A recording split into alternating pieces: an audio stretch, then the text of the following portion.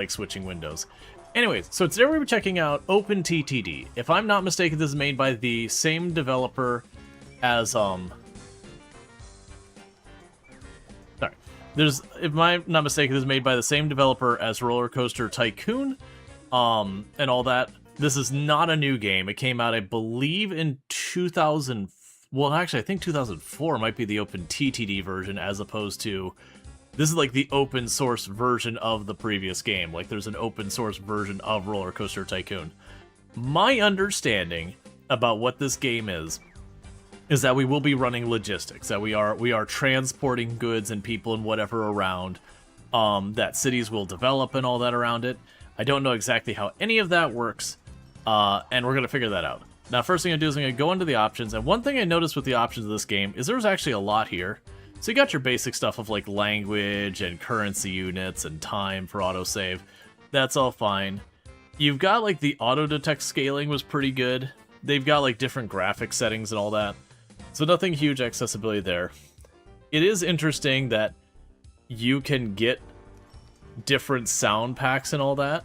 Like, I can click on that and I can get, you know, different groups of sounds, which is interesting.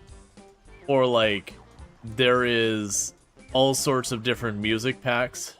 I have no idea like what here I have to worry about at all with like DMCA and all that kind of stuff, so I'm leaving that alone. It apparently has both Discord and Steam integration. The Steam integration makes sense. I didn't check. Does this game have achievements? It does not. I didn't think it would. It's a pretty old game. And then there's a bunch of like advanced settings like disasters. Oh, that's interesting.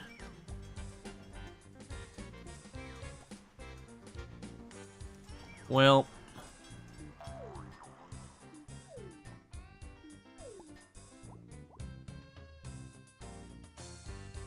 I didn't look at any of this.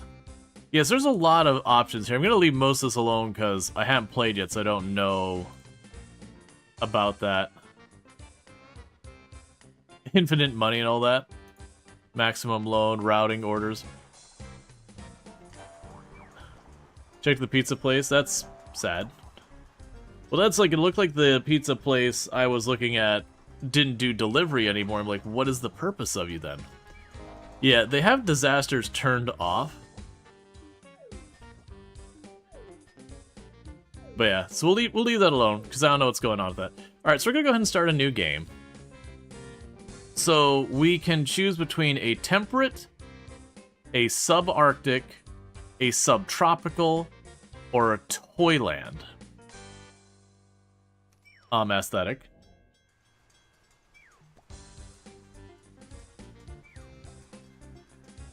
It's interesting that subtropical looks like a mix of desert and somewhat tropical.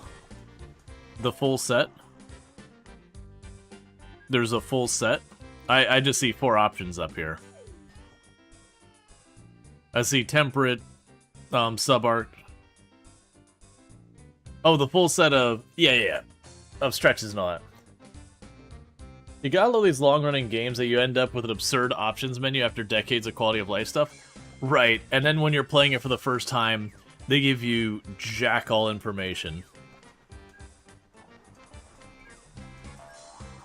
Well, that's interesting. So I'm thinking these two are harder because I mentioned snow coverage and desert coverage. Let's just go with temperate. So they've got very flat, hilly, mountainous, alpinist, custom height. I guess for right now, I'll leave it at flat. I think this started here because it's just clicking. I haven't actually booted up. I think it started like there. I have a feeling that going this size will be unreasonable, but I have no context because I haven't played before. A variety of distribution. Let's see what it actually says. Select the map, the size of the map in tiles. The number of available tiles will be slightly smaller. That's fine. This just tells me how big. And my brain, whenever you have a Tycoon game or whatever, and they give you a map size, the option is as big as you can possibly go. For the flat and all that, that's pretty self-explanatory. I'm assuming we won't be able to meaningfully change the terrain So if I go to, like, mountainous and all that, the transportation is going to be hell. I could certainly see if we really enjoy this game and decide to do another playthrough going higher. Variety distribution. Choose of the map contains both mountains and flat areas. The higher the variety, the more differences of elevation between mountains and flat areas. Okay, and I think this was at low. I'll make it medium. That way I can have the best of both worlds. Smoothness. Choose a number of hills. Small landscapes have fewer, wider hills, while rough landscapes have more smaller hills. Smooth is what it started on, I'll leave it alone. Rivers medium, I'll leave it alone. Map edges. Infinite water, manual, random. I'll leave it on random. January 1st, 1950 is the starting days. The thing. English original, number of towns normal, number of industries normal. Sea level, I think it was on low to begin with. So, like, the only settings I think I've changed is I changed the variety distribution to be slightly higher, and then I made the map bigger. AI settings. Okay.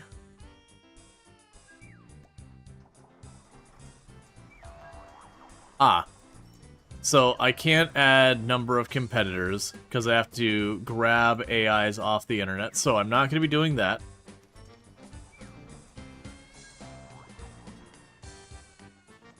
Yeah, that's more information I'm willing to look up right now. So we'll leave that alone. Game script, we have nothing there. New GRF settings, I don't even know what that is. Yeah, it is interesting that you could, like, literally go in there and just, like, grab scripts and everything and just shove them in your game. Okay, I guess we will generate this and see what happens.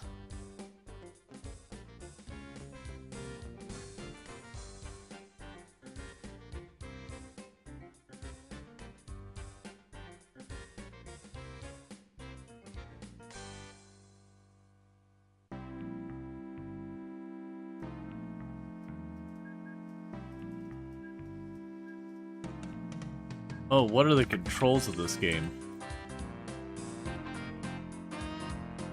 Oh,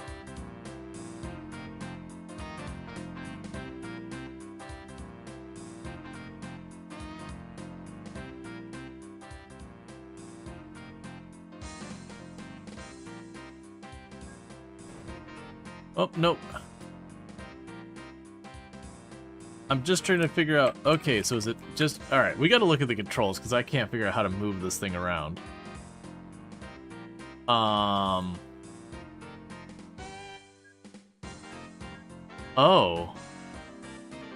I don't see a controls section.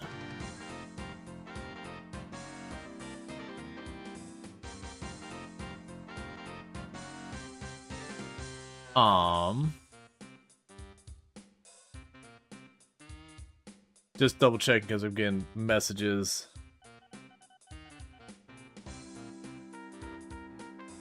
Okay. It just let me know that I've apparently been assigned a delivery person. Okay.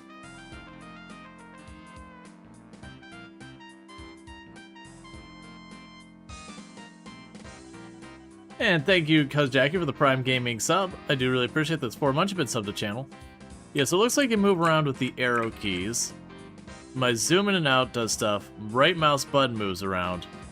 But like WASD and that does not move around. So I burnt about $16,000, I think, deleting a spot in the bottom of the ocean. I really wish this controlled a little differently. I have no context of what's going on right now.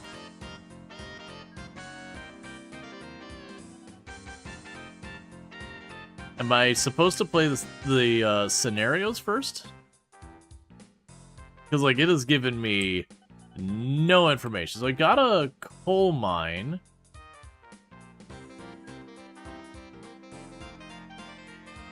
So it mentions moving stuff from the coal mine to a power plant.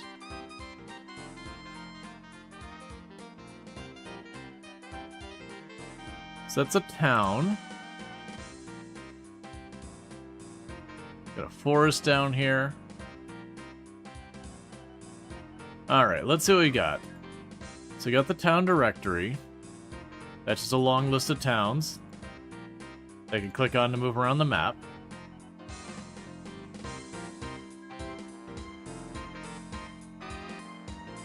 We don't have any stations. We don't have any subsidiaries. You can pause while you look around. The game appears to be a web page on the games itself, rather than in-game. Oh. I do hate when games do that. That's actually a very weird thing for this to be... Really? Because TTD came back, like, in the early 2000s, if I'm not mistaken. So it is weird to have web dependency back then.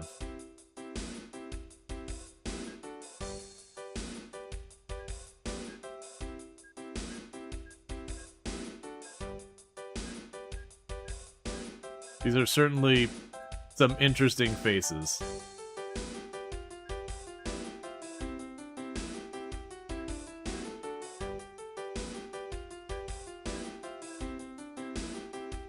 Sure, why not? Oh, okay.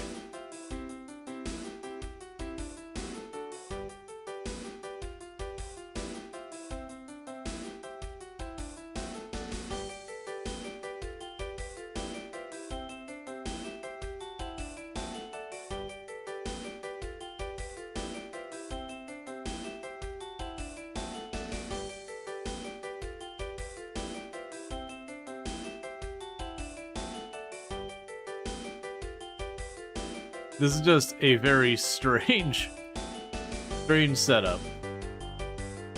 There's no no-ties option. Sure, why not? Yeah, the tutorial. You want me to send you how to access it? No.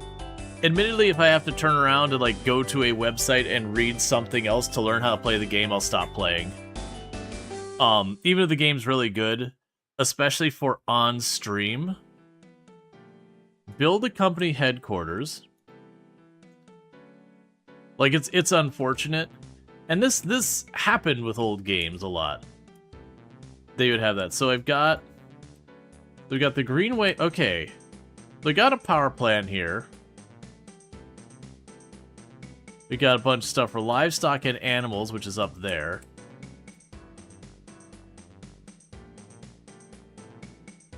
You used to have physical manual? Yeah, no, I get it. They used to have physical manual, and then you'd misplace the manual and all that.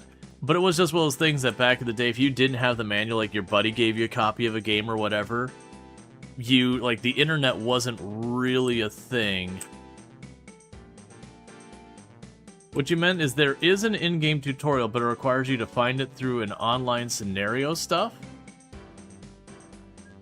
I don't understand.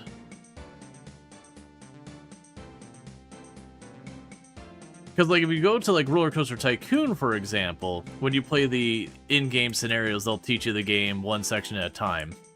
Which might be what we need to do, because I have no idea what's going on at all. Like, I don't even know how to begin doing anything. Let's try backing out of the map. I want escape to do things.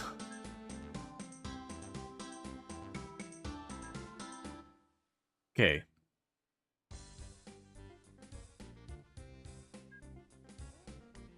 That is not what I was expecting. Huh. Okay, so scenario is not at all what I was expecting. It's just where people have pre-made maps. Okay. Interesting. We'll just regenerate that map then.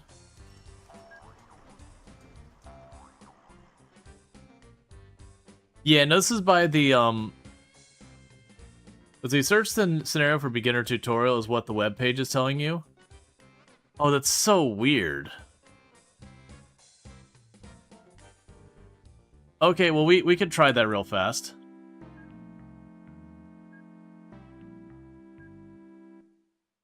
So you're saying we go to online content,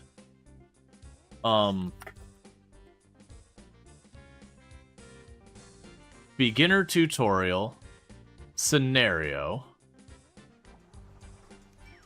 What? Oh, it's got all sorts of other stuff attached to it. All right, download. Okay. Play scenario, beginner tutorial, load. Introduction. Hello and welcome to this in-game OpenTTD tutorial. Chapters. The tutorial contains the following chapters. So I guess my very first comment, and I understand this isn't a new game, so we're probably not going to update it. That is something you need to have available right at the beginning. Like, don't even make me download the beginner tutorial. It should just come with the game. Because as you probably saw, if I was someone who didn't have the internet to turn to or whatever, and I went to boot this up on my computer, I'm going to be like, I have no idea what's going on. And likely I'll have players bounce off immediately because of that. Having to Google search how to figure out how to play your game is a real big negative. And I understand the games back in the day, as you know, I'm from back in the day too. You know, you got your manual.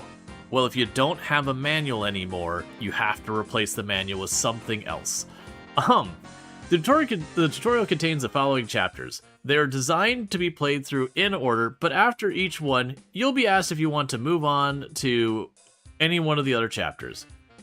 So we have the introduction, the navigation, aircraft, ships, lorries, buses, and trains is apparently incomplete. How the tutorial works. In the blue message windows like this one, you will be presented with instructions to follow. In some cases, you will need to click on the continue button to progress. In other cases, the tutorial is capable of checking if you have done the task that you have asked to do. In later case, the button will say close instead of continue, and the tutorial will progress automatically when you have accomplished the task.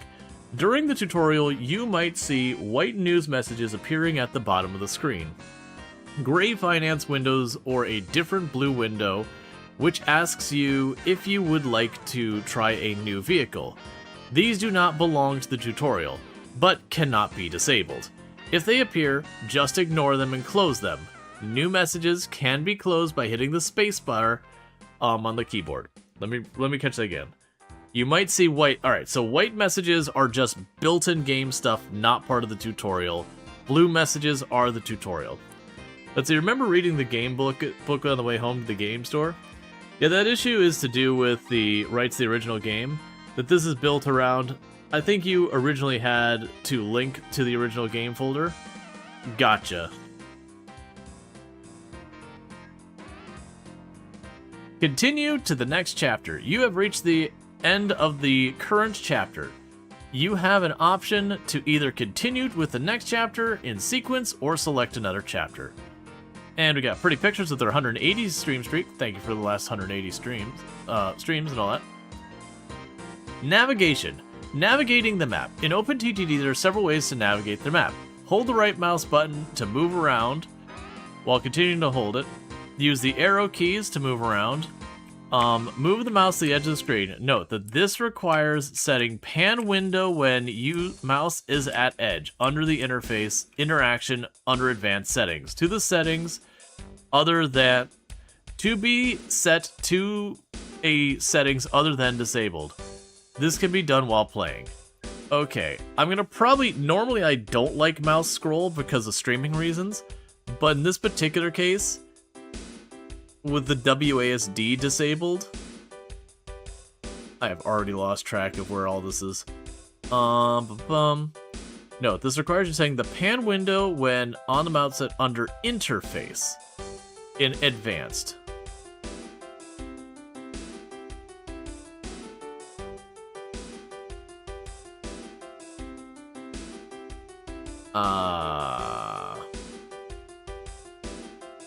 There we go. Main viewport, full screen only. Okay. Zooming. You can zoom in and out with that. You'd also use the plus and minus Oh man, plus and minus on the keyboard. It's been a long time since I've used that for a zoom. Alright.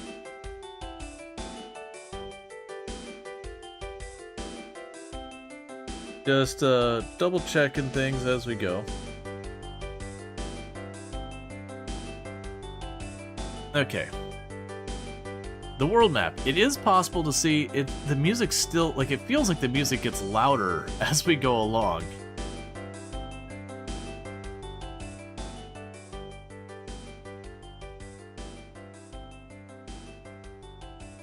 This game weirdly seems like the music is blasted away with the sound effects. It is also possible to see the overview of the world map in a separate window. Okay. And we can do cargo flow and all that. This new window shows... Oh, here we go.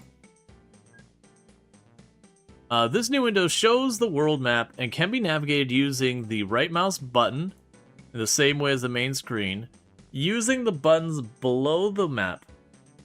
It is possible to change what is displayed in the map. By default, it is a relief map that can be changed in several things, including the color-coded industry map by clicking on the factory symbol, and the color-coded infrastructure map by clicking on the road and rail symbol.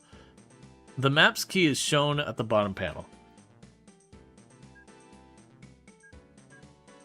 So we can see the town names, we can see the cargo flow, we could see the transport routes, we can see vegetation, we can see landowners, we can show vehicles on the map, land contours, and industries. Okay. Main toolbar menus. When opened the world map, you may have noticed that a new new menu briefly appeared on the screen in addition to the default action. Many of the main toolbar buttons have secondary functions, which are accessed by clicking and holding the left mouse button to show the menu to open up one of those secondary items. Keep holding the left mouse button and move your mouse down to the item you want. Releases left mouse button.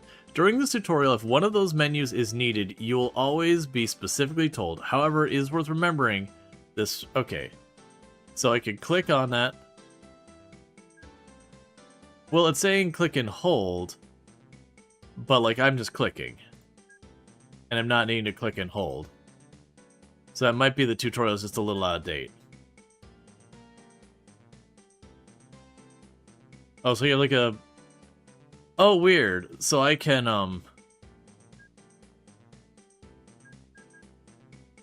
Oh, weird. So, like... Alright. So, if I'm not mistaken with that, get this out of my way for a moment. With the viewport thing, let's say I was trying to keep an eye on this town. Like, go here, extra viewport. I've got a thing looking at this town now. So then I can go over here, work on something else over here, but keep an eye on that part of town. That's kind of cool.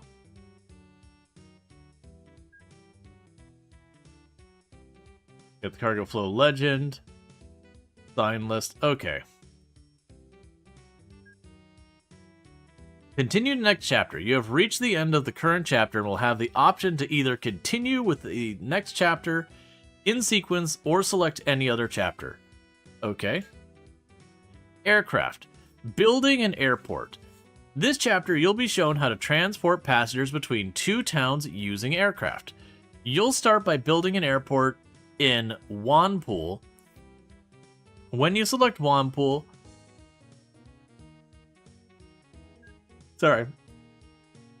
when you click continue, the main viewport will move to Wanpool. You're going to build your first airport near this town. Click on the highlighted buttons in the toolbar. Okay. Airport construction. Let's see. To get the greatest number of passengers at your airport, you want to have as much of the town as possible within the coverage area. The small airport has a coverage area radius of 4 tiles, which will be displayed using the GUI. Okay, so show this, so I can do that, and it covers a couple blocks on our side. Very, very clearly, they want you to put it there. That they've shaped this perfectly to fit right in the middle of town. Whereas out here, it doesn't quite fit, so you have to be way off on the edge. And the other directions are blocked. Add place very quickly.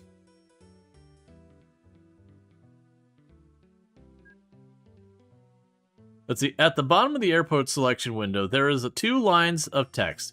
One starts with accepts, while the other starts with supplies. After this, those cargo types which are currently available in the coverage area will be displayed. Both collects and supplies delivery accepts. It's important to place your airport where both accept and supply passengers. Okay, let's see if I can't look at that dialogue again. So I'm getting caught by the fact that I've already lost where I get my planes from.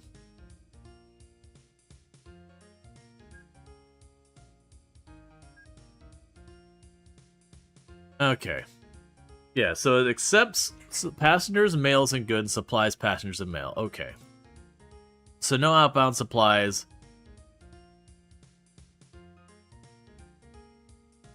Or will both accept supply. Both accept. Okay, that's fine. I guess it already detected I placed it. Aircraft. Building a second airport. To be able to transport passengers, they need somewhere to go. For them to be able to do this, you'll need to build a second airport. This airport should be built a reasonable distance away from the first one, as passengers generally pay your company more the farther they travel. The airport should also be built near a town with similar population size to the first one, as this means there'll be an equal number of passengers going each direction. On this occasion, you should build an airport near Highland Hills. When you hit continue, it'll take you there. Okay, build your second airport.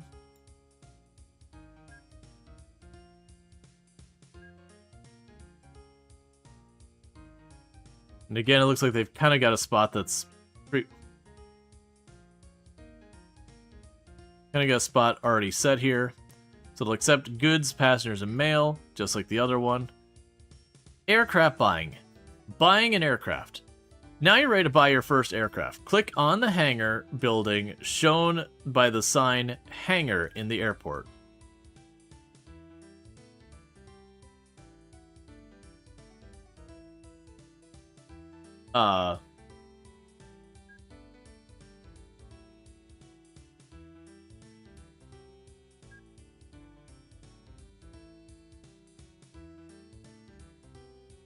That's for group. Oh, here we go. So I have to click on available aircraft and then we buy it.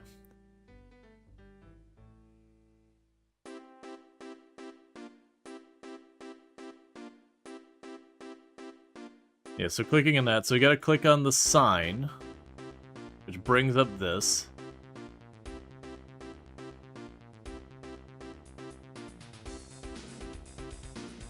It also kind of sucks at the tutorial, because I see the hangar. Okay, so it's just weird about the click spot. I have to like click on the door of it. In OpenTTD, aircrafts can be bought. The aircraft is bought first, then you assign orders to it. Click on the highlighted button to select there. So new aircraft. In this window, the aircraft available for you to buy are displayed on the top half, while the specifications for the selected aircraft are displayed on the bottom half. Select an aircraft by clicking on it, then clicking on the highlighted button to buy it. On this occasion, you may want to select the Coleman count, as this is the highest capacity of available aircraft. Coleman count. It's also the least reliable. Buy aircraft.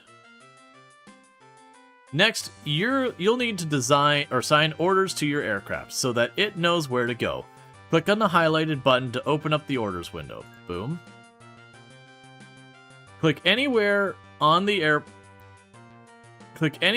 airport in Highlands Hills, excluding the hangar. This gives an order for the aircraft to go to this airport. Load any passengers and mail which are waiting at the aircraft reviewer. Okay. To get back to the first airport, you can use the station list here.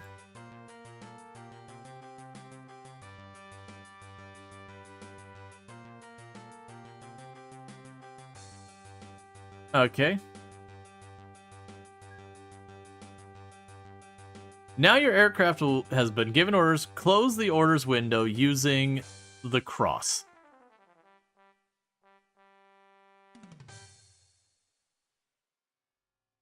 So it says stopped.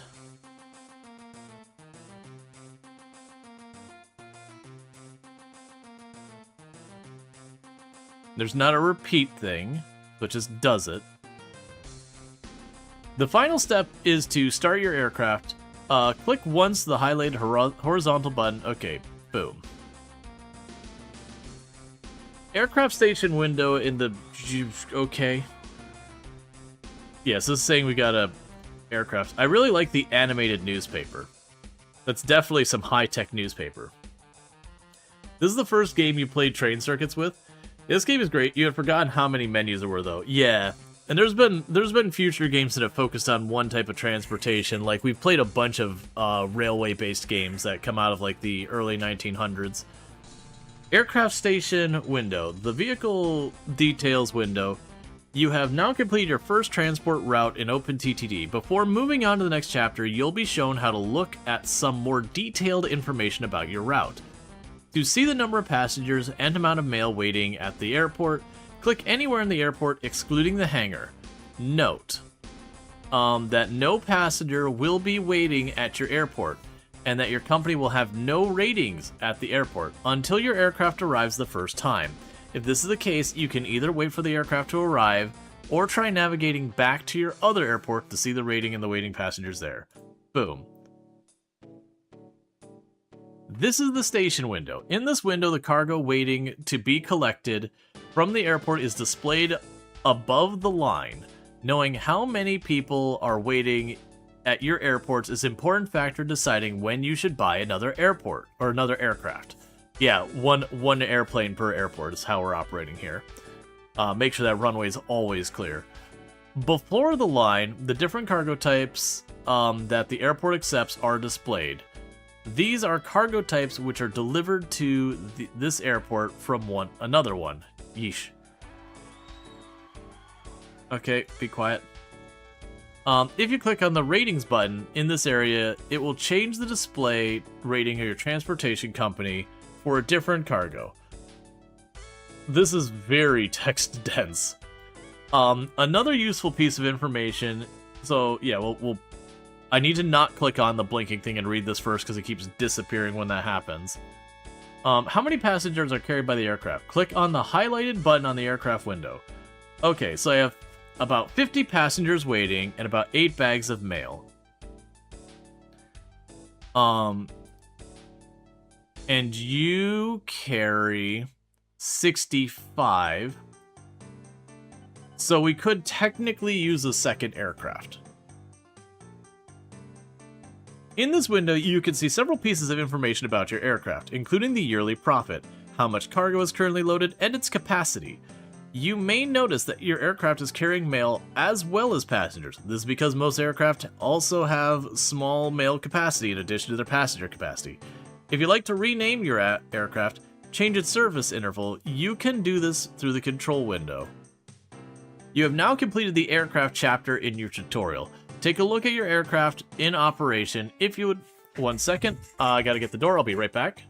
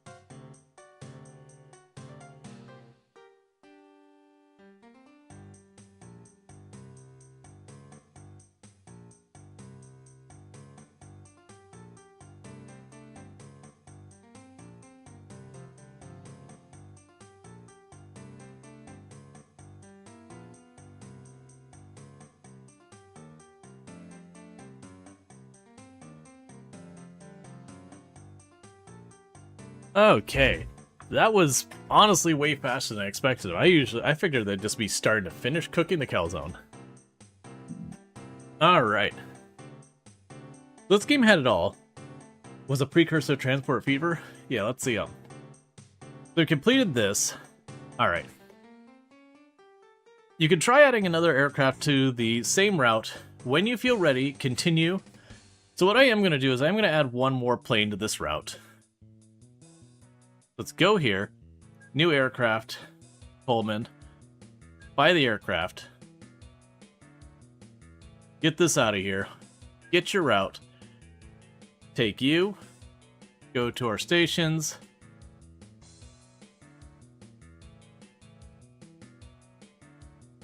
Get you out of here. Get you out of here. And start going. Okay. Now what should happen is if we compare our details on these routes. There's so much information on this screen. I can see why people love this. There's definitely something about, like, an information-dense game. But yeah. So we've got these two going back and forth now. Neither is profitable at the moment, which is not great.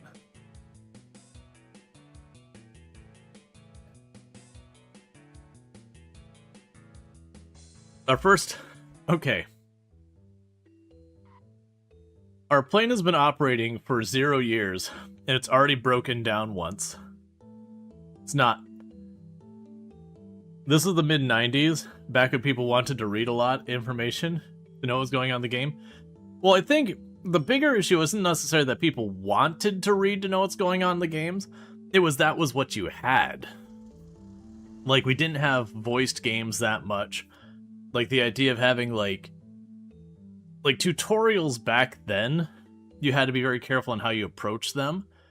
There's a reason why people point out, like, games like Mega Man teaches you the game by, like, placing an enemy where it cannot physically reach you, having it fire a shot across the screen. You're like, oh, that dude shoots. And then you'd work your way around to where you'd then have to face him. And that kind of stuff. Or that your level would start to be flat. It'd have one pit, so you could kind of in isolation learn to jump the pit. You had to, like, kind of do it that way. You couldn't have the, well, don't forget to jump over the pit. You know, it'd be embarrassing if you just fell in. Okay, so they're both turning a profit. So that's good. Let's get these out of our way. Get all our screens down to what we've got. Yep. Oh yeah, no, you had the game manuals, and some of those game manuals are very good, and some of them you open to be like, this button jumps, this button actions, this button does this, and the rest of it was just like, it was the Castlevania and Dracula had returned. This would be not the same thing, but luckily the Belmonts were there. And you're looking at this manual that's got like 20 pages, and all of it is flavor text except for like one little sleeve that's just like, yeah, that's your jump button, that's your whip button, and the arrows move you. And then on the other hand, you had like your space flight simulators where you open up this manual, it's like this thick, and just like 4 pages are just the controls. You'd OpenTTD Deluxe on CD for DOS back in the day. You don't remember there ever being that. I wouldn't know because I didn't own it. I'm pretty sure Roller Coaster Tycoon had a manual. Roller Coaster Tycoon also, effectively, your scenarios are your tutorial, where, like, the first scenario, it's like, okay, just get people in the park. Like, build a ride, get people in the park. Okay, second one, okay, well, now feed them. Okay, third one, that kind of thing. Alright. So. Close this window. But if you're ready with this, alright. If you'd like to continue, try adding another aircraft the same route. When you feel ready to continue, hit continue. Continue to the next chapter. Yes. Ships building a dock. In this chapter, you'll be shown how to transport oil from an oil rig to an oil refinery using a ship. First, you'll need to build a dock next to the oil refinery.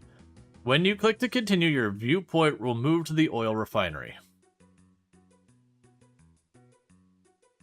First, you'll need to build a dock for the oil refinery. Click on the highlighted button in the main toolbar to open the waterways construction menu. So it looks like these are my transportation routes we build up here. Because I was trying to click on those and those weren't getting it. I'm glad we did this scenario because I was lost how to interact. Click on the highlighted button, position the dock near the oil rig refinery on a tile which slopes down to the water, making sure the catchment area covers enough of the oil refinery for a dock placement to continue to display oil in the accepted cargo. OpenTTD will highlight the nearest water tile if the dock can be built. To build a dock, click on the sloping tile. So build a ship dock.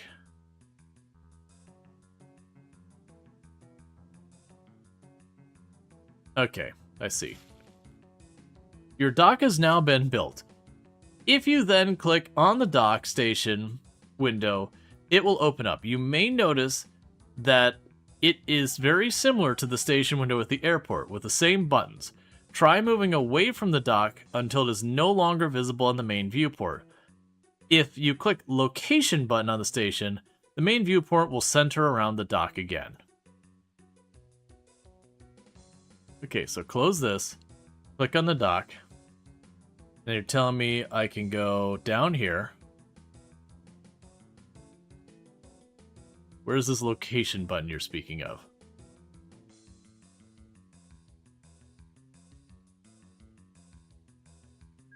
Okay. It's a little map pin up there.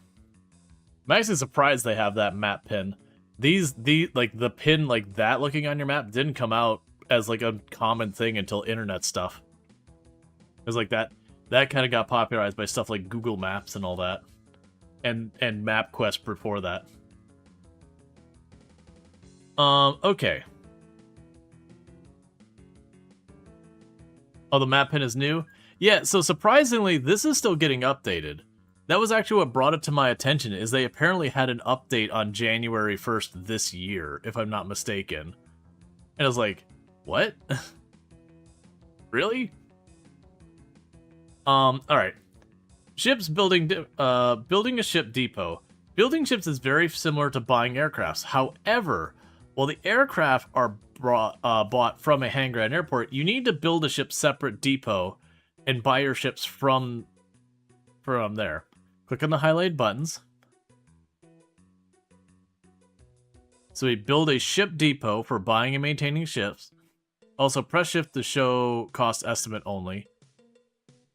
Position the ship depot on the water near the dock. However, make sure to not block the dock with the shipyard.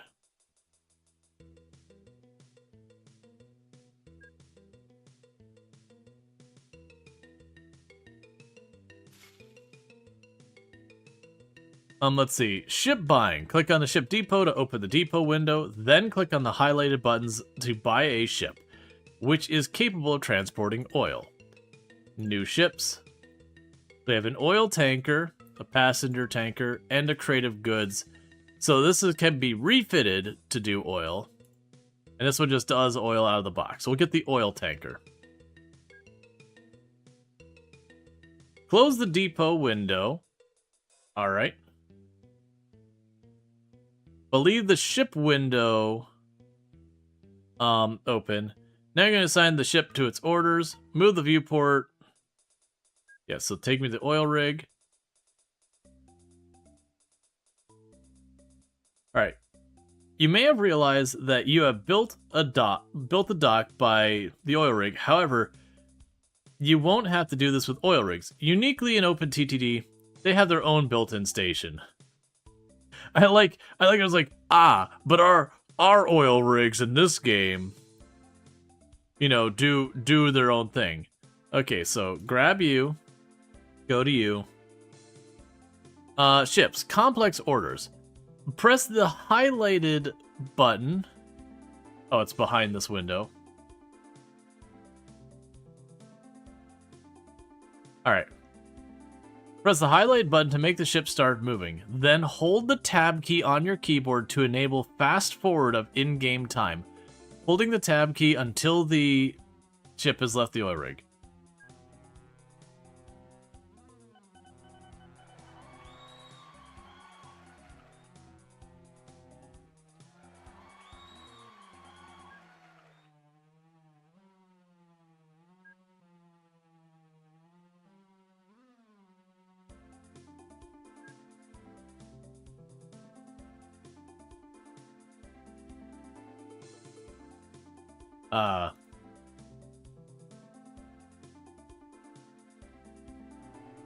Oh, there we go. I was like, tutorial's gone. Now you're going to look at how much oil your ship is carrying. Open the ship's detail in the window by clicking on the highlighted button.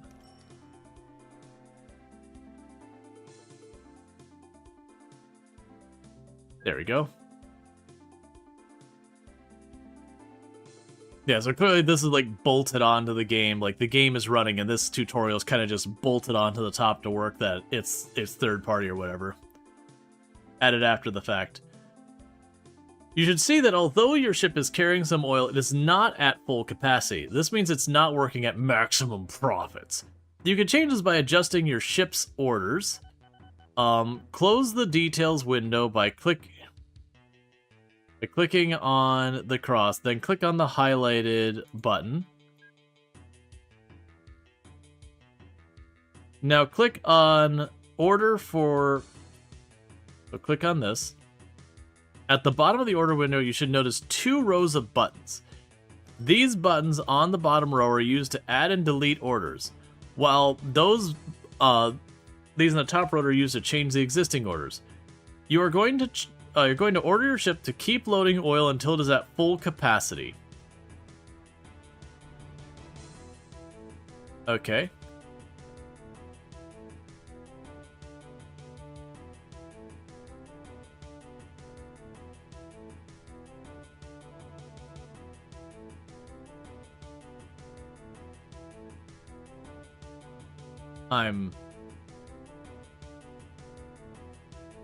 Okay.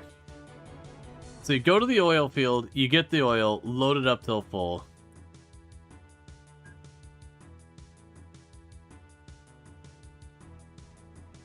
Unload all. And there's nothing going the other way. Fully load any cargo, you've already got it.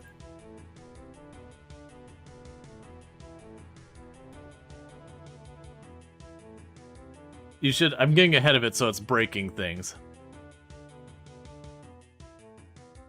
For the second time? Oh, it didn't show your second stream streak. That happens sometimes. You should notice that the order for the oil rig changed. When the ship next reaches the oil rig, it'll keep loading until the oil is at full capacity. This, however, will take a lot more time. Your first ship should now be running at its best possible profit for its route.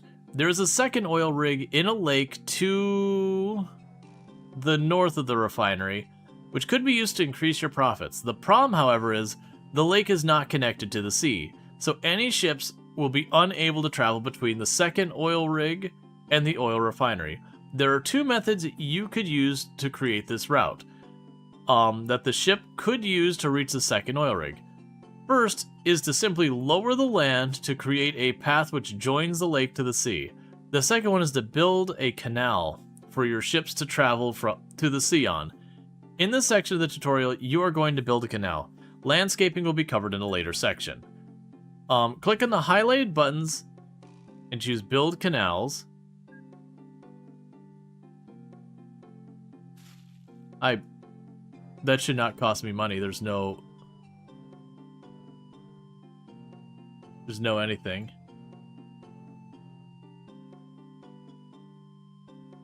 Hey, Hypes in chat. Long time lurker, first time chatter, maybe. Really enjoy your content, excited to see you play this. Yeah, thank you. I appreciate it. Now, change the view to in your main port until you can see the signs that suggest the path for your canal. Drag the suggested endpoint And released there. So we go boom.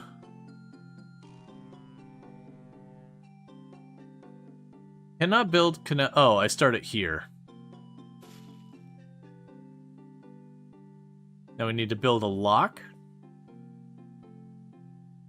Locks allow your ship to move to a waterway which is higher or lower than its current position. They can only be placed on sloped tiles.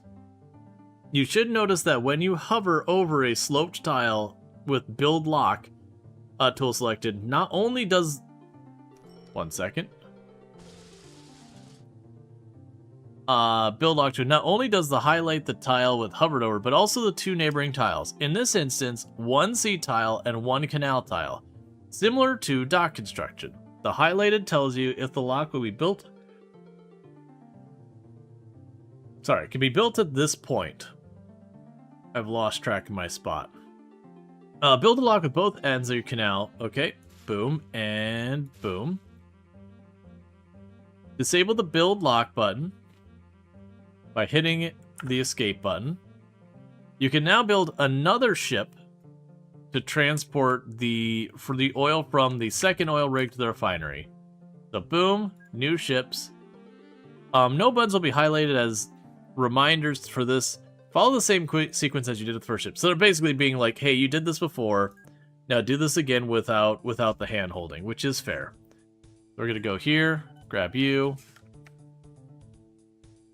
And then we're gonna go up here. Full cargo. Close you. Get to work.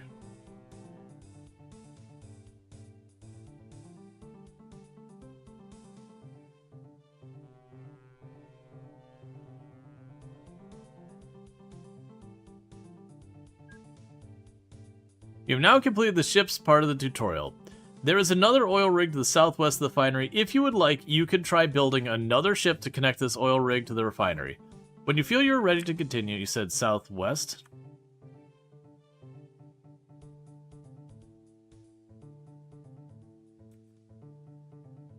Yep, so let's just review. We got a gap here. And plunk you down. Ah, I see.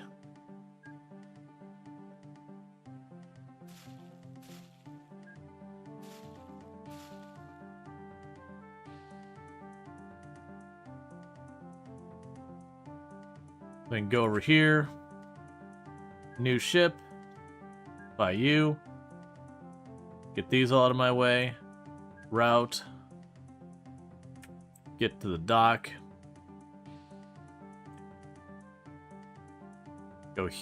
Go here.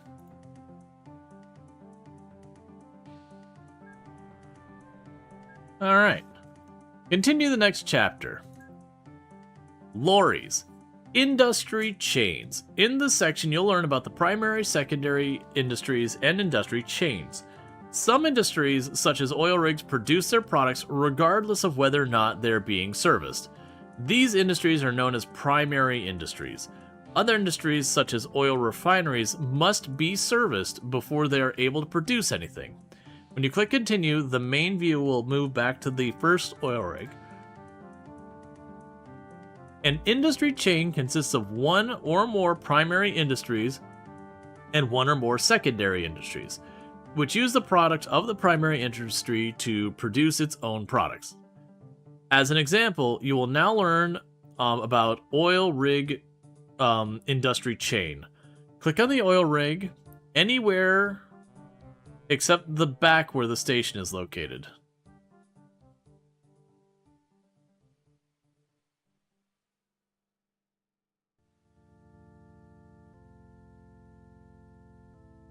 Okay.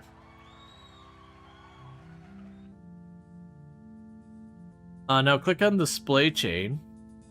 It says industry chain, but we'll pretend it says display chain.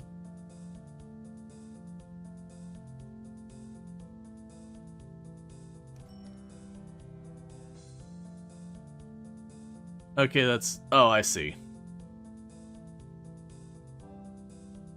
In this view, you can see that oil, represented by purple, color can be transported from the oil rig to the oil refinery. Now click on the oil refinery box here. In this window, you can see that the oil refineries produce goods which can then be transported to towns. In the remainder of this chapter, you will be constructing a road route that allows you to transport goods from the refinery you are servicing to a nearby town using lorries. Close the industry chain window using the cross. You'll be transporting goods from this refinery to this town. If you zoom out, you'll be able to see the refinery on the bottom right of your screen.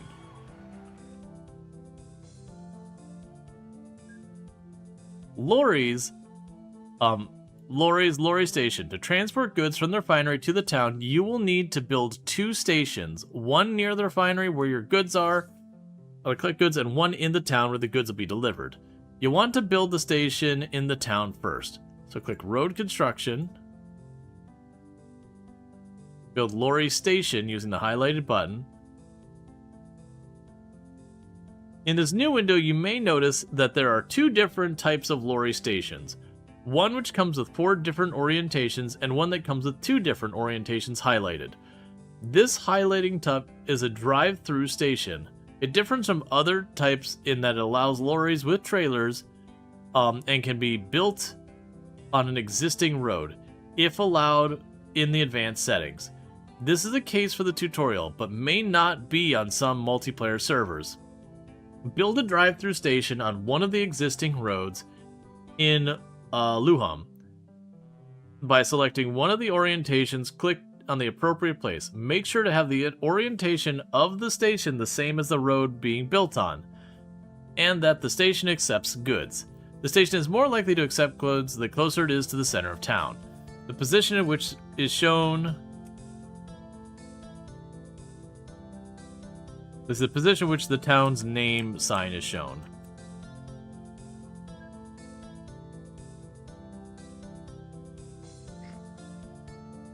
Now you have built another lorry station near the oil refinery, where your vehicles will be able to collect goods. This time you should try building the other type of lorry stations known as a base station. Ensure that the oil refinery is within the catchment area of the new station.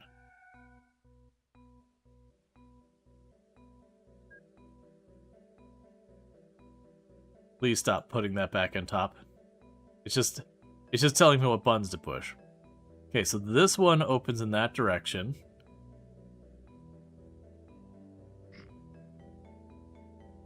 Lorries road construction. Now you built a lorry station, you need to build a road to connect them. Unlike other vehicles, road vehicles can travel on any road regardless of the road owner. This means you will only need to connect your lorry station by the oil refinery with the town roads. Click on the highlighted road construction.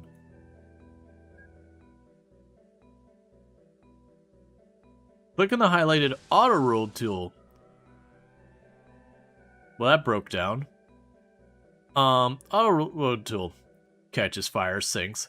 This tool allows you to build a road in both directions, in which possible to build that.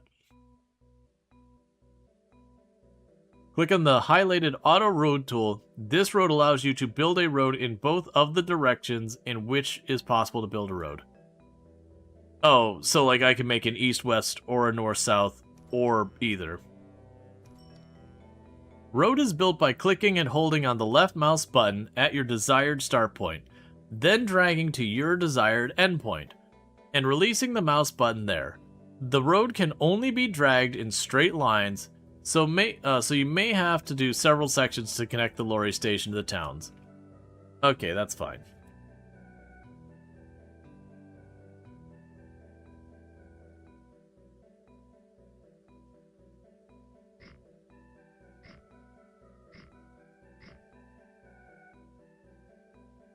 Lorries, road vehicles depot. Similar to ships, you have to build a separate vehicle depot to allow to buy road vehicles. Click on the highlighted button, then click near the oil refinery to build your road depot. If you build it, they will come. If you build it with the entrance facing the road, it will automatically be connected to the road. If it is not connected to the road, you will need to use the auto road tool to connect the depot to the road, ensuring that you connect the road to the entrance. The tutorial will continue automatically when you have built the depot within a 10-mile radius of the refinery lorry station and connected it to the road so the lorry can... Okay, that's fine.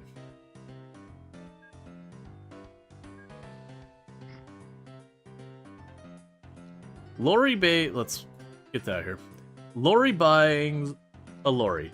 You have now built the necessary infrastructure for your first transport route. You need to buy your first lorry. If you have a road building tool active, disable it by hitting the escape button. Then click on the depot, click on the highlight button. Select and buy a vehicle that can transport goods. The Bailoff goods truck is a suitable vehicle. Alright, so we have 20 tons of coal. Oh, that's the Bailoff coal truck. We need the Bailoff goods truck. Buy the vehicle. Get you out of here. Now you need to assign your lorry its orders. As with the second ship, the buttons have not been highlighted during this, that's fine. So, go here.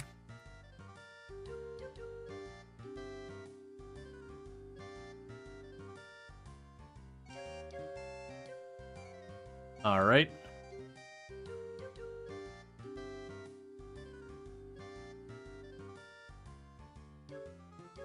You can now close the window. As before, yeah, so get this out of here. Start the route. Lorries, cloning vehicles.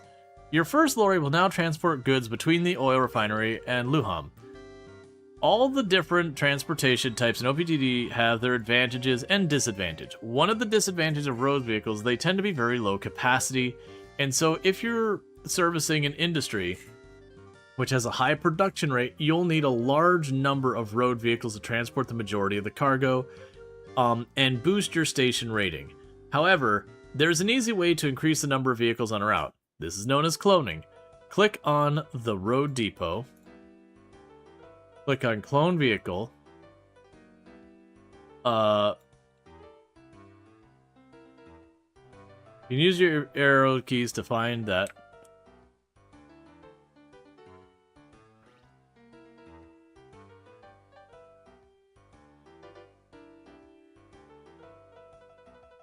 There we go. You've now bought another vehicle of the same type which has the same orders. In other words, an identical copy of your original vehicle. Start your cloned lorry there. It is also possible to create a cloned vehicle with shared orders. When the orders are shared, they will maintain this identical state. This means if you change the orders for one vehicle, all other vehicles will share these orders, will be updated. Create a clone vehicle. To create a clone vehicle, hold control while cloning. Oh, that's something I'm not going to remember. Make a second clone. Start by clicking the depot. Clone vehicle. Now click on one of your existing trucks while holding control. Gotcha. You now create a second clone, hopefully with shared orders. To check if the vehicle has shared orders or not, you can open the orders window. Click on the orders button in the vehicle window of your new clone, highlighted.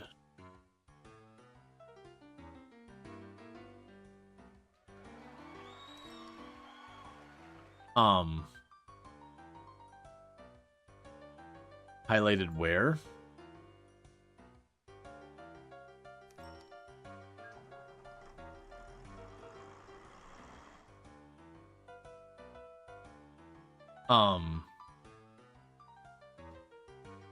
Click on the orders button in the vehicle window of your new clone. The order.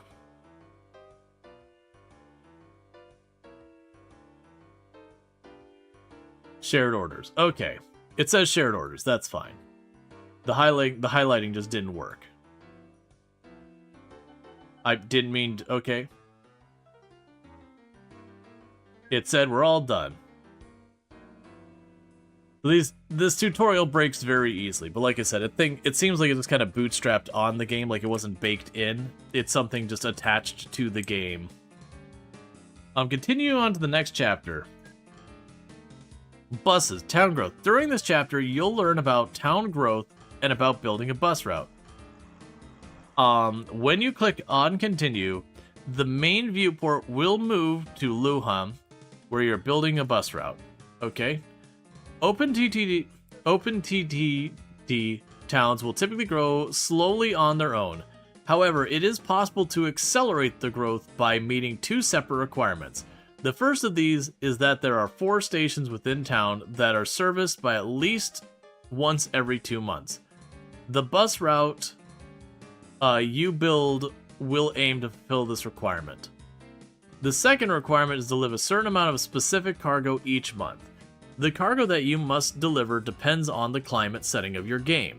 In the temperate climate, which this tutorial is set in, and the Toyland climate, there are no cargoes that you need to deliver for accelerated growth to occur. However, in the Arctic climate, towns above the snow line require food for accelerated town growth to occur. In the tropical climate, towns in the desert require both water and food for accelerated town growth to occur. Note that supplying these cargoes in the respective climates will not increase the rate of town growth, only allow accelerated town growth to occur. It is very easy to work out what you must do to help the town growth. Click on the town name, Luham.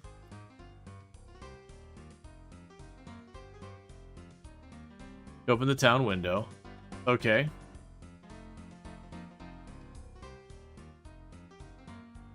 Oh, that's not the town window. That was my stop. This window displays some details about the town, including the name, population, and the amount of passengers and mail produced by the town, both over the last month and at the maximum production rate. The window also displays what the town needs to grow. Whether or not the town is growing, note that the information shown in this window is only updated once or twice during a game month. Those pop-ups are annoying, but they're definitely giving you 1990s web surfing nostalgia vibes. Yeah. This is OpenTTD. It is based off of, what was it, like Transport Tycoon Deluxe, which is by the same developers as Roller Coaster Tycoon. Okay. So. The town grows every 50 days. So the town needs to grow. Does it, though?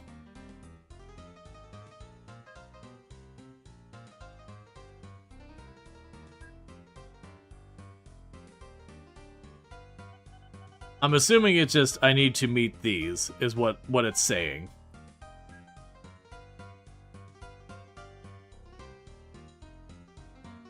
Buses. Bus station. You're now going to find your first, or set up your first bus route. This will consist of 4 bus stations with passengers to move between. This should be enough for accelerated growth of the town to occur. Open the road construction tool. Click on the highlighted bus station construction. When the window opens, you'll notice service that the window is very similar to the lorry station window. There again will be orientations for the bus base stations, 2 orientations for drive-through stations. Now build bus stops in Luham. Try to build them different parts of town in order to get the best possible coverage. You can build either drive-through stations or base stations. However, remember that drive-through stations can be placed on existing roads that are subsequently cheaper to build. If you're not sure that your buses will be able to travel between the 4 stops.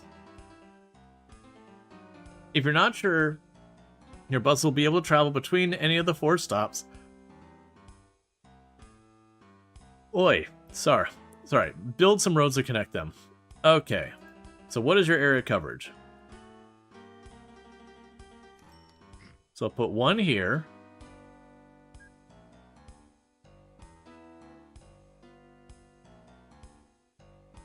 One there.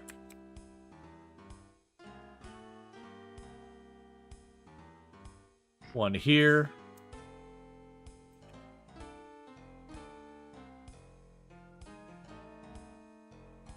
And even though it doesn't feel like it makes sense, I'll put one up here.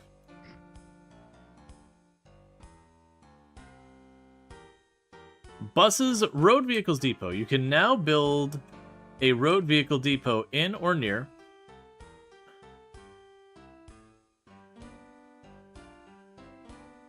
And thank you, Donkey Duff, for the tier 3 sub. That's 43 Munchieman sub to channel. I really do appreciate that. I do hope you've been enjoying the stream, and thank you for the 43 Munchieman sub to channel. Yeah, no, it definitely gives like some SimCity 2000 vibes and all that kind of stuff. Alright. So you need to build a road vehicle depot in or near town. This is done the same way as during the lorries in the second tutorial, so no buttons will be highlighted. Okay, so road construction, build road depot.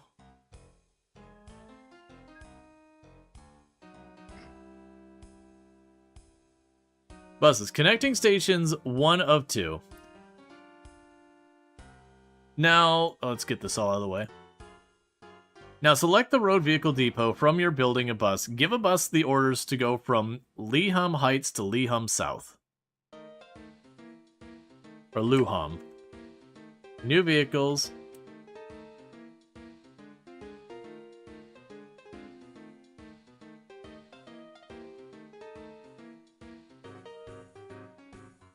I guess we'll just do a Regal bus. Alright. So you. Grab you. So it's heights to south. Start your bus by clicking on the large horizontal button in the window. We'll get that here in a second.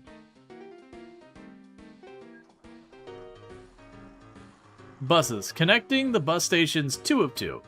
Repeat the previous step. Select the road vehicle depot at the building a second bus. However, give your second bus the orders to go from central to east. Again, do not use the full load modifiers. So you, get you. And you want me to take it from central to east. We can close that. Start your bus moving. Remember, you may remember that accelerated town growth requires 4 stations, which are serviced at least once every 2 months. This can be quite difficult to achieve when once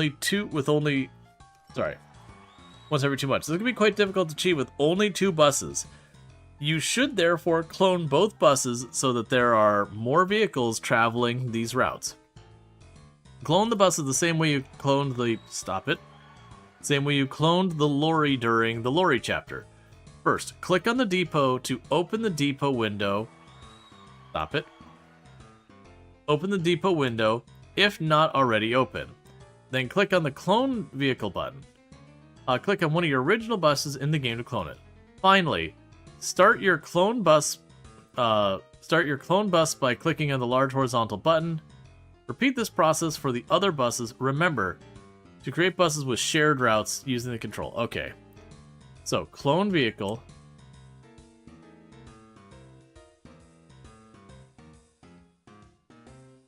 Okay.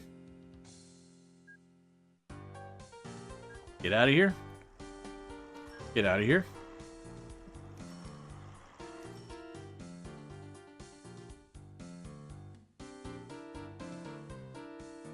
Yes, they're zipping around. Buses, conclusion. For the tutorial to continue, Luham must grow to a certain population. You can hold tab to fast forward until the town reaches 2,350.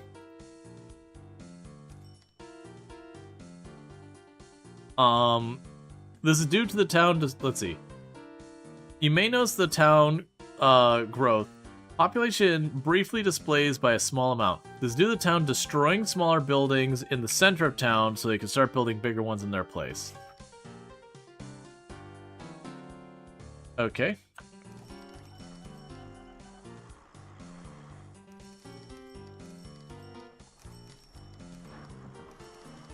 Congratulations, you've grown the town's population from 2,213 to 2,355. And thank you so much for the follow. Welcome to the stream.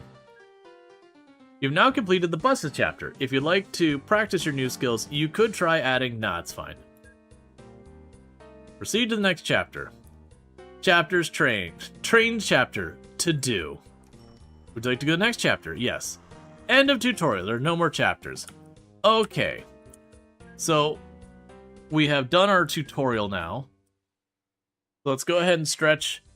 And then we're going to start fresh with our newfound knowledge. So the game still doesn't give you a lot of information, but at least they tell you how to make the buttons work. So we're going to regenerate that map. We've generated twice already. And then we're going to start.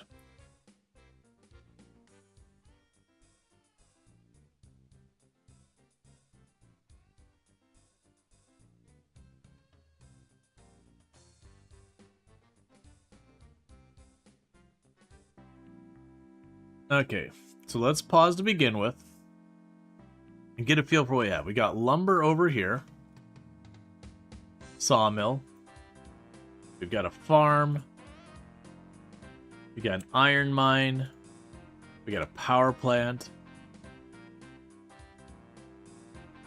That'll probably be the hardest one, is just figuring out where I can get stuff that are nearby each other. So you require livestock, grain, and steel. You produce the livestock and grain.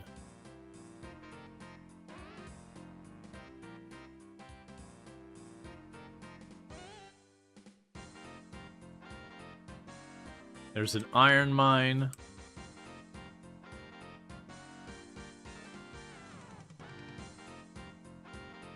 Got farms all over the place.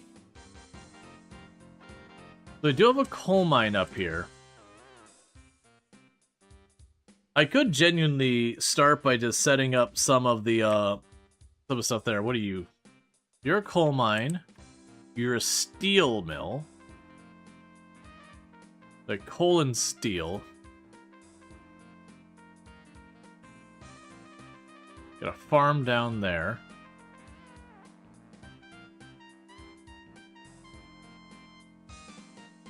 We've got iron. Well, this is... That's gonna be the hardest part, is just figuring out. So we got the iron mine. And then we got the steel mill. So that looks like it's our first production chain that we can set up. So I will need to be able to get stuff from here to here.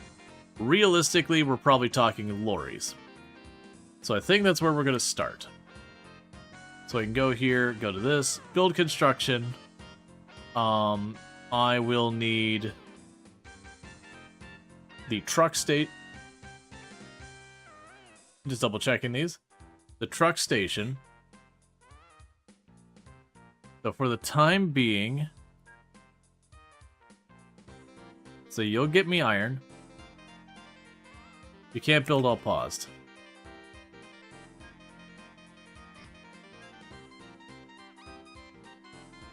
So I go over here.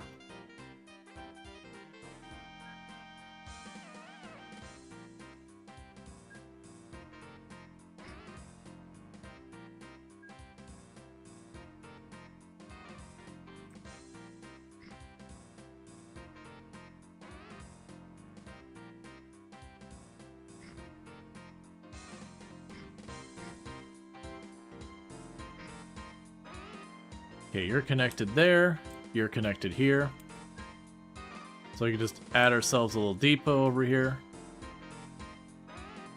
Oh, you're down on the hill below. Alright,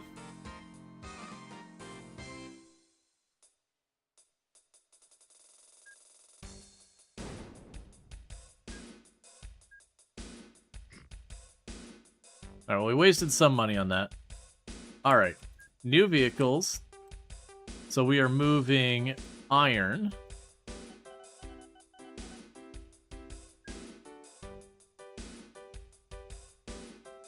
By vehicle. Route. You're gonna go down here.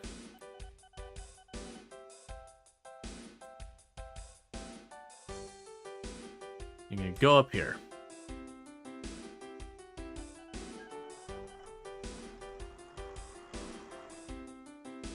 Alright, so you can carry 24 tons of ore,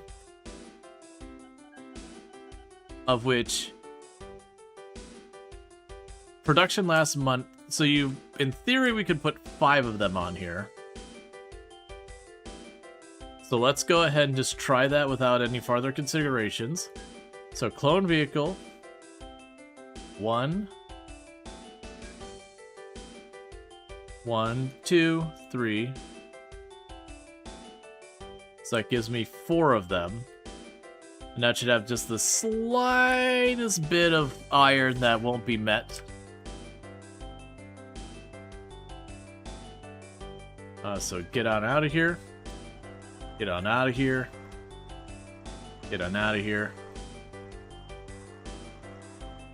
Okay, so we've got our first route set up.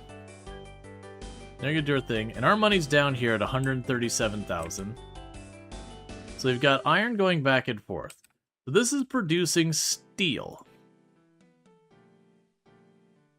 That would also be another steel mill. That's a coal mine. We've got a farm. So let's check the industrial chain graph. So next go to a factory, and then it goes to houses. Do we have any factories anywhere nearby at all?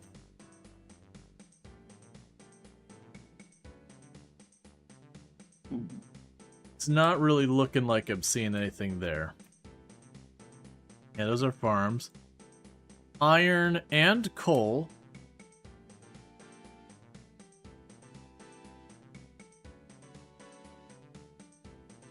Got more farms. Okay, so we do have the Sunny Market factory down there. That is a long way away.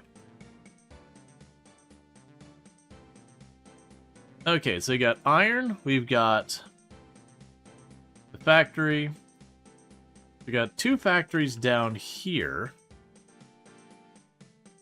Okay, so that's not too bad. We can bring that around to our factory there. We've actually got a bunch of factories right down here, and an iron mine I don't really need right now. What's going to probably happen for the time being is we're going to grab another road. And we will get ourselves our depot they can pull into. We'll have to unpause. Grab a road tool.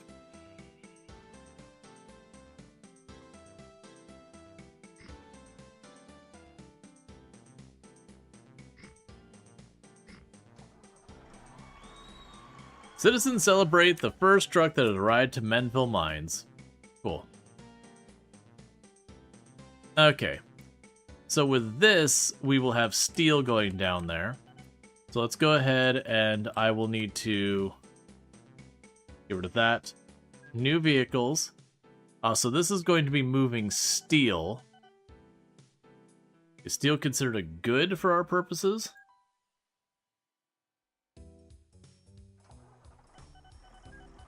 What are you considered? Value. Oh, there we go. Steel. So buy a vehicle here.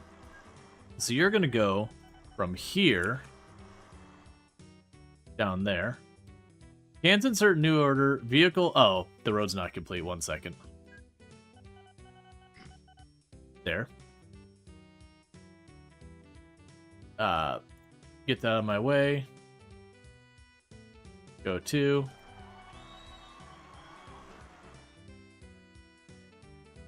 Oh, there needs to be a truck station near there? Did I put down the wrong thing? Vehicle can't go to that station. There is no truck station. Okay.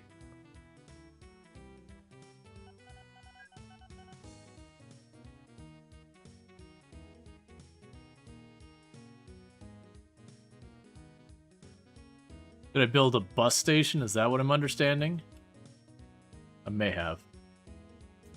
Okay, let's go ahead and get rid of it. Whatever it is. It's weird that I'm not allowed to do anything while paused.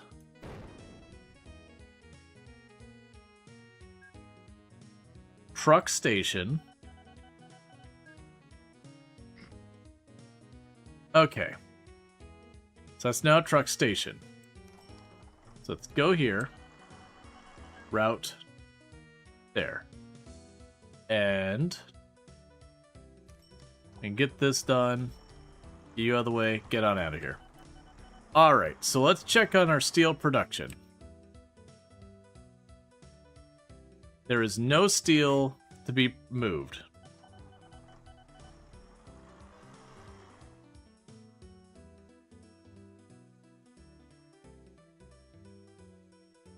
Yes, they're transporting the ore back and forth.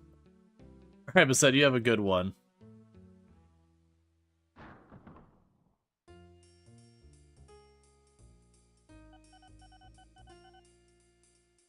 So let's go to you and go to your orders. So that's where you're picking up. We'll make sure you only go when you're full.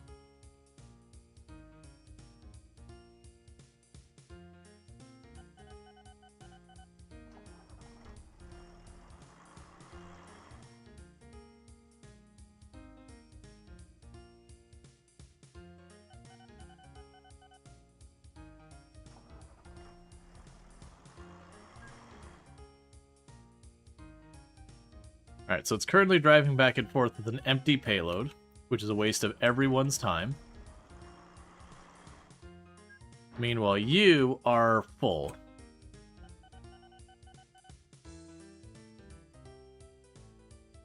Okay, so we are getting steel. Alright, so we got 51.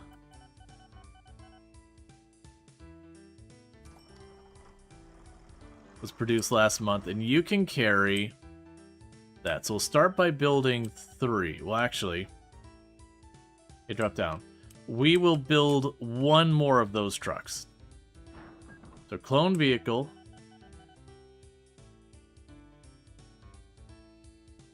There we go.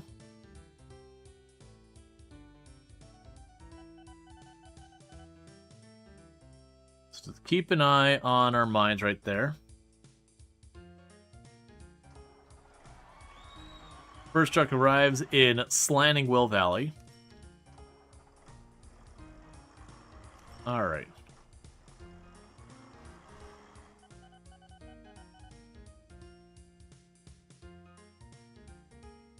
So we can get you out of the way. Grab you, because I forgot to actually send you out. So you've got the steel. So you can take the steel down to the factories.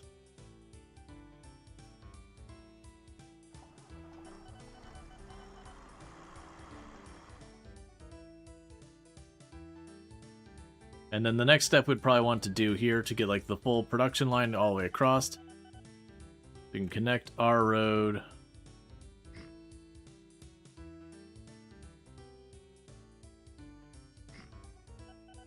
I need a bridge.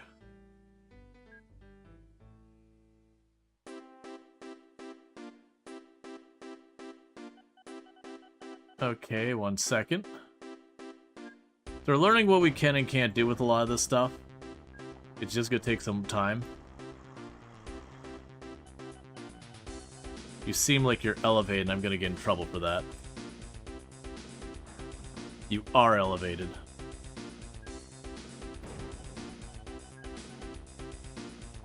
Let's...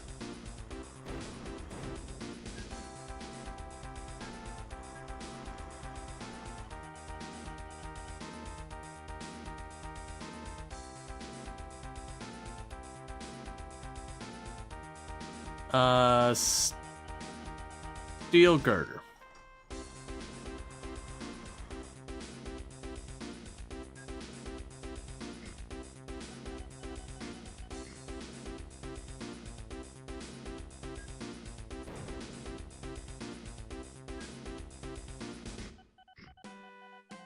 Okay. So I've got that one done.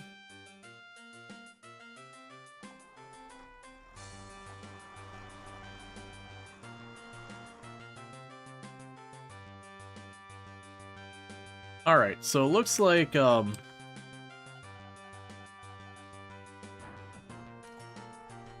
We're not quite hitting the capacity I need for the iron, so we'll send out another iron truck.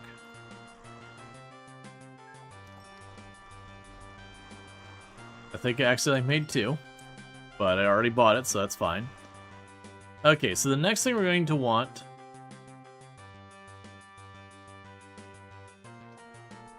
You're making 49, so we're shipping about 57% of it.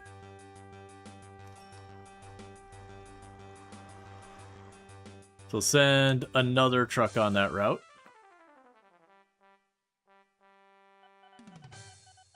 I need to make sure I hit escape, because I go to click over to this truck and I accidentally clone it.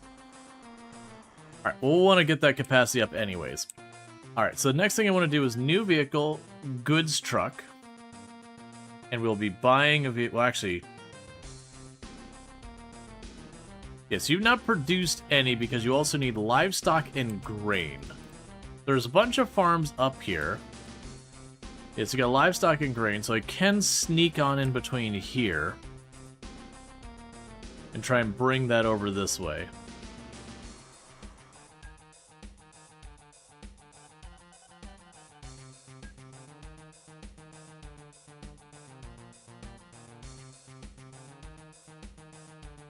Just checking there's an easier one to get at. I think that'll be the one.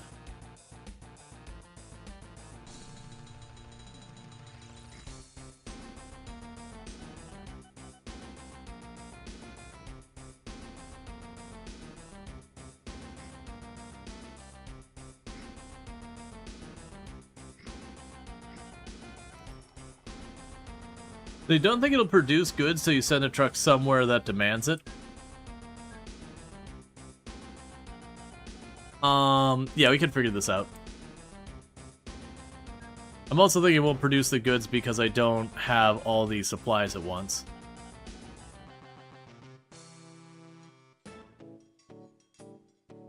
Okay, and we can grab the road here. Well, actually, we'll go ahead and,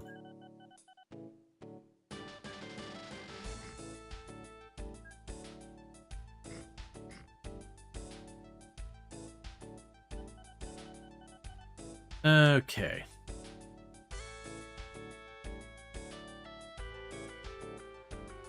Yep, so I'm gonna want here. I'll probably want a second depot on this, because the other one's like really far away. So get you out of here. So new vehicle, a livestock van, buy vehicle. You are going to go from here.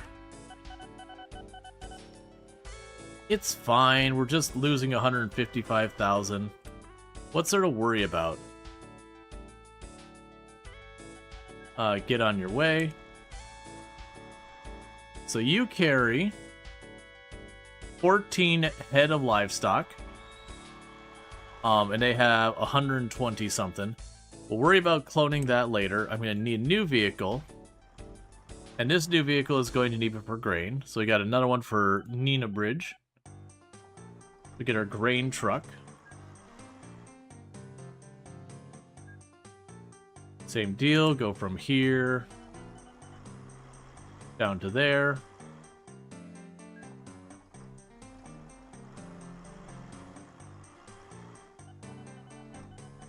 Alright. Yep, so we produced 20 crates of goods. So now I'm going to need a vehicle to transport goods there.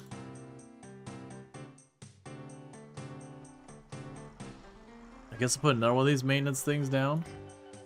I have no idea how many of these I should be putting. We're going to definitely be figuring that. Is this like the open source?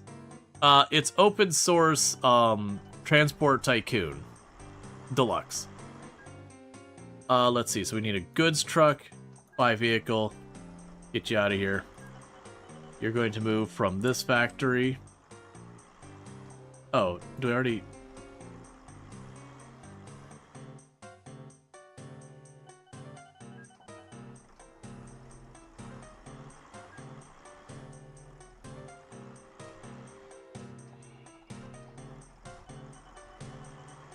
I'm so confused right now. New vehicle. Goods truck. Buy vehicle. Get this out of here. Route. There. And then you'll go to... Oh, I don't think I have a stop in town.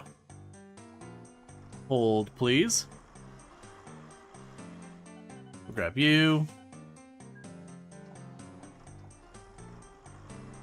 And hey, the Ints! I hope you had some fun playing some Coral Island. I was lurking there a little bit earlier. Okay, we can go ahead and do this. I hope you had a good time over there with some Coral Island and everything went well and all that. But welcome in, Raiders. Check out the Ints if you're looking for more Coral Island. Definitely good times over there. Does stream in German, just as a heads up. We need to... I know, you don't have enough orders yet. Go to here. Close that, get moving. Alright. So this is our first time playing some OpenTTD, so we're learning as we're going. It's a little overwhelming, but that's okay. Alright, so what we could do here is new vehicles, grain truck. I'm sorry, not new vehicles. We'll want clone vehicle. What are you doing right now?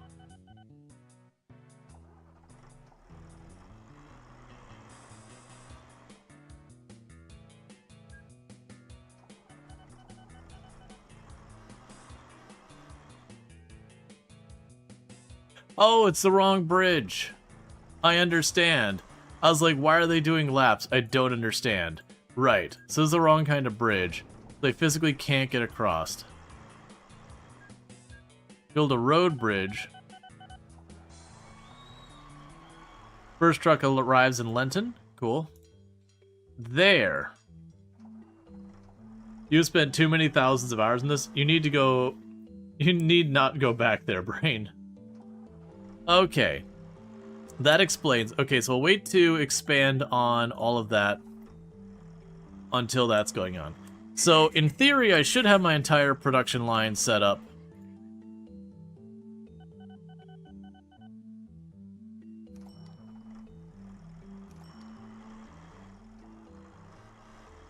So you're loading, unloading.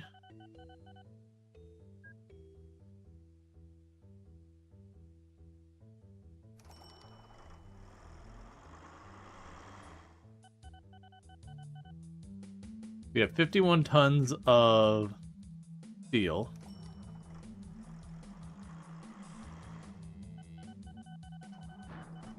We've got a bunch of iron.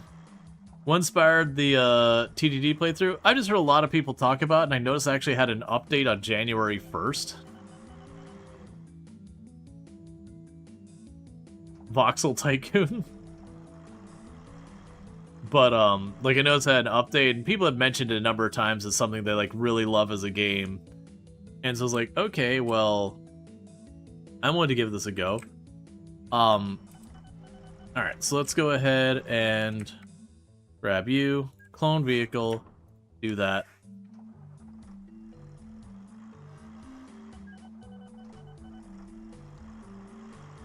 Because we're not transporting all those.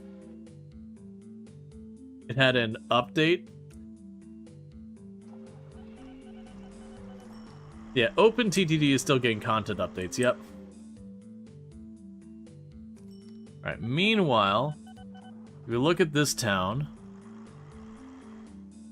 Oh, they got passengers and all that. So, I gotta be a little bit careful. We are burning a lot of money. And so I need to get an idea for...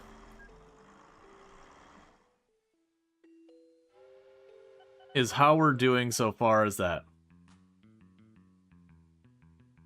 Infrastructure? Gotcha, so we do pay for our infrastructure.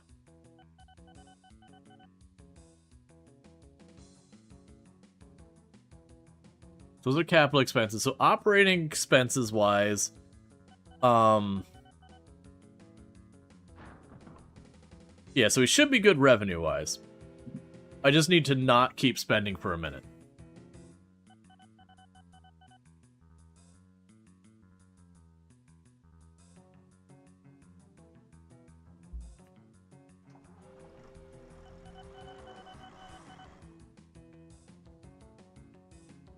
It's looking like our routes are profitable.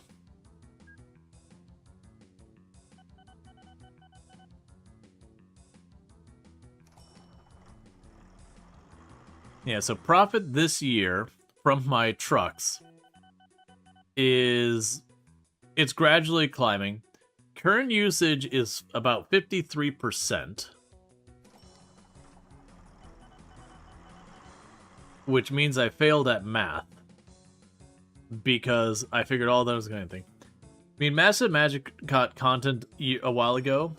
The last Doom Seeker was found a few years ago. This is free on top. Yep. Yeah, so it looks like we're making a solid profit. That's 10,000 there. So, we've got everything coming over here to Lenton. I'm kind of wondering, low-key, if it makes sense for me to plunk down an airport like right in the middle of one of these towns, deliberately try and grow the town around the airport. I don't know if that's a strategy, but it feels like it should be. So an airport that is a small commuter airport.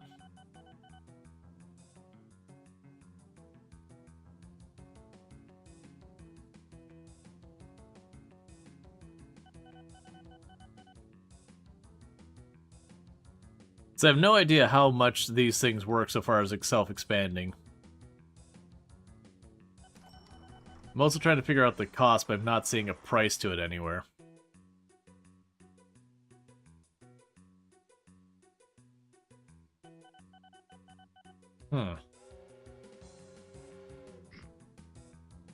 Ow. Okay, so it's 11,000.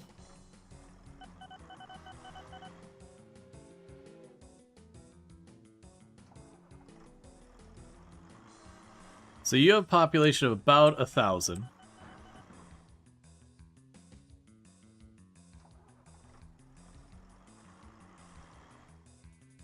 I'm looking for one I can actually get at because a lot of these...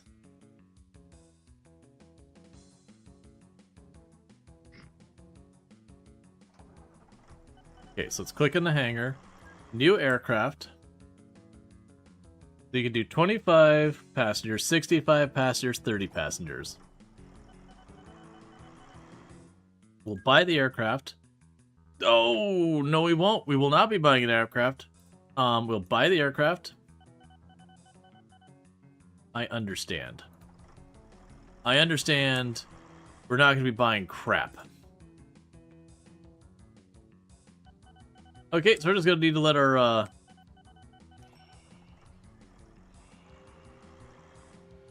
Just give me a current railroad tower issue. You'll try to look at it without playing the game made in assembler. Take it alone, bye. You'll usually find I am very hesitant to take loans in these games. It's real easy to get yourself in that situation where the loans are just killing you.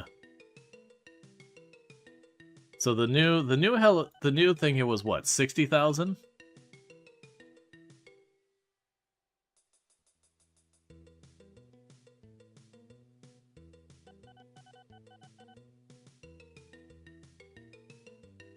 Yeah, so 60,000.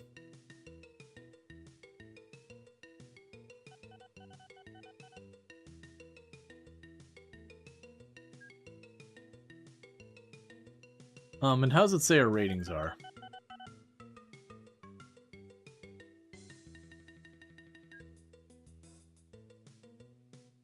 Supply per month and local rating 4. Do we start with a fixed budget? 100,000, I presume? I think it was 200,000. But, you know, it's like banking on South Park, where it's just, and it's gone. Those still aren't the buttons I need.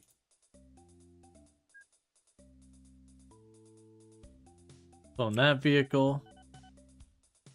Where's your other one?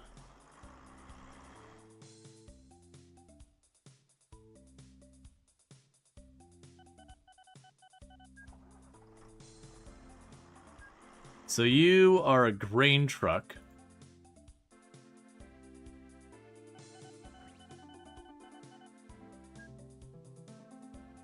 And you are my livestock truck. So I'll clone this vehicle.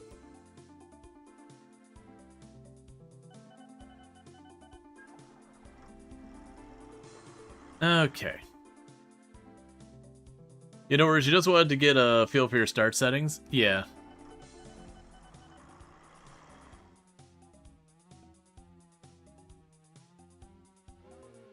We're now moving up to mediocre rating.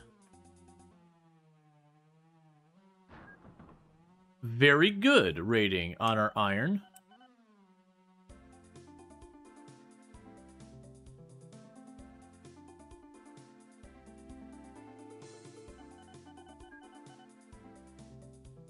And good on the steel.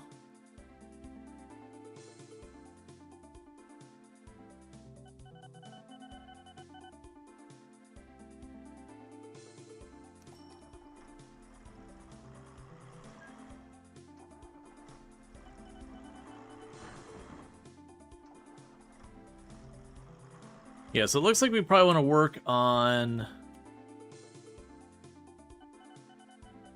this. Okay, so we need to get our goods truck.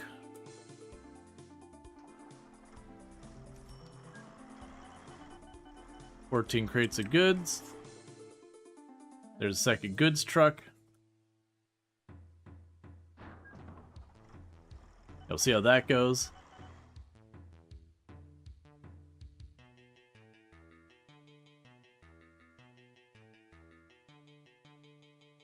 Okay, it's moved up to mediocre.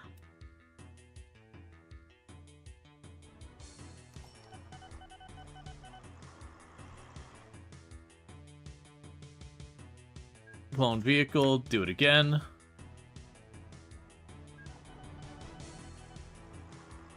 Alright.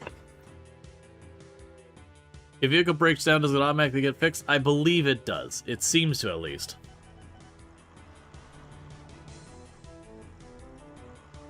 So I'm trying to just get our goods supply line here shipping as good as we can.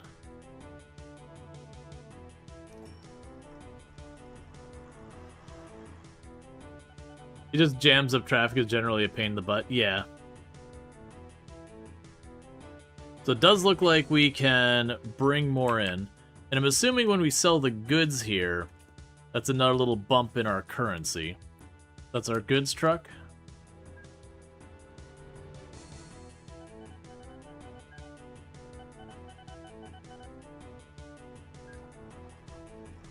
Okay, let that run for thing. You'll be able to do it to go again in a while, but its percent maintenance will drop until you get it repaired.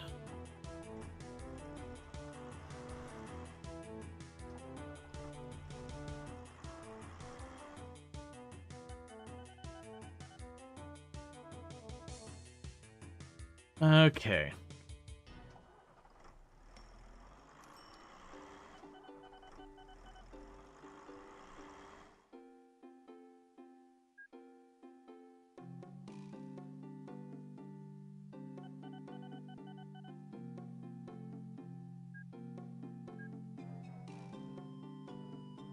It's kind of hard to tell where its supplies are at.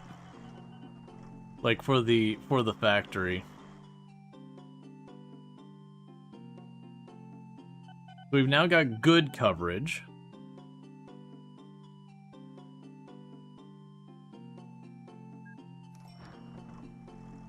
Alright. May as well just drop independent up from breakdowns? Yeah.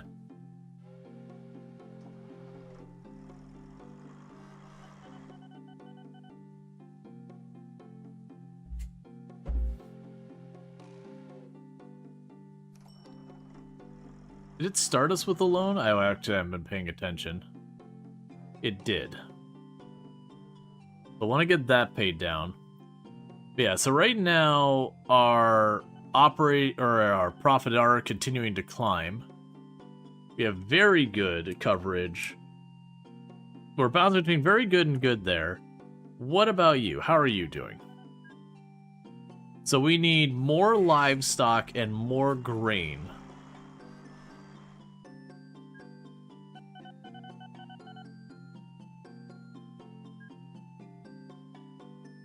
There's some more grain.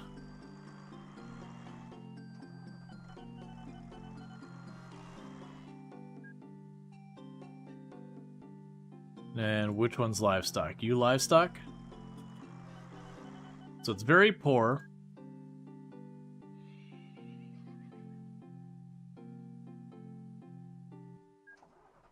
So there's the livestock being bumped up. Yeah, so what I'm trying to do here is just expand our existing network. Oh, it's saving the game. Okay, I was like, what's this?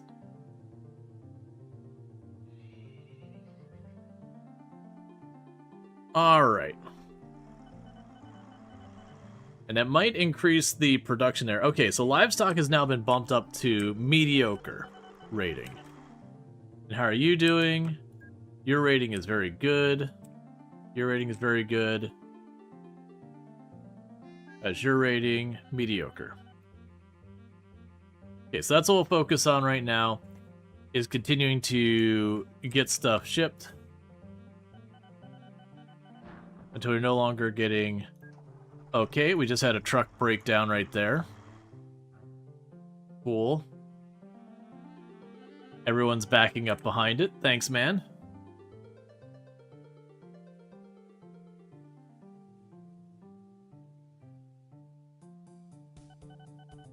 We'll let that sort itself out for a minute. Oh, we got another truck broke down here.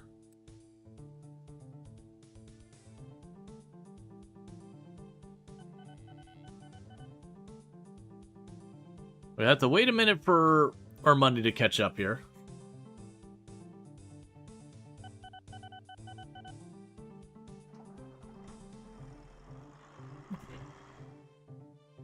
Oh, but I remember one thing about how it handles. If you want to know. Oh, like the thing. Wow, all of my trucks are breaking down one after the other right now.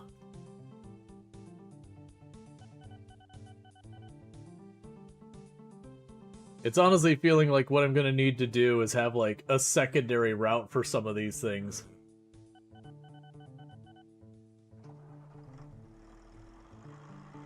So when one breaks down, they could just reroute around it. Okay.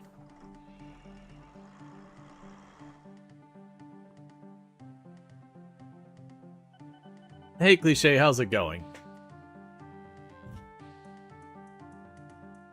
I might actually have to turn the heater on. It is getting cold. Nope, actually I tapped out the window. There we go. I keep trying to use WASD to move. It doesn't work. Alright, so livestock still needs another vehicle. So you're a grain truck? Yes.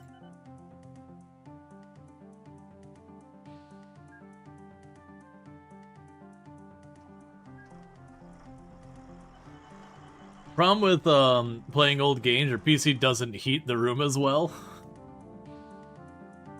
We're not burning lots and lots of coal, like real life coal, to continue to make ray tracing work.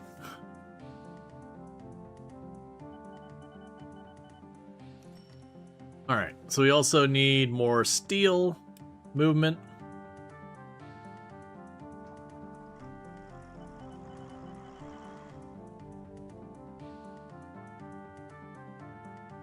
Breaking news, Floridian turns on the heat more at 11.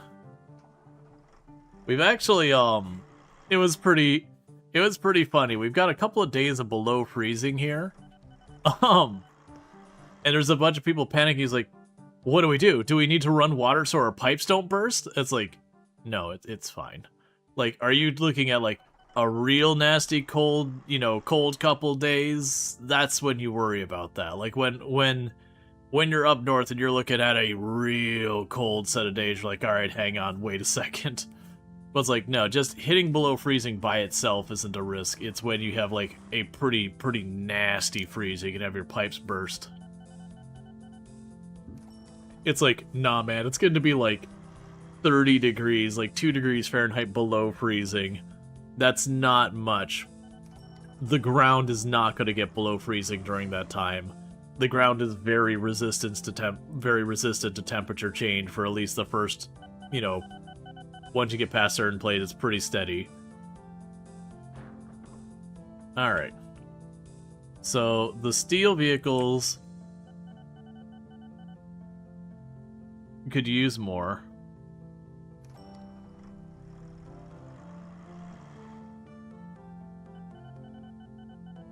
Yeah, I think this is saying how much is in it and how much has been shipped.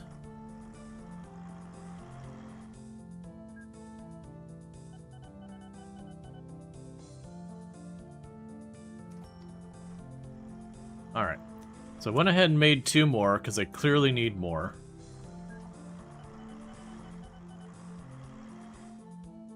Okay, so hopefully that'll improve our shipping of steel, which will improve our profit.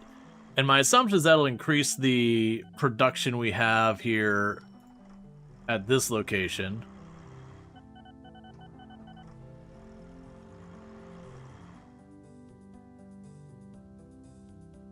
Oh man, that was Dark Rain. Trying to play that game nowadays, it didn't have any time monitoring control or whatever. So the faster your CPU went, the faster the game went. I remember trying to boot that up. I think my processor at the time was only like a 1.8 gigahertz or whatever. It was like a Pentium 4 or whatever. And trying to boot that game up where a 100 megahertz processor was a fairly good processor when that came out. And just you booted the game up and you got a game over screen because one enemy soldier walked into your base and destroyed everything. You know, in the time it goes over. Geez, you thought they stopped that silliness in the 286 days? Oh no, there's a lot of games, cause Dark Rain was back in the we had Dark Rain clip of Rual tell its story. It was a little thing. Alright. So we're continuing to make money. We did lose a little bit of money that time, but like our revenue was really solid. We had a really, really good revenue for the month. Our operating expenses were relatively slow. It was almost nothing but capital expenses that kept us from not making a profit that month. But that's kind of a good thing. In that situation, what we've done is we have expanded our revenue heavily, even if it costs us in the short term. So this is now up to good. And that's kind of what I'm aiming for, is good and very good on a lot of stuff, and I'm kind of thinking if I can hover around there, we're probably in good shape.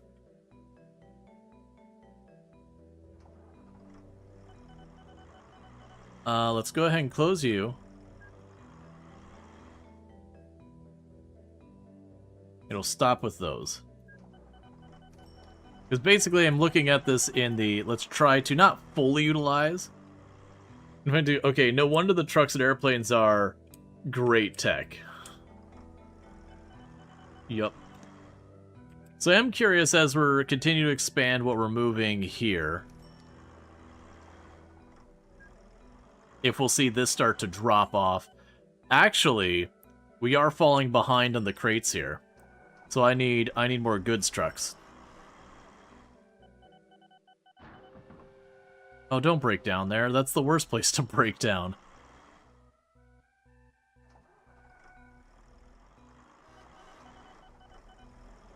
Have you considered pulling off the road as your truck's breaking down? That's a goods truck.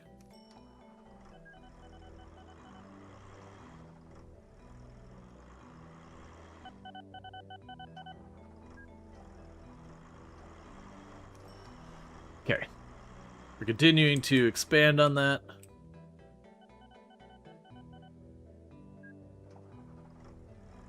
Yeah, because this is what they have on hand.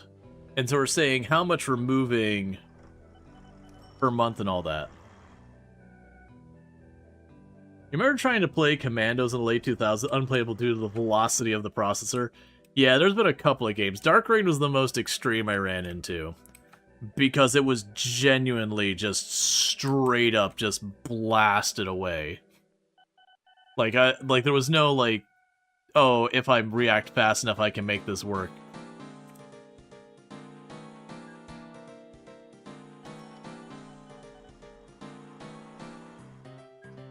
Alright. I hear that Tomb's home real fast, so bear with me, chat. I'm going to quickly welcome my wife home and let her know I've already got dinner sorted, and I'll be right back in a minute, and thank you again for tuning in.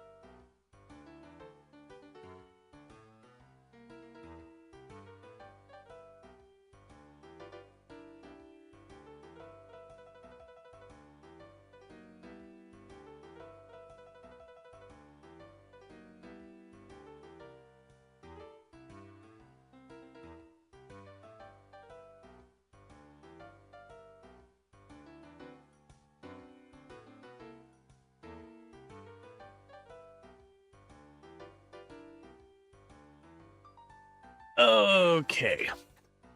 Yeah, no, that's, with Dark Rain, I had to DOS box it. And I think even then, like, I had to go out of my way to do a lot of work. It's also like doing all the work to try and get it where you needed it. And then you're just like, you know what, never mind. Oh, okay. So the trucks will pass if there's enough room. Okay. It's like when they're right here, they just get stuck. But, like, I saw that truck, like, zip past it and all that. That's good to know. That's not as bad. Alright, so let's give a minute for our money to collect. I say as I'm looking at the steel production being like, more steel.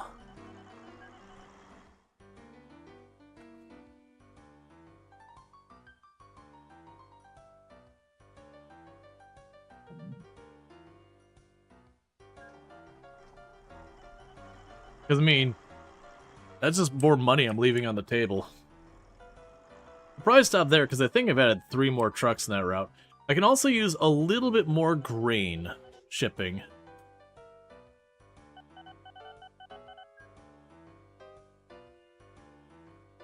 I just need a little bit more money. Yeah, so pass there.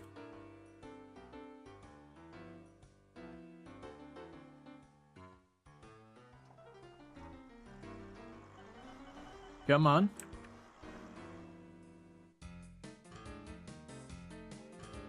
Someone needs to drop off something. Because I'm watching the money just go down rapidly. There we go.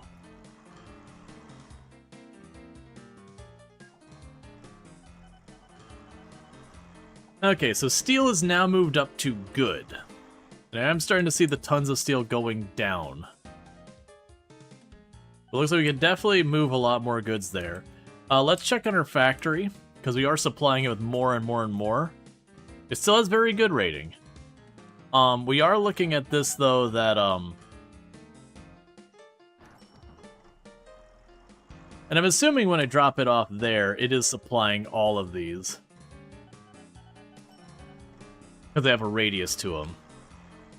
I can't remember what term they used. It's a really weird choice of terms. Okay, so it's looking like all that's good. So let's let that run for a minute and work at getting our airports that we set up with the intent of doing stuff done. And thank you for the 185 stream streak, Rongor. I do appreciate that. Means a lot, so that's a coverage area.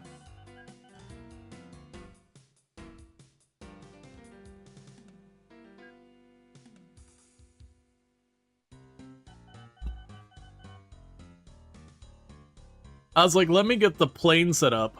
We built the airports for like 10,000 each, and I'm like, okay. Then it's time to build the plane as like 60,000. You're like, oh, wait a second. Hang on.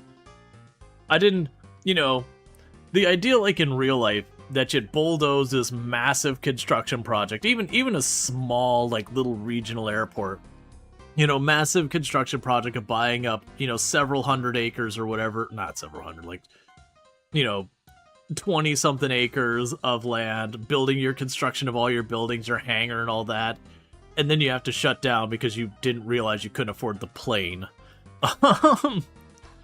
that the plane was the deal breaker. Go into the VOD to listen to the go into content creation clip, and they said clip is altogether missing from the VOD. Is that normal? You went into the VOD to listen to go to into content creation clip, they said. Oh, if you are looking at the clip reel, yeah, that's that ends up losing the audio. Because it's going through my web browser technically. And so it doesn't get saved to the VOD.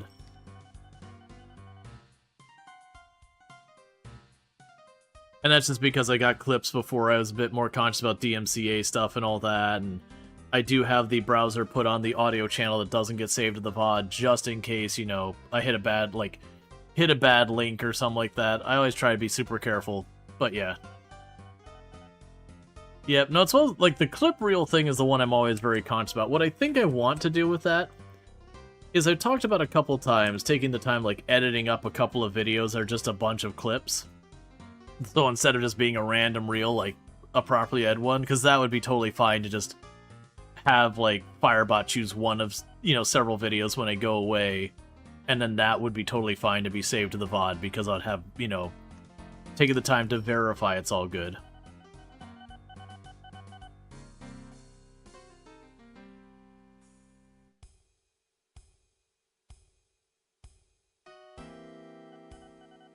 All right. So while we're waiting for that first plane's money to come in, so you're at good, you're at good, you're at very good, and you're at good to mediocre. So mediocre is where I draw the line. We don't accept mediocre. So clone.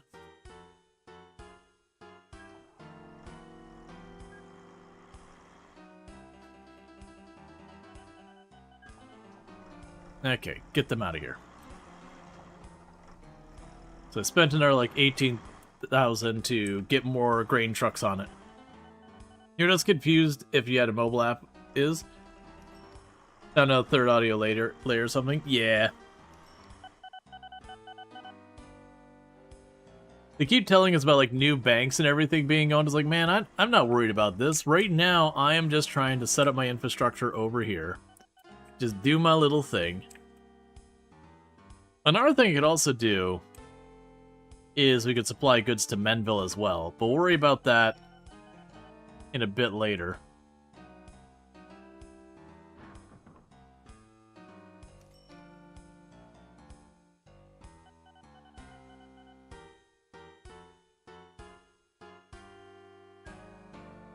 There's nothing to rate there.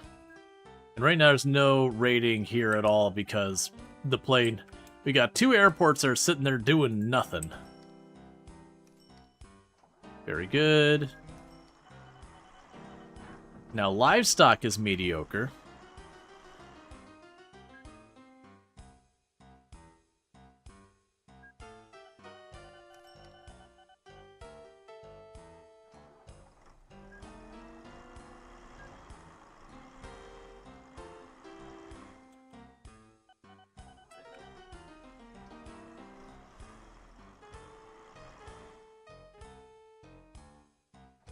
So pretty soon you're going to notice we're going to have a backup here.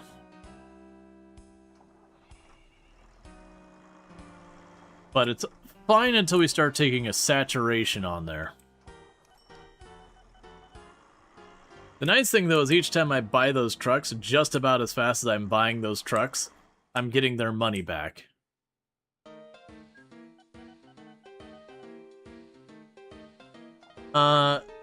You can filter the news at the bottom ticker or the beeps.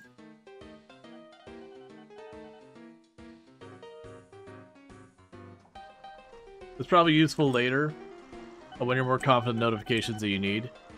Yeah.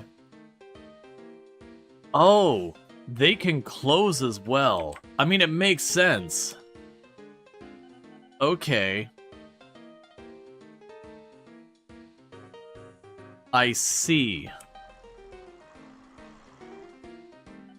Alright, so that's a thing where things could be going fine, and then one of your main suppliers closes, and then you gotta shuffle the cards around to get it to work. Gotcha.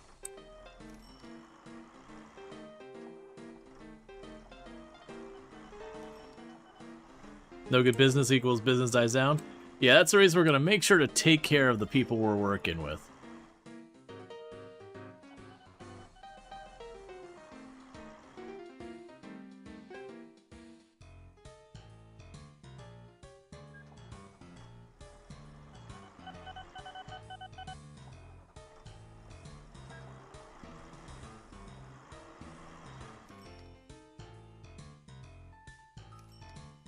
We did have one truck a negative profit. It seems like this one truck seems stuck here.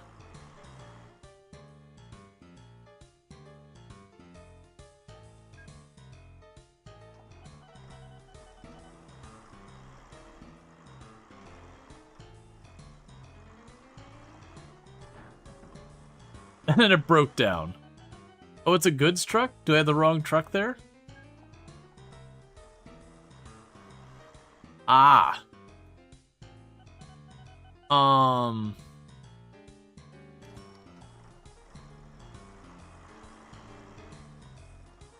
What I don't know.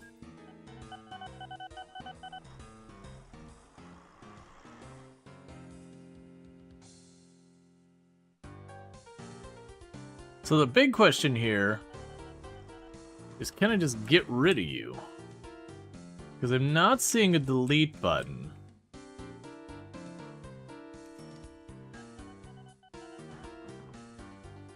Alright, so I think the reality is we're going to...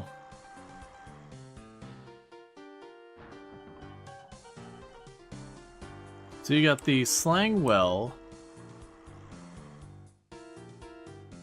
Okay, so I think I need to do here is once it stops saving, we're going to get rid of that stop. You're going to go to this stop. And that should fix you. Okay, that's going to get back to work. Yeah, that'll be fine. But yeah, so if we look at it, we literally increased our revenue almost 50%. Not quite, it's between 40-50% or year, but our expenses only went up maybe a little over 20%, like 25% or so. So we're doing good. Like the profitability is just climbing. We're making number get bigger. I still want to connect this airport to the other town we've got an airport at down here.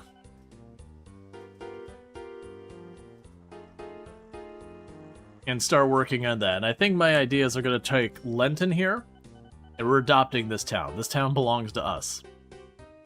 This is gonna be our company town here. I did see that there was like a build a headquarters.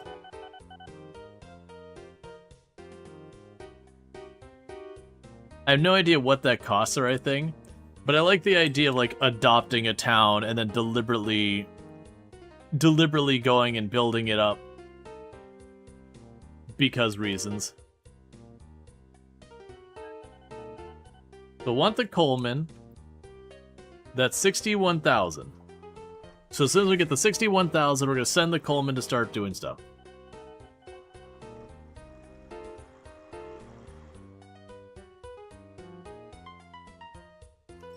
Headquarters used to not cost anything? Gotcha. We're gonna put it directly in the middle of Lenton.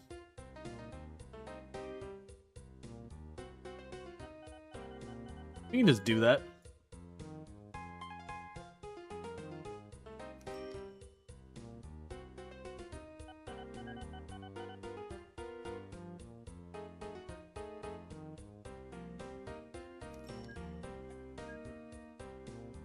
Sure.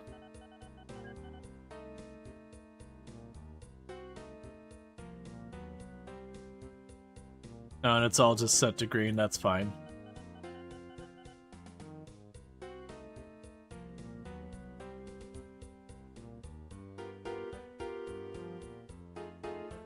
Alright. So we now have start here. Go there.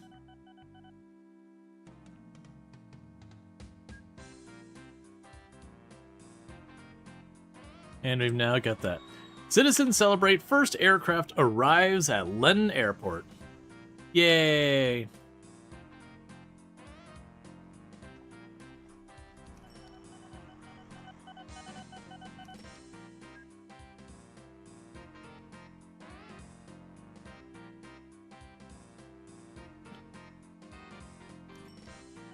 Yeah, no, it's fine. It was like 120 bucks. I'm not worried about that.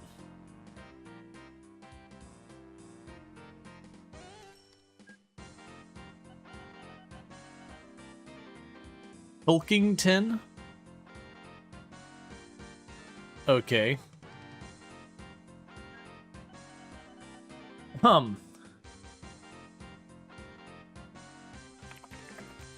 Mostly ethical logistics Inc.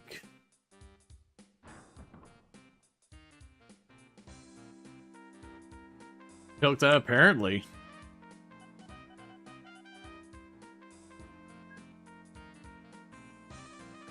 Alright, so it's actually bouncing between good and very good.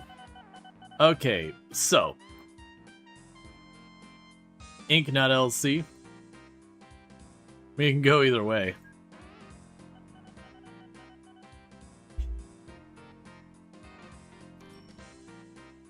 Alright. So right now that's going to be good simply by the fact that we have added an airport to a tiny little town.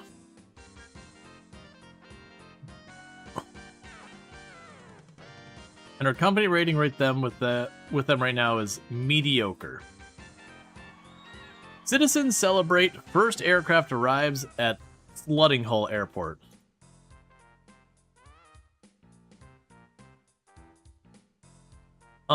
Would it be PLC since we're playing with English names? Never mind, let's not make it more complicated. Well, that's one of the jokes we've done in the past is we would go to this and be like company name LLC Inc.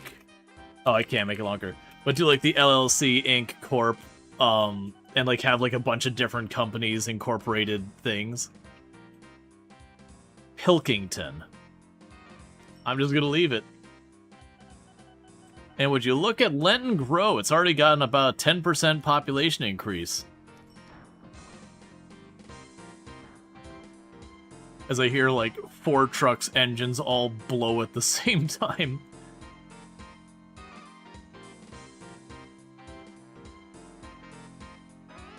Alright. They have mediocre coverage.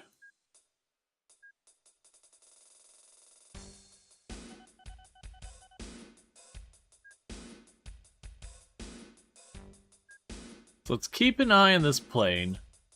I want to see if this plane ends up being lucrative. I mean, I keep doing that. There you are. Oh, it's the plane that broke down, I think. Oh, goody.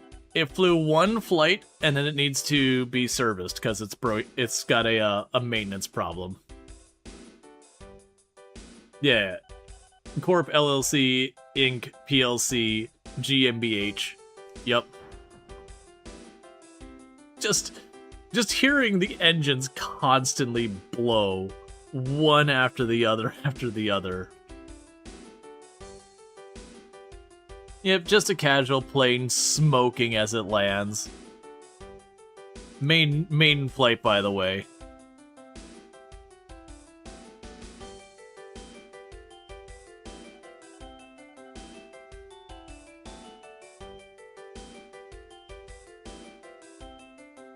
That sound becomes like the Satisfactory. I mean, the Satisfactory one, it's because it goes, ooh, and everything shuts down. Hey, Lang! Thank you so much for the raid. I hope you had yourself a good stream. Can we get a shout out for Lang, by the way? Alright, so we'll see if this plane turns a profit. Because if it does, we'll invest in getting more planes here. That's honestly what company names look like here. GmbH, KGA, Co, AG, and such. They're all nested one in the other. Law requires that they put in the name for some combos. Gotcha. Playing some Factorio. Nice. I do enjoy a good Factorio automation game. We were literally just talking about the power out sound from Satisfactory, because we're listening to engines blow in this game again and again and again. You're like, okay. Alright, so we got all that going. But I'm doing good. I hope your stream is going well. Do you play a lot of factory automation games, or is this like a one-off or whatever? And if you got a raid and run, like, don't let me hold you and all that. For everyone popping in here, I am Rual Storge. I do play a variety of games here on Twitch, and today we're checking out, for my very first time, some OpenTTD, which is made by the same people who made Roller Coaster Tycoon back in the day. Alright, so I'm sensing a problem here. And I figured this was going to come up sooner or later, where we would hit the bottleneck of the vehicles trying to pull into their spaces. And actually, it looks like it sorted itself out. Because we're not at a point where it's like a steady flow here. So we got some flexibility there.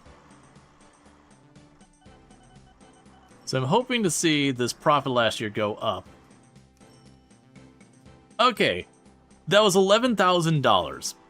So yeah, we're gonna be making some money. So now we just gotta see, do we have enough throughput? Very fitting that Satisfactory named the achievement your first power outage. New fear unlocked. Yeah, because it's like one thing when you know it's kind of on the fence and you're like kind of babying it. But when you're like, okay, well let me just set up this antimatter thing over here. I've got this whole complicated setup I'm working on, and then you hear the power go and go, when did this go wrong? You think he started with C, C++, and Roller Coaster Tycoon too? I don't remember. I know the first one was done in assembly, because like that made big news, because that is just absurd. Okay, so cool. So the situation we have here is I have a woefully inadequate thing. Yeah, this one too? Yeah, it wouldn't surprise me. Like, at one point you could realistically make a game in assembly. Like, that was a plausible thing. Nowadays, with all the stuff that gets involved in gaming, I mean, even at the time that, you know, he did that, it was pretty ludicrous. Yeah, no, there's something to say about having limits on yourself, and that, you know, adding stuff with intention and yada yada. You play a lot of factory games, strategy games, and colony games as well. Nice. That's a lot of the same stuff we do here. We also do a number of like simulation and tycoon and all that kind of stuff as well. So we got ourselves another plane going.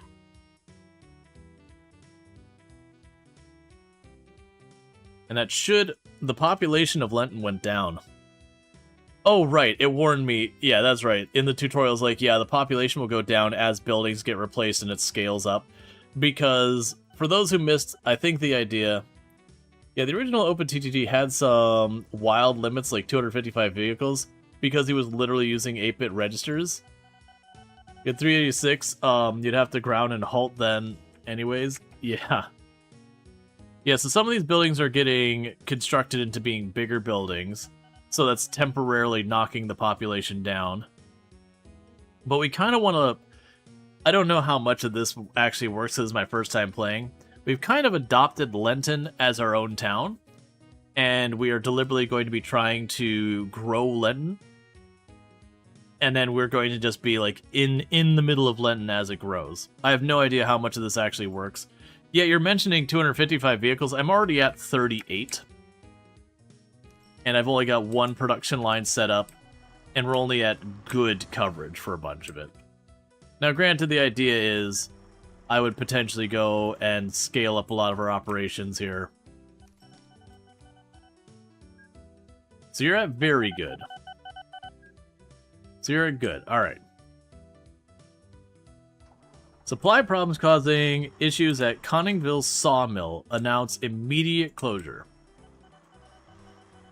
That sounds like someone else's problem.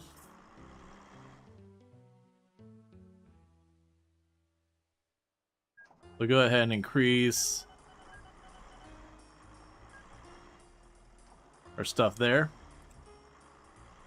Obviously, OpenTTD removed all its limits. Yep. One thing that's probably going to need to happen here is I'm probably going to need to get more of these stops.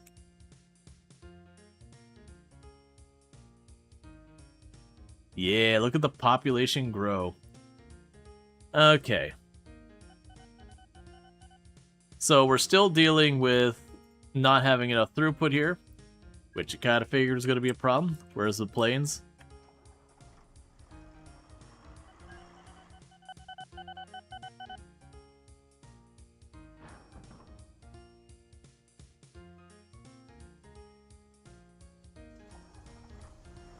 All right.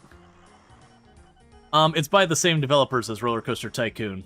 Same engine, everything.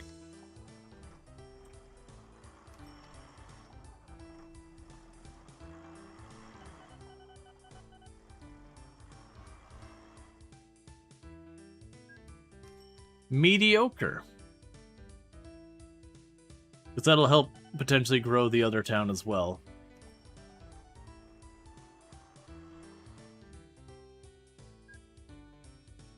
Alright, so we're moving up to mediocre and poor for our airport here.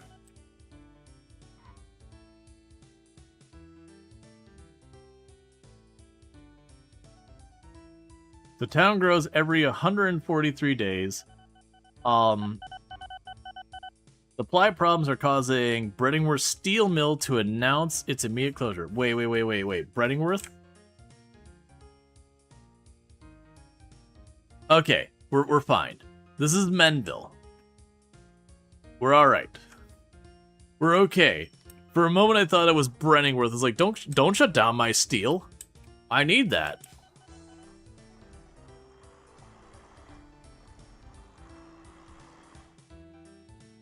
Yeah, so the population grows.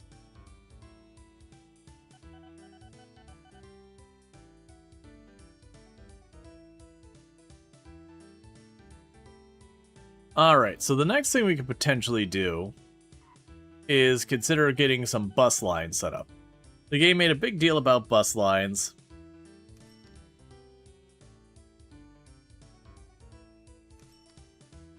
We do have passengers we can move around a little bit.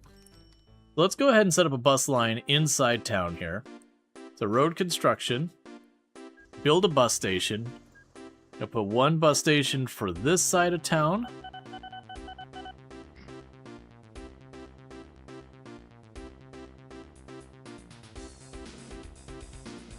And one for that side of town. Another road depot thing here. You can put that here. New vehicles. Regal bus. Buy vehicle. We can set it to our 2 bus stations. And get to work. If you click on the ticker window and it opens up, you can click on stuff inside that window. Ah, okay.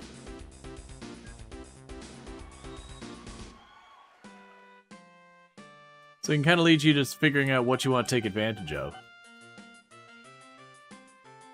That's like wetlands, okay.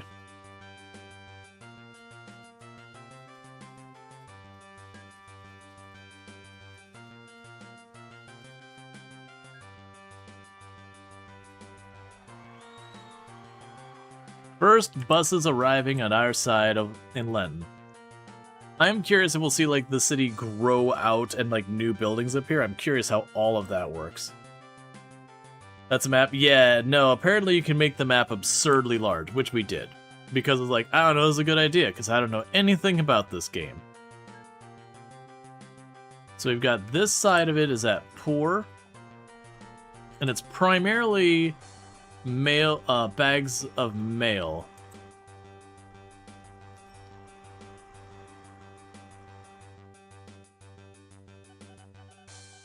Now my hope is, as the town grows, we'll get some of that sorted.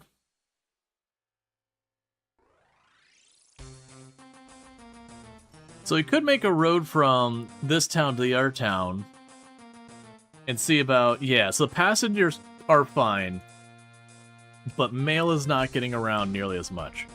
So let's try going here and setting up some road construction.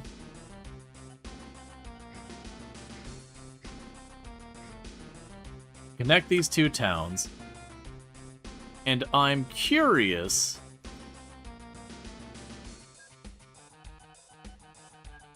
if it makes sense that I can add a bus route to the next town over. So new vehicles, bus, buy vehicle, suppose you, do this. We'll go from the center of town.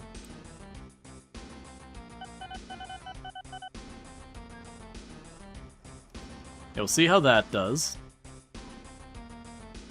And new vehicles, is there a bus for mail? Valuables, steel, ore, wood, grain, goods, livestock, oil tanker, mail. Alright, so buy new vehicle. Alright. So I'm assuming...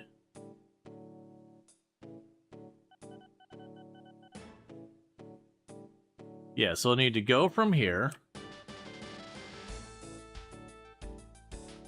And I'm going to need to make a stop over here. Alright, first bus arrives in Pladworth.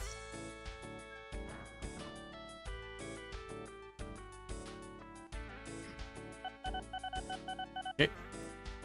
I could send you...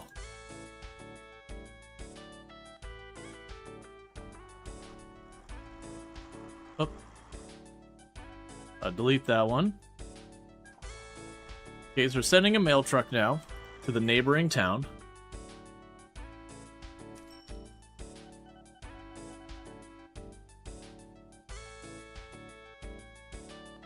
So we got it, so the town will grow every 77 days. So as we're servicing this town more and more, we are accelerating the rate of growing. Okay, so we do get like straight up new buildings. We're getting new houses built right here by our depot.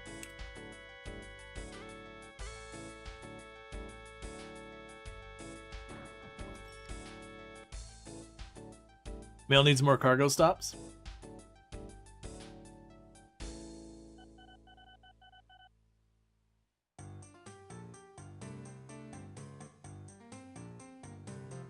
Yeah, alright. So you still have way too many bags of mail. Alright. Message from the manufacturer. We have just designed a new aircraft. Would you be interested in a year's exclusive usage of this new aircraft so we can see how it performs before making it universally available? Cost $65,000. It goes ridiculously fast. It is a very expensive plane to operate. It is mostly passengers. Sure. And what we're going to do then is it is a super fast plane. Oh, can I service both towns? Yeah, let's put an airport way up here.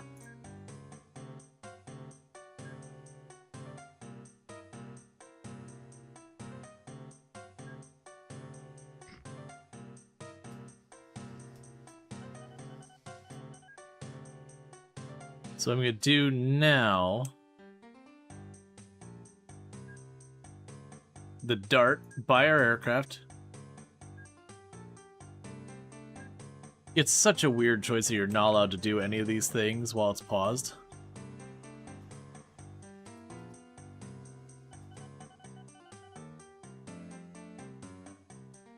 It work.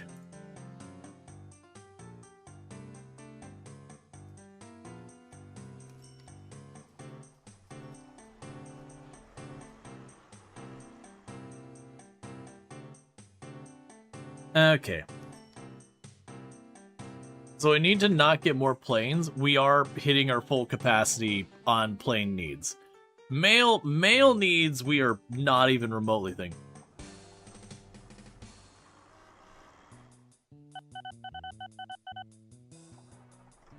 As it's ordered to an airport whose runway is too short.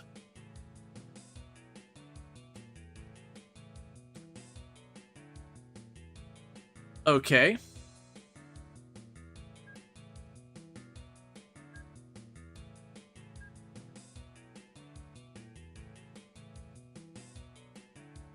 Oh, this is bad.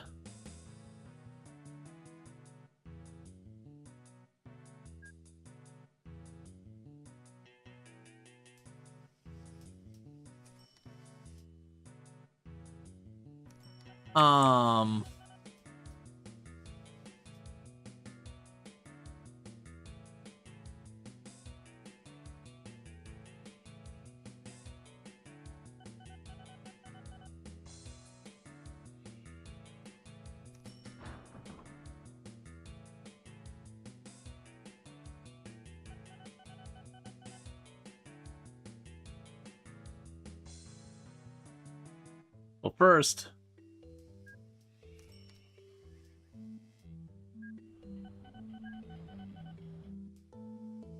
you just figure it out, I guess. I gotta go and deal with this.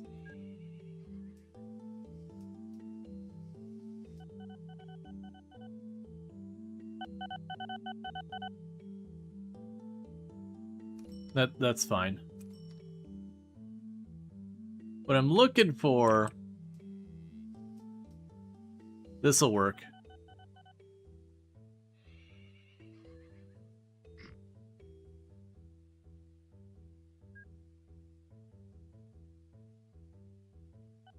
They'll service 2 separate towns.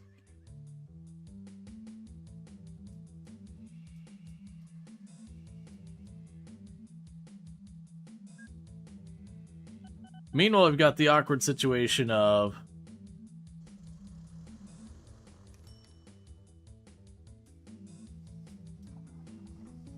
wanting to...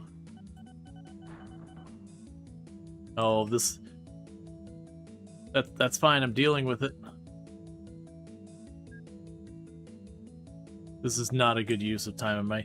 Like, part of me wants to... New railroad locomotive. Now available. Steam.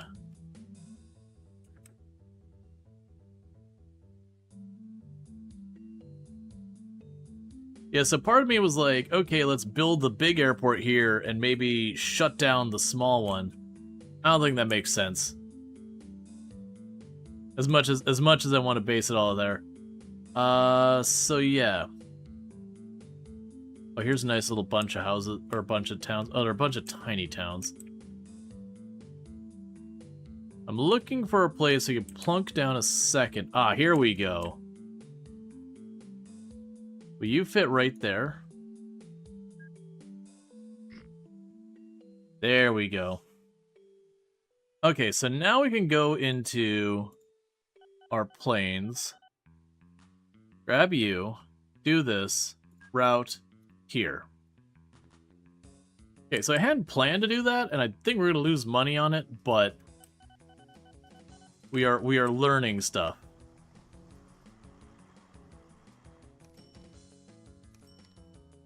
Yeah, so we've already got our passenger capacity sorted out here.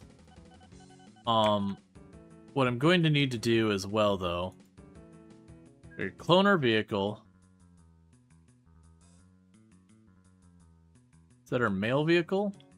What vehicle is that that's driving out in the middle of nowhere for no reason? What are you? Capacity 22 bags.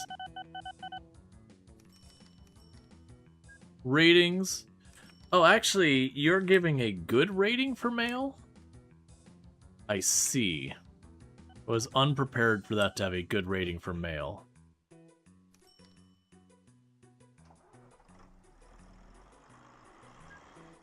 You have a mediocre rating for mail.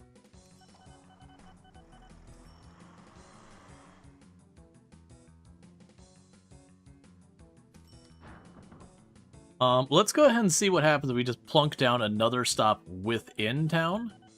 Does that consider... as far as flat land?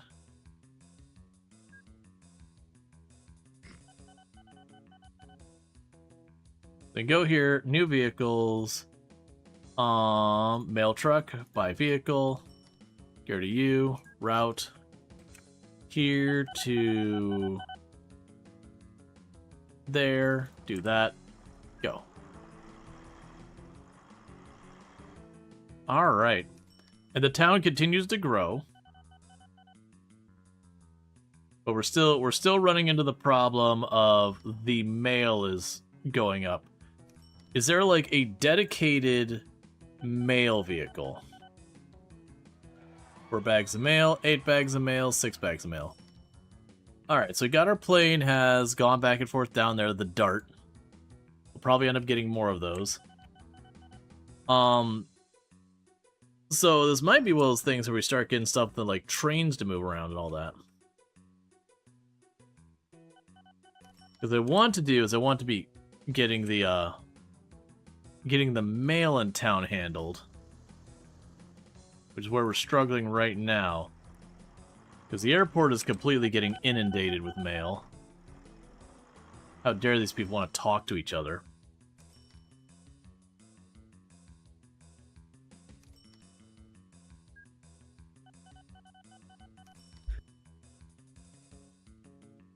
Thank you.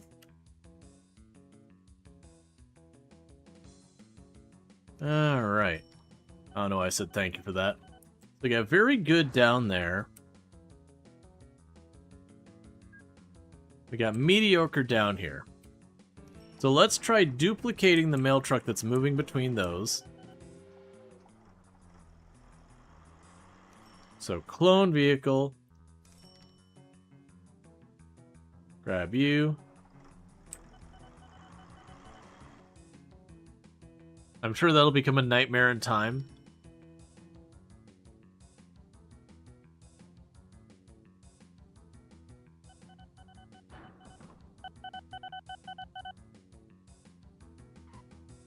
Okay. Let's do a quick run around, see how all these are doing. You're at good. You're at very good. Livestock is at mediocre.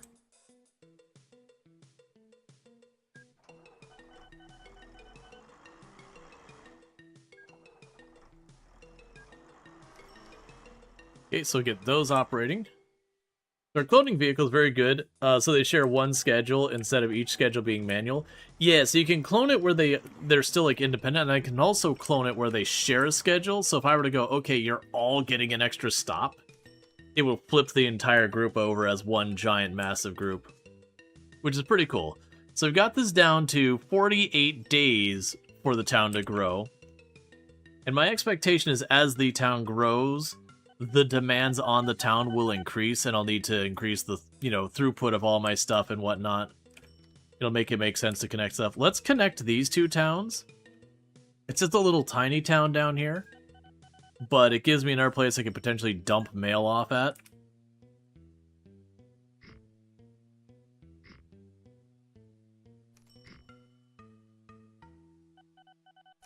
So I can go over here.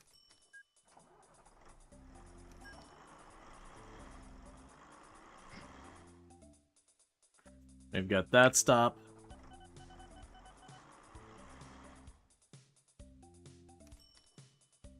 We're slowly going to be expanding our mail in this direction. Let's go ahead and get ourselves another mail truck. So new, mail, buy vehicle. Do this from there to here. And get moving. You can also stagger maintenance visits from vehicles in the same group and whatnot, but maybe that's later. Yeah, I don't know.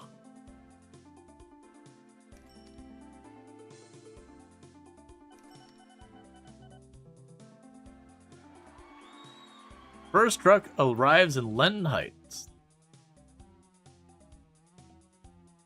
And then the other thing we'll probably do, because we can, is I'll add a bus stop. You put right there as well.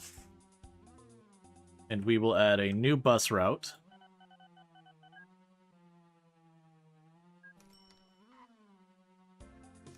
And a new bus route will go from Central down there. First truck arrives in Slangwell.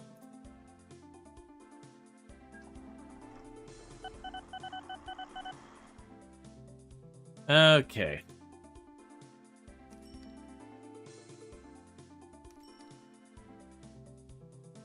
The local authority, they find us excellent. Actions available. List of things to do at this town. Click for more details. Initiate a large-scale advertising campaign to attract more passenger and cargo to your transport services. Provides a temporary boost to station ratings in a large radius of the town's center.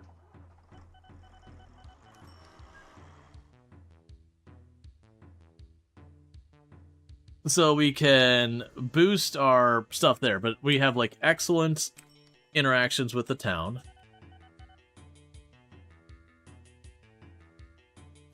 Okay. You're a little confused. You can't remember what Dungeon Keeper lets you do during pause. We thought there was the same thing here where Settlers 2. Yeah, no, I actually find the inability to do stuff while paused to be a pretty obnoxious one. It makes sense. Like, alright, first truck to arrive, or bus to arrive in Sawing. Yep, so we're gonna go ahead and ship all that back and forth. Meanwhile, we have mediocre goods. Oh, I see the problem. Alright. So we need to make an adjustment here because we are bottlenecking this location. And I was prepared for this, because what I could do now is I'm going to put another depot. We'll put it over here a little bit.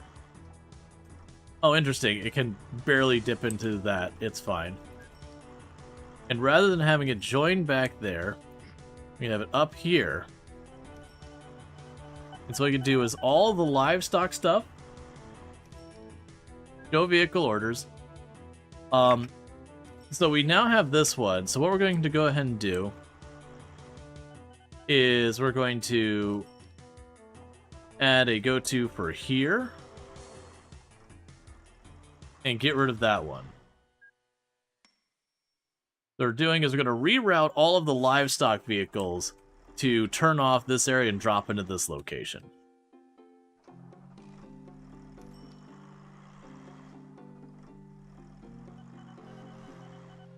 And that should take a bunch of trucks off here, because this is all backing up.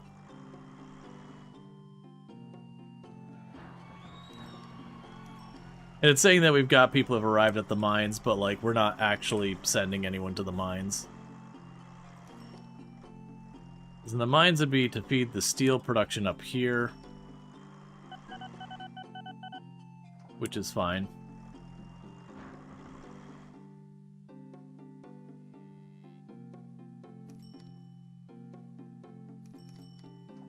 Alright, slowly getting to the point where the passengers are going up. And I did see that we had a new plane. I didn't get a chance to check it out.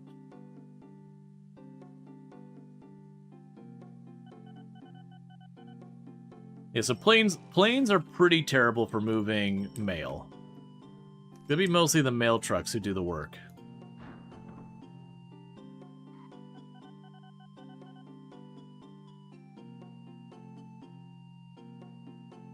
How are you being serviced? Good for passengers. Okay for mail. Alright, so we're going to want to put another mail vehicle on that. Alright, let's repay our loan. So we now owe no money to anyone. Because they started us with a loan. We can get a second mail truck going around. That shall mitigate the mail a little bit. And how's this route going over here? Passengers and mail are both mediocre to poor.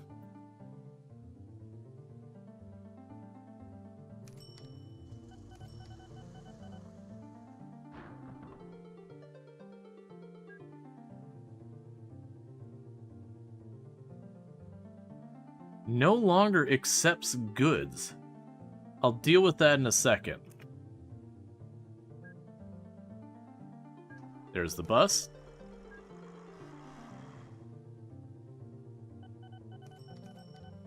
I'm looking for a mail truck going over this way.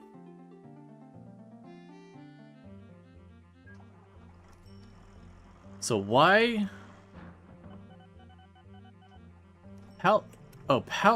Pladworth no longer accepts goods.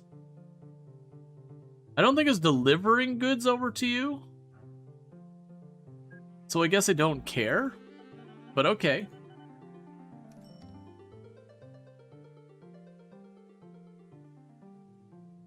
Alright, it does look like we're slowly starting to whittle the mailbags down, which is good.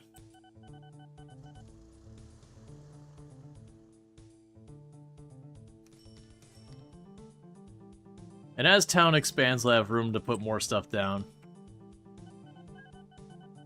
The passengers are good. Mail is alright.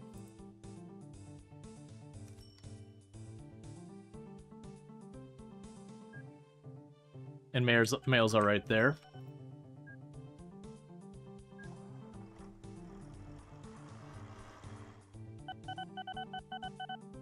Alright.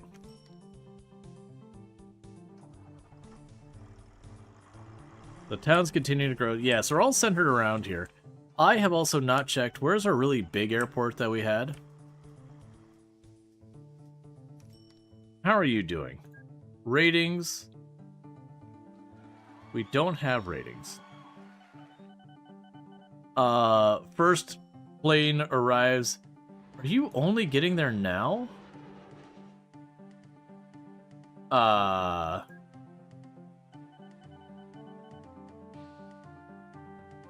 Okay.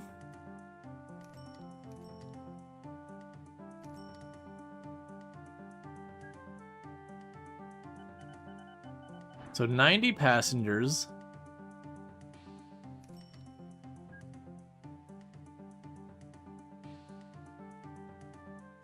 Wonder why it's not showing any... Oh, it's ratings.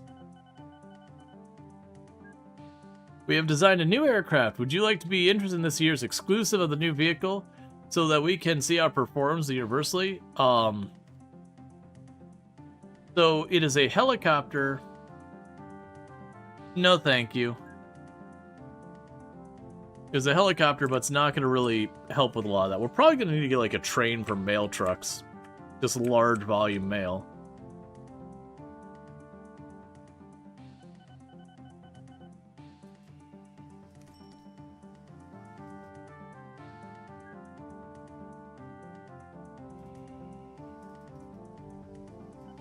And I've got them doing their flights half across the universe.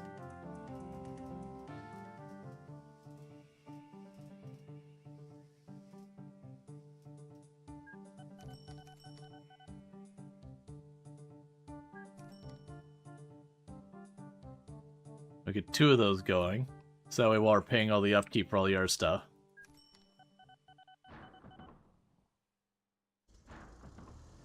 Alright.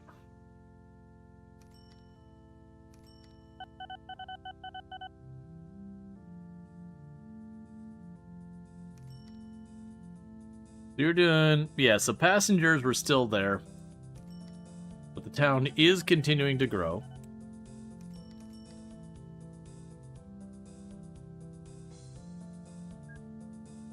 We have outstanding reputation. Build a statue of the company owner in town.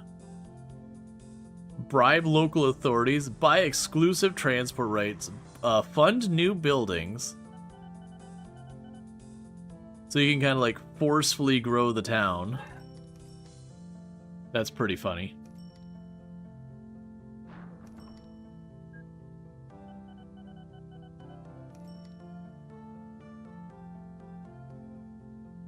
All right.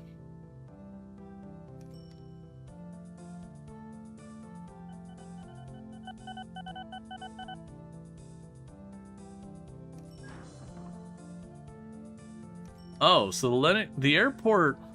Why are the passengers considered poor when I'm literally hitting... Oh, you know what? That's right. The game mentioned that... Okay. The game had previously mentioned that, with all this stuff, like, this isn't how many passengers are waiting. Like, it's not like Steel. The passengers don't show up if they're not going to be doing a flight.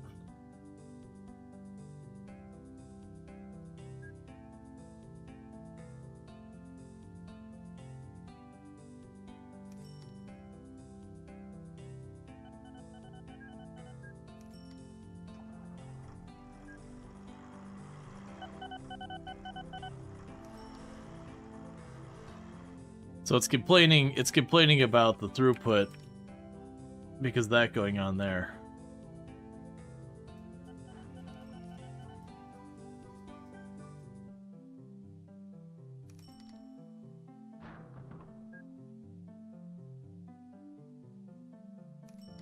We can explain those mechanics if you want. Yeah, no, that was I think earlier, like when we did the tutorial, it was like, yeah, planes they don't have a backlog of passengers. It blows my mind that this plane only now arrived after all that time. Because it is saying that we had more passengers available last month. Well, no, because I got a bunch of planes that's saying 100... Well, no, because it might take longer to get back and forth. That's fine. We're doing that. The mail coverage is getting better. Let's see. We have just designed a new aircraft. Would you be interested in a year's exclusive use of this vehicle so that we can see how it performs before making it universally available? A large airplane. Its running cost is really high. I don't have that kind of money.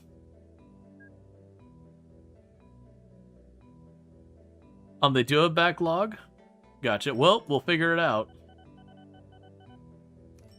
Because I was trying to look at seeing, like, the passengers and all that kind of stuff. Oh, I guess the whole town isn't covered. Right.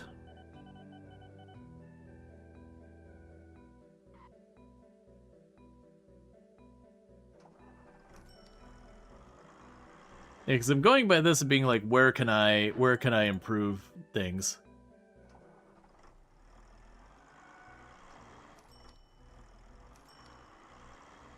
Okay, so there's the supply. There's the transported.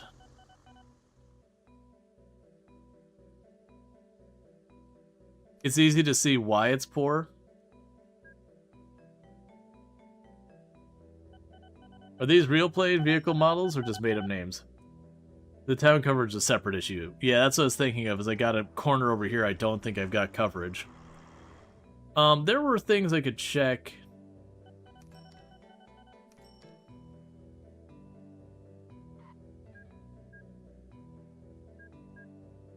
That's fine.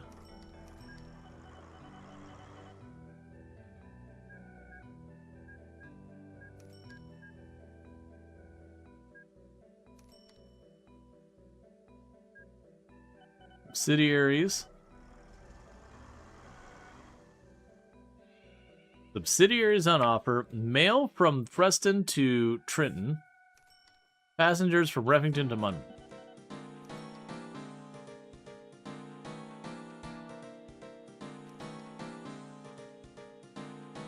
Well, that's interesting.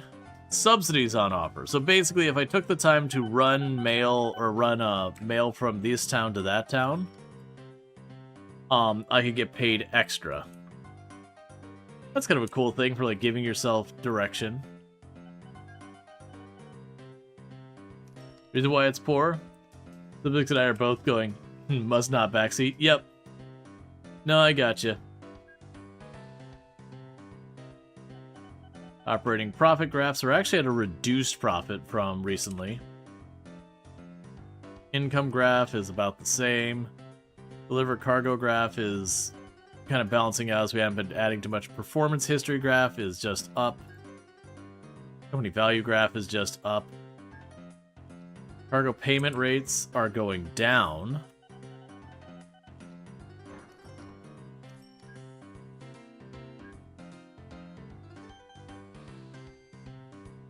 All right, got all of our directories here. Fund new industry.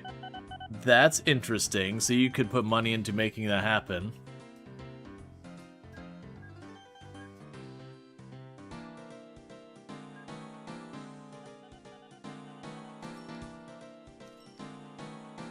Yeah, so these two are not making much money for me.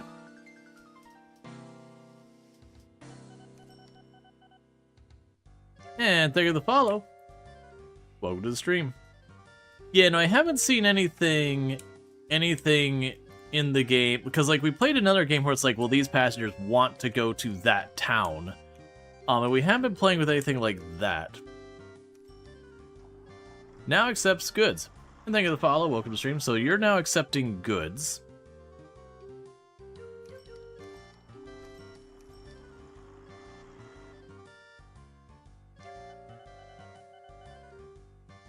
So I could potentially go up there.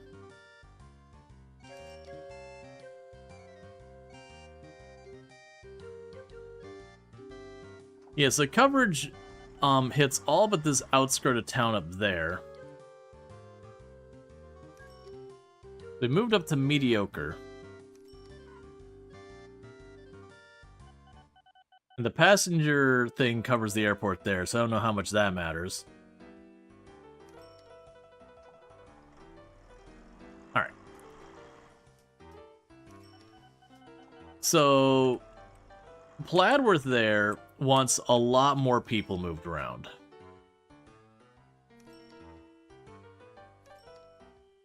What I could probably do is, in the interim,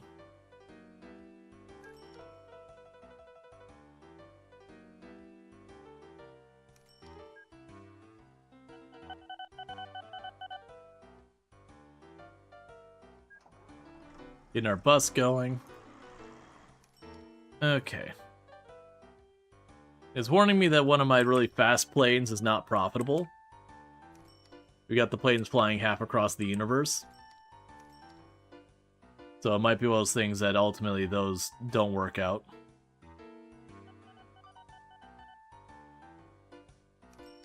Okay.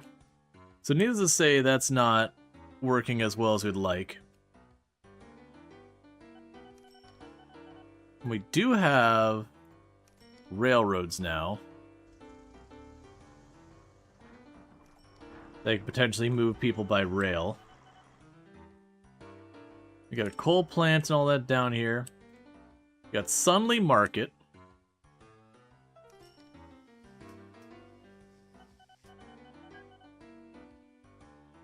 Oh, number of tracks, platform length, coverage area.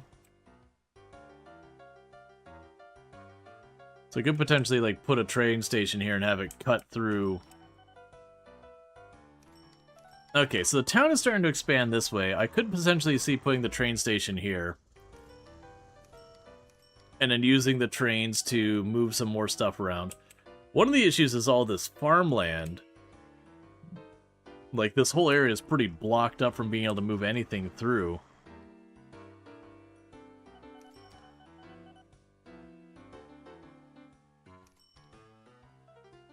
Alright, let's get a train going. I'll probably regret this.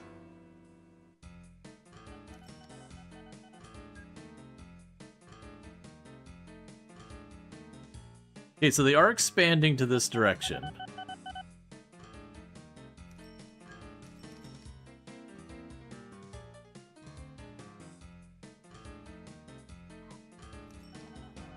That's interesting. If I make them make contact with each other, it seems to combine them. Sure.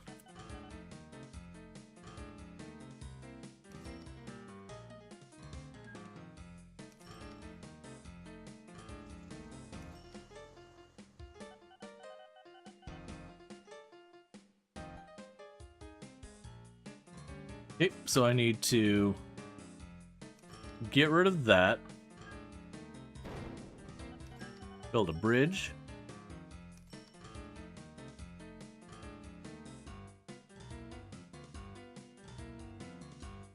Sure. This is a very red bridge.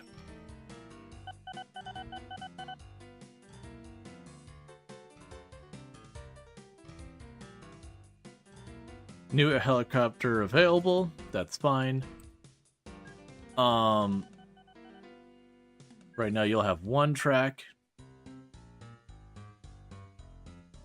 I have no idea what button rotates. Oh, right, there isn't a rotate button. That's why.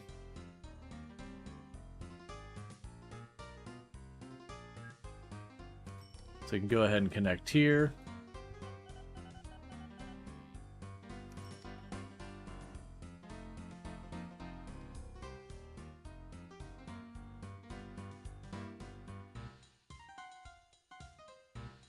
That does not look right.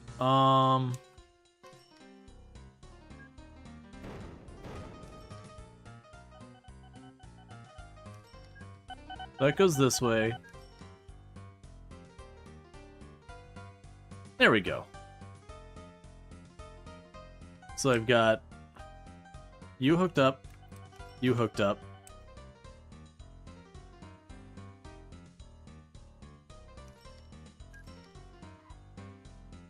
Cool.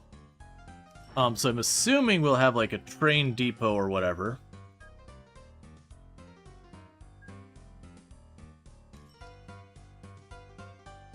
New vehicles. Alright, so let's take a moment to see what our trains are. Okay, so you've got all the ones for like the different... So you are 76, 40 passengers.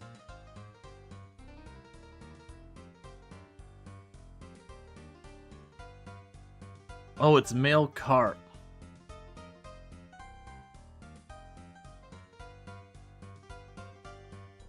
Okay.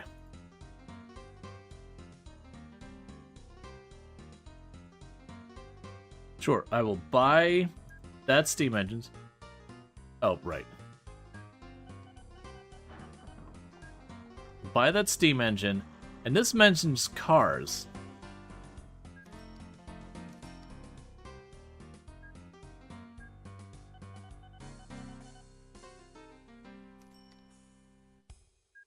Sure, why not? They just put together a bunch of stuff on the train. You go from here down to there.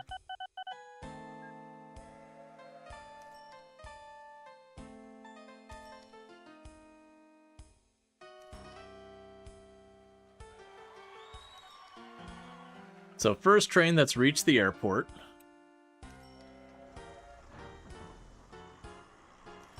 You know, I think we're going to go ahead and do here.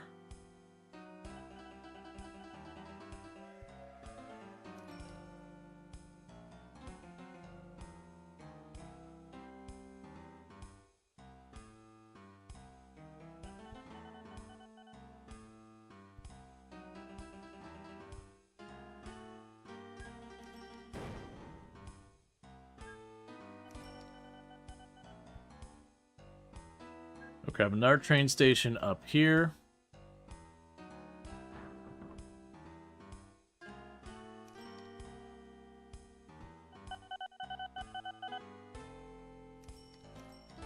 And so I can try and do now.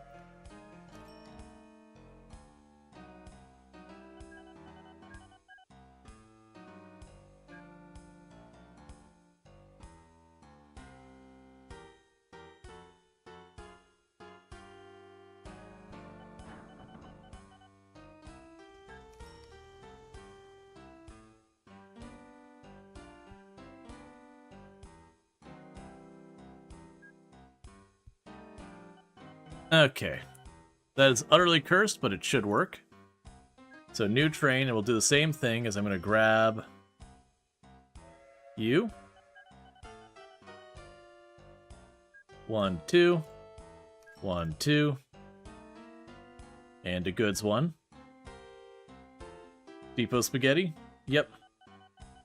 And you're going to go from here to service this town. Why are you down there?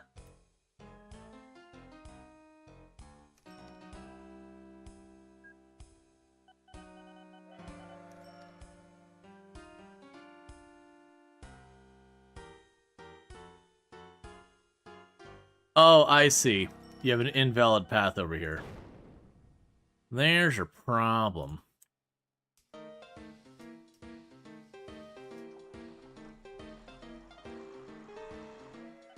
So hopefully that'll hook up those towns to be doing a lot better.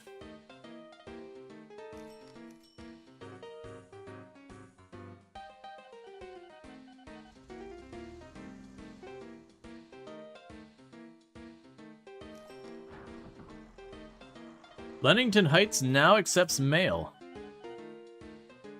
You were not accepting mail? I was literally moving mail trucks back and forth thinking you did, because you mentioned mail. Alright, first train has arrived at Sunley Market. So we got our trains going down here, delivering that. Bringing some solid money.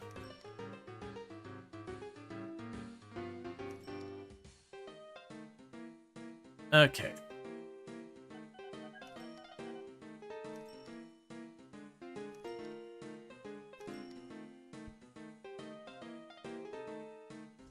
Now I'm going to learn things over here.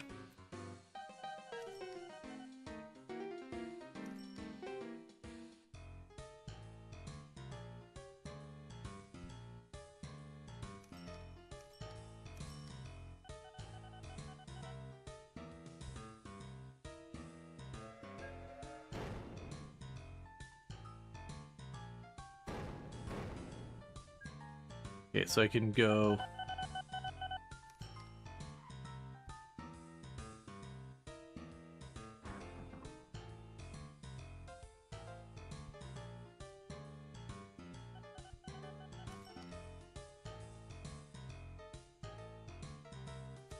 So the problem is, that's not going to let you go in... Well, actually, will you?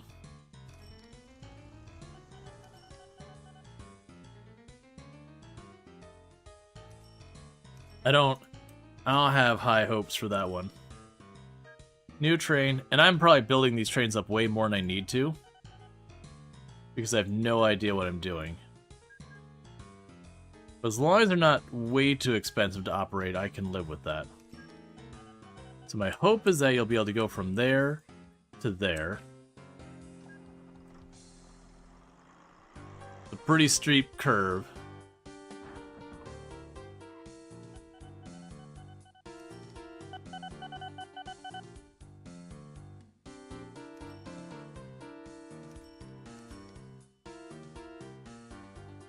Have to wait till that train gets out of the way. And it'll be your turn.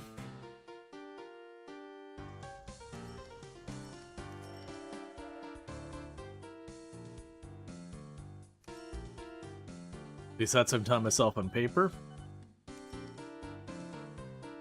It says you're heading that way.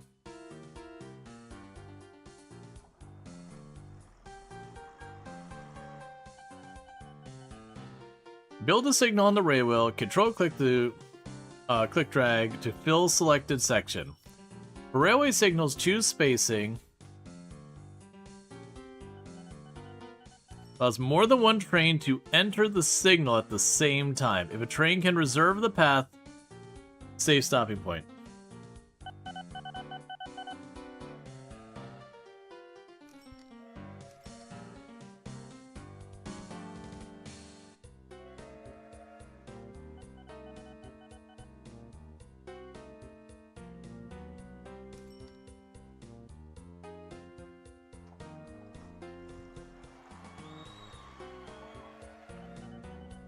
Alright, new train. So we just had to add signals.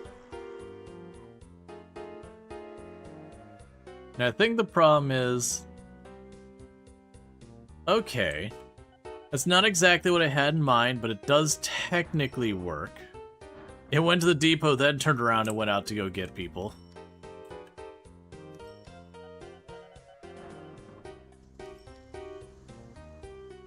Train 1 is lost.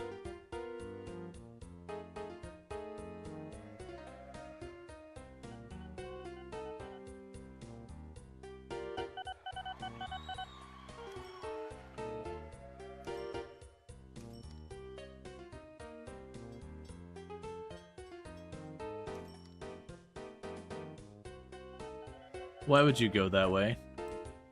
You've ruined everything.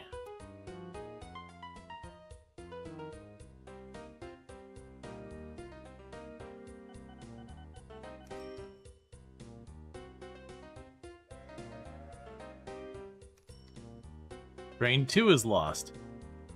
Okay.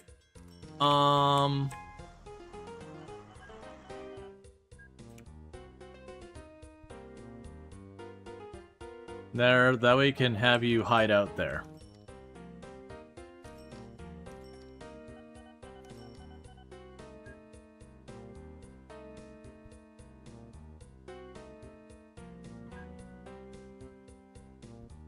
Okay, that should allow this utter curse to move around.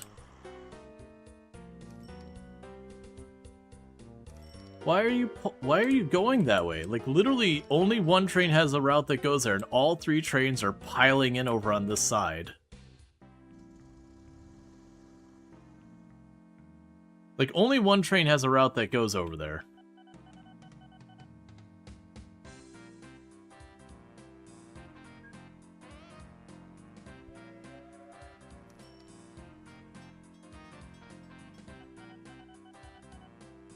And I don't know how to get you to free up your path.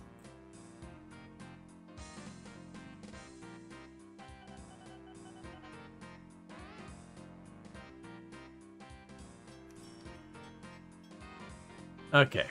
So that should have you go into the depot.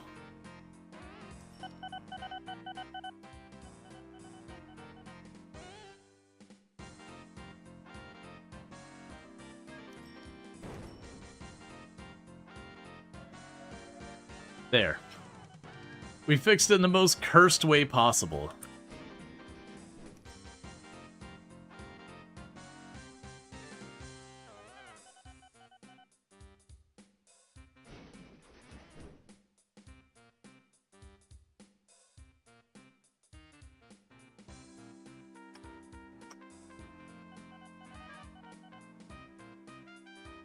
You can't clear it, there's a train in the way.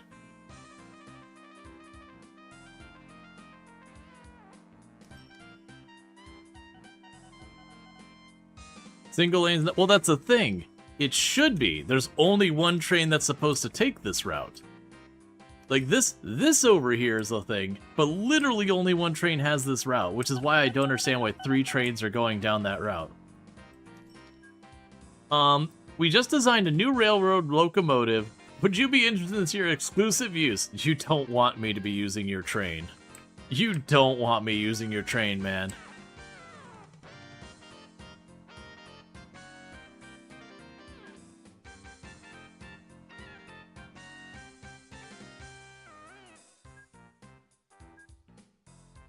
I don't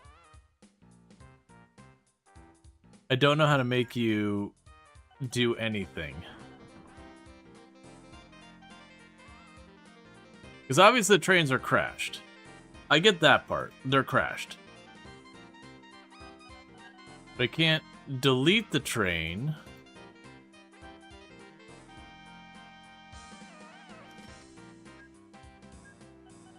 None of the buttons are working, and I can't imagine it's just there forever now.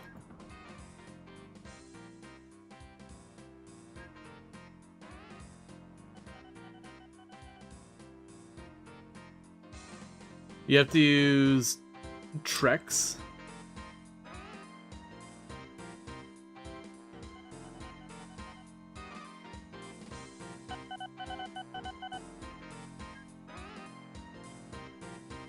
Yeah, so that's what I'm not really understanding. It was the moment I crossed these, we started having issues. 2 tracks? Well, that's the thing. This route over here was only supposed to have 1 train on it. With 1 train, that's fine. It goes there, it turns around, and goes back. You're good. We already saw that that worked with this train. The issue was then suddenly all 3 trains started trying to go down that line, and that's what I'm not really understanding is why were the trains all trying to go down the line that only one of them was assigned to?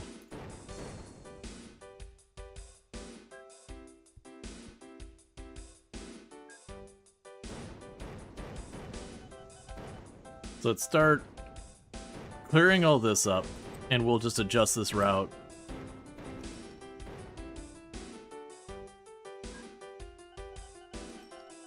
Okay, so you have a straight route there. You have a straight route there. I do need you to be able to get to the depots. I don't need to have each train have their own depot. So you can get to the depot this way and only this way.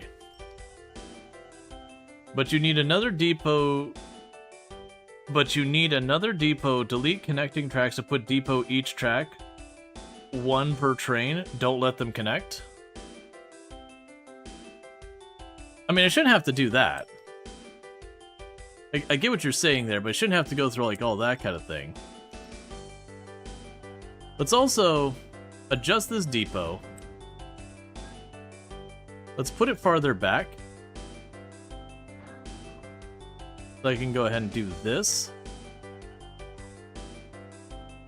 Connect you over.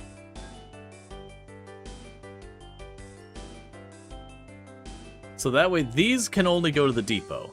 That's all this does, is depot to there. Those are independent routes going there and there.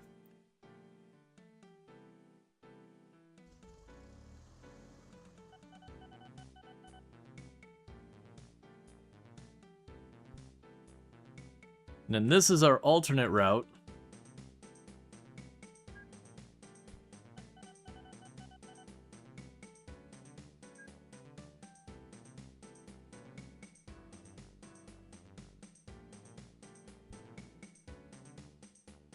Oh, don't do that.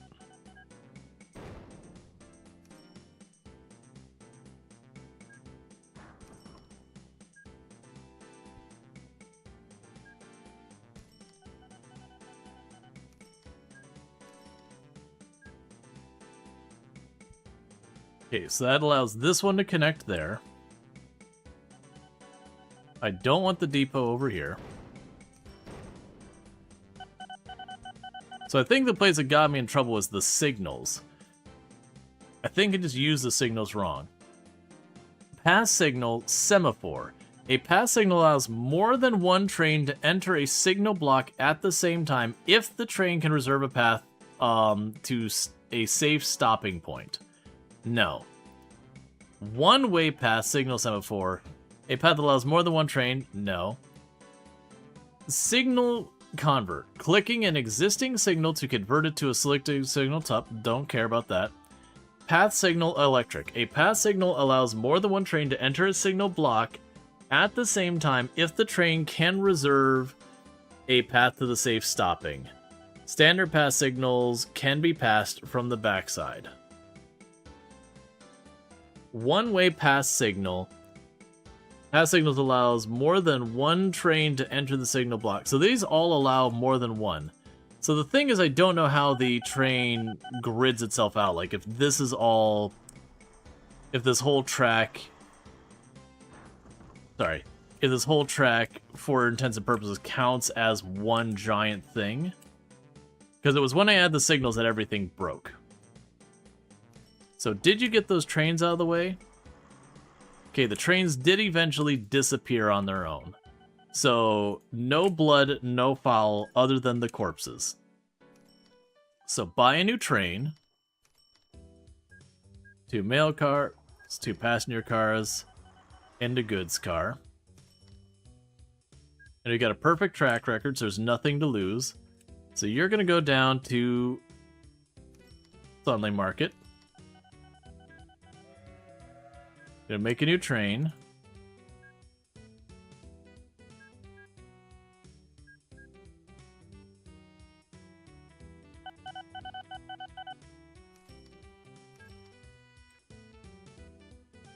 You're gonna go from here over there.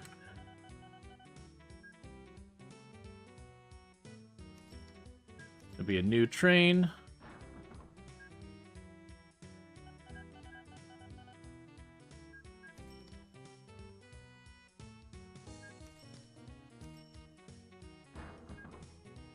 From here to there.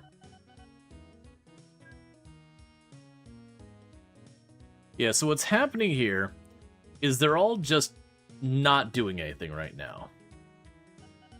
So I'm thinking what needs to happen is this area needs the multiple signal just going in and out of here. Because right now, this segment here, and that's what I'm trying to understand with the signals. Because what I'm assuming will happen is there'll be a signal that says, hey, decrease dragging signal distance. You took out the depot? The depot's over here now. The depot's right here. It can reach that.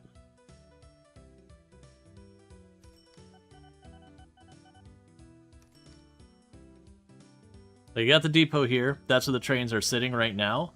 And they're trying to reach that. And it does have a track that will take it to either side of that. What I'm assuming I need is I need signals on this side. Is what I'm guessing.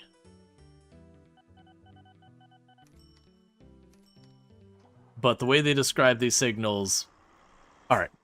Path. Allows a path signal, allows more than one train to enter a signal block at the same time, if the train can be reserved a path.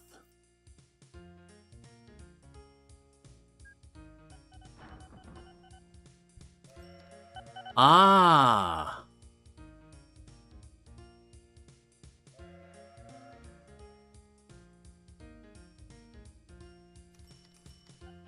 So you said like a section, that this is the signal section. So the reason I got in trouble is I had a single tile there. So if I wanted to do this here, I'd have to like drag this the whole way up there.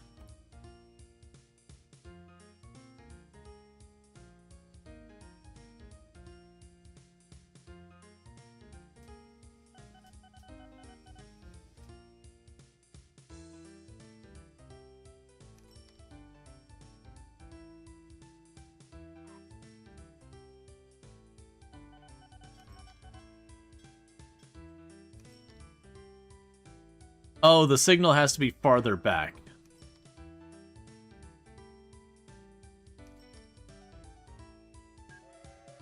The signal need to be like back here.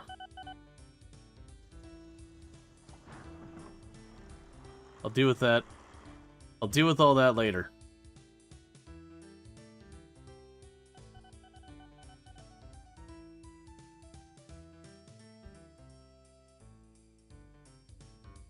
So what I don't do, force you to reverse. Get you out of the way. Destroy that signal. Put that back. And you have your signal there.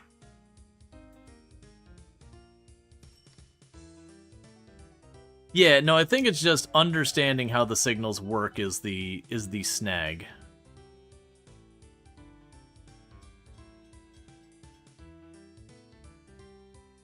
Why did...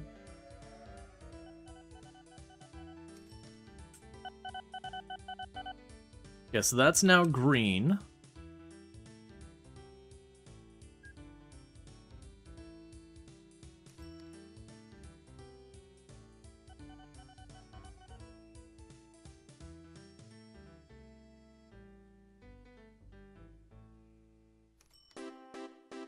That's now red. So you should stop there. Go back. So this train's doing fine. I need this signal to go away.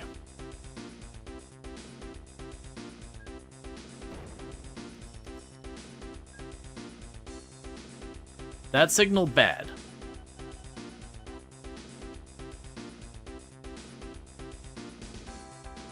So that's now occupied.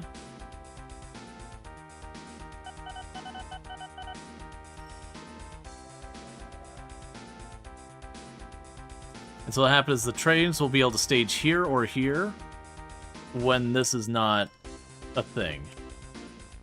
The only one I'm not sure about is this one over here, because that's where I got in trouble last time, is I tried adding a signal over here, and that caused issue.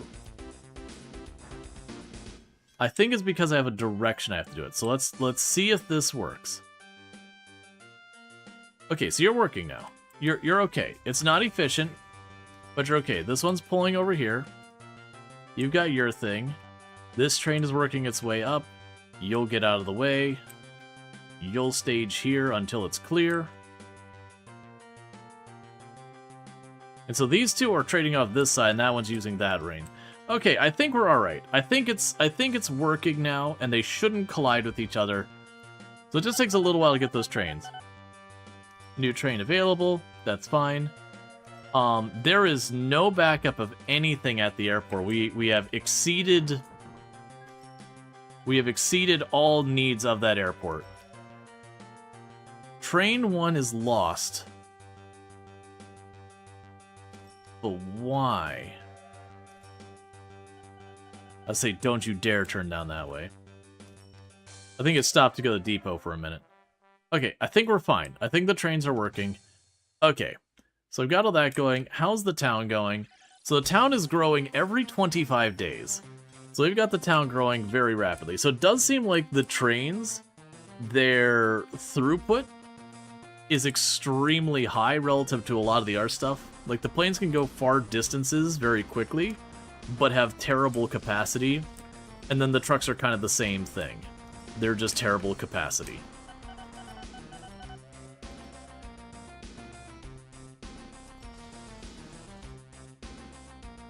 And your passengers and mails basically being met. Your passengers and mails being met. Your passengers or mails being met. So I also deliberately made that to be through there and through here. Ah, there got to be a house built right there. I was going to say, that way I could, like, bring them through. That's okay. So what we can do now here is I can put another train station up this area for Rual. Rual, however you say that. And I can have that one train continue on and go back.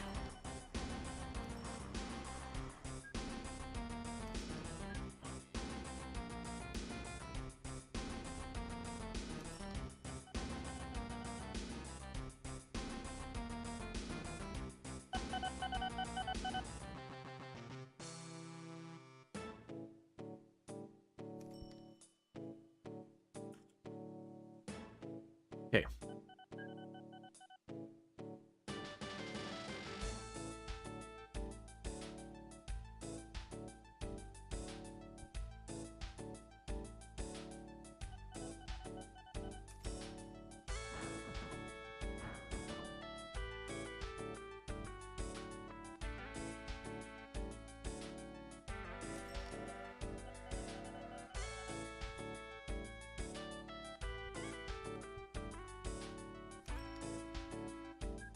Okay, so now what I want to do, grab this train.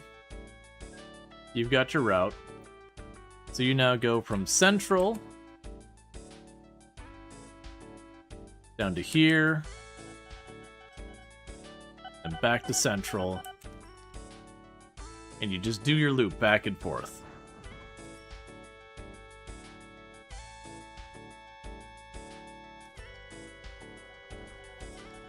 You can take it a step farther and connect this town. And the idea is I just keep connecting more and more on these train routes.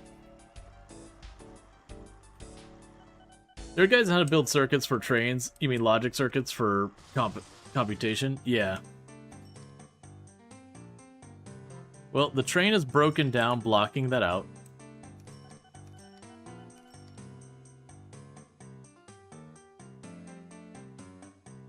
Yeah, and I can't remember what the name was. It Train Empire 2 or something like that we played in the channel? This is going back like two and a half years.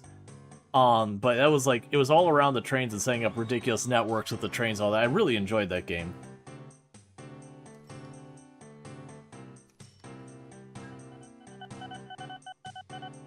Alright, so we got the throughput to handle all those. Okay. And Lenton is still growing. Hey, look. Our HQ is looking slightly less like a dump now. Let's take an evaluation of what our routes are looking like. Okay, so I've got one train here. The one going to the Sunley Market is just producing money. Yeah, so all three of our trains, they're doing a good job of making money now, so that's good news.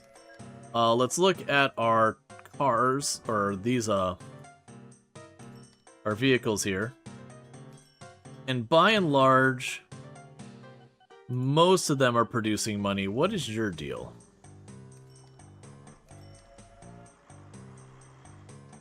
I think we just don't have enough population to support that, but they're only slightly losing money, so I'm going to let them slide for right now.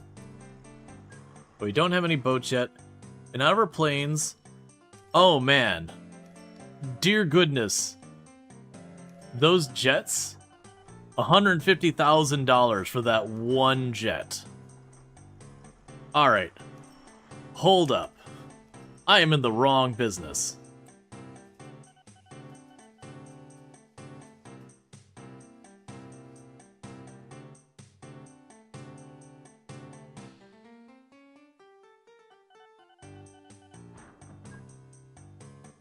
Yeah, so we don't have... Missing the stream. Do you start with a blank map and build all this? No, so the city and all the factories and all that are there. We're setting up the logistics. That our goal is to basically facilitate that. Now, granted, these businesses will open and close on their own as time goes on. So if I'm not helping them succeed, they'll go away. This town is not growing. That's fine. Yes, let's go ahead and grab the list of planes. And I'm going to go say, hey man, you know what you want to do? You want a second of that plane, or a third of that plane.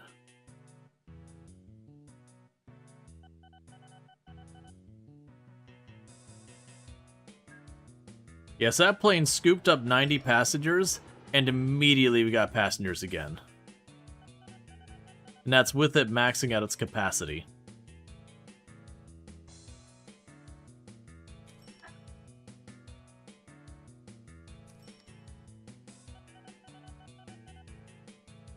Train is lost. That's fine. Seems like an interesting game? Yeah. You never actually played this growing up, but you played the heck out of Locomotion, which is a spiritual successor. Yeah, this is my first time playing it. I have played some games that have logistics set up with this. Most of the games, though, I played with, like, the logistics stuff is a lot more on, like, kind of reliving the history of the, like, the advent of the locomotive. So you have where, like, within, you know, like, the UK and the US, the different, effectively warring businesses all trying to corner the locomotive thing.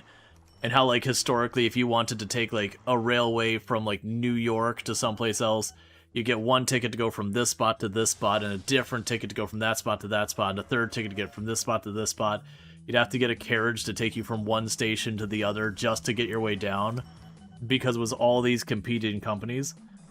Then a locomotion stopped just short of more content. Played a lot of it, too, but only like 12 goods per map was sad. Yeah. But a lot of them put the historic content. So we definitely got Lenton as the one we're supporting to like trying to grow it.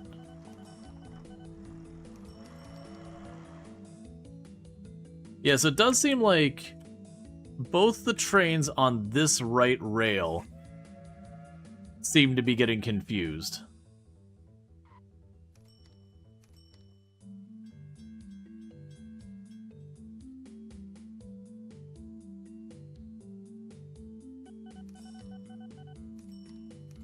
And I'm watching as town is slowly creeping out here.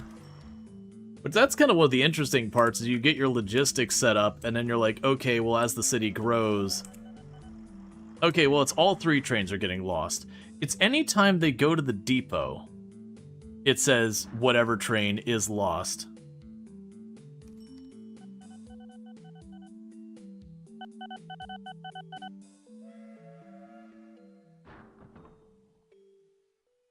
That's fine. I got three mail trucks that are not making much money.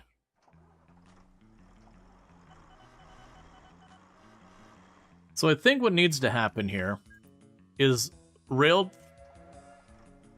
of my rails,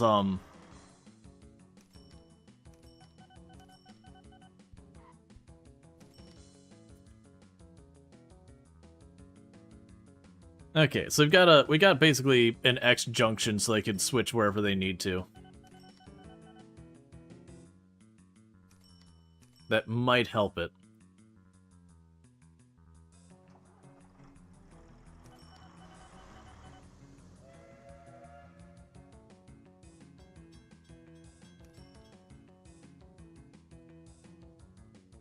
All right. Cool.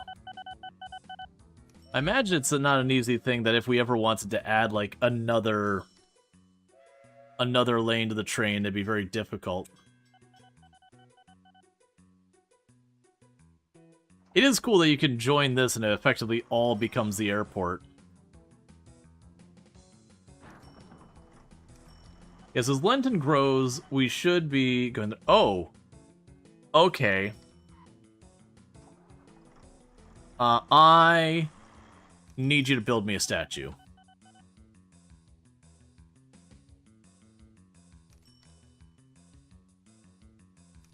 I have made your town a success. I need you to build me a statue.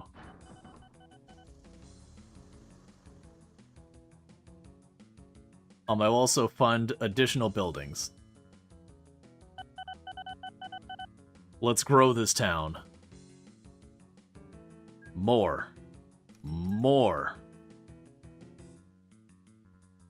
I was mostly sitting on just a big pile of money and being like, just put that money to use, man.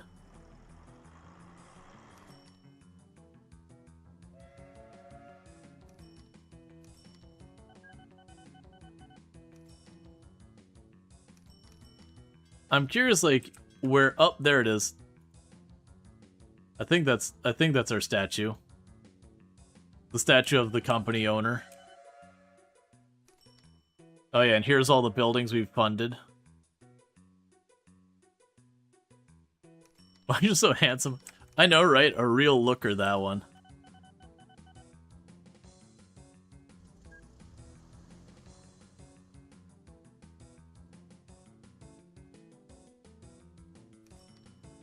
And thank you, Luxray, for the tier 3 sub. That's 32 months you've been subbed to the channel, and I really do appreciate the continued support. It means a whole heck of a lot, and so thank you so much for that. Yes, I just want to explosively grow this town. And then, you know, be able to use that as, like, our main draw. I was going to rate what to do if you misclick or something due to the UI getting clear, but we'll see how it unfolds.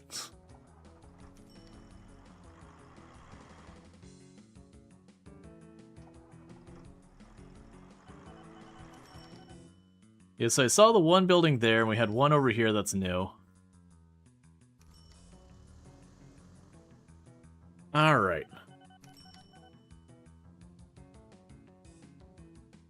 So let's continue to go with this this whole train bit going on here.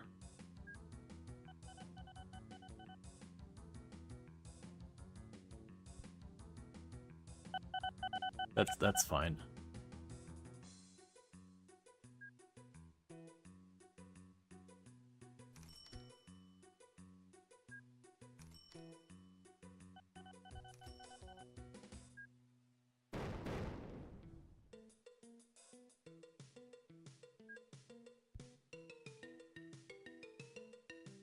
Okay. So you can grab the one train that's servicing this, go to your route. So we want to add this to your route.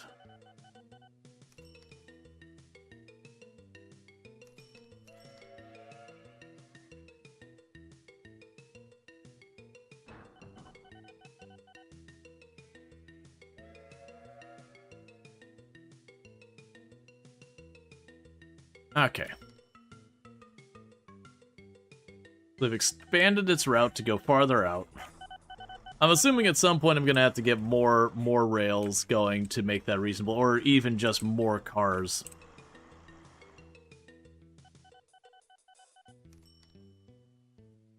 Alright. So you're doing good here. If we want to get more stuff happening, so you're solid.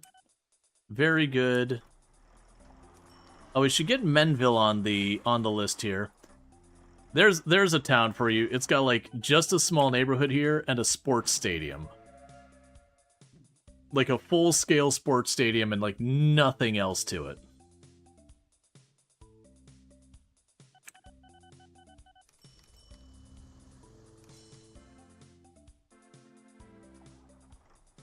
We can't really realistically get there, and I don't want to crowd this up. Look, they have their priorities.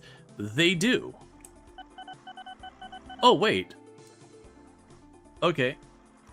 I didn't even see. The city has started growing on the accepts valuables. Now accepts valuables. So, the city has now grown to the other side of the road. I missed that part. I just looked and was like, what's this? Okay, well with that, what we could probably do is go over here to let's get train construction out, get landscaping out, get road construction. We'll put a bus stop. Oh, wrong kind. A bus stop.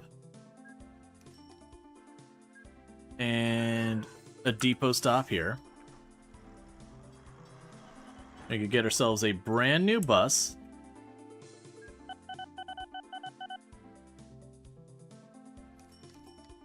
That I don't care.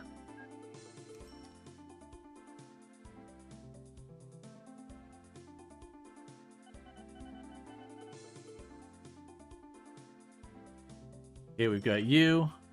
You. Have a nice time. We will want the mail carrier. You to you. Have a nice time. I'm willing to bet I need to get those mail carriers to like one vehicle to go back and forth.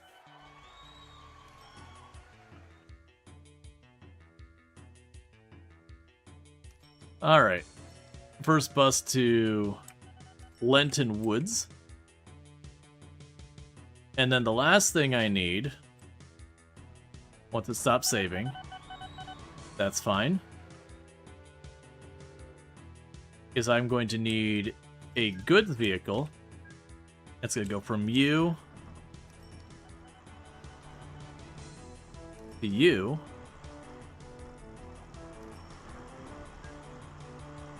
To make sure we got goods delivered to this side of town.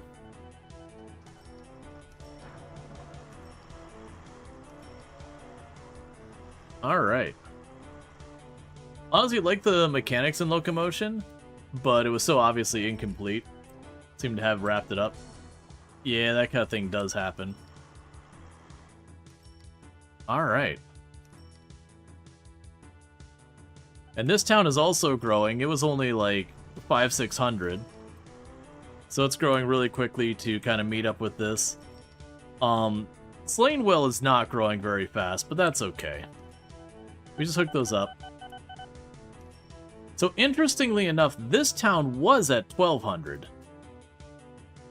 But since we started hooking up all the flights, its population's gone down. Which is a curiosity.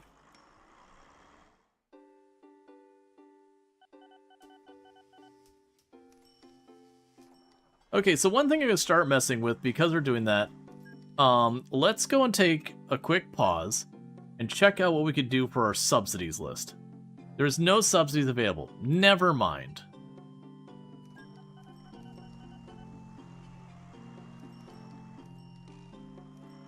They keep you over here somewhere.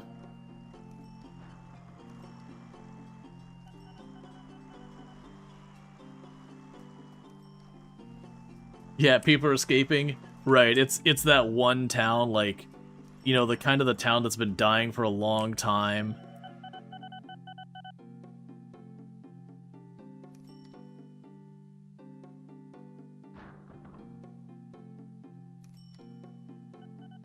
I wish I'd stopped getting that prompt, but I'm not sure what to do about it.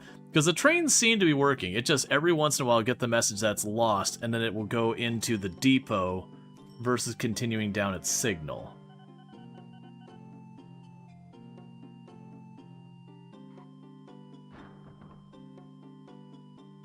I do wonder, and this might go catastrophically wrong, if we take this...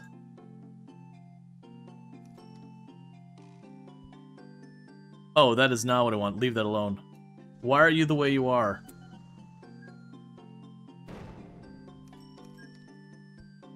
So the plan had been...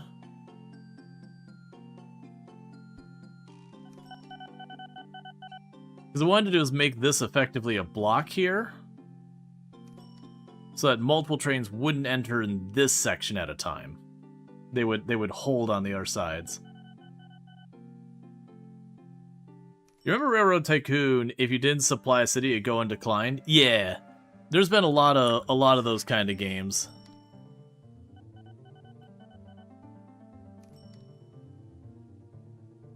Yeah, so I think the reason why we're getting the message lost is because it's trying to pull into the station, but it can't. Because it's currently blocked off. And that this train here is effectively reserving that lane at all times. So we're going to try to make this work.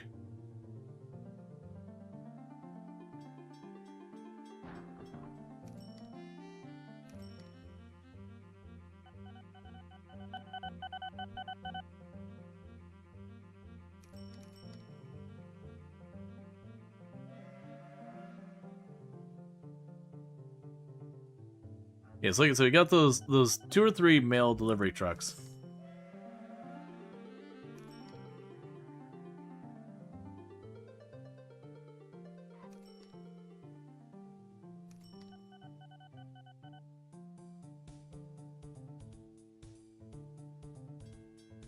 Okay, I think we're good.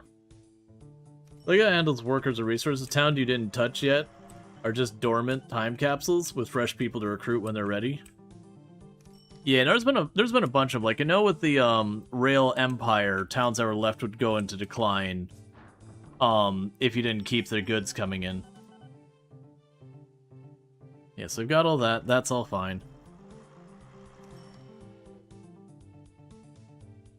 So, valuables.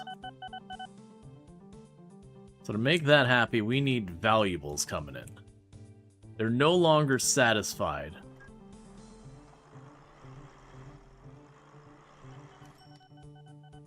Fund reconstruction of urban road network causes considerable disruption to road traffic for up to 6 months.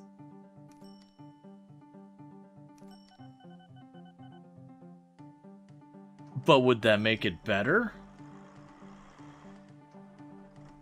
But local road reconstruction.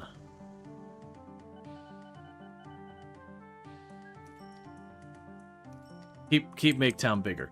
All right, so valuables. You're building railway stations with 8 Z levels. So you make goods here. We got iron over there that we don't care about. That iron mine, I don't mind if it just closes. I honestly wonder if some of these towns would eventually just go away if we just choose to neglect them. So we got a coal mine and an iron mine. So what I'm doing is I'm looking for a source of valuables.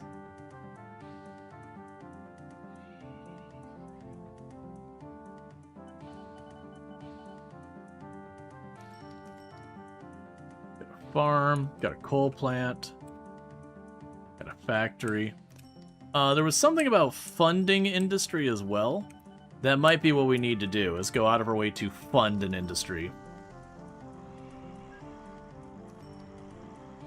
Fund new industry.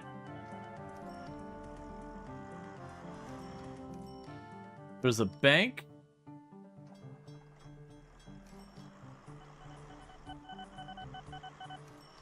So you require valuables and you produce valuables. So the bank is what does valuables.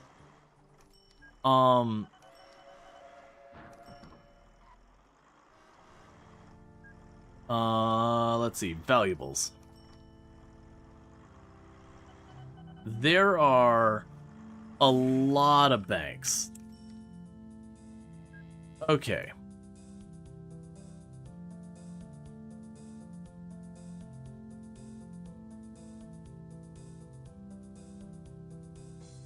So it would appear that my towns already have valuables. Okay, so what that might mean is I didn't want to click that away. So what it might mean I need to do is I might just need to take my trains, send them to the depot, and add a values thing. Alright.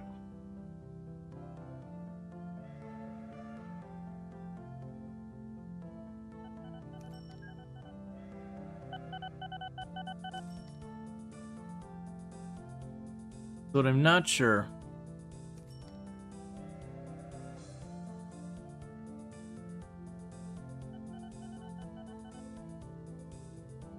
Yes, I'm not sure as how we change a train. Send the train to the depot. Control click for maintenance only. Train 1. Unable to find a route to the local depot. That's fine. Send to local depot.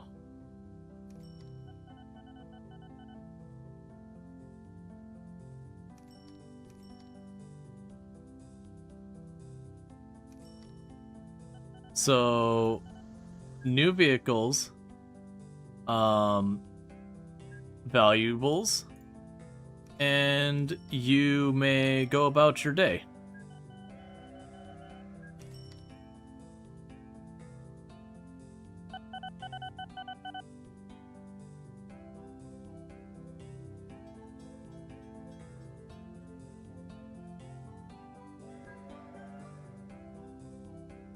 So you have to wait for it to park, and then when it comes back...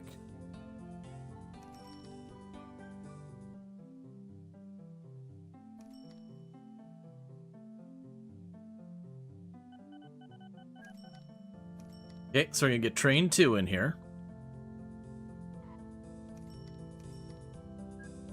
And we will add a valuables cart. Go about your day. And then once train 1 does its thing, we'll bring it in and we'll add valuables cart onto it as well.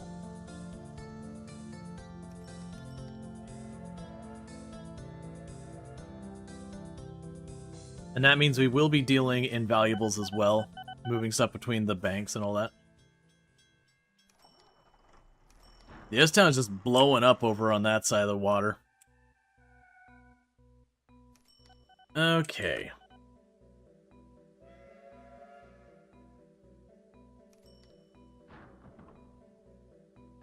I'm curious how often the subsidies replace.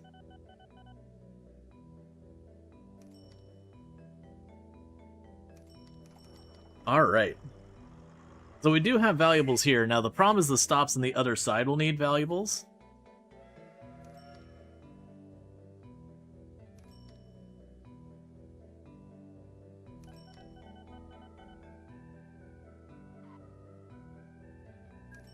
Alright, now we get you. We'll put a valuables car on you as well.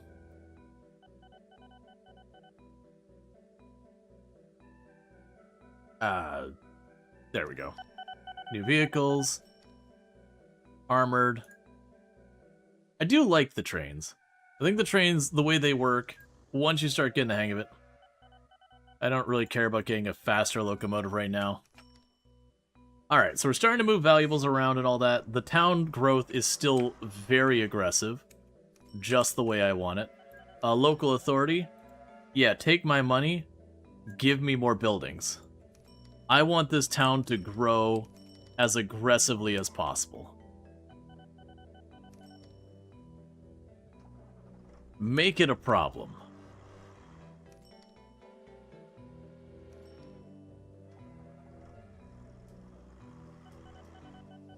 You continue to get smaller.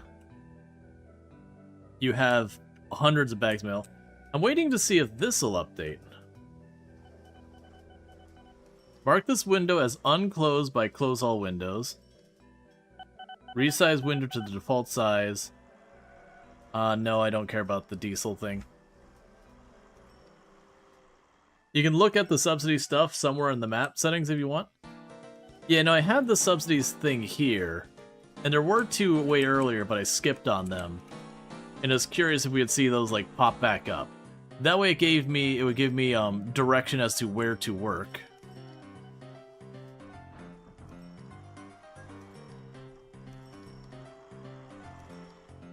Yeah, this is all the businesses opening and closing.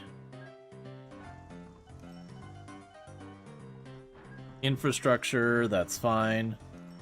We don't need to take loans or anything like that right now. Yes, there's only the one thing, because it mentioned you could add AI players, but you had to download them from, like, their online content, and I'm like, I have no idea what's saying. Hey, Bonds, how's it going? Yep, so I'm not going to worry about any of those exclusive planes. Man, that was my very first time playing, so we're checking it out. This town is not growing, and it's because of number of passengers and all that. We do have this, like, all these ones, like, you physically can't get to that building. I'm willing to bet you can, like, pay to get rid of the farm and all that. Oh, the map settings should say? Let's see.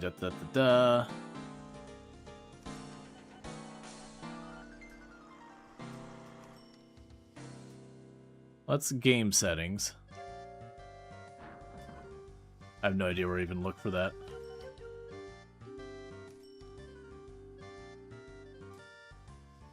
Yeah, because this is an open source version of the game kind of thing.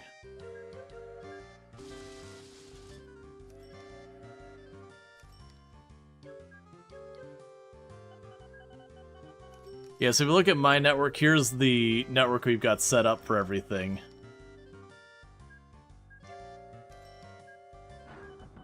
Got vegetation. Got the town names. We have all my land. We have the industries. We have our vehicles. That's fine. You can also play multiplayer. Also, don't remember where to find that too. Sorry, it's some menu. Yeah, no, it's all good. Hey, Mark, how's it going? Oh, we got a subsidy.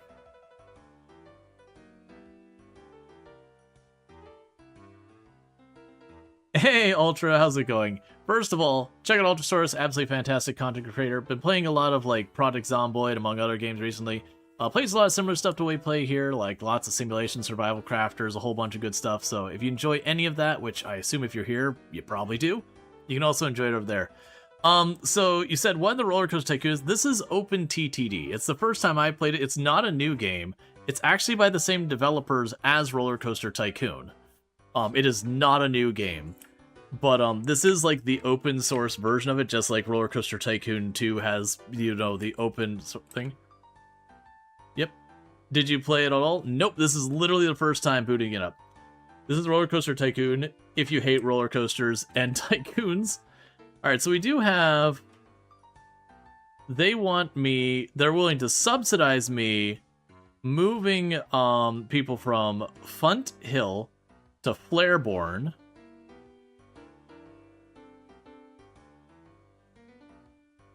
And that's for moving passengers between the two.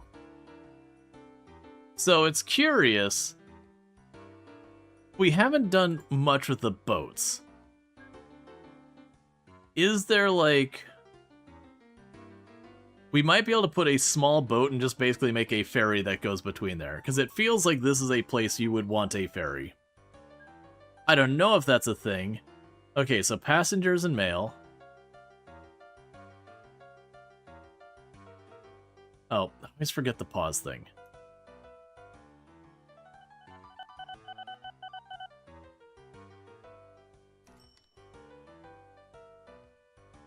I don't. There we go. So pause that. We got the dock on one side. Got the dock on the other side. I will need a ship depot. But yeah, so it's a game about logistics. That we are moving stuff all the time. This used to be your jam when you were a kid. I was a menace. You'd fund road construction on the other AI players' road networks when they ran low on funds because they couldn't transport. You'd buy them out. It feels like the kind of game where you'd be able to get like all sorts of abuses like that. Okay, so we've got this. New ships. The MPS Passenger Ferry. Alright, so buy our ship. And as well as games you can't do hardly anything while paused. They'd be thinking I was smart buying them for 50,000, but buying 400,000 debt without realizing it. Yep, so we want them to go from this dock at Funt Hill over to Flareborn there, because it does say they're willing to subsidize me for getting passengers between those. So now if we start that, we get our little, citizens celebrate the first ship arrives at Funt Hill Docks.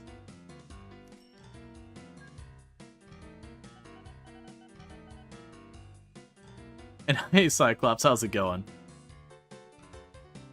So we got 100 passengers riding on there. I have no idea how many passengers we need to be moving between these. What are you saying? Let's see. I'm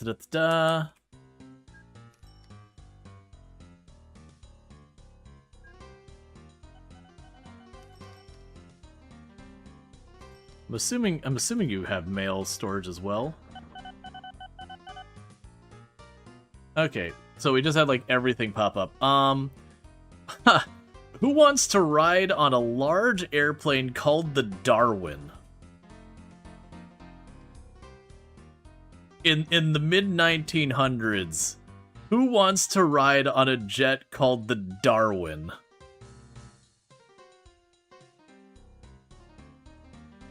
And we're incredibly profitable and all that.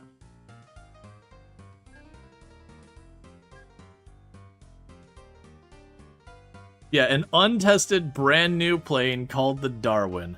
Yeah, so I got a couple of mail trucks and all that that are losing me money, but that thing. Alright, first ship arrives there. With massive running costs. Okay.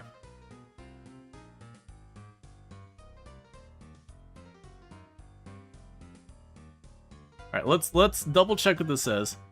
Click on Service to Center on Main View on Industry Town. Control click to open up new viewport. Yes, it mentions the subsidy. We've got passengers. Maybe just have to wait for it to finish its return trip. So this town here.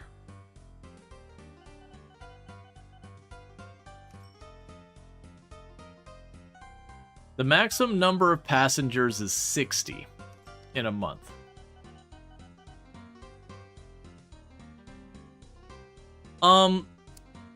So the mechanics is always a tricky one. There are some games that do not give you a reasonable path to discovery.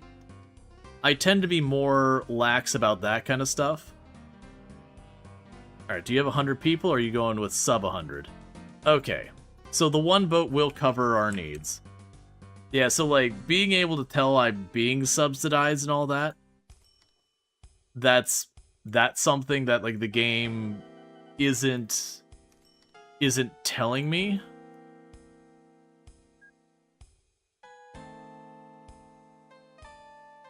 Yeah, by November... Yeah, so we got to the end of this, like, pretty close to the end of the month. So I'm not sure how you would say, yes, give me the subsidy. I've done the thing for you.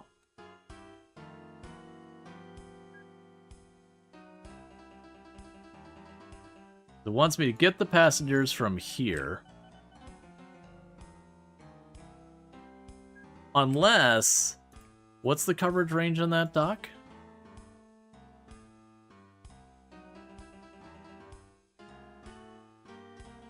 Because it could simply be... I'm only covering up that coast, and that's not enough. Yeah, no, I thought the first one went through when I checked its manifest. Oh, I see what you're saying. I was looking at what it was capable of carrying, not what it actually had on it for the first trip. Services subsidized, yeah. Give me that government money.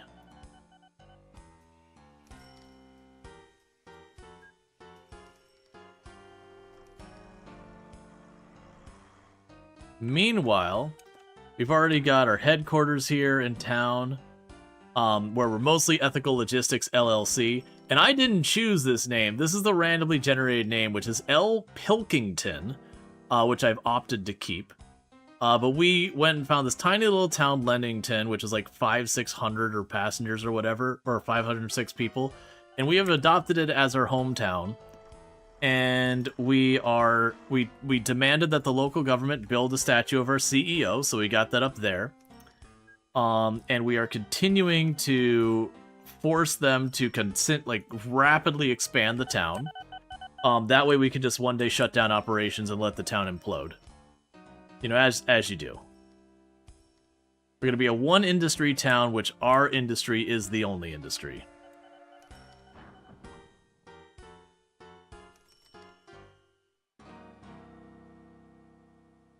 Yeah, so we're funding its aggressive growth. It has started to expand on the other side of the water.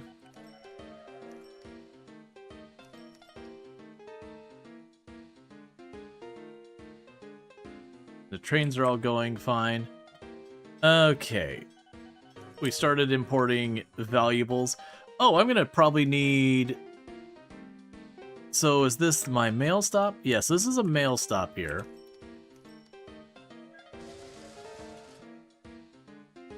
Oh, there's the train breaking down. I heard a crunchy noise and I got scared. We have definitely not had a catastrophic train collision today. So let's go here. Road construction. Bus station. Along the road here.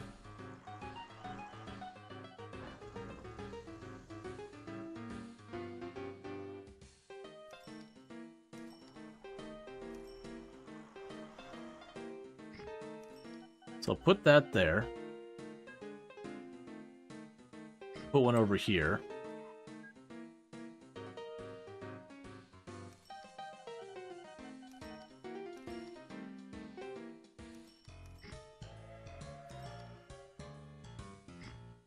1 second.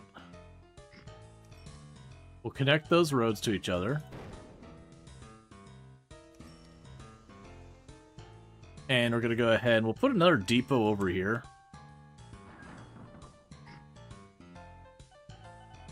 And new vehicles.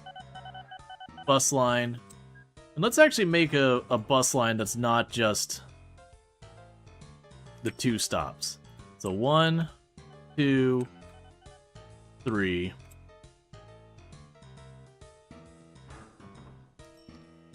Four. Means I want to do the reverse. And get on your way, man. So you basically put another connection between these towns. So I got a bus that's going to go back and forth here. And they'll probably go here.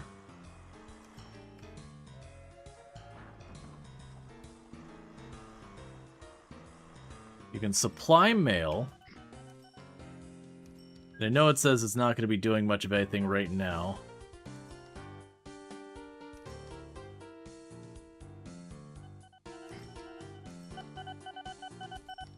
Alright.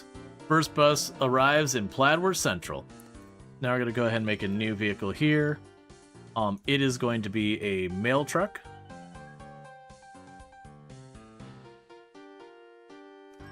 We're going to go from Pladworth, Pladworth Central, Leamington, South. Oh, and we need to do the reverse.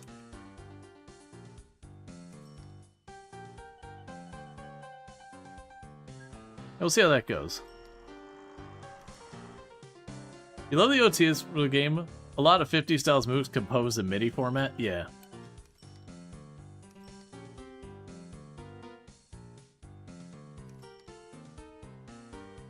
Alright. So Fun Hill docks are now accepting goods. I mean, we've already got the docks set up over there. Wherever that was. Somewhere. Alright, let's close this. We can go to our shipping, do this. Okay, and it's just letting me know that we got that going. So we're going to go locate our boat. And since they're accepting goods now, we're going to get a new ship.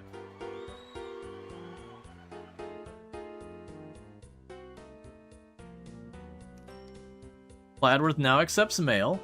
Love to see it.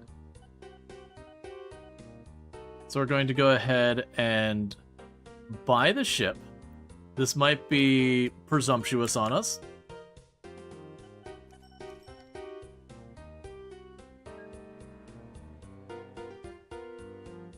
We'll let that go. Okay.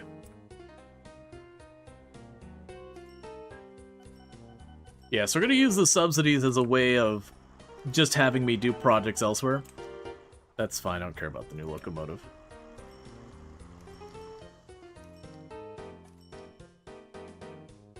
So one thing that I think is going to end up needing to happen is these two towns are going to continue to grow until they moosh into one town. And that's going to make things very tricky because we're going to need to figure out how to get around a lot of this stuff.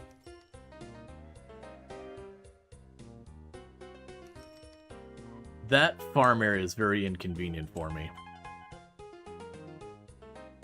Because what I'm probably going to need to do is get a rail station that has a ridiculous amount of rail lanes.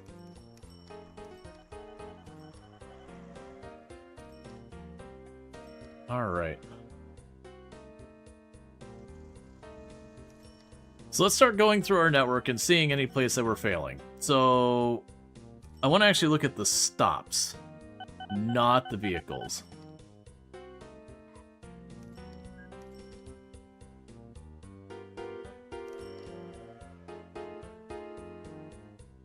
That's what I'm trying to remember.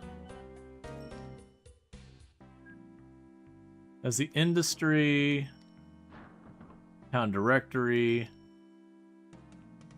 Oh, 1 second. We've got another subsidy. Passengers from Bree Hill to Rainbury. There's Bree Hill. And Raining Bury is going to be a pretty easy one. We're going to do this the lazy way, which is I'm just going to grab a road like this.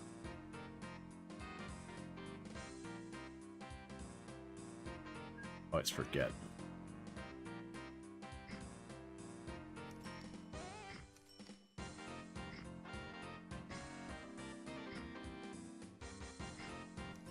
You now accept goods. That's fine. I will need a depot up here.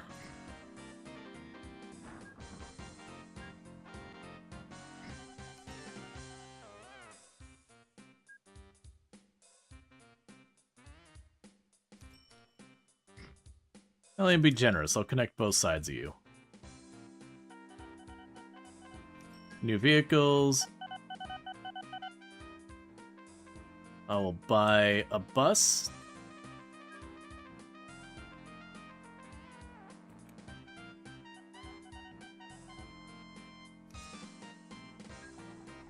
Go.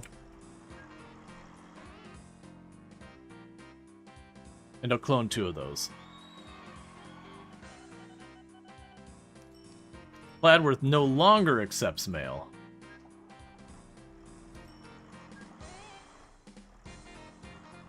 Alright. So you have a max number of passengers of 77. And each one of these buses can handle 31, so we should have overkilled that. Let's go get our subsidized stuff.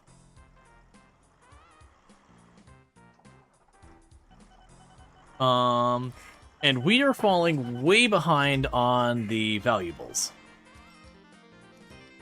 So what we're going to go ahead and do is we're going to send you back to the depot, and we get another car for valuables on these trains. The new vehicle, armored boxcar, added onto the train.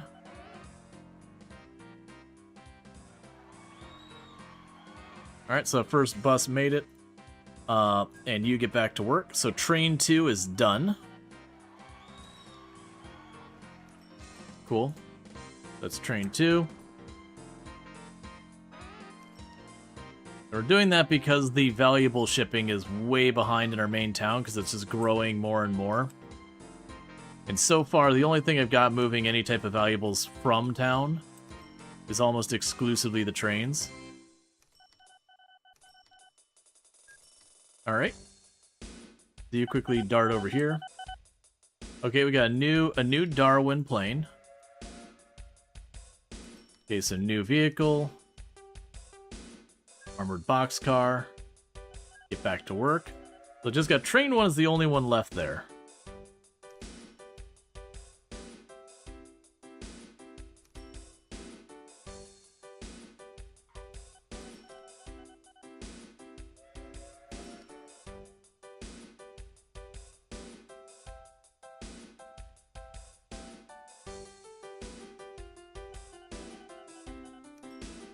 I have a lot of vehicles that are losing money all of a sudden.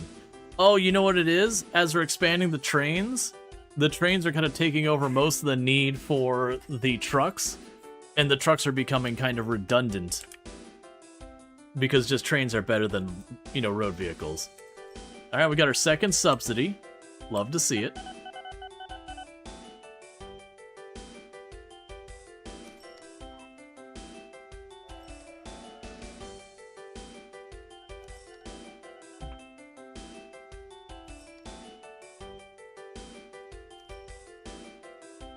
I wish it gave you some type of quantification of what that actually is doing for you. I mean, the assumption would be subsidy you're getting paid extra. Like, more than you'd be making for just doing it. But it'd be nice to know, like, oh, hey, for every delivery you're getting extra 15 bucks more than you should be getting because it's being subsidized. Okay, new vehicle.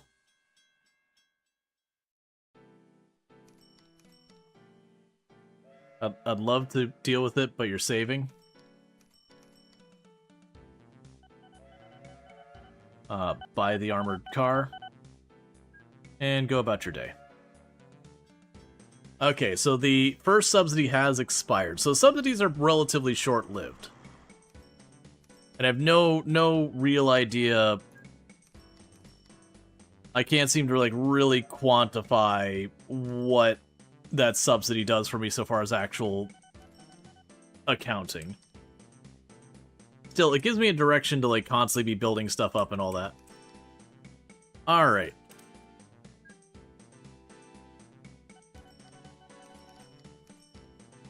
Oh, all of our super long-range aircraft are no longer turning a profit at all. Oh, it's for profit this year. We just started the year. Okay, never mind. That's fine. I was like, wait a second.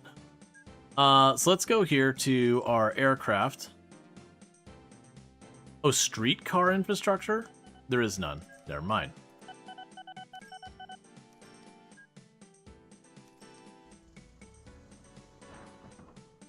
Hub airports. So I could choose to plunk down a really big airport right in the middle of town. The downside is that'd be the whole thing. So I'm gonna plan for this to be the future airport.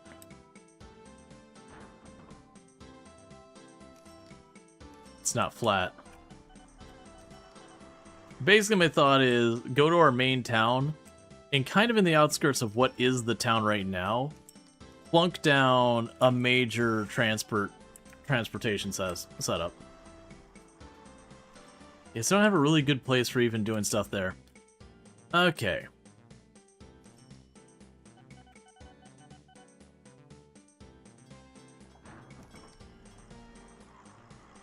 So I'm surprised this iron mine hasn't got under. I'm literally not doing anything with it this whole time. Where's this iron mine? Wait a second.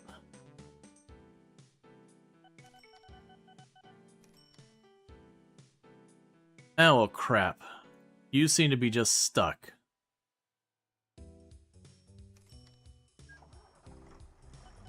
Let's force you. It drove 2 inches and immediately broke down. Sure, I'd like to know what the subsidies do, since it doesn't give me any information in game that I've been able to find, at least.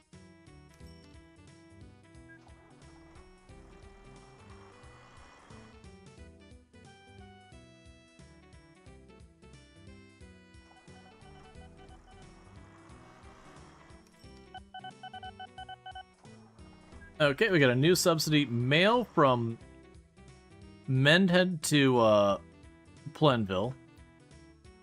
So from the big city up here to down there. So I think that one I'm gonna have to connect by road.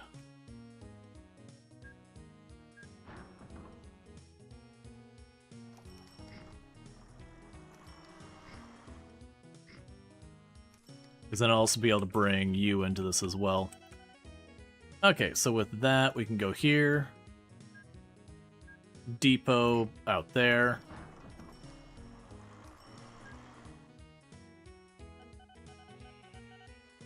We could put one spot there.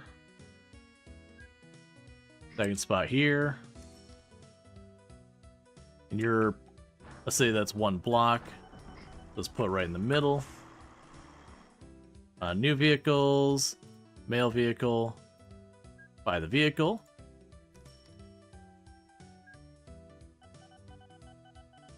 So 1, 2, 3.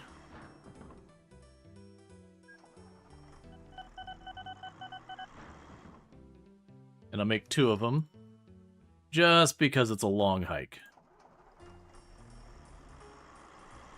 On default, subsidy routes pay 2 times the revenue for each unit delivered for 1 year starting from the awarding. Gotcha.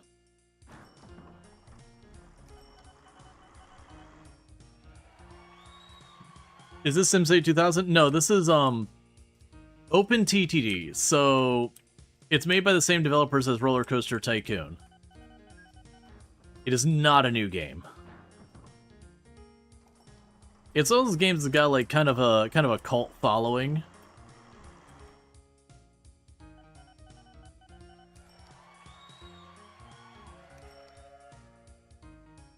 Alright, so let's go with the local authorities, and I would like you to build more buildings. I want you to grow your town endlessly. Make bigger. Alright, you're now accepting mail. I don't care about that one. We can get this out of the way. Hey, it looks like they're finally getting their town to be bigger.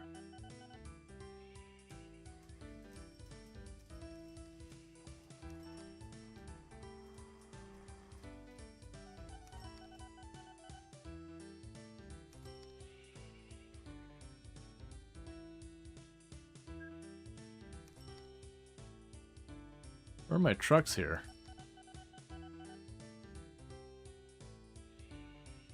Where are the trucks?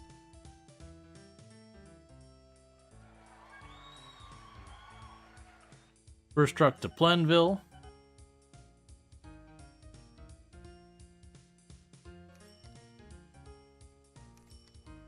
Okay. Alright, we got our subsidy.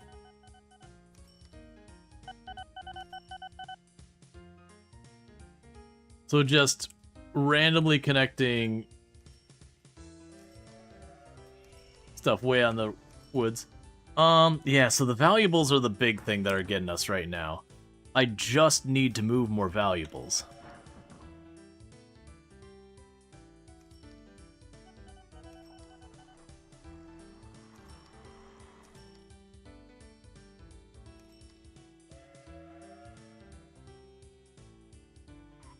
That's not how you do that, man.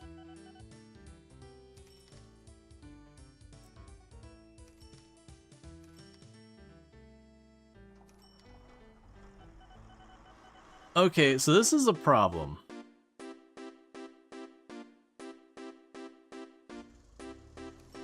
That this crossroad, even with the train way back there and not moving, is still stuck. I'm definitely gonna have to put a signal here somewhere.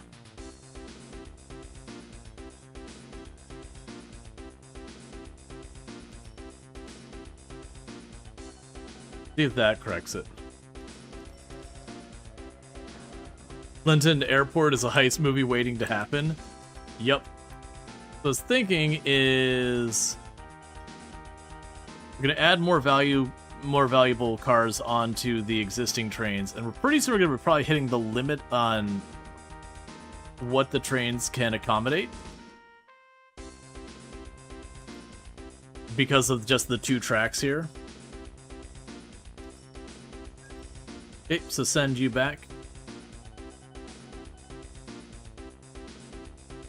Are you delivering them? I believe I'm delivering them between the different places. They might not be accepting them yet, which, if not, well, they should.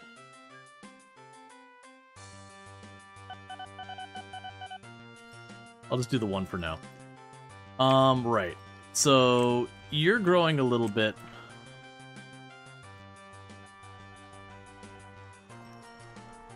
Yeah, the next one is growing the most. Yeah, so you're continuing to grow.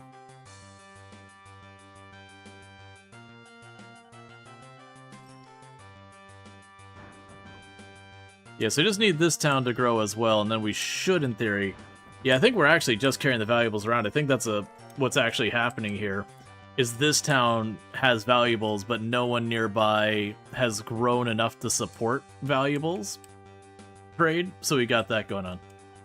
Alright.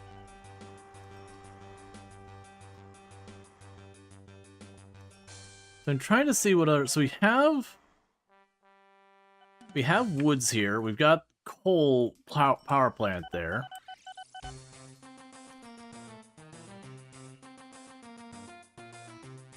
Okay. We designed a new road vehicle. Would you be interested in a year's exclusive? I'm gonna say no, but it is a bus that handles 35 people. Is that bigger than what we've got? It's slightly.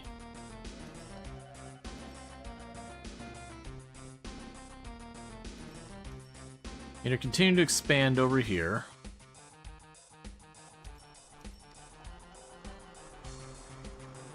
And how are you doing here? Mediocre is how the delivery is going. Alright, let's start going through some of our lists here and seeing what needs to expand.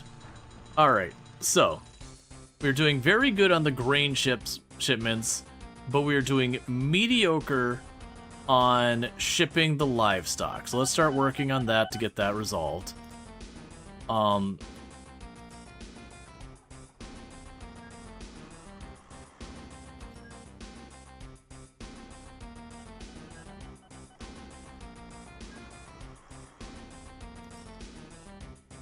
There, so I got 2 more vehicles.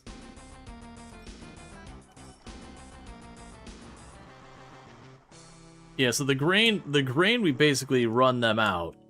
We are grabbing all of their grain. Livestock.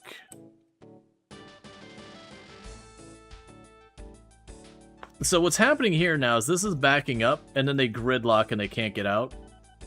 Give me a moment, I'm trying to get all these messages, because that's what this is about, is all those trucks just stuck up there.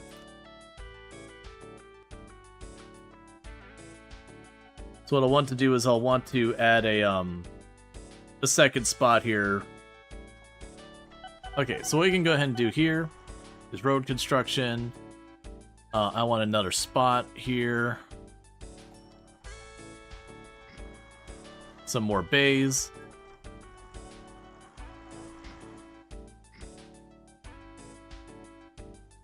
Oh, there's a slope there. That's unfortunate. So now, because these are all in the same group, we can take this route, and where they're trying to go here, instead we're going to tell them go there.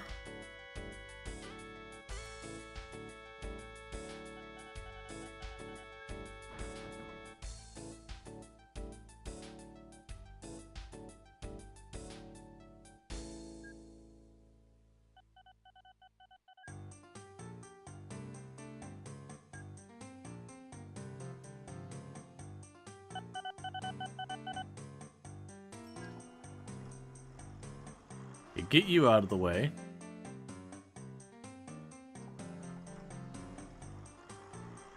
And get you out of the way.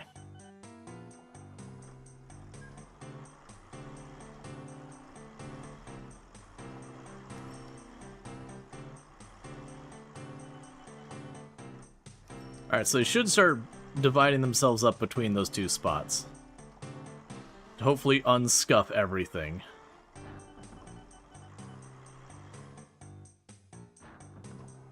I'm just seeing one vehicle appear after another and being like, what is even going on here?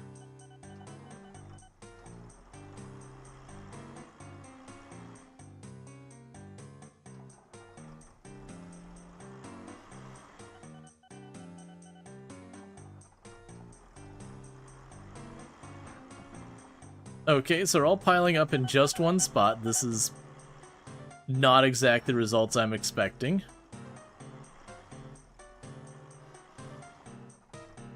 Especially considering I told them to use both locations.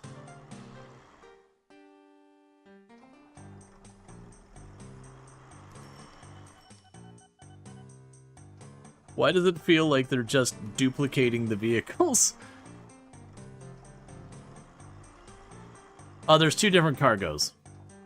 One's dropping off iron and the other's picking up steel. So these flatbeds are steel and the dump trucks are iron.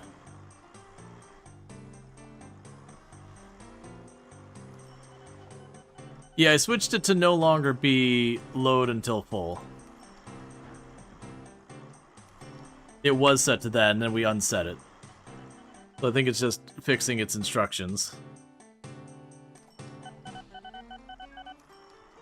Oh, no, you're right. I thought I had corrected that already. Because it is shared orders. Okay. So hopefully that'll unjam everything. Yeah, no, it's just there was 2 that kind of got stuck on top of each other, and it just gridlocked the whole thing. But it seems to have fixed that. So I need to pay attention to what it says, like, oh, a whole bunch of these aren't making money, just stop and fix it because it'll just compound. Ooh, you're already up to 3,000. Alright. Fun new buildings. Just keep growing, man. I want Lenton to just start overtaking Pladworth. That they become one in the same city. Okay, so what we're probably going to need to do... landscaping, level terrain...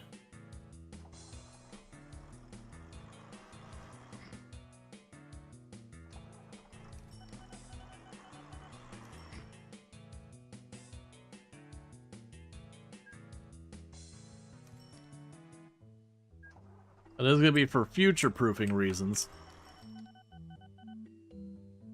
You no longer accept goods, that's just whatever. Get a landscaping thing. Large airport. Yeah, it's the idea of the hub airport.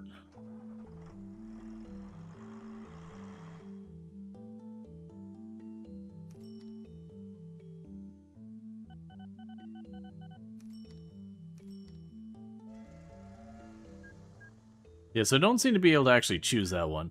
So large airport.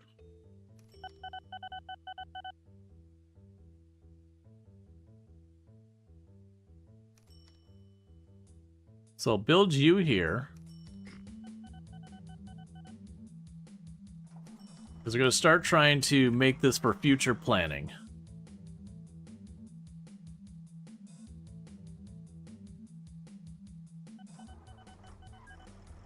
Railroad construction. Do this.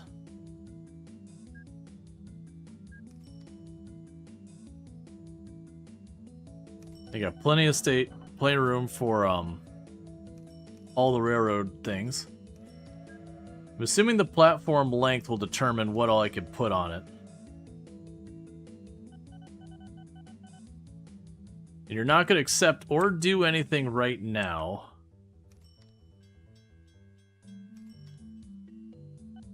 But I figured that way I could grid out railroad tracks everywhere.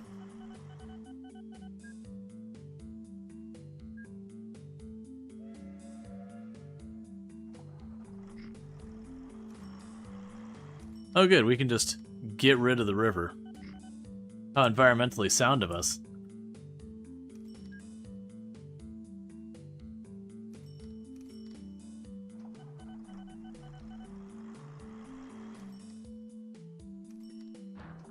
Station is too spread out.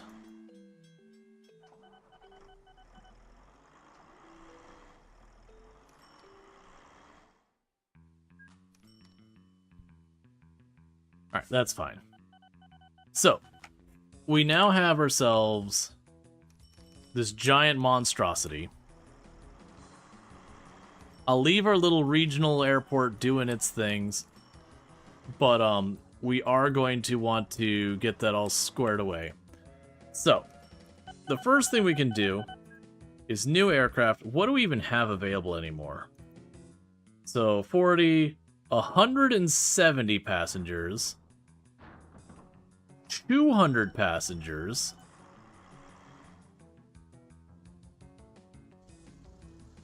we can get up to 200 passengers, and what we'll probably want to do is find...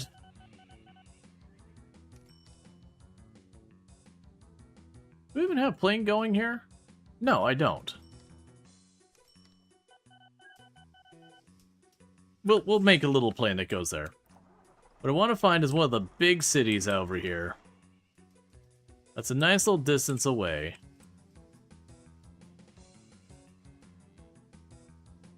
Hey, you got a decent number of people living there.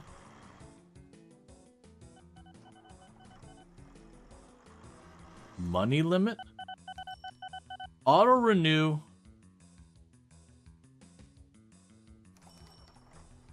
That's okay.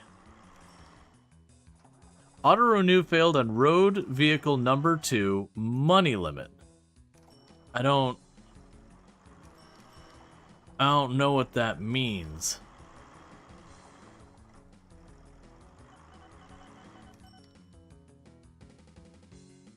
And actually, hold please, we've got a farm. The August? Oh, that's next year. Never mind, that's fine. You want livestock from here to Truff, whatever it is? Where's Truff?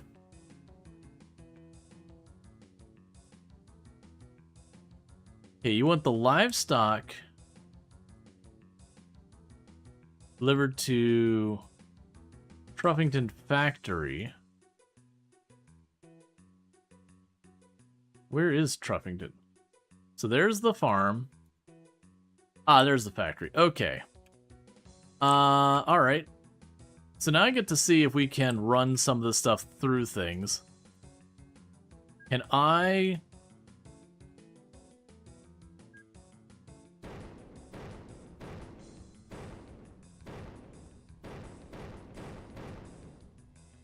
I see. Okay, so you can clear their stuff out.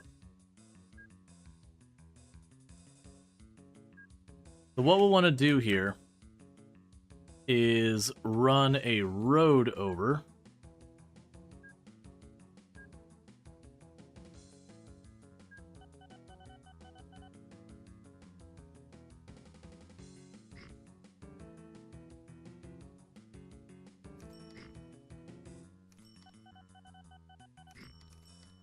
Okay, so we've got a road between the two. And then we're going to want to have a delivery spot here. And a delivery spot here. And we'll need a depot, just doesn't matter, somewhere along the way. Okay, and we're going to be delivering livestock. New vehicles, livestock van, buy the van. Close this. From here to there.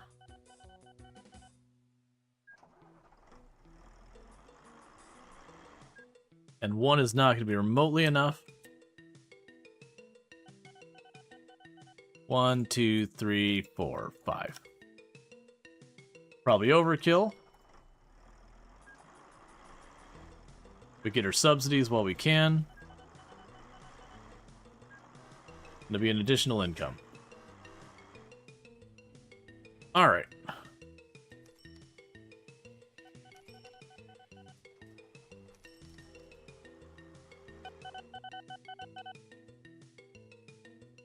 $700. Alright, so what I wanted to do is somewhere up here I have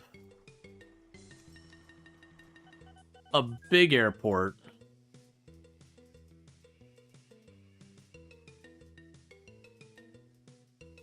We can use the map view.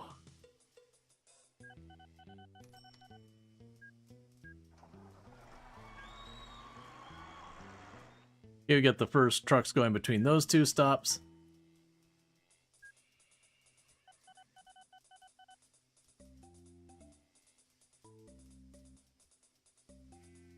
So we get the little airport there, but I should have a big airport around here somewhere.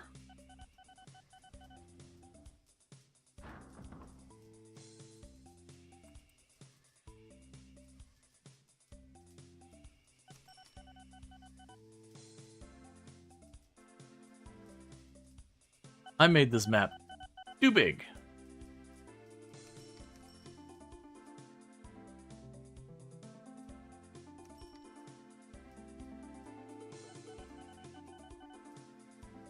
There you are.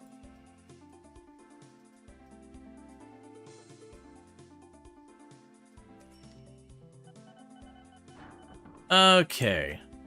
So, what I'm going to go ahead and do then is we're going to add a plane here. New aircraft. And let's make terrible decisions and get a plane that is unreasonably expensive to operate to run this. And it is going to go from here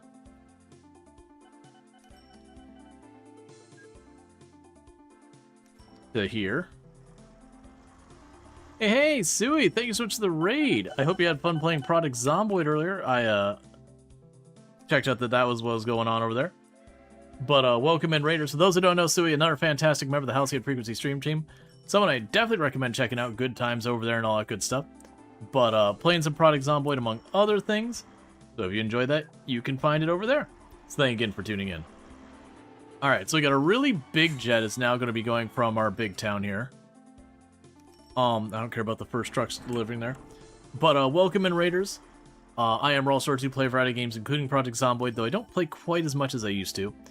Today we're checking out for the very first time OpenTTD, which is by the same developers as Roller Coaster Tycoon. It's not a new game. It has been around for a hot minute. It is very information dense, but basically you're ending up running like all sorts of logistics networks, that kind of thing. And that's what we got going on here. So we have kind of adopted this money limit.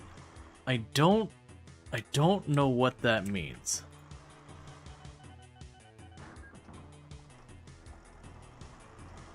Age. So it's mentioning the bunch of these vehicles are old.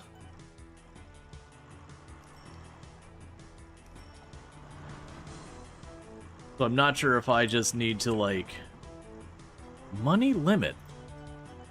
Yeah, so this is one of those games that doesn't particularly do a great job of telling you what the heck is going on. Yeah, so I got a bunch of these vehicles that they're warning me they're getting old. Do I just have better vehicles I could be using now? Alright, so those...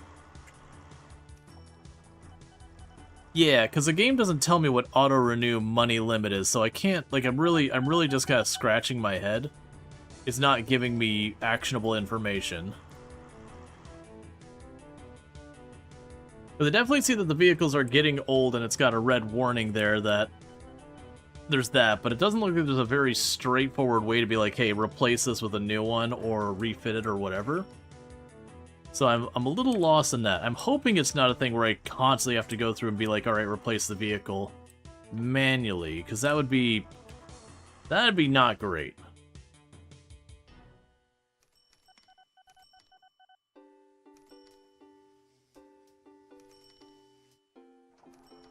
Alright, so we got all our logistics set up. But yeah, so the entire point of this game is you're managing a bunch of logistics. So like, to give you an idea, I've got an iron mine down here, a steel plant up there, and then a farm over there. And these are things that already exist in the world. I'm just hooking them all together. And so what ends up happening is that all of these goods go into producing consumer goods. And then we're taking those consumer goods and we're shipping them into town. So I've got this town here that is kind of our, the town that we've adopted as our main one. We've got our headquarters building in here, down there. And then we've, you know, forced them to build a statue for us and everything. Because, you know, we're just very generous people.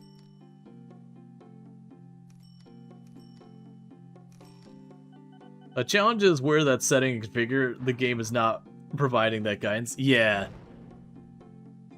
Oh. We had a plane crash.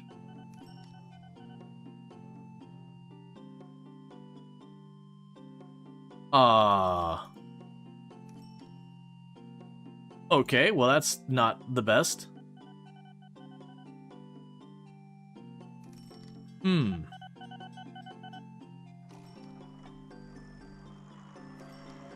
That is unfortunate. I'm also very curious because I can't, like, clear the runway or anything. I just gotta wait for it to go away. I'm really hoping the second plane doesn't land and immediately... Can you clone the crashed plane? Maybe. Oh, never mind, it's already gone. Alright, so you do your self-care and all that stuff. And thank you for the lurk and the raid and all that good stuff.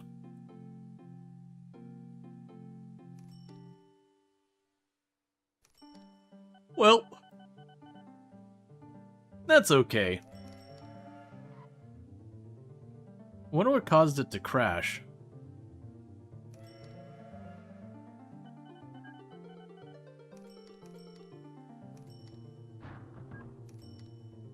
Okay, so it wasn't me sending the wrong plane to the wrong airport, it just couldn't land on the runway.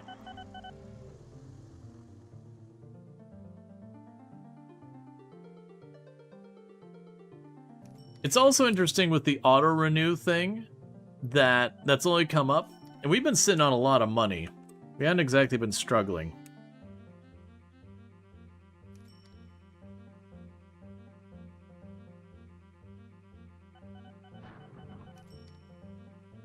So we can have all that. So first thing let's do. So let's get one of these rails. So we've got Ninbridge. We're not servicing Ninbridge. Let's service Ninbridge. We take this far right rail over here.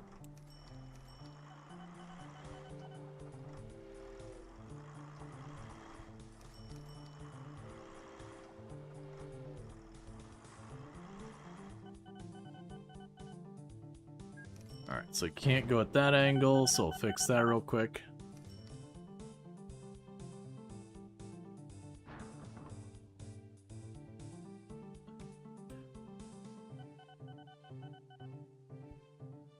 But yeah, again, check out Sui, absolutely fantastic content creator. But did we not actually get a proper shout out? My apologies. I saw the prompt and thought we had a proper shout out. Again, check out Sui, absolutely fantastic. Highly recommend. Okay. So these train stations are going to be just one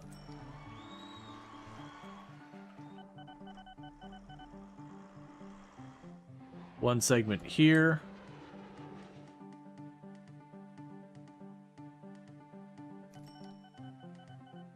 No, I was saying basically that I had shout out Sui, but I didn't realize that we didn't actually hit the shout out button thing. Is what my comment was more about.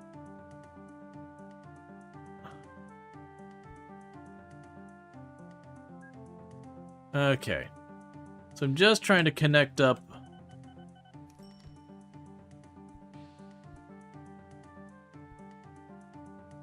all the railways we can.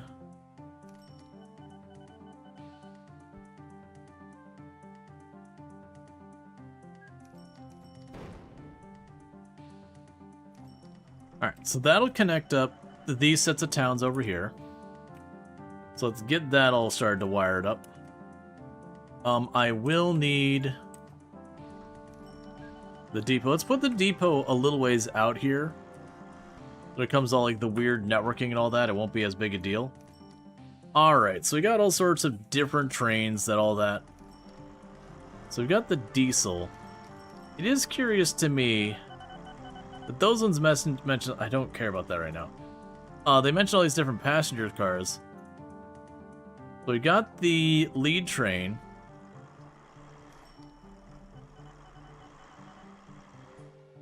Put 2 armored car segments on there. Grain hopper. 2 goods cars section.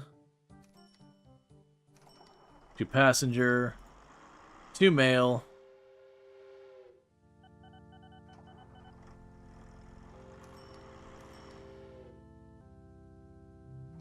Alright.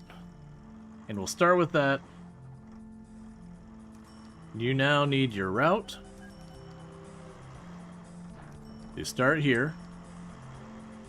And you cruise on over here. And you cruise on over there. Then you loop back.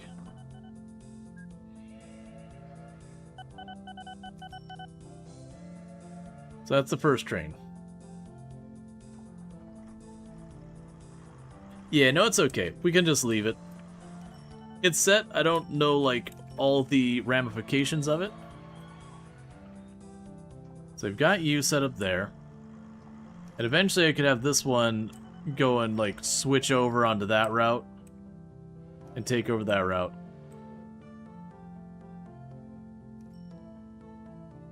And actually, we can keep this extension going.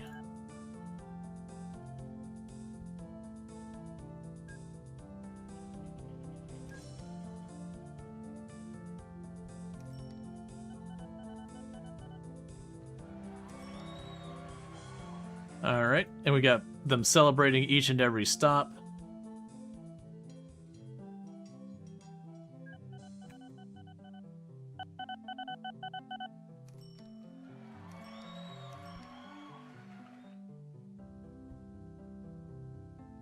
Alright, and we can grab this train.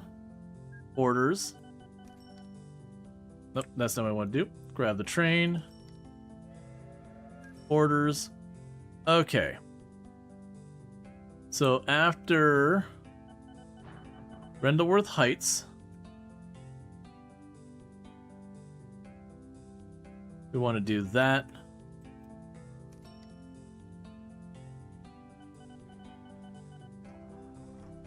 Then you'll do this. Okay, so it just made it a longer route. Meanwhile, we have where you want me to do passengers between these two towns. Fair enough. That's probably just going to be a road situation.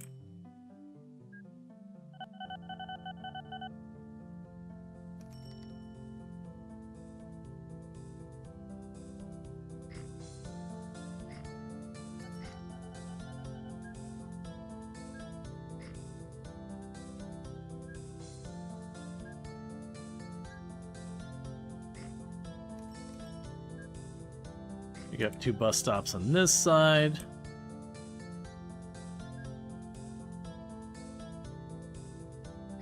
And just the one on that side. Alright, we'll figure out all the money messages. Yeah, I mean, they're all operating still. That's just catch up because they were stuck. Okay, so we got new buses the last time. So we got the Regal bus. It's 31 people. All cargo type passengers. So we got the Leopard, which doesn't actually seem that much better, but that's okay. So have you go 1, 2, and then 3.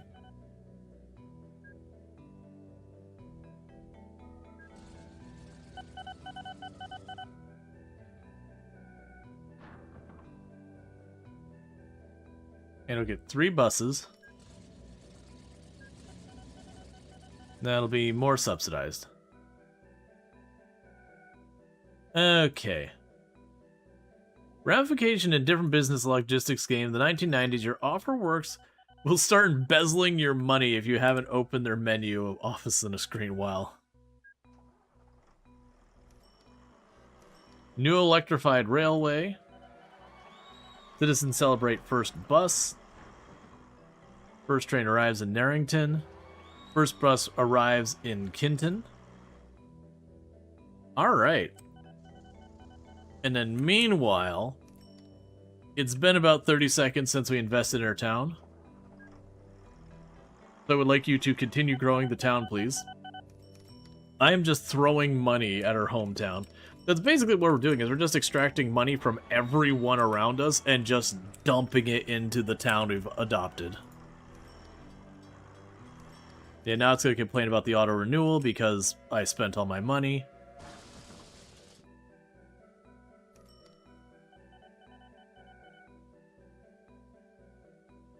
Alright.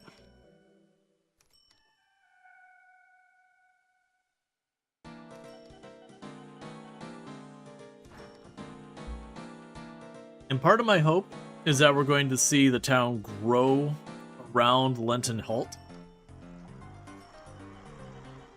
increasing the demand for it.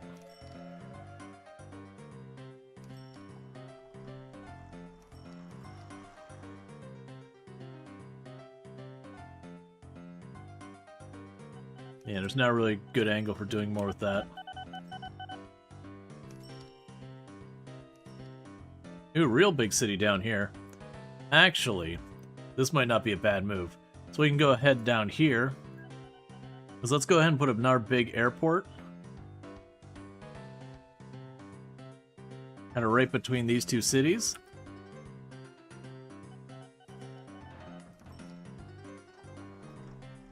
And we're going to go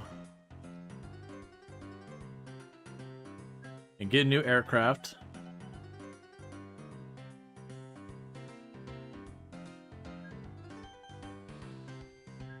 And we're going to tell it to go from our big airport here The one just on the other side.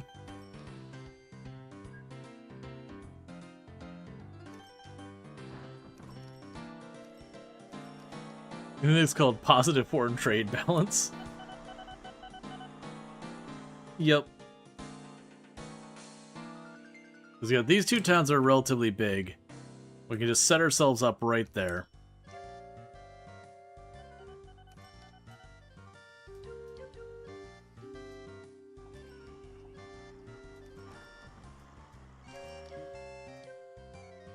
I also potentially put docks here, here, and here. I just have a boat go through and do that. I might do that just because we haven't done much with the boats. Let's go ahead and do a dock.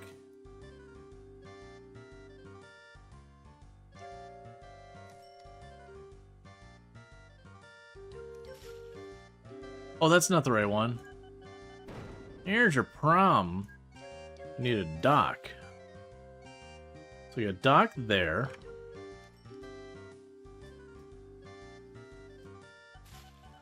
Need a dock there.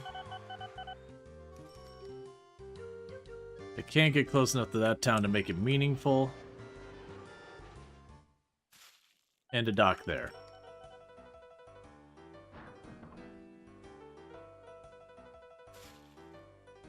Okay, so we got a bunch of docks along this route.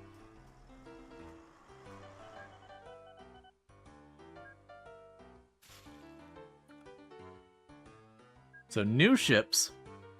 We'll get a passenger ferry.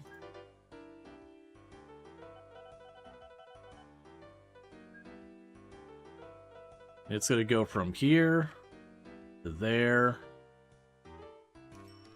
to there to there and then back.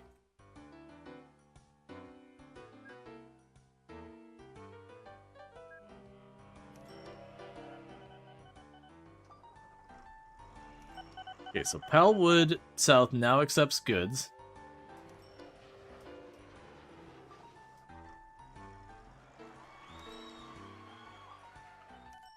Alright, we'll probably need more than one of those boats, but we can get that figured out. Yeah, so that's both poor on both of those.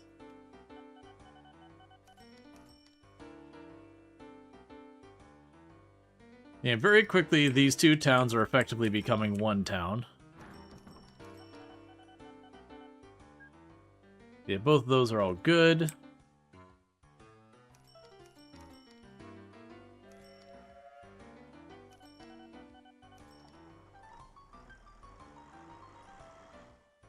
Yeah, I'll start growing all these ones. So you're not growing.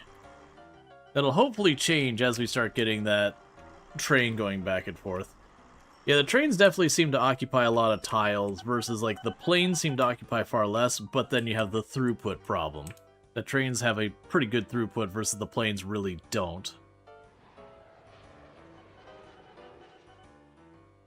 Little Charfing Way on sea. That's fine. We give the money a chance to catch up. Alright. Now, I can definitely see why people get horrifically addicted to this game. You could just keep growing your little empire and keep making it bigger and bigger. And especially with OpenTTD, where we can make the map way bigger than you used to be able to, I could see a lot going on with that. I'm willing to bet Lenton is probably like the biggest town on the map at this point. Town directory. A sort by population.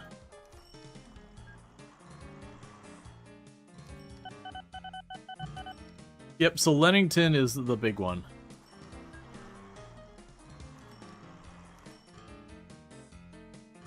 You're the next biggest one. So yeah, let's just embrace this strategy.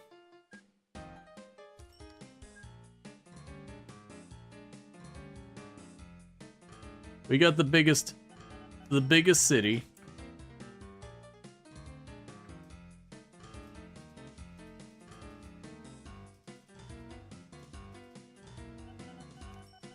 And let's just start hooking our city up with other ones.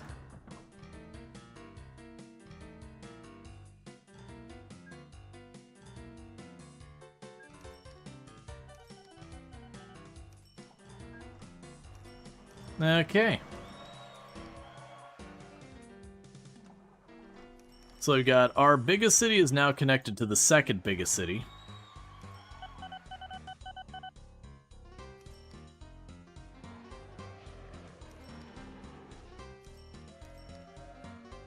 Plane crashed. 24 died. Well, that's not what you want to see.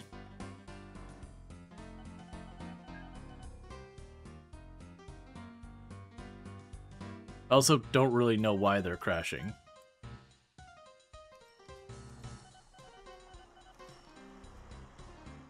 Let me guess. They're only going to rate me 4 stars now.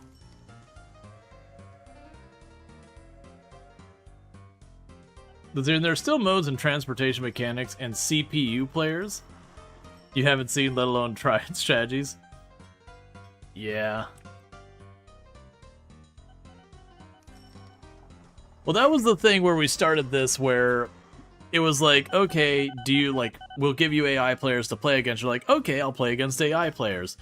And then you turn around and, like, I went to go and did it as, like, random AI, and it just didn't put people there.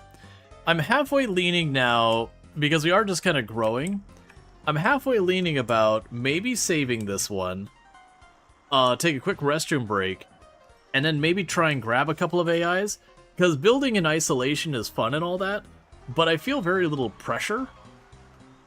Like, you're just kind of doing for the sake of doing.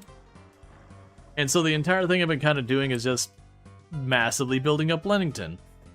But when you really look at it, there's not a huge variety of stuff yet. It could be that once the timeline gets farther along, more things unlock. I've also learned a lot with the railways, where this is a monstrosity, that I definitely could see improving that. I'm also curious when it comes to the multiplayer, or not multiplayer, the AI, like how much they directly try and cause problems with you and all that. Because this is pretty early stuff, I could see them maybe not being that directly involved in taking harm to you so much as they're operating on their own, and the fact they're present is the problem. From what bit you remember, you could download AIs from within the game mod menu in the start screen or something? Yeah, no, we saw that, and I was like, I wasn't going to deal with that, because, like, I hadn't even planned to play this today. It was something on the radar to play sometime soon, and then there's that. Yeah, so I think that's what I'm going to do. I think what I'm going to do is I'm going to let it run for a minute. I'm going to quickly use the restroom and all that, and I'll be back in just a minute, and then maybe we save up, and we try bringing in some AI and seeing how that goes. Alright, so I'll be back in just a minute, and thank you again for tuning in.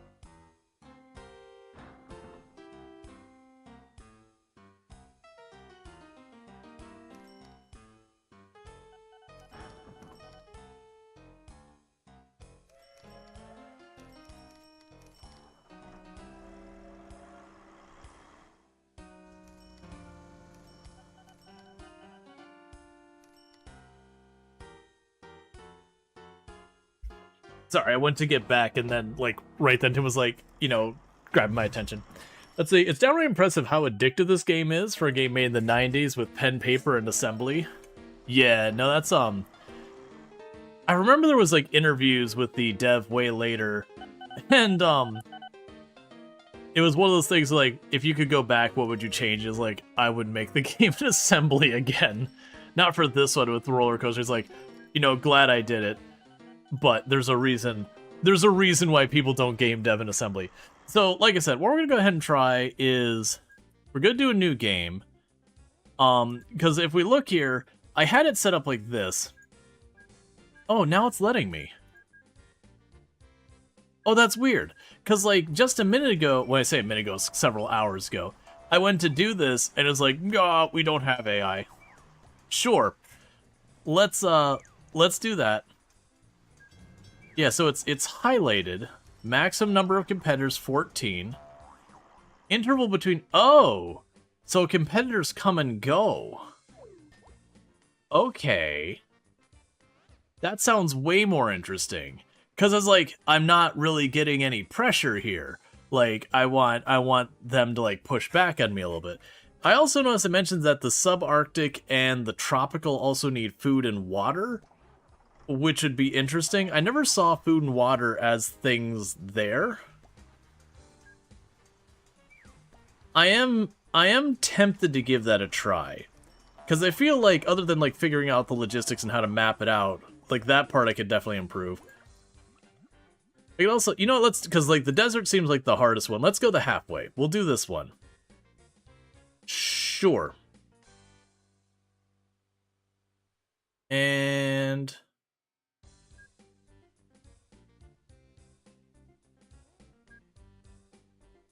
yeah, it's fine.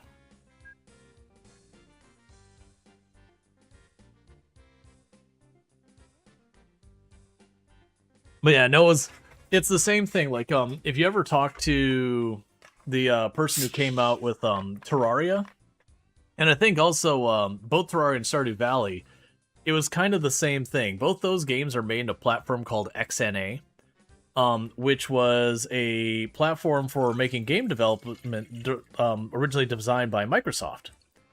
And for the record, like, I've done work in XNA, not like, professionally, but just as a hobby kind of thing on the side. And it was a really slick time at a time when, like, your choices were you could get, like, the 2-ton gorilla kind of engines like Unreal, or not at all. Learned enough to play with multiple hostile. That's what I'm thinking. Because I was getting to the point where I was like, okay, I can just keep doing the same and expanding, but let's go ahead and get some competition in here. So, I don't think we need to chase the subsidies so much. We also went with it being winter and all that. Okay. So, let's make this peninsula ours. That's going to be what I'm going to start. This little peninsula here, this is our peninsula. We live here now. Industry-wise, we don't got a lot going on here. I've got the farm. We got a coal mine. We got more farm. We do have... oh, paper.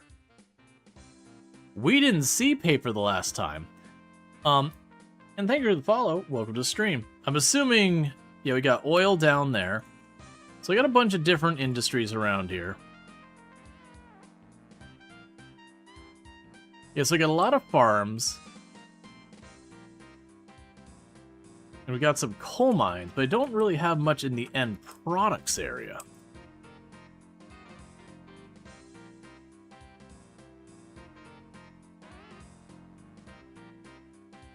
But that said, we don't necessarily need to be on the industry side. We can be focused quite a bit on just moving people around for money. There's probably a lot more money to be made in moving consumer goods. Well, there's where we can get, well, so let's, industry chain, printing works. So paper mill, so it'd be a forest, then a paper mill, then a printing work, then goods. We don't have the forest or any of that nearby. There are one or two unfun things that can happen with competitors due to limitations, but maybe they added ways to handle it. Yeah, no, I have no idea. Alright, so I think what we're going to do is we're going to start our whole situation here. I'm going to put my headquarters just in this area down here. But I think my plan is we're going to start by just worrying about mail and shipping. And then for industrial goods, we will see what we can do. I'm going to start wiring these towns together. We do have trains available right from the beginning. I could make one train route that cuts through all of this as well. But I feel like that's going to be a big spend, especially as these are all low pop.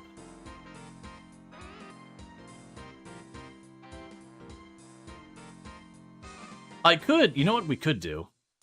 Is I could do a 2-track railway that connects these all up. One going one way, one going the other. This is probably not the move. You tell me how much you cost? You don't. Because that can do passengers and mail.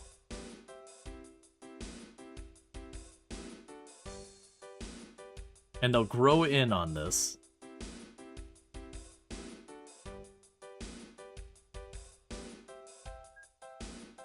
This is probably not the play.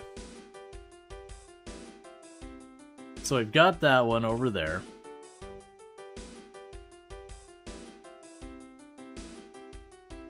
Okay, and I'll aim to put the next one over here.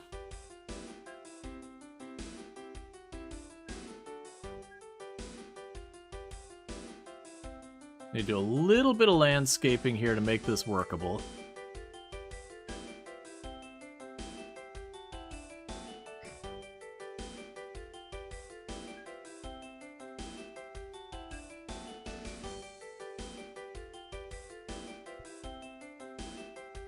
Okay, so before we go any farther, I need to hook those up.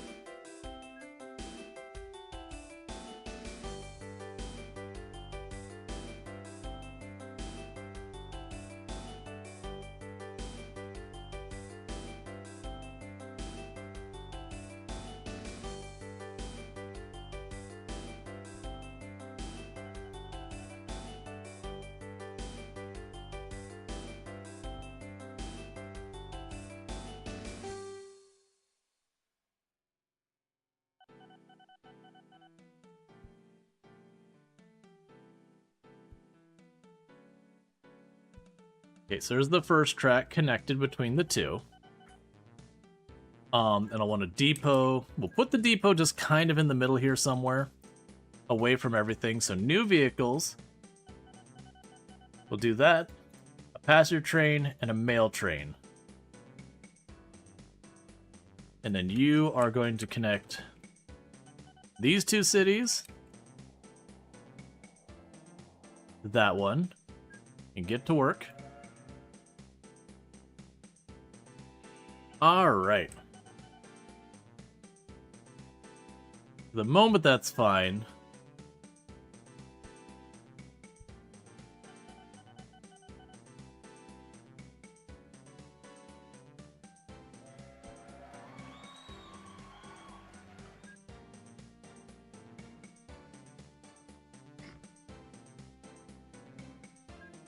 Like I said, I kind of want to make sure we have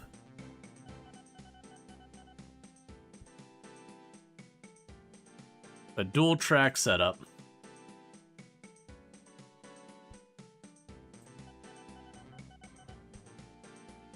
By that I mean immediately burn almost all of my money.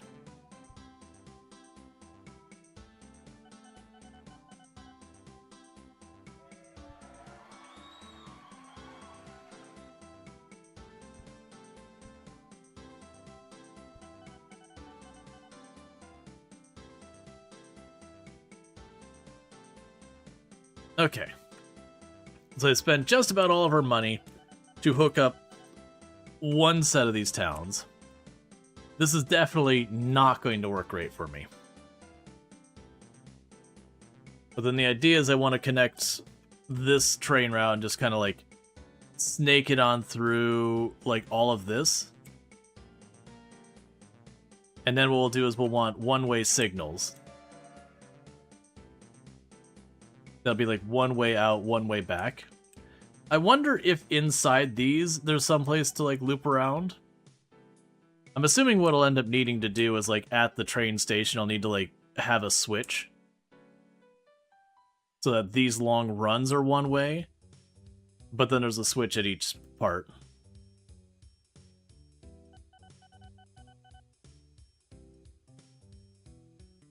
Alright, so let's see. So ratings, both of these are at good right now. Okay, La Hill now accepts food.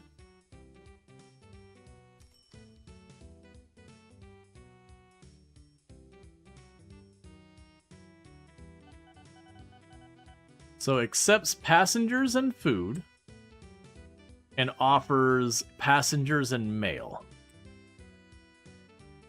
And the same here as well. No, you don't accept food, but you offer passengers. Alright, so that brings up the question of where we end up getting food from, because I don't think that's what food...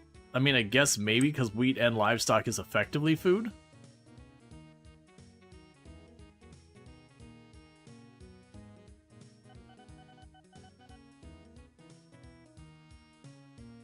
Alright. Yeah, no, I've heard a lot of good things about OpenTTD. I just never have ended up checking it out till now. And I assume we'll be able to look... Oh, so it named us La Hill. So new face.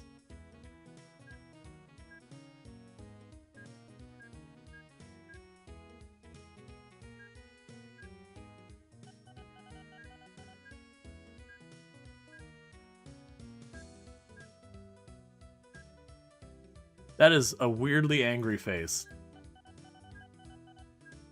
Some of these heads are just wild shapes where the head just goes flat at the top and all that. Oh, I didn't actually save.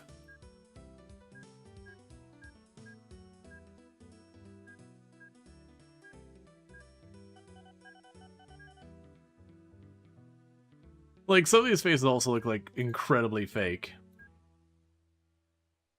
Sure. Just whatever business person. What I actually meant to check was not my company thing. I wanted to see what, like, the competition, if we could find any information on the competition, just out of curiosity while we're waiting for our money to build up a little bit.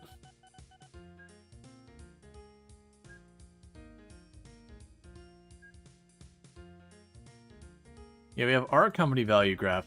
It could also be that the competition doesn't show up right away, because it seemed to imply you could have up, with what the settings is, I could have up to 14 competitors. So you can go here, world map.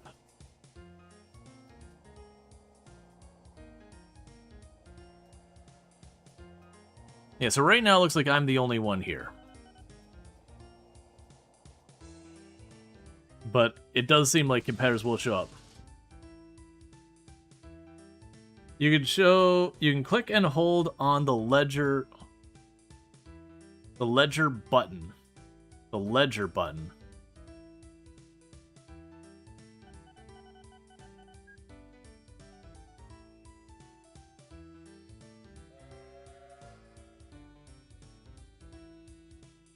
Yeah, I don't think they exist yet, though.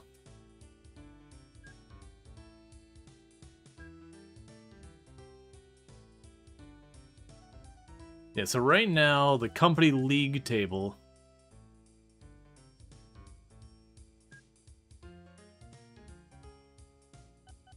Alright. Yeah, there's the company league table, and I think that's it. So we only have the one. Yeah, so right now we're working with this. We should have competition show up over time.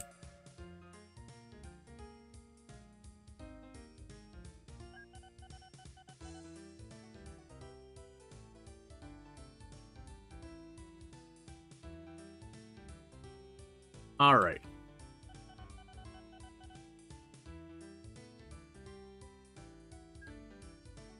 Yes, we're doing poor on mail. We're doing mediocre on passengers.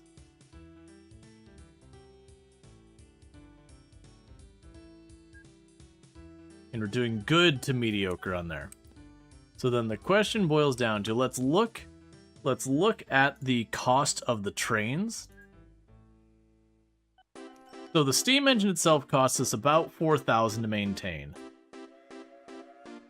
The mail car and the passenger, okay, so it's just the actual engine that's the only thing that costs us. So then the game definitely rewards me for basically making bigger, longer trains as opposed to smaller individual ones. Okay, so the next place we'd want to set up. So this would be interesting because I can get my train station close enough that we could probably squeeze it in here, have it reach the town, the coal mine, and this. That is going to be pretty costly for us to do, though. It only kind of service the town. But then I'd be able to turn it this way, have it hit the oil.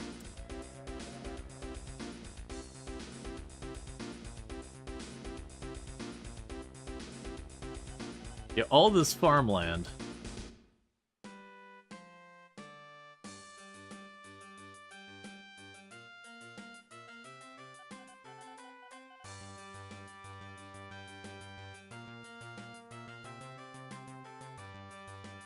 Yeah, because my hope is that this will be really solid for moving goods around.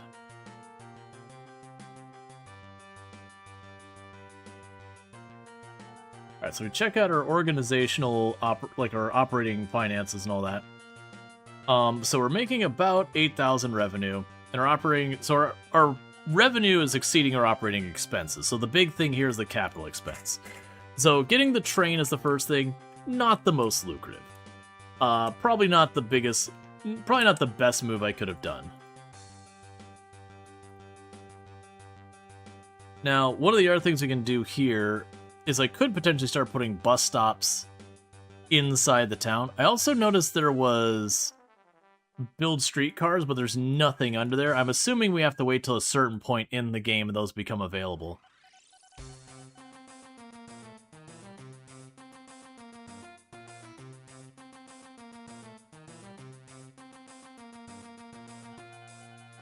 No suitable AI to load. This is an AI dummy and won't do anything. Download several AIs in the online content. Alright. One moment. Let's save in case I can jump back in and see if we can't figure that. That's what I was worried about there. Because when I went to start the other game, it was like, you don't have any AIs. It was like, okay. Online content.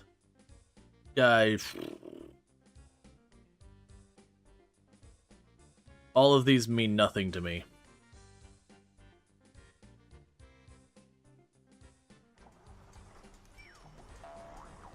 So, there is a bajillion of these things here.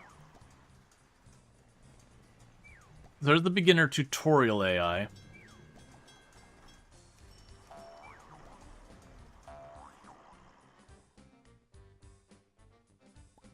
Okay. The thing...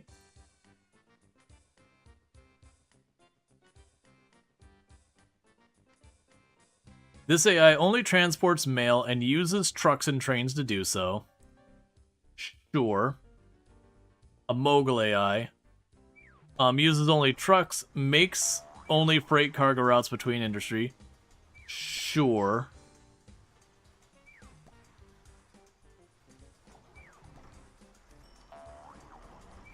This AI which manage vehicle schedules for the player. No, it's okay. The networking AI focus of this AI is to do high-level network planning in neat, realistic road constructions. No, that sounds like way too much.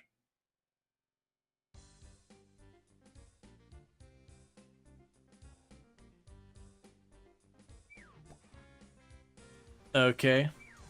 So ship AI. Sure.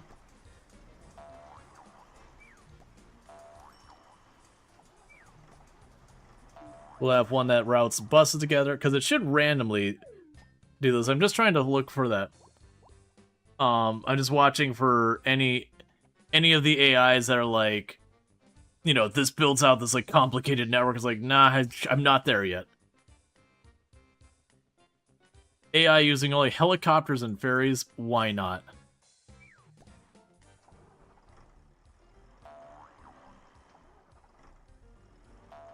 A road AI that completes subsidies and bus lines. Useful if you want to grow cities without a AI getting in the way of your train routes. Still in beta, still buggy.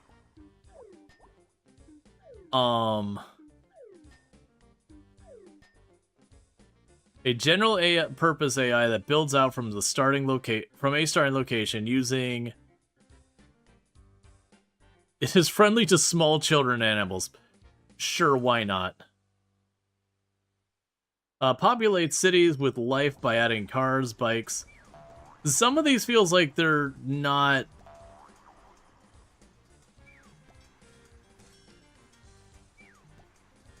Okay, I guess we will just go with that. I don't know. This AI will economically crush you. Alright. So the question is, I'm assuming if I load my existing save,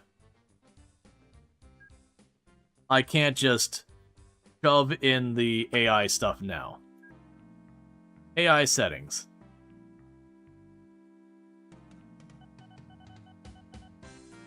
Okay, that says ship AI now.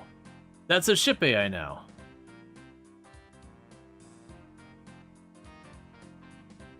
So I'm assuming the unknown AI got assigned the ship AI. Okay, so I think we're good.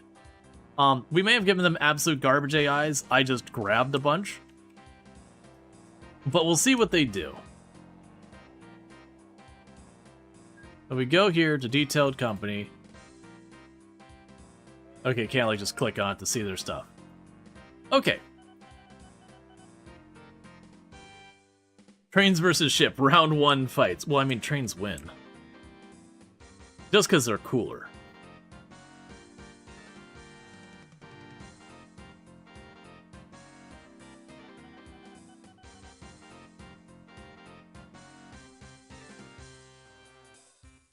Yeah, so I don't know is what qualifies as food. I'm assuming this will all qualify as food, since I didn't see... Well, actually, well, we could probably check. Industry directory, industry chains, select industry, food processing plant, farm processing plant. Okay, so there are food processing plants, which is unfortunate that I've not seen one. Okay, so there is a food processing plant down here. Let's do an industry directory. Sort by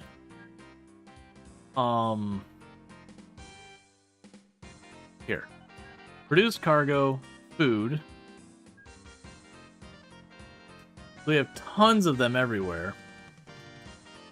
Which is one thing I have about doing too big of a map. That is one thing that'd be nice if I could like do that by range or something. There's a good chance that the food processing plant, so there's the blue roofs. There's a good chance that's my closest food processing plant.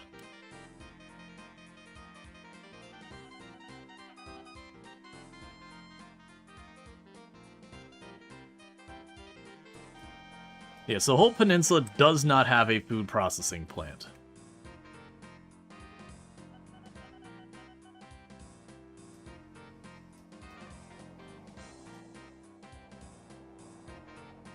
Yeah, I've got a food processing plant way over there. I got one across the harbor there. New transport company started. Ship AA starts construction near Flenston.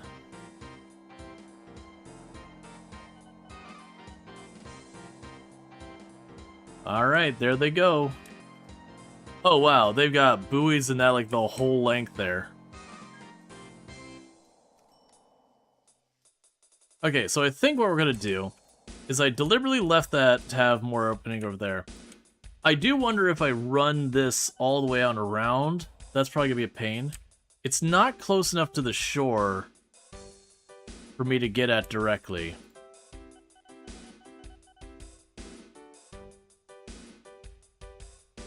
So I think we could go down this way.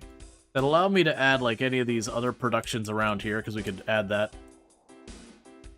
The idea of competition, you might want to pause while scouting. Well, I mean, I'm still waiting on money. Regardless of anything, I'm still waiting on money, whether I like it or not. This start here is definitely not making me the cash I need it to be making.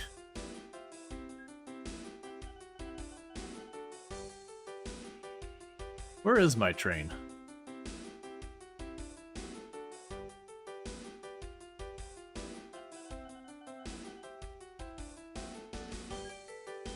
Let's do a quick detour.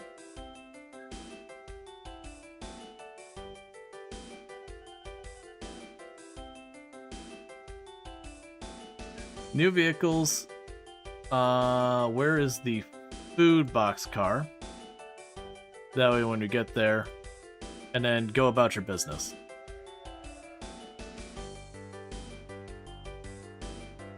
Okay.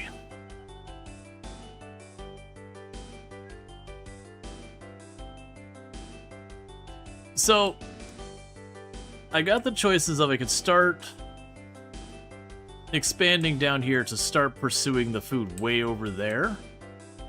Or I can say to heck with the food and just expand it this way. Now granted, I'm going to have to carve up all these farms, which is going to be really rough on the money.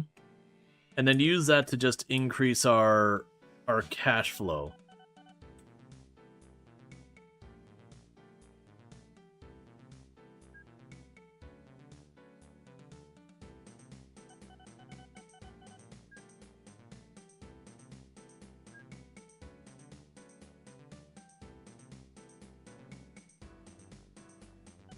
Oh, okay, so landscaping's expensive. I'm worried that just building all those bridges. So either way, we're looking at an expensive one. What I probably also need to do is just within these towns add a little bit of logistics so far as all this going on.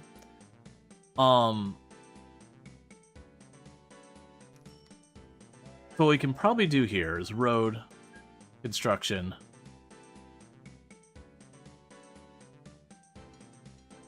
Little wooden bridge, just get over the top of that.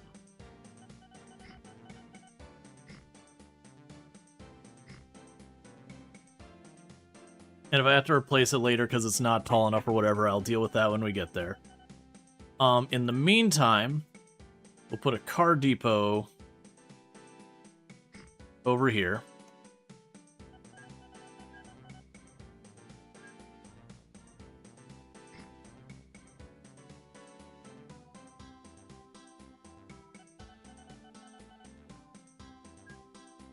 Put a junction here.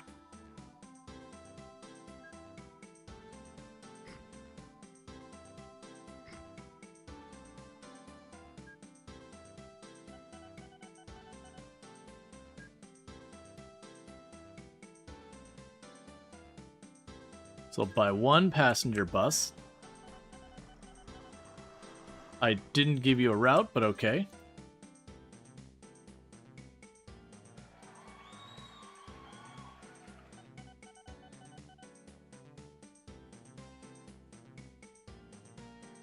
Alright, so we got our one little passenger bus that's going to just cruise around town.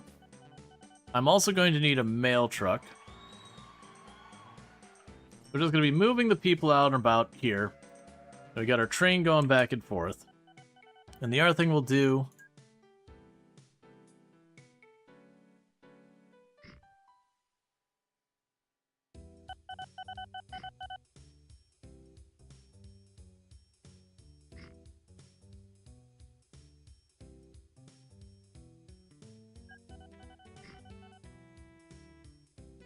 is we'll get a mail truck going as well. So new vehicles, mail truck.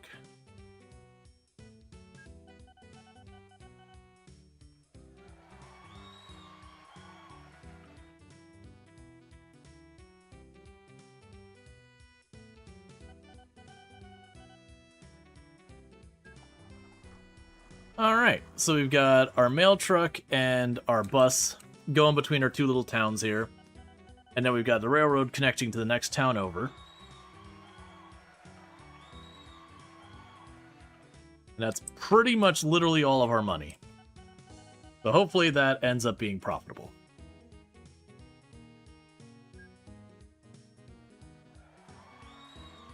So right now, our operating expenses are landing at about $7,500 a month, and then our actual income is about $12,000. So not a lot of growth, but we'll get there. And then the hope here is that as we're servicing these towns will grow, which will increase our business. I'm assuming all of these are going to be like 4 a year. Yeah, no, that's the whole thing. But we're early game, and usually with all these games, it's a ramp-up kind of situation.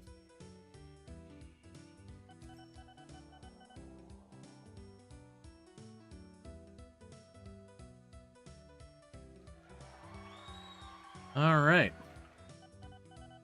We got all our trucks zipping around here.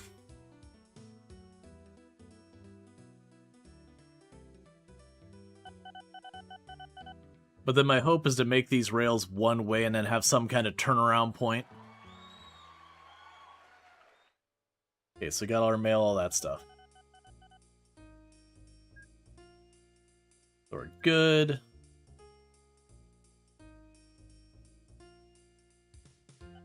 The train is not being rated particularly high. Yeah, so it looks like right now they're considering both our mail and our passenger coverage good within the town. We are mostly focusing on like local civil, whatever you want to call stuff.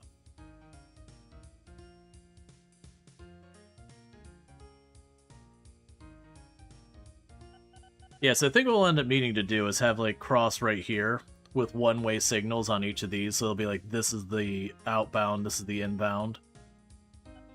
And so they can park in either spot, but then they, switch to the appropriate rail as needed. Because I always have to go the whole length and then turn around, which will make for very slow routes when we start getting a very long train.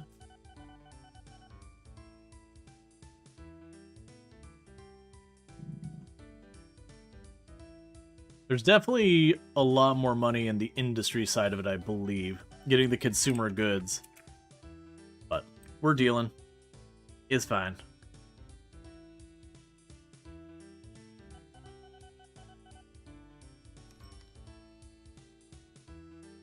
What we can do here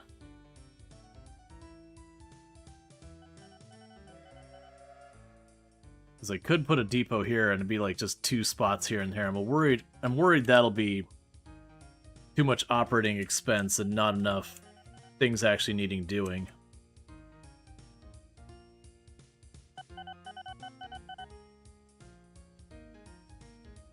Alright. Yeah, I think the place I want the next train station is like right there. In this spot, just enough so I can cover all of that. New transportation company. Okay.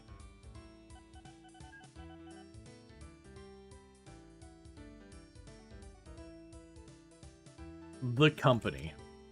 Okay.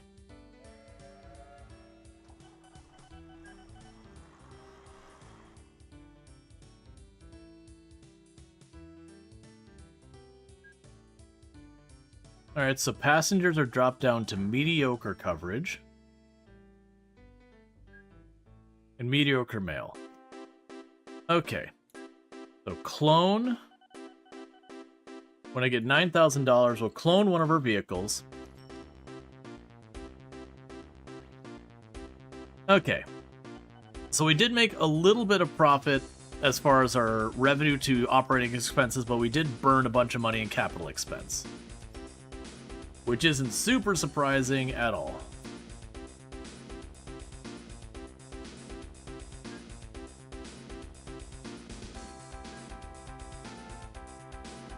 Yep, so we'll need to get all that sorted, that's fine.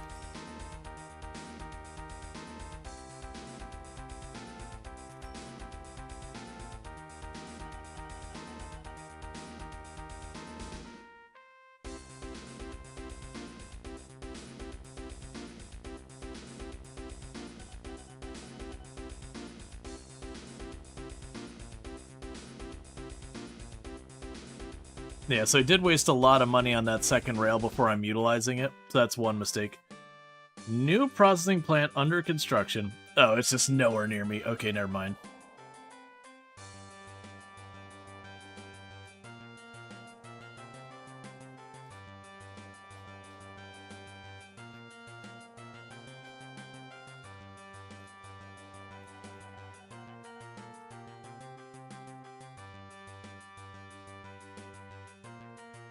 I'll just keep that pinned there for any time I get lost so I can find my way back. Hey, Randall Thor, thank you so much for the 5 gifty subs. I really do appreciate it. I've been enjoying the stream and all that stuff, but I always appreciate the support. It always means a whole heck of a lot. Do you have to pay upkeep on the road you build? Yes. I did see that there was an infrastructure. I think it's actually in here. Where it says infrastructure. There was somewhere here that's broken down. I could look into it.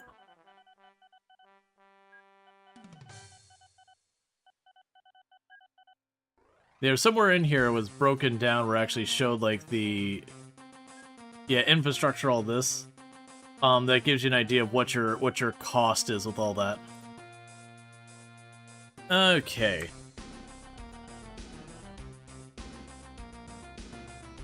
So as soon as we get that sorted out, like I said, it looks like these are only doing okay. Yeah, that's sitting full. So what I should be able to do is get another truck.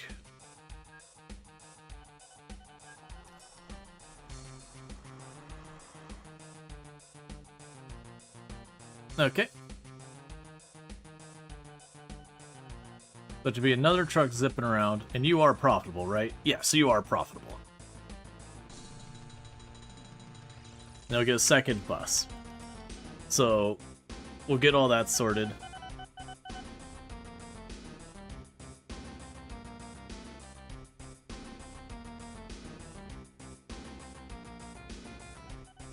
And then what we do is get the, or sorry, those are the mail trucks. Then we get the bus sorted out. Okay, and we've got Lee Hill is expanding. We see a new building coming in over here. But that's kind of the hope here, is that we're going to go back and forth and have the city start to expand out.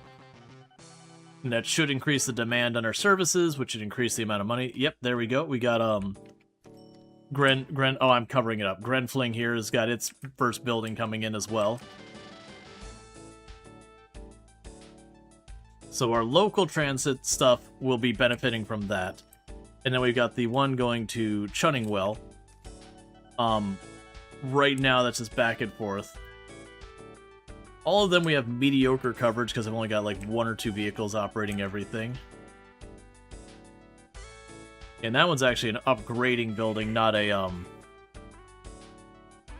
brand new building. I am curious. So the number's just going to show where they're at. I was actually curious where we're at relative to each other.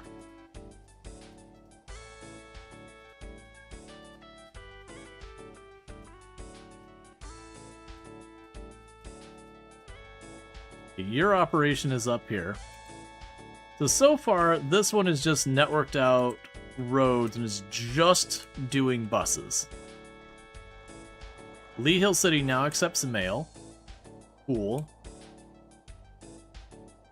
And where was the other one?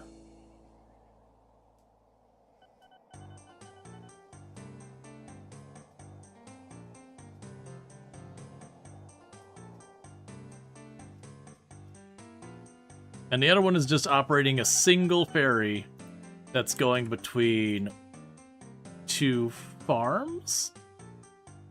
What?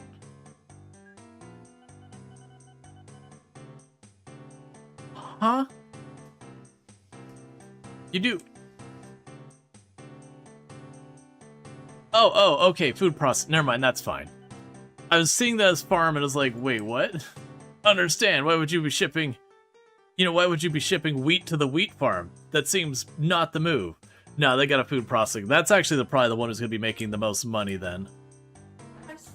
Wifey. Okay. You sleep well. You sleep well and stay handsome. I can't stay what I'm not. You think I think so? I'm dubious. No. Oh, they're building a house. Alright, so they're building houses way out here by the train station. That'll be good. Because that'll be more for the train station itself. Okay, so now I got a weird problem here where, those mail trucks are, like, literally just on top of each other. Just scooping up all the mail as they go through. That'll sort itself out as the amount of mail builds up. Because, one thing. So this is a cross between SimCity and Roller Coaster Tycoon? Not really. So, it's made by the same people who made Roller Coaster Tycoon, hence why the aesthetics look the same. It's literally the same people. Can you do routes with timetables in this game? I don't know. I can do routes that have conditions. Oh, wait, right there. Timetable. Yeah, you can. You can do timetable. And you can have it running on time. So that's interesting. So you could set it so, like, you know, we would have that. Select when this timetable starts. Distribute all the vehicles sharing this order based on the relative order.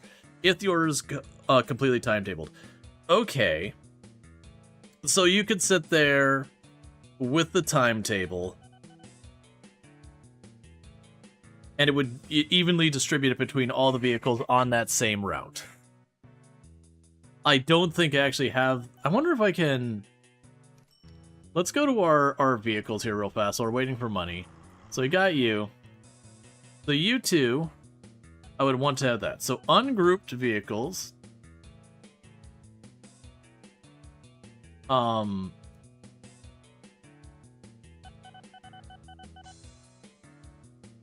Click to create group. So Lee Hill and Granningfield Mail. Okay.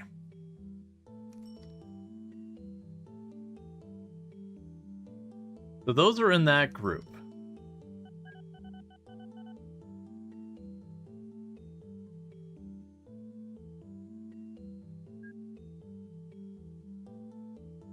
So are you now shared?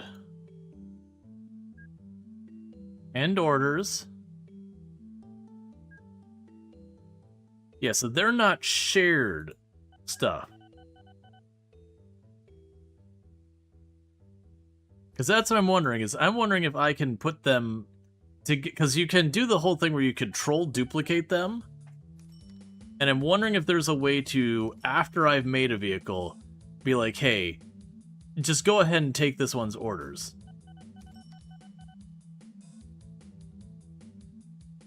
That's what I'm kind of trying to figure out now. Because we could potentially then try timetabling them.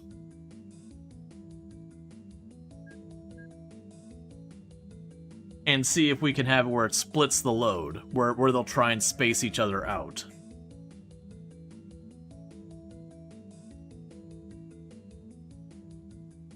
I think for those two, because I didn't duplicate correctly, I'll leave that alone.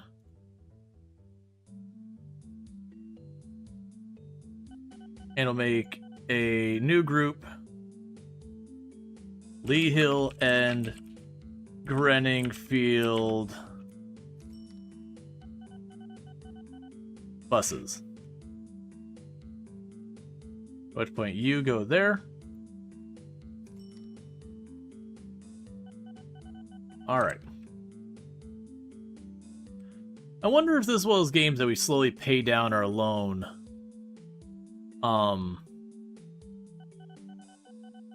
No, you don't, because the loan interest is the same thing. Okay, Oh, okay, so what you're saying is I would need to go to my vehicles there,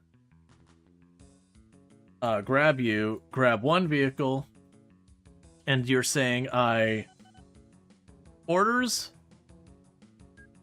go to. Oh, here it says. Insert a new order before the highlighted. Control click on station to full load any cargo. Nonstop. Click on another vehicle to copy. Okay. So go to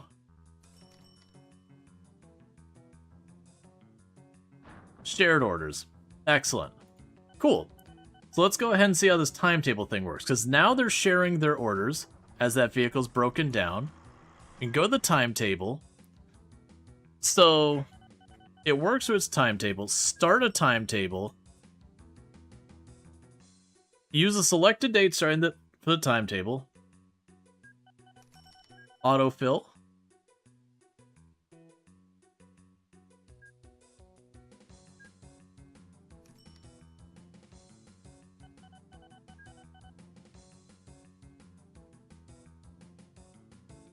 Oh, that's stay for 1 day.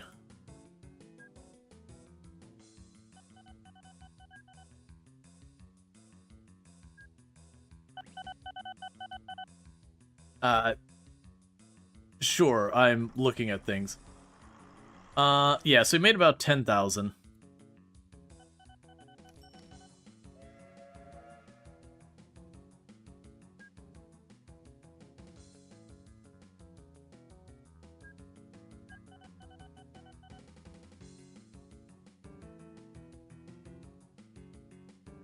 Okay. Yeah, so this is the thing. I don't think I want to put the time in on this one right now. I'd rather just run them as speed. But yeah, so we could timetable them. It'd be like, hey, go here, wait for this amount of time, all that. So it's automatically filling those in.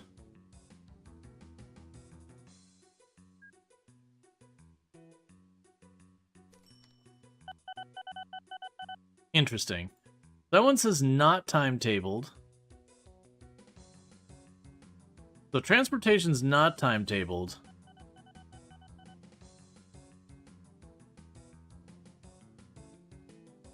Huh. Yeah, so it looks like it's going to automatically fill it in and maybe try and split them off. I don't know. I'm a little confused in that. I understand what a timetable is, but I feel like trying to set the timetable just on the 2 cars, because the idea would be you'd want them to be like halfway in between. So if it takes, say, 30 days to do the whole round trip, you'd have one would arrive and then like 15 days later the other one should be pulling in. So that way they're splitting the load. Because that'd just be more efficient. Versus what's happening right now is this one's doing all the work and this one's just cleaning up behind it.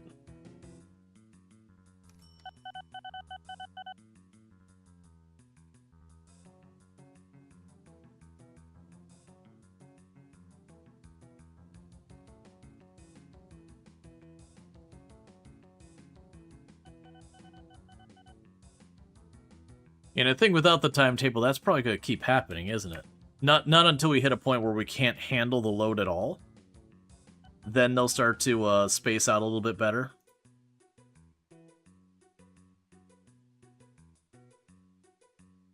Okay, I'm curious about this. This is a rabbit hole I need to not be going down.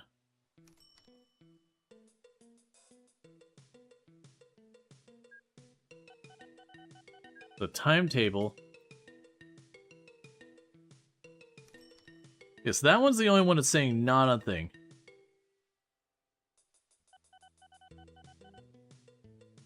Change the amount of time that the highlighted order should take. Okay, so all of them are set as now having these stops timetabled.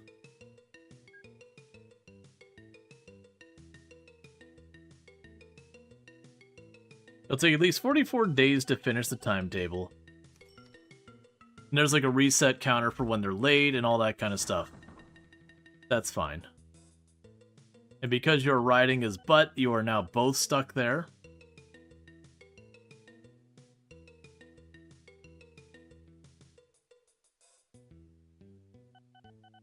Yeah, so definitely having them all operate within the city limits of each other. It's not the move. I'll get that second bus up and going. Do we need the second bus? Yeah, we do. 78 passengers waiting. Yeah, we do. That bus isn't is even remotely adequate. Rating poor. All right, so there's money to be made there. Okay, so this second one, I need you to turn around. Actually, you go to the depot. I'm going to manually space you out a little.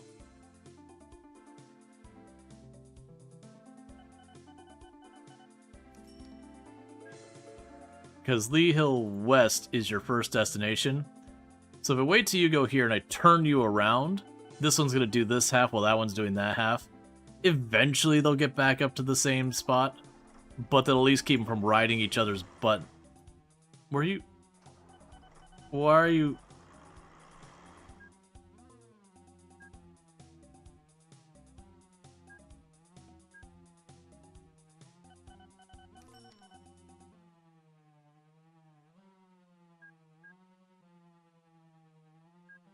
Okay. Alright. So that should have you well separated from each other.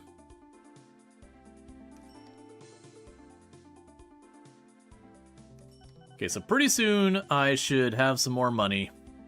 And we can get the second passenger vehicle. Because it looks like the passenger vehicles are the place where I can make some extra cash in the short term.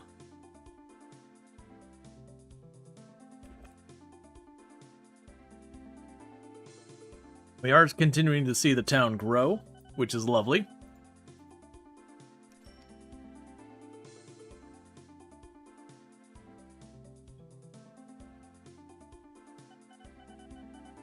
Yeah, and this town is also growing. I could definitely potentially put a couple of vehicles in here, getting that town scaling up as well.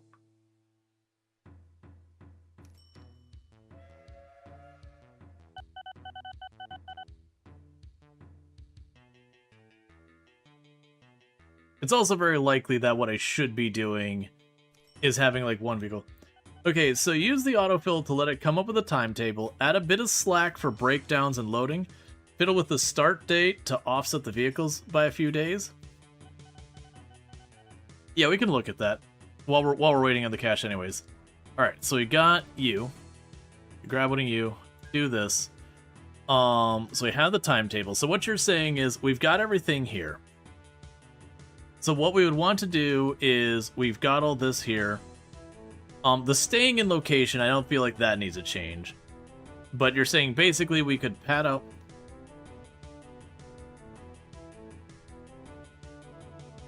I see. Well, it's also got the idea of the late counter.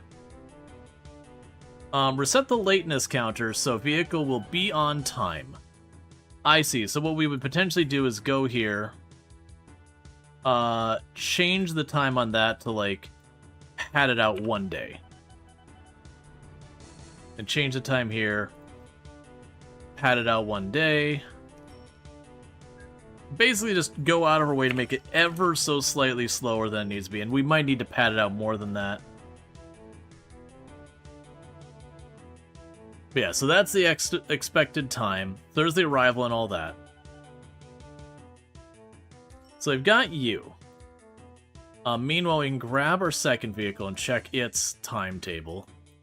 And we can do some comparisons. So it has adjusted the timetable for both of them. And it has adjusted the times. Okay, so it is automatically separating them out. Roughly evenly. So I think that should be good.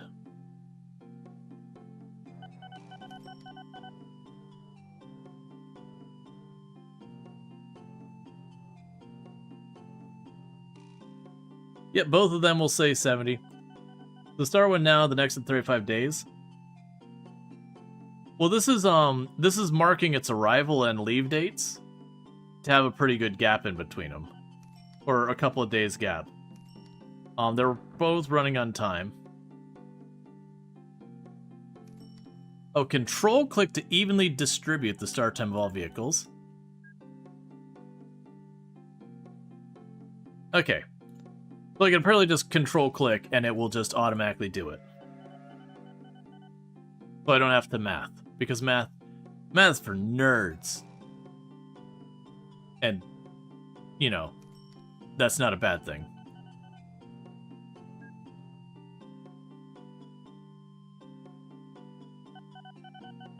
You need about 1,000 more bucks. Yeah, so it looks like they had a thing where I was able... I'm not sure if you can read the prompt. I was able to just control-click on it. And at the control-click on it was like, you know, set the schedule to be spaced out accordingly. So I'm assuming what'll happen is one of the vehicles will kind of slow up while the other one... I think that's exactly what happened. Yeah, so we're getting spaced out well now. So that the one was ahead of schedule... you know, or the other behind, and either way it'll cause it to delay or try and pick up the pace.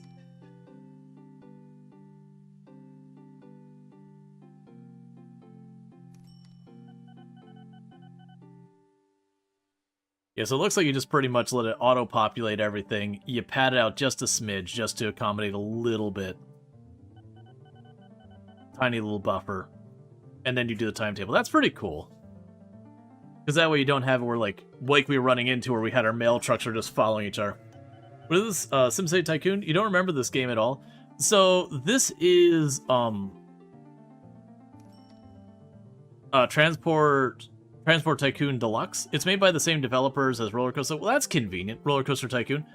And all that. That's convenient. I was like, oh man, that one mail truck broke down. That's going to cause the other mail truck to catch up. And then immediately the other one broke down too. So I was like, oh, okay, never mind. It's self-corrected. Alright, so we got ourselves a new vehicle. Get them on there. Like Open Roller Coaster Tycoon 2? Yep. Exactly. Exact same idea. So let's go here now, and we can get that... Okay, so it did put them in there already, so that's good. So let's go ahead and go here, and go to your timetable. So let's autofill the timetable, and once the timetable's filled, we'll get it sorted out. Garyfield South now accepts goods. So we're getting to the point. I don't... Ignore the red... Oh, you can't see my money. Hang on. Let me fix that. I didn't realize this whole time you couldn't see my money. It's kind of an important detail. Mostly because it's red and angry.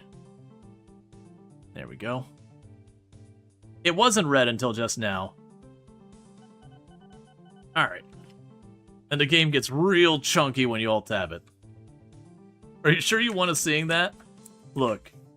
Chad lives to see the violence. To be fair, most of the time we were just low on money. I sit in like the 6, 7, 8,000s. But when I bought that bus, you know, it gobbled up our cash. But that bus should ultimately be making the money back.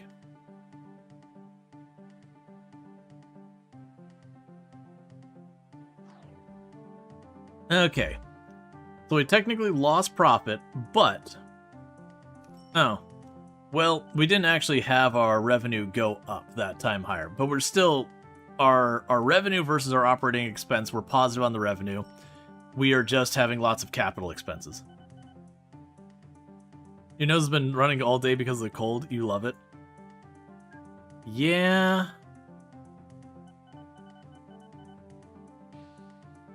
Alright, so we need that to timetable.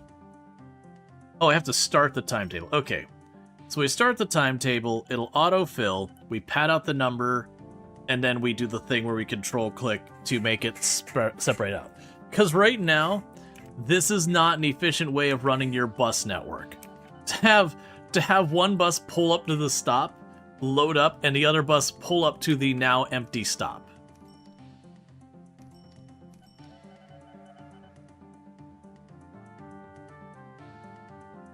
Well, that's saying it's already got time. Okay, so you're 8 days.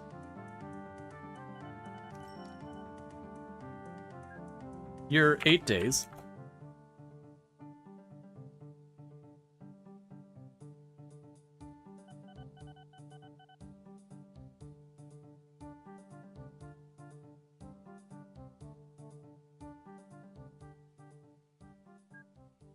And thank you for the follow. Welcome to the stream. So that's 22 days. 12 days. 20 days.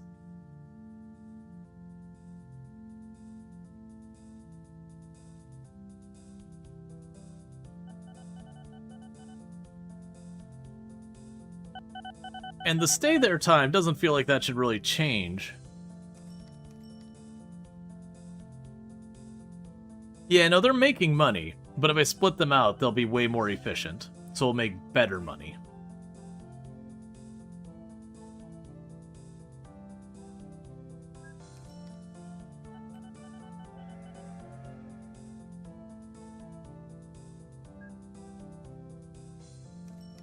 Okay, so we've got that. So now if we control click, that should split them out. Well, they're getting separated now anyways. Let's check your timetable. Oh, there's the other one breaking down too. Yeah, okay. Cool. So they should be evenly split so that they should do a better job of covering the network. So now if we look at these, our coverage right now is poor. I'll probably need more buses than that. Unfortunately, the buses broke down, so they got stuck each other.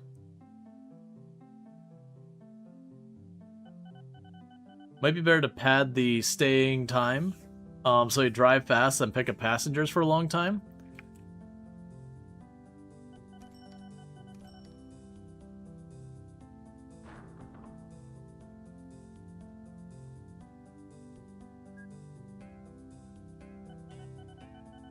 You can now accept goods. Yeah, I did add time onto that. I wonder why you're just sitting here. I think it's because of the schedule that they're in the wrong order. But they hit a straightaway. The one bus should pass. There we. Oh, they're both going back for service since they both broke down. Okay, that's fine. So I got more money coming in.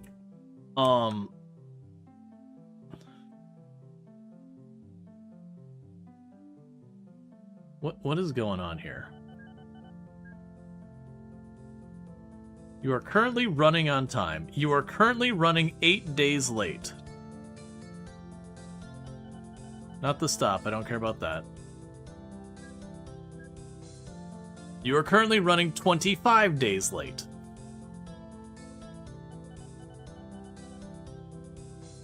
Okay, so basically because they both broke down and blocked each other off, they're both considering each other way behind schedule. You hate it when your scheduled bus is a week late. It's only 25 days late. People overreact. I think that'll just correct itself on the next one. Yeah, so we're gonna still need another bus. They should just be making us more money.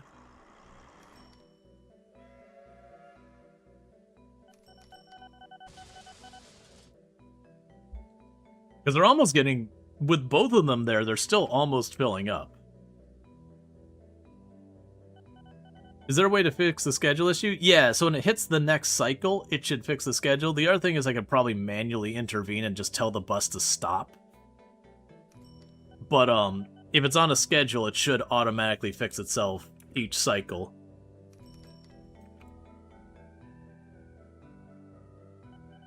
So I'll leave alone getting another bus there. The next thing I could do is on this side, potentially set up a bus to go around. Is the road connected or just graphic greenfielding after the bridge? Is the roads connected or just graphical? I mean, the roads are connected here. This road is not. This is not my road. This is the town's road. The town's road has decided to not be connected there for who knows what reason. This guy here wanted a block to himself, but really didn't want through traffic.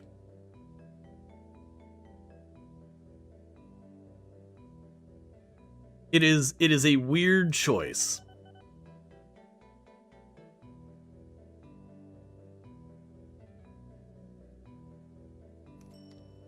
Yeah, and this is being covered. Do you have dual track, dual station with a single train? Yeah, I do right now. The plan is to add more trains as needed. That's where I made the comment of I wasted a lot of money running that second track prematurely. But ultimately I plan to run that track probably across the water here somehow, which is going to cost a fortune. Because my nearest food processing place is down there. Of course, the other thing I could do... So, okay. I could build a canal to bring the stuff there. Yeah, no, I was figuring I was going to deal with the islands. Yeah, so I could bring a canal across here to get to that, and then use the boats to get all the way out here, to then bring the food and all that around to here. That'd probably be a far more reasonable way of approaching it. So let's see what we can do here. So if we were to do that, we would need to go for the ship, waterway construction.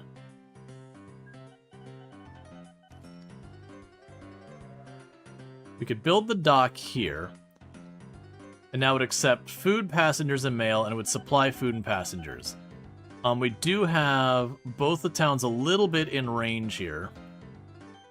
And so, as well as a train station, so the hope would be that would be able to move around. Build aqueduct. Place buoy, use as a waypoint.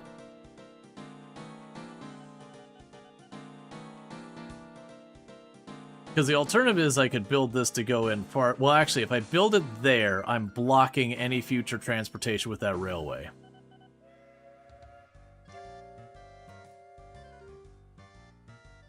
Versus I could put a dock to accommodate them over here.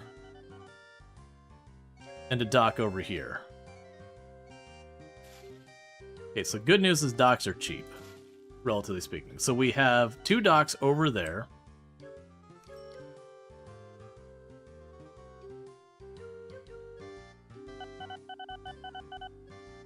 And I can't really build a dock along this river from what I'm seeing.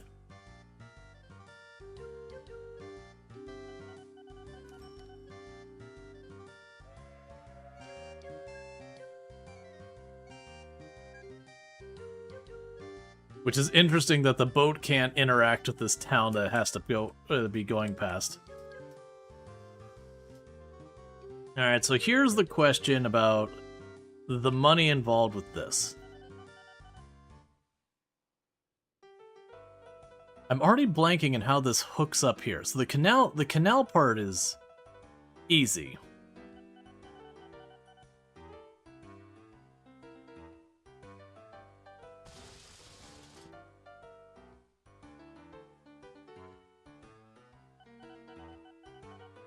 Oh. Oh, canals are really expensive. Okay, well that's not exactly what I wanted.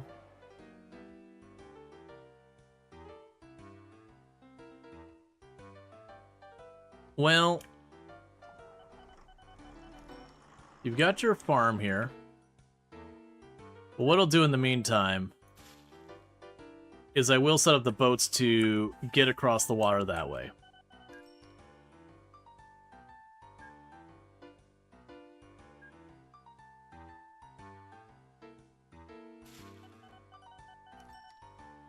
New ships, passenger ship.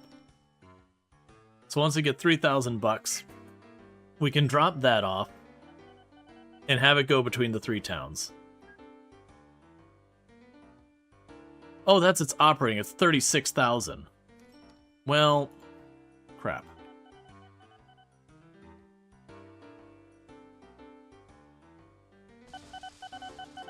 Yeah, so they're close enough that they're actually kind of a problem. That is a food processing. Oh, that'll work. Can I put mine right next to yours?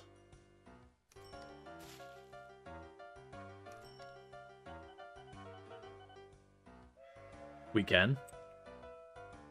Alright, so what we're going to need to do now is we just need to save up for a boat. Because with that, I could start sending a boat out to go and grab the processed food. So right now, they're doing me a solid, and they are providing the wheat to the food processing plant, and then I'm going to take the food from the food processing plant to feed my places.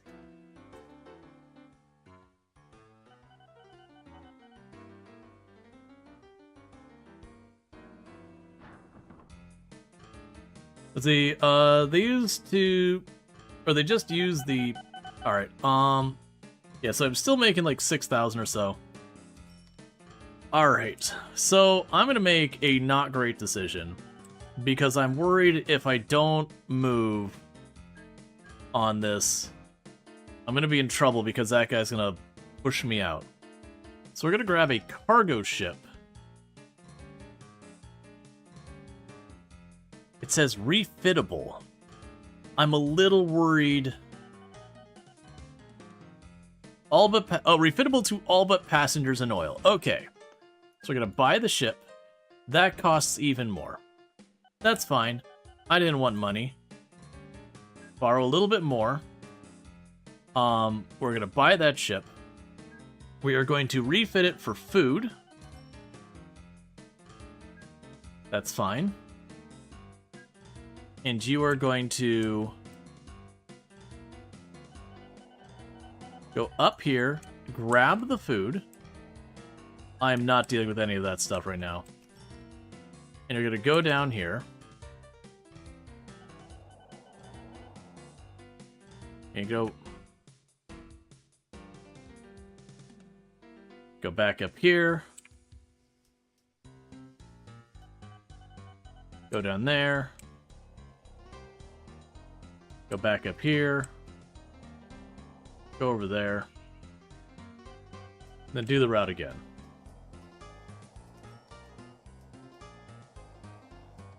And then meanwhile, let's actually go with that route.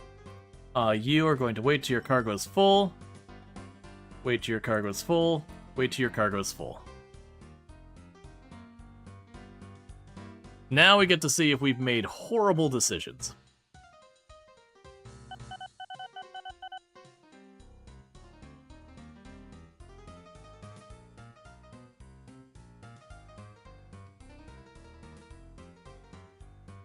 I will likely need more than one boat to do this.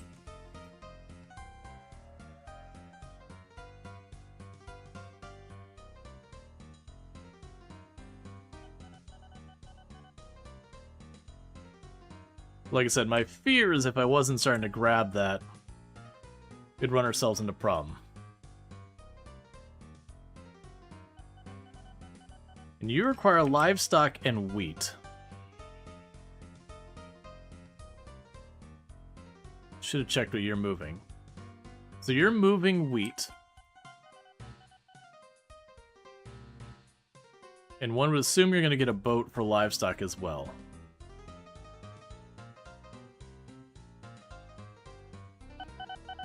If not, I'm going to have to solve that myself.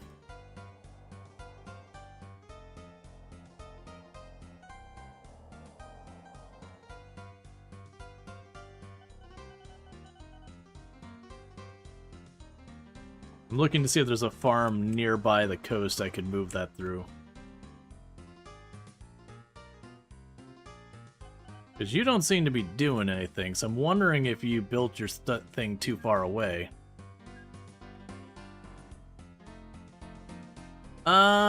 No, you got a tiny overlap.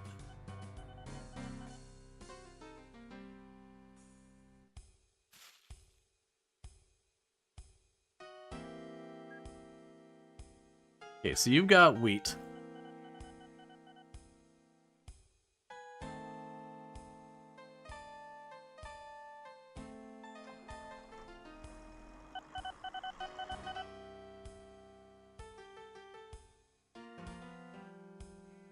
So the docks don't seem to cost me very much material-wise.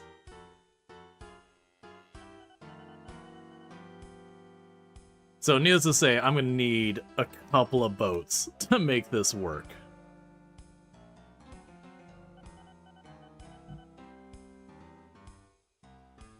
Let's see. Manipulating shops to go where land is, or land vehicles to go where water is. Can you get in the red if you're not really sure? Yep. Until at some point money becomes a non-issue and you can just create a chain of islands. Yeah, no, that's the whole thing. So it looks like we're not going to worry about the area down below. We're going to just depend on shipping to move stuff around for the food side of things. Yeah, so you're still growing rapidly, which I love to see.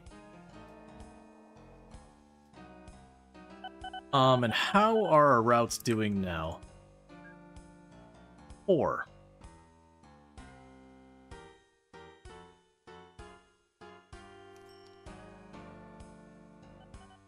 Which is interesting.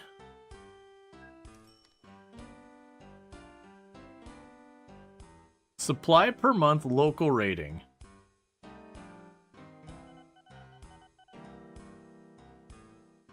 Oh, and you're waiting because you're ahead of schedule.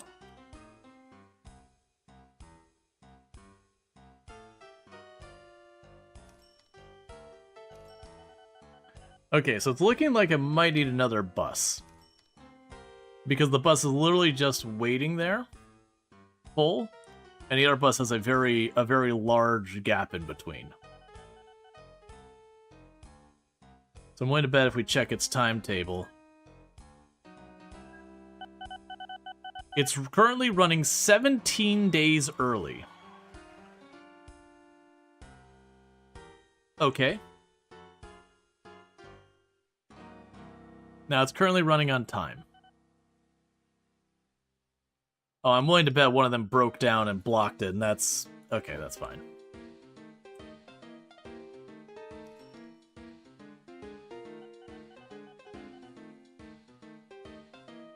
Accepts livestock and wheat.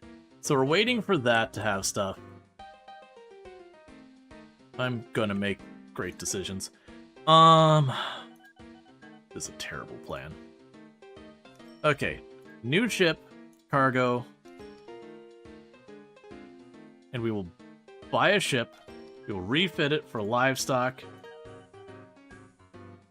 and your entire job is to go from here to there. Get to work. Because I'm sending that thing to get food, and there's no food to be had, and it's a problem. Which we're just increasing our operating expenses. Wait until full? Yes.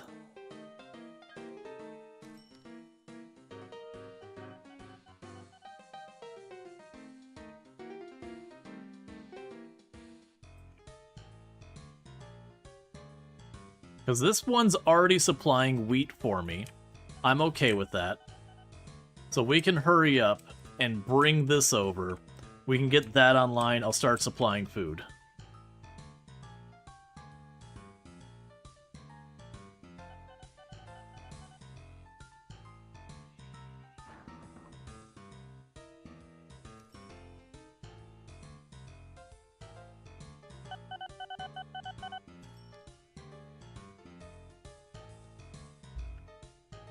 All right.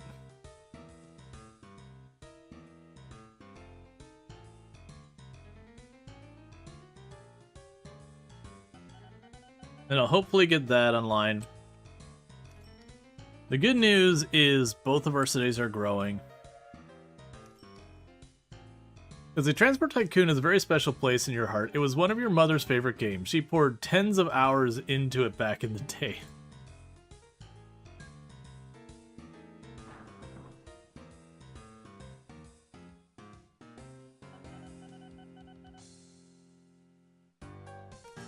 Okay.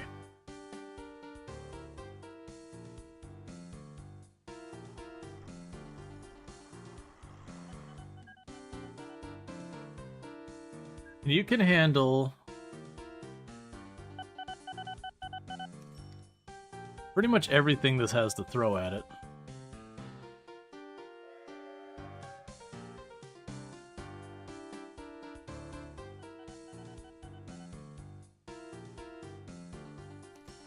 Okay. And let's check on our list to see how everyone's doing money-wise. So the train is turning over about $6,000 per year. The mail delivery is actually only about breaking even, because one's turning a slight profit, one's at a slight loss. That should improve as the town grows. I don't think it's worth trying to get rid of them or repurpose them. The boats right now are just hemorrhaging money, because we are waiting for that first delivery to happen, and until that does, they're making literally $0.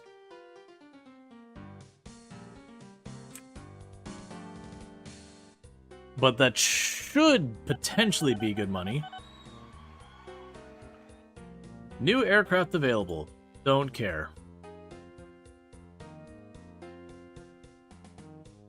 You're in range for the livestock. Why are you not?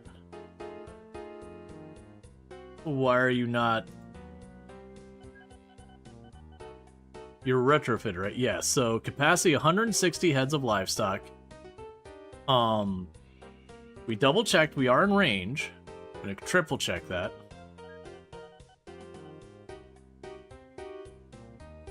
What? No, I made sure. Okay, 1 second. We can rectify this.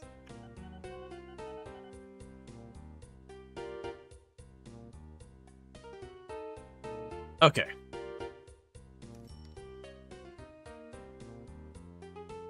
So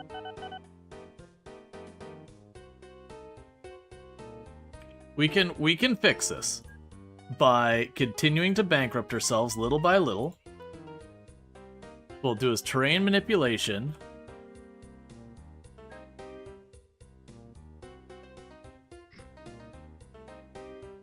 There we go. And now you can put dock here.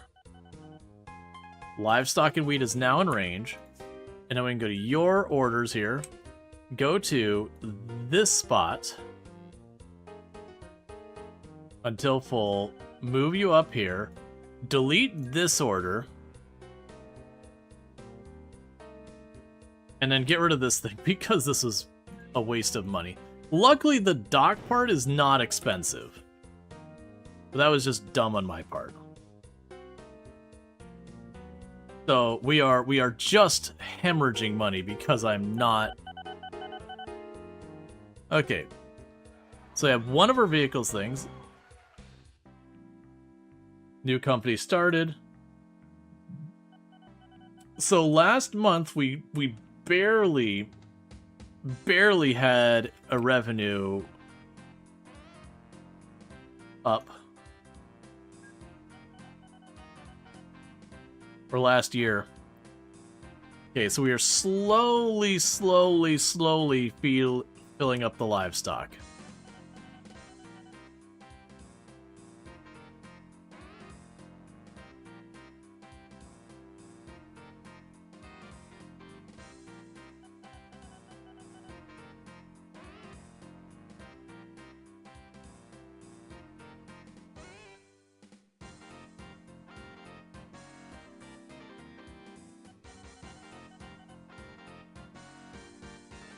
Bankrupting is a harsh word.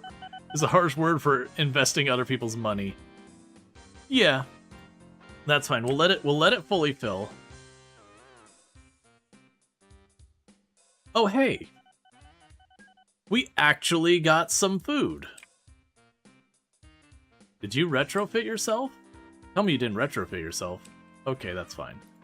I got worried that, you know, they saw what I was doing and retrofitted themselves to, you know, take that on. And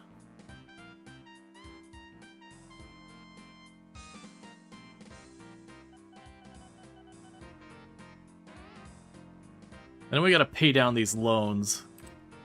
So this is all stable down here for right now. It is growing. We are getting what we need here. We can check this. The ratings are poor.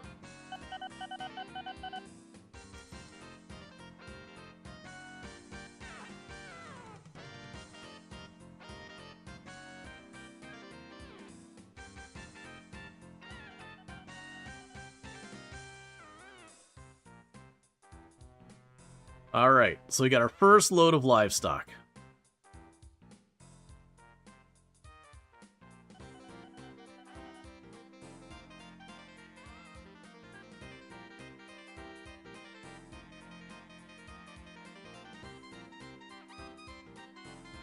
Game and the music is such a jam? Yeah. No, it's got some solid music.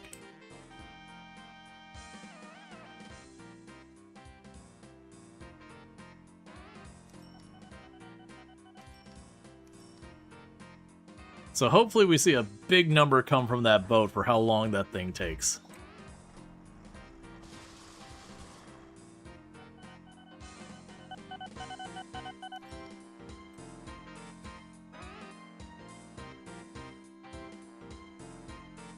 First journey broke down along the way.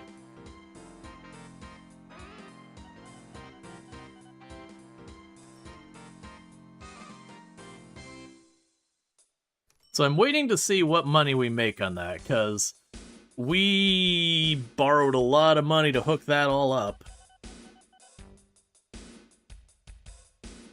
Yeah, Lee Hill's doing good. The town grows every 12 days. Is pretty solid. And how is the other one doing? 105. So Lee Hill is specifically growing extremely well. The town next to it, not as much. But that should continue to improve ourselves financially.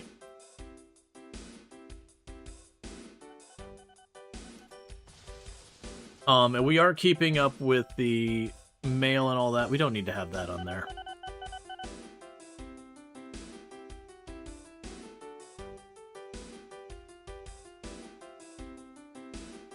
Okay, I want to see a big number on this thing when it docks. If it's like $1,000, we are screwed.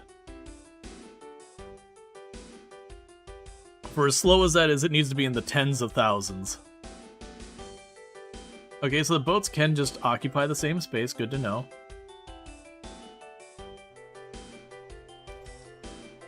That's not as much as I was hoping for. And we do have food on that boat. Oh, you're gonna go all the way back? Hold up. Oh no, you're heading for north. Alright, that's fine. I got worried just heading all the way back to get serviced. Alright, so you now accept goods. You now accept goods. I don't have a great place to get goods, though.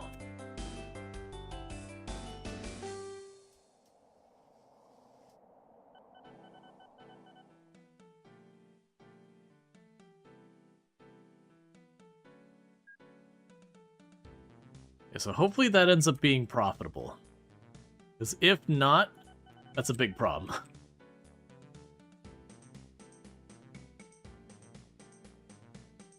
And how bad is our loan situation? Yeah, so because of the extra loans, we've increased about our loan payments by about 50%. So that's an extra, like, 10 grand per year that's going straight in the garbage. So we gotta get that sorted badly. What is with all these ships breaking down constantly?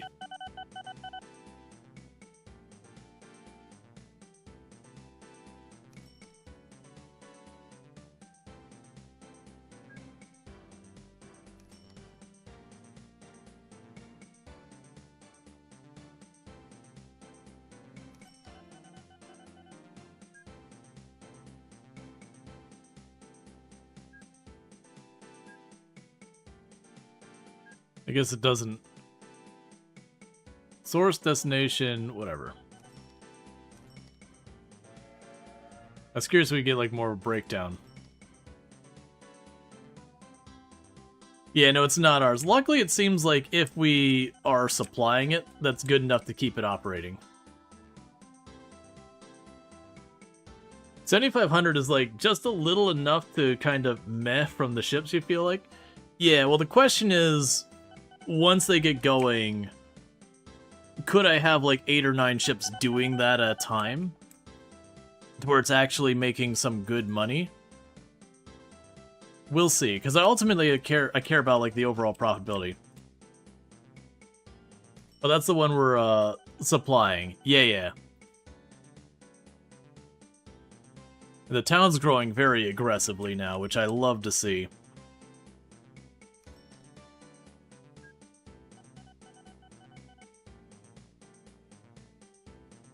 So can I get more information on you? Accepts passengers. Its rating is poor. Supply per month and local rating is poor. I think that's telling me the amount of passengers I'm getting from it is poor. Not my coverage of it is poor. Whereas that's mediocre. So hopefully that'll grow. Versus when we're talking about the other businesses, that's a different story. It's like when you look here, if you look at a rating, yeah, okay, that's a supply per month is good. Interesting. So I could definitely move way more livestock because you got 208 on hand, and you carry 160. Jibs go to crawl, hence take a long time to deliver, and that drives the price per unit and distance down. Heard about this yesterday? You're playing Team Fortress 1?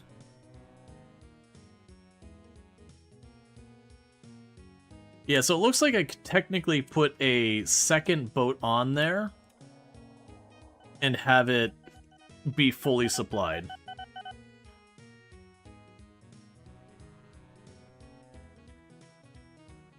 Oh, transport fever? Gotcha.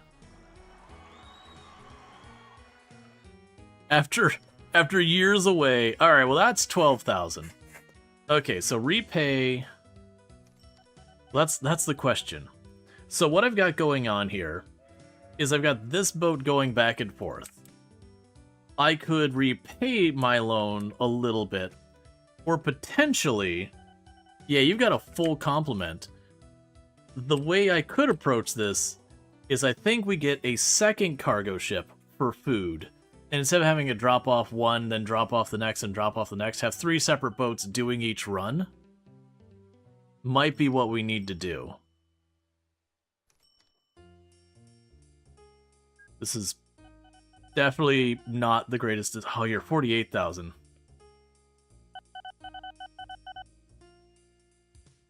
I'm not borrowing more money.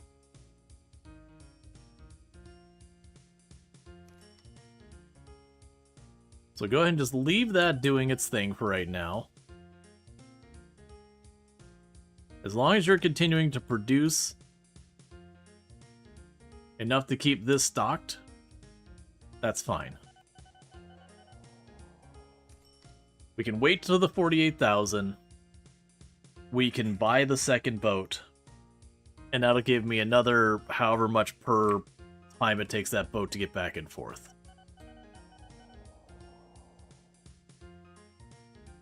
And you're doing fine in the livestock.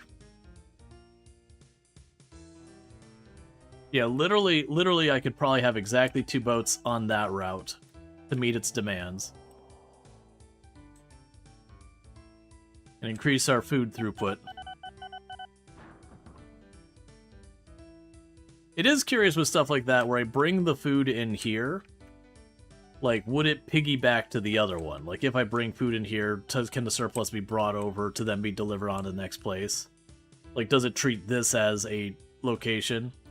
I suspect not. I suspect I'd have to bring the food to the train station directly, and then the train station could then bring it on to the next spot.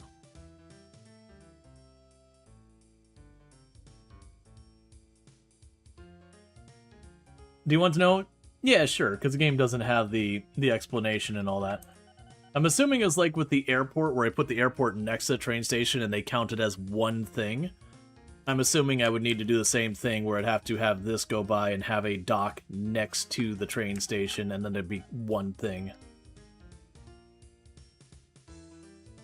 Or somehow, like, bridge them together. Have the dock, have an airport, have whatever. Okay. So, So last month we had $24,000 profit. So genuinely a properly profitable, I keep saying month. Last year, we genuinely had a profitable, like solidly profitable year. So I do think we're going to be adding some more ships onto it. I think you can check the train cargo if you call it when it's going to the other city. Yeah. Yeah, so the food truck is empty, but that might have... Well, no, because it would have been there already in time. I think stuff's not close enough because we docked here to drop it off. And this dock is not in range of that. Well, I actually don't know. We could check here, waterways, dock. Yeah, so the dock's not in range of the train station. Is the inverse true?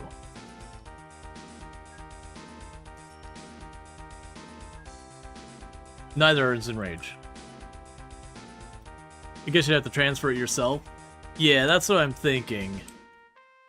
Is what I would need to do is have that hit the...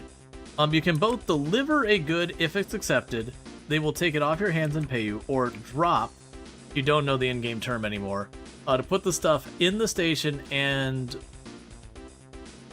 make it wait. You can pick it up with another vehicle to bring it elsewhere to deliver. Gotcha. So unless this train is directly attached to food, it's never going to ship food, which is fine. I'll worry about that later.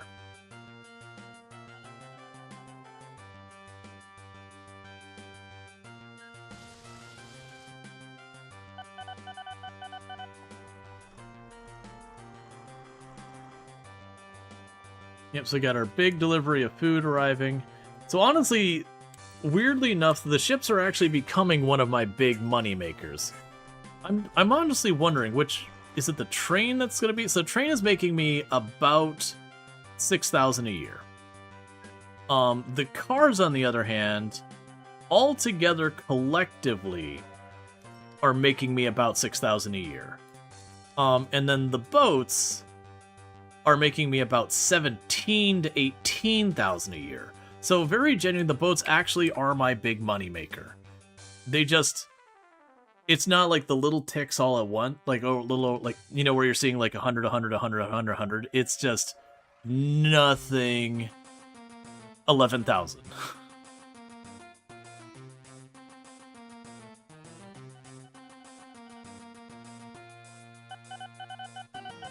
Let's see. You can put another docking port at the other side of the rails.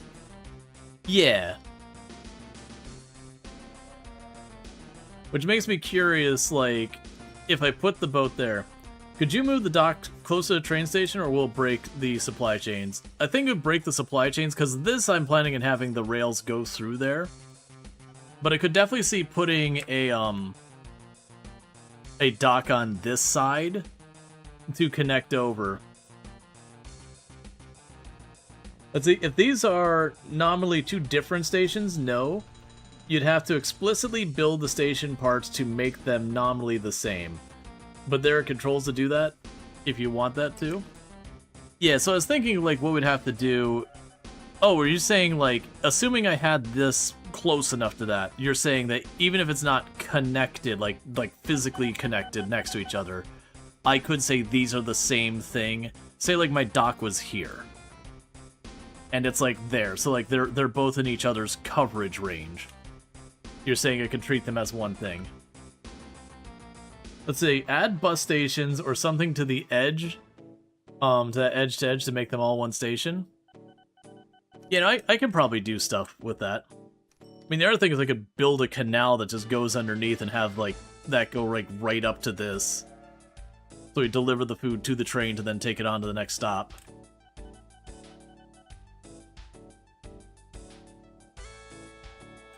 Alright, so once that boat gets done, we should be good.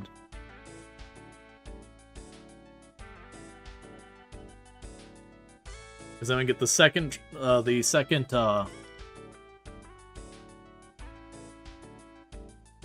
and that one's going right here.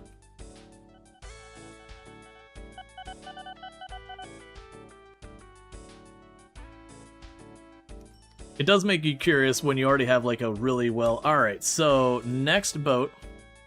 So new ship, cargo, buy, refit, food.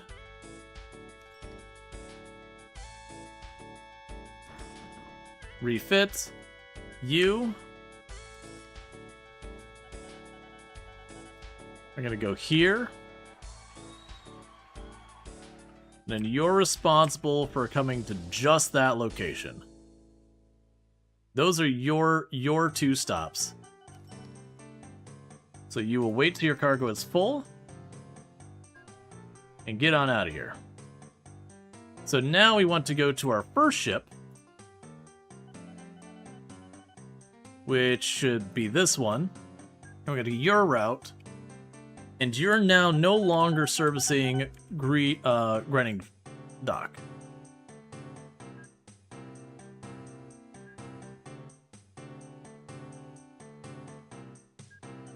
Cool.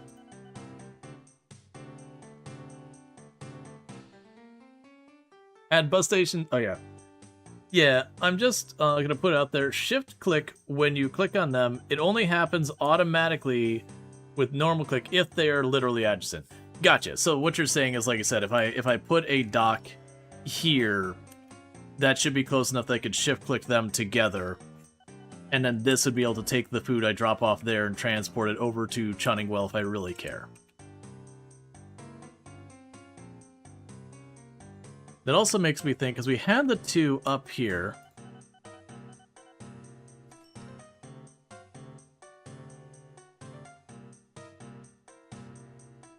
And I'm guessing when they're already placed, it's too late, that I can't...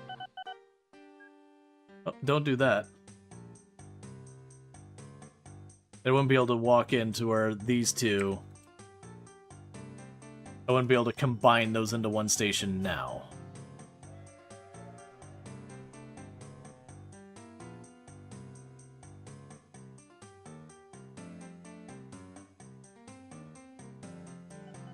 But does it also expand the station cover? Can you place a train station? Oh, I get what you're saying.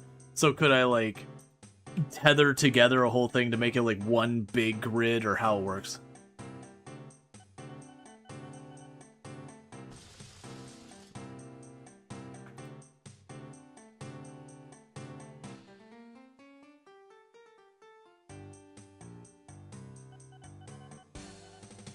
Yeah, I'm trying to see...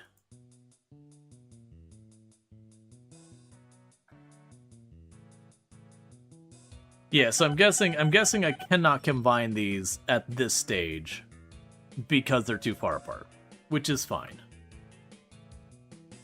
We can do that going forward.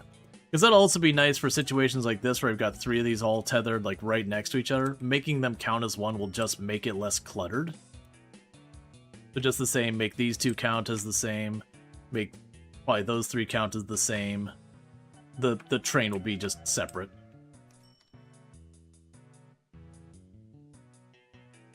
And we're already at a bunch more money there. You played this too, but it was long ago that you mix up what Simutrans, which is a similar game. Yeah, no, I didn't get a chance to look into that one that much more. It looked like a cool one, but I mostly want this one. It seemed like there was more active development happening, as far as I could see on the outside. And then just, this is one I've actually heard of before, so I was like, yeah, I'll just do the one that people seem to talk about more. Alright. We're kind of waiting on money for the moment to get our next thing. Because I do think we get a 3rd boat doing the food. And I'm kind of hoping that they go and get more boats going on here. So you're just doing the wheat.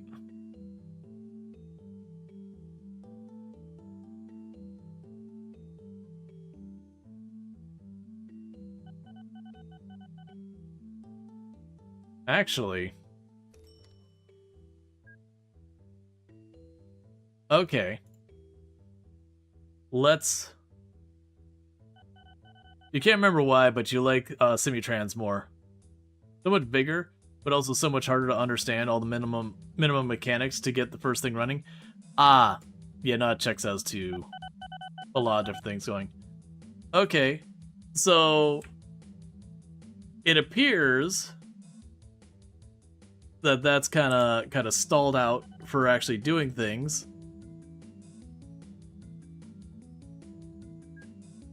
Because we're still waiting on wheat.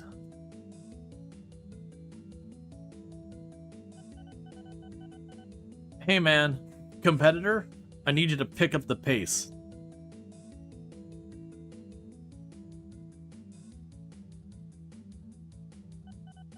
You're not producing... Hey farmers, I need you to produce wheat faster, please. You're really slowing up the entire works here. Zinburo Bays, you're literally starving yourselves and your neighbors because you're just not making enough wheat.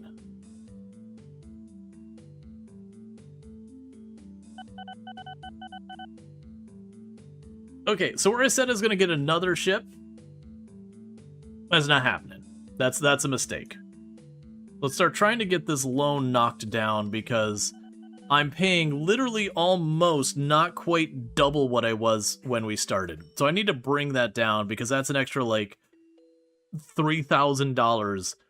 I'm not like every single month it's just gone.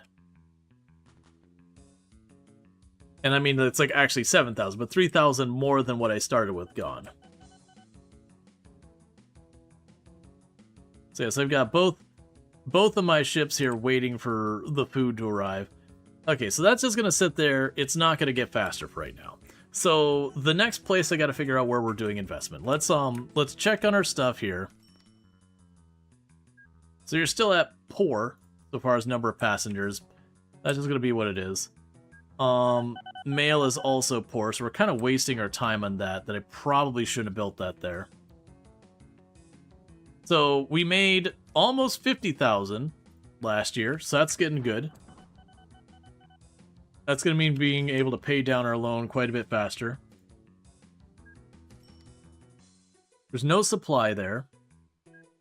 We got poor supply here. Mediocre supply there. This bus is just waiting. Because of its timetable, which is fine. Poor amount there. Poor amount here. There's no supply there to speak of. Poor amount there. Okay, that's all fine. Meanwhile, we got the trains. We got poor amount of people there. So we've got all this stuff here, and I am putting a lot of infrastructure to places that don't have much to offer me. Okay. So things I could work on is, one, is I could go to the other town over there, and I could start working on trying to get it to have, within itself, mail and passengers.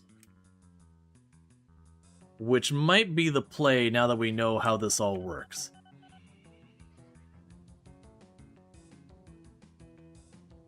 Because I'm curious now. If we grab this, road construction.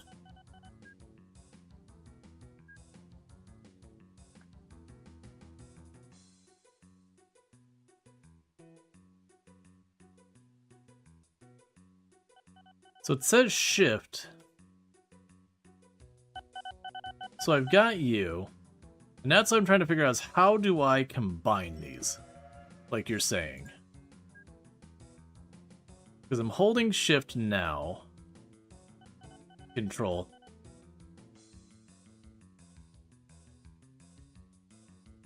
Yeah, and these are overlapping. And shift control doesn't seem to do anything.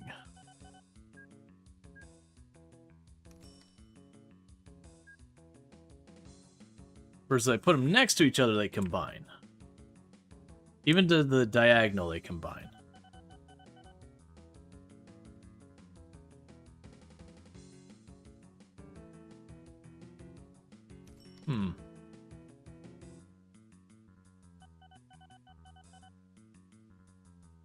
Yeah, because that would... It's going to have to be something where we can place the building and then go and say, okay, but these two are actually the same building. Because I think that'll be important for combining a bunch of these for a lot of different reasons. Again, like I could see combining these three together.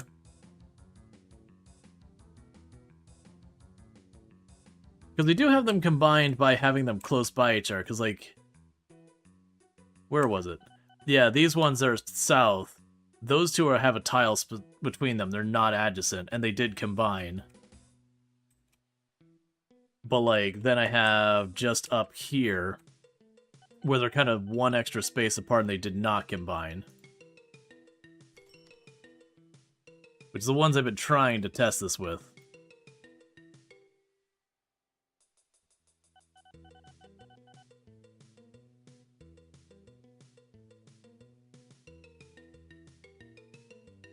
You should get a menu upon click, because it won't know what station you want to belong to upon click.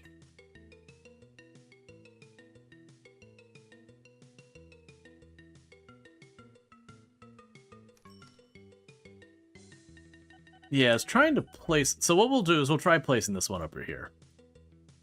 So you've got your coverage, and it's all the way out here. So let's go ahead and right there, let's add the mail. So I'm holding shift. Estimated cost 300.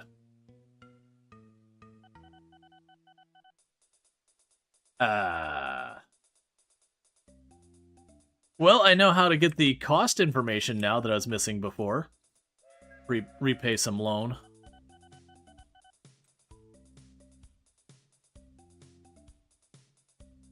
Yeah, and I would check in the game, but, like, I couldn't find where I could configure the controls in the game.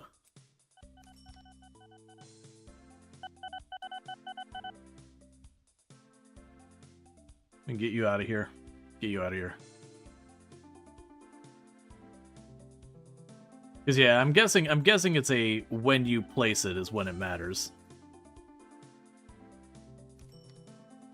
That's already reduced our interest by, like, over 1,000 a year. So that'll be good.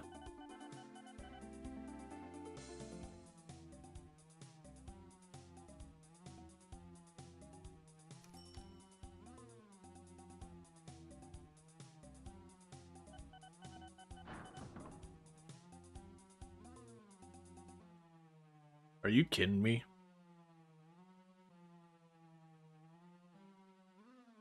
We have another competitor has shown up to supply that. What are you going to be shipping? Don't you say, okay, they're wheat. It's wheat. That's fine. They're fighting each other.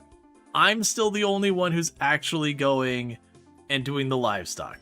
You two can just fight over the wheat that there's not enough of, and I'll just keep doing my livestock. Don't you step on my industry.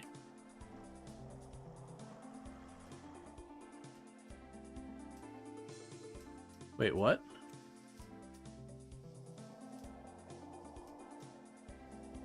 Oh, it's another AI competitor.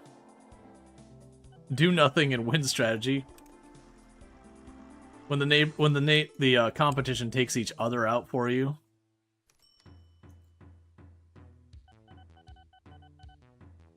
Okay, so downtown area is getting upgraded here.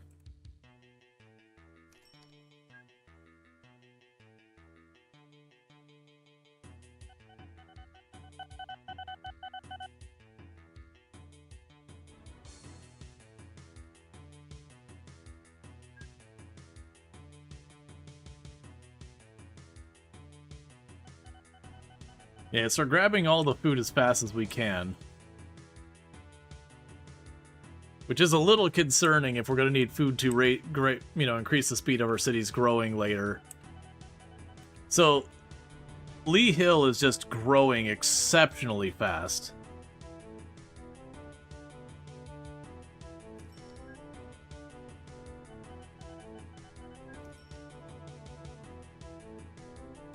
We're at over 1,000. Let's actually check. Well, I mean, some of the saves will have spawned with more than 1,000. Yeah, like all these buildings are upgrading. We haven't been doing the thing where we invest tons of money and all that either. Yeah, so the food processing is a bottleneck. Is there someplace else I can maybe grab some more goodies? Oh. So that's the livestock and all that. But where are you taking it to?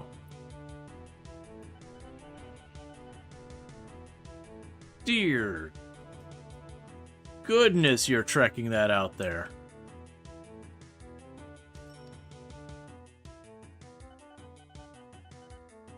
Yeah, they're trekking that all the way over there for the wheat. I don't think it'd be worth me sending a boat that kind of distance. I'd lose any benefit just in the sheer time it takes to get there.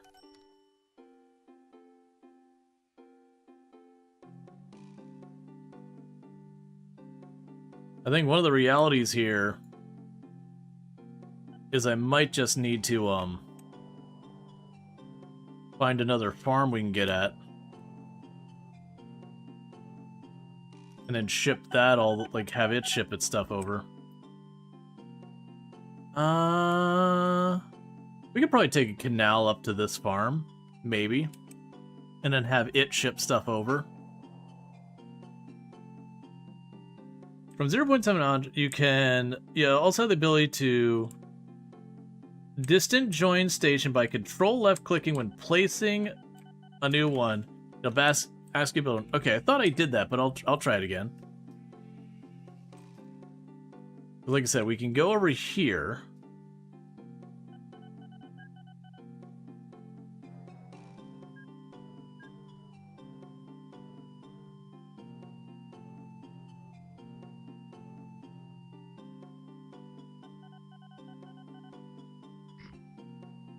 All right.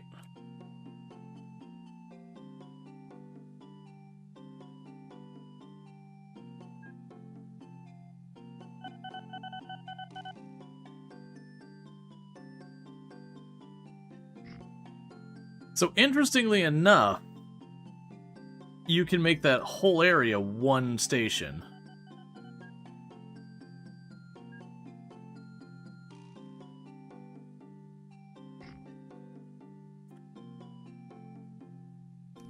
Which adds curiosity. Well, actually, that means this train station has coverage of that whole town.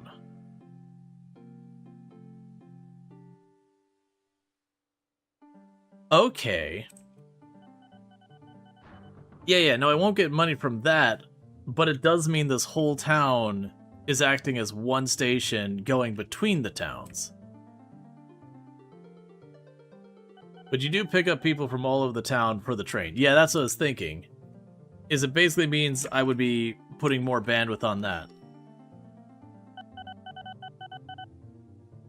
That's interesting. So when we go to do any type of like reworking in there, we could worry about that.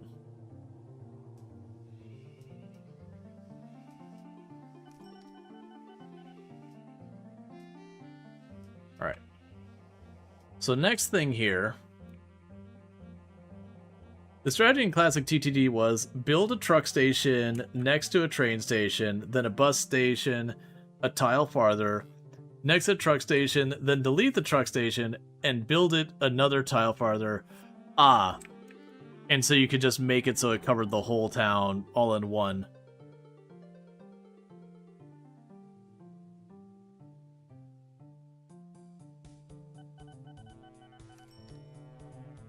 Okay, so that is slowly gaining on it.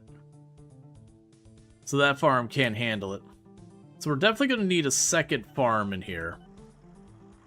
And we've got this farm down here. Alright, so we made about 50,000. Oh, I should also check. Yeah, so we did knock off over 10% of our loan interest. Now, the question would be, is if I were to go and try and build this canal. So I'm a little unsure when it comes to canal how all this works, but we'll figure that out, because we set up, and then I don't remember. We technically have a single station cover the entire map. It sounded like there was some kind of hard limit that it'd be like, okay, it's just too far, from what people were saying, but that might be an OpenTTD thing versus that. Okay. if we were to do this, it'd be 60,000. Now, what I'm not sure about, and we did in the tutorial and I just don't remember it. Oh no, we didn't. That's right, in the tutorial we didn't go directly from a canal to a business. We had to have a dock. And that's what I'm trying to figure out. That's fine. You just ate half a pound of cherries and you still want more? Yeah, so I need like 60,000, but as far as like a dock going in here, I could get the dock way down here. So it's probably the cheaper way is that it would ultimately make the little water inlet here and then put a dock there to service this.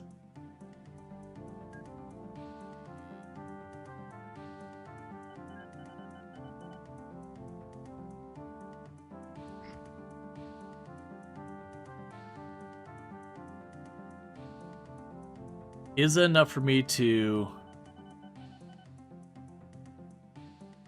Needs to be one tile up.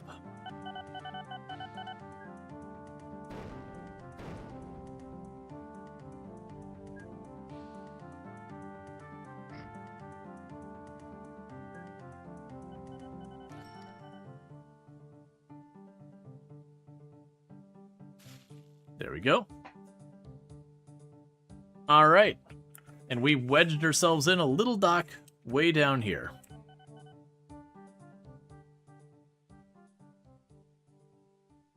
As they're fighting over all of this, trying desperately,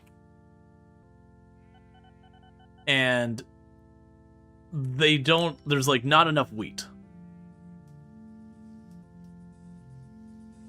So we can get more stuff. Actually, we might be able to get another food ship in here. No, that's not. The food ship's going to clean that out just about as time. We can get ourselves another boat. We can go and bring it down here, have it collect wheat, and ship up there as well.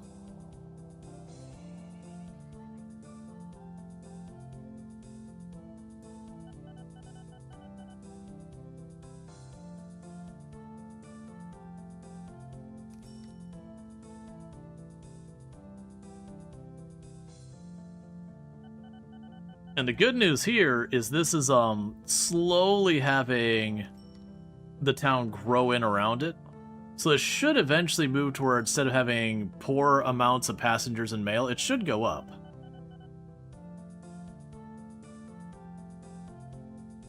Because they're doing a pretty good job of expanding.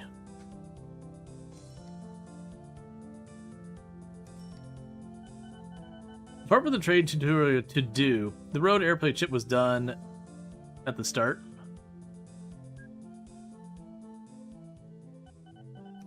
Yep. I'm kind of just doing that to reserve that spot for my trains later. So the town doesn't grow and block in my train, then I've got a mess.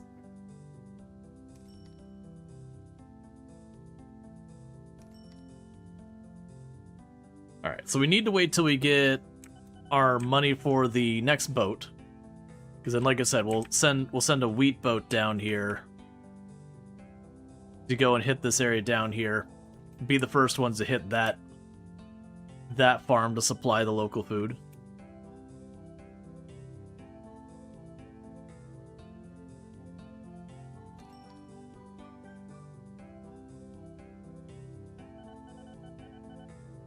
It's also curious if we combine like a bunch of them into one station. You have to click on the thing. There may be another solution to that. To which? Oh, the food situation? Yeah, it seems like we're just not getting enough wheat here. And then because of that, food production is slowing down while it's waiting for more supplies. Oh, to reserving the land?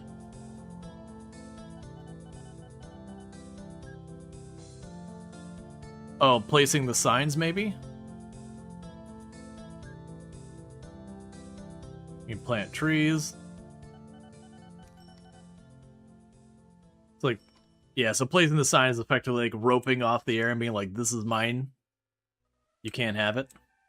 And I assume you'd pay some cost. But probably like a relatively low cost since you're not actually utilizing the land yet.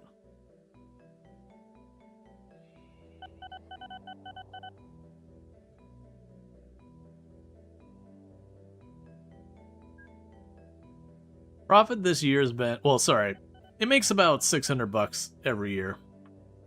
But there used to be an option to buy land, if you remember, the sign would be put on it, yeah. Yep. Are you going to combine the train station with another port? Are you going to combine the train station with another port? Oh, this over here? Probably. I'll probably put a port up here at some point. But I'm going to wait to do that and get the other thing going because for the moment, our food production up here is not holding up because it's not getting enough wheat, which is what I'm trying to fix right now is to be the sole provider of wheat from this farm up there because there isn't really a good place to get at that one without a bunch more work. Now, granted, the AI could carve into there and put another dock here, which if they do, that's fine. I'm just trying to avoid continuing to like ramp up more loans. But the one afford is you could just build a second spread out station in the same coverage, but if you transport between the two, their center coordinates, I guess that's what it goes by, would be so close, you wouldn't earn anything. And covering the whole map with one station would eventually be too big. Gotcha. We previously with the airport, but that's configurable.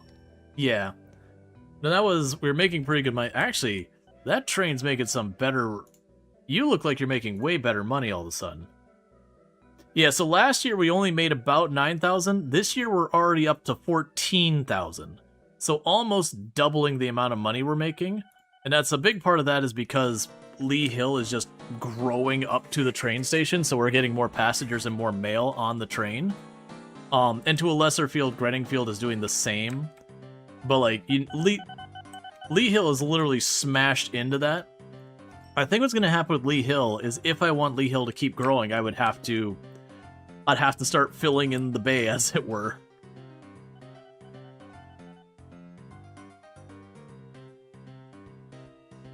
You double the size of that other city. This is also true. We got coverage of this whole town here for the most part, whereas before we didn't. Yeah, so basically it's got everything but this area way over here. I think, honestly, that makes sense for us to do, is to give a lot of coverage, because I don't have to build out all the infrastructure, I don't have all the operating costs of the vehicles, it's just the train. Okay. Oh, come on. If we get that one sorted, we'll be in pretty good shape.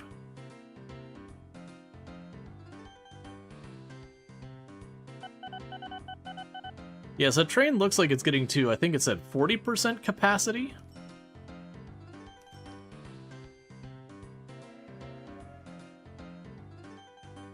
Okay.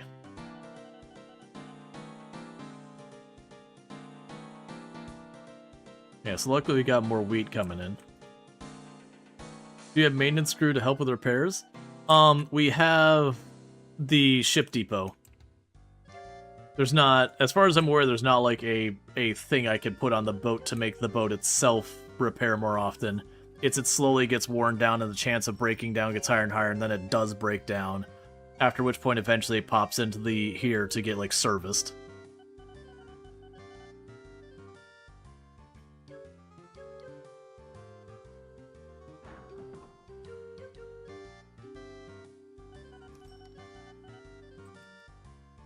But yeah, we get that our boat in there, that should be a bit more money coming in, and that should have a snowball effect. For one, I'm getting the extra money for the wheat, which then makes the factory run faster, which means I get more money from the food that comes out of the factory being delivered to the towns, which then grows the towns, which means I get more money from the passengers and the mail from those now larger towns.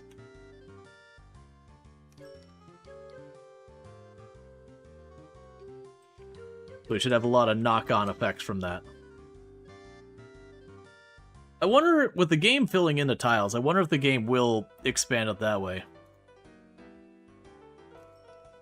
Yeah, so we got a lot of competition right in this one corridor. We got another competitor, 2 more competitors over here. Most of the other competitors are nowhere near me. We got another competitor down here that's just kind of working on that whole system. Yeah, they're just setting up, it looks like... They're just setting up bus routes throughout these towns, getting them all connected. Yeah, so we've got Red who's just doing transportation between spots. So that's one of the people in my area. And then we have Blue who's set up right where I'm at. Doesn't seem to be anyone else nearby.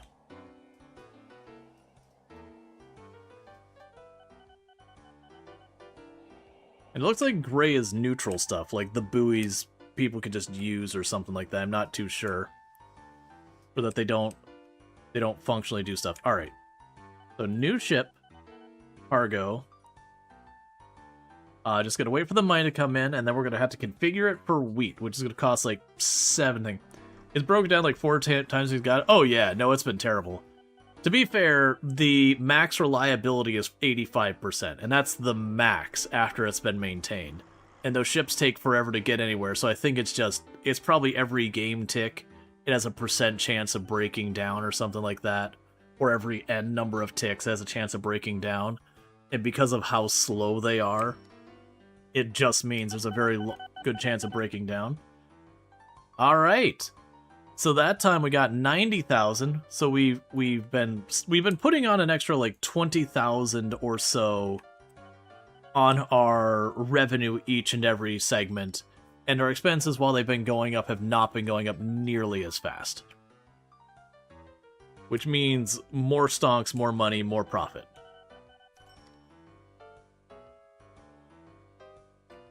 The downside is so much of it's these ships.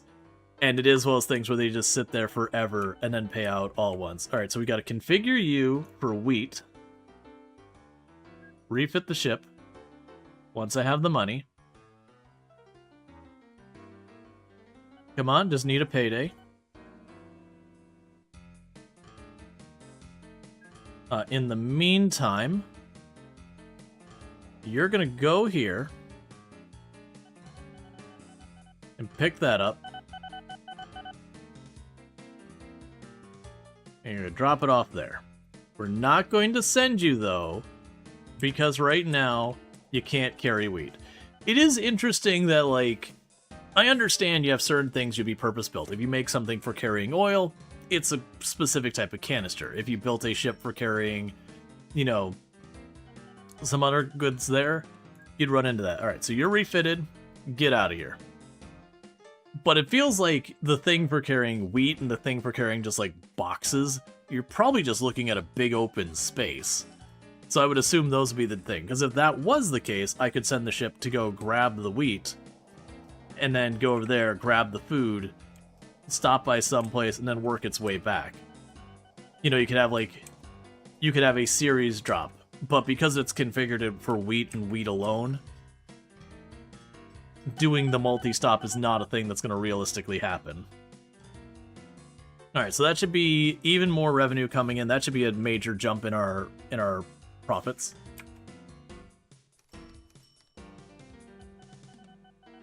And Greenfield here is getting right up to the edge of this. Can you refit as part of its schedule?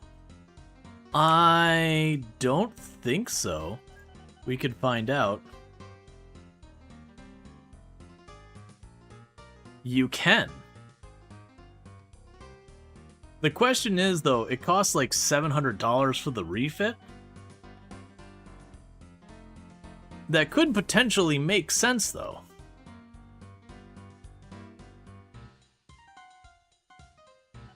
Because then what we could do is not have it go all the way down there.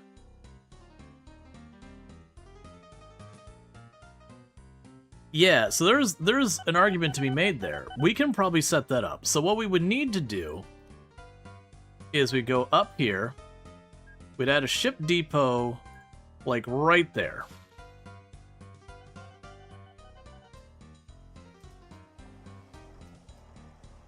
So you're gonna go, and you go to here, and you'll refit for food.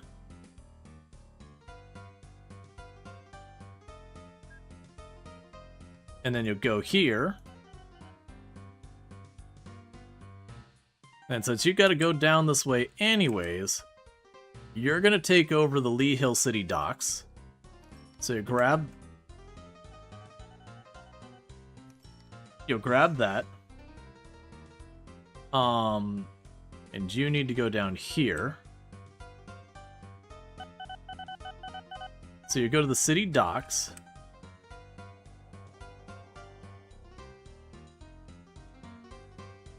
And I believe these buildings don't cost me very much to operate. I'm hoping not, because otherwise it defeats the whole point.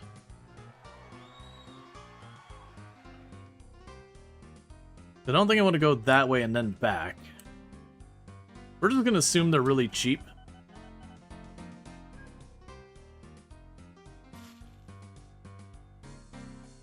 So I'm going to grab you. So I'm going to grab this. And we go to here. And that'd be a refit. Back to wheat. Okay. So it goes here, grabs the wheat, delivers the wheat to the food processing, refits to carry food, goes and grabs the food, then drops it off at the docks, then comes back over here and refits to do wheat. Alright. So that means I need to take the other ship that is currently delivering to this location and change out its destination. So you're the one that's already been doing that. We're going to change your destination.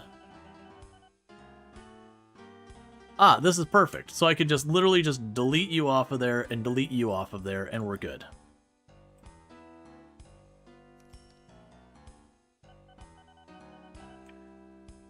And assuming that first one works right, we'd probably do the same exact idea, except for the one going to the green fielding. You're the one going to the green fielding. Okay, so you're going to go to the docks. Then you're going to hit this up. You're going to refit for wheat.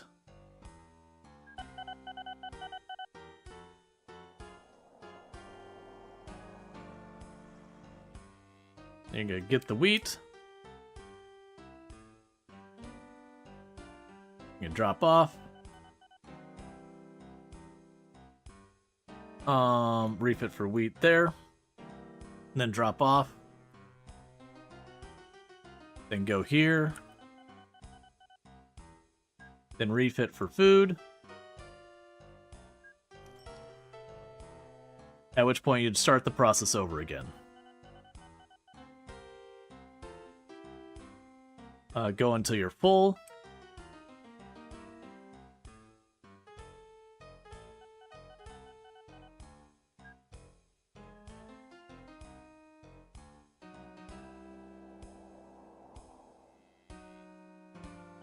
So it's a Cindo Bay.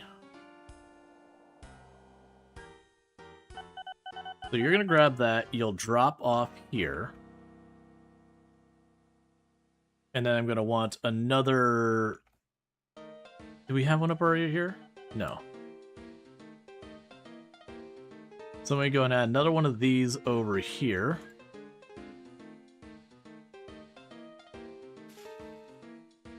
Okay, so go to Cindo Bay. Then you'll hit here. And you'll refit. And that'll be for livestock. Then you go there. You grab the livestock. You drop off. Come back here. And then refit for food. Okay. Wheat is dry bulk good, plastics, grain, dust, coal, iron. You remember ships train crews with some tech requirements for holding and unloading and pouring them? Some vehicles in this game might be able to transport multiple. You remember playing that way, but in German. So it's probably the original TTD decades ago. Gotcha. So that's interesting being able to do that. And like I said, it seems like the refit will cost us 700, each. But I think it is fair with how long it takes those boats to get around. It probably is worth refitting them on either side. to keep that all going. That will probably benefit from that.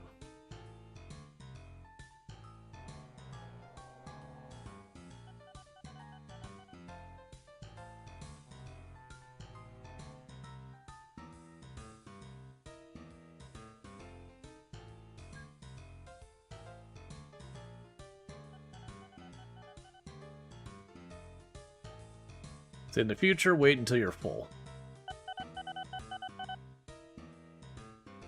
Because now you're just wasting time. And money.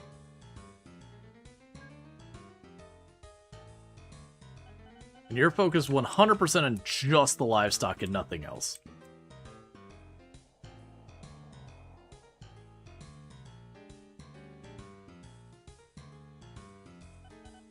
Alright, Luxray, you take it easy.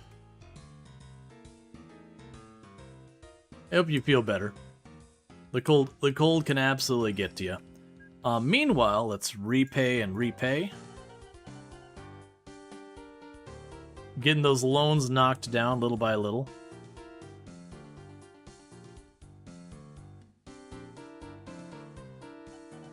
It's got 196. Could potentially use the second ship on that route.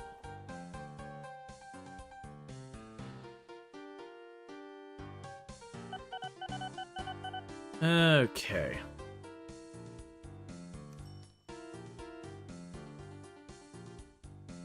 See, I am seeing them square this stuff off. I am curious as this builds up, like if they'll expand the land on their own, or like there'll be like some hard limit they'll get to, or it won't push any farther. Like when there's just not space, it won't try to expand anything. Yes, we need to get to the point that goods are being produced. And a big part of that's probably going to be getting over here. But there's more wheat and livestock that's not immediately helpful. And then we got the coal. Alright, we got... Gotcha, so you're also trying to feed the processing machine. One of the things we need is there's the paper mills that are needed for a lot of stuff. Yeah, paper is for crates of goods. But we get paper from the printing works. Sorry, we get it from the paper mill, which then needs to be fed by the forestry. And I'm not seeing any of that anywhere nearby at all.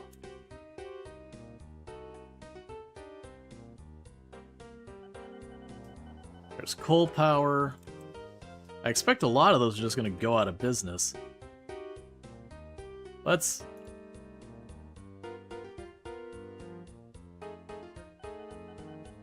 Oh, there is gold. So actually, this is one I could potentially take advantage of really quickly. Just put one road route that goes right between these buildings. So we got two farms, and I got a paper process, or I got a processing place here. There's even a third farm there. Let's get that set up before someone else does, because that seems like that'll be quick, easy, dirty money. All right. So we can start here. Not the depot.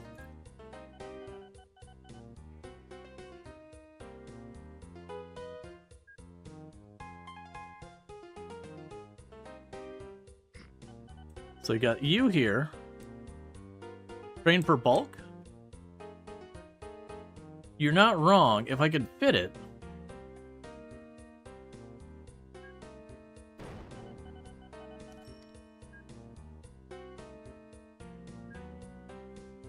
So one track.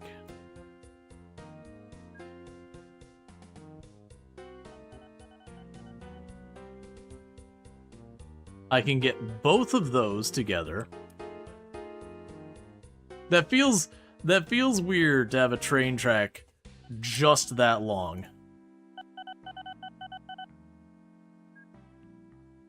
So there's the depot halfway.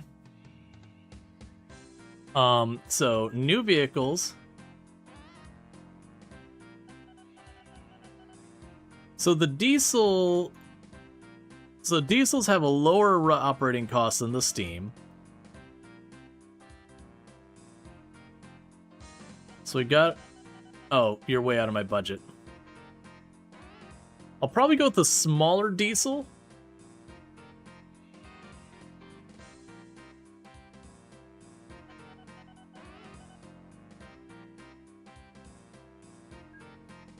Interestingly, for an added bonus on top of that, that town is pretty close. I'm willing to bet I can...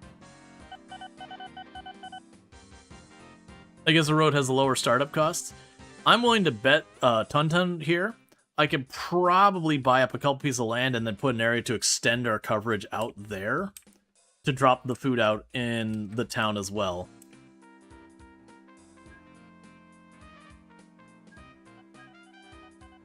I can't be sitting here the whole time. Someone's gonna cut in on my business. New vehicles. The cheap diesel. I don't think we need a big one for this one. We're gonna buy the diesel. We still need new vehicles. Okay, so we are going to be moving livestock.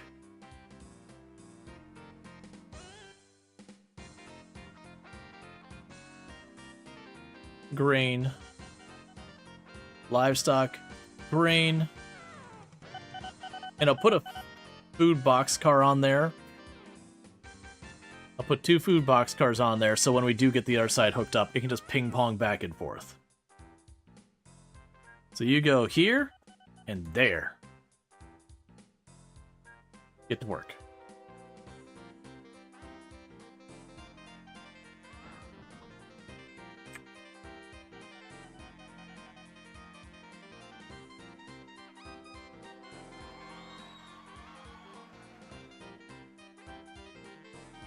Alright. So like I was saying, what I could probably do is I could probably delete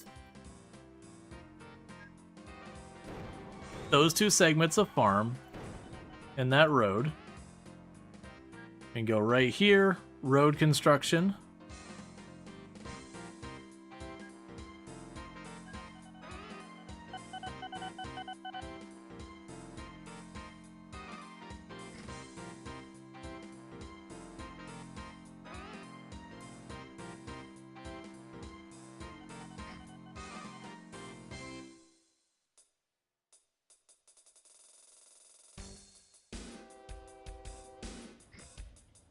Oh, okay, don't do that.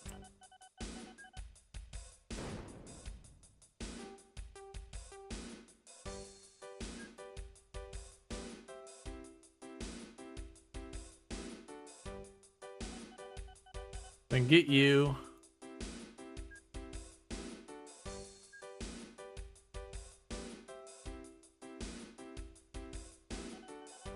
Town West. Oh no, don't connect to that.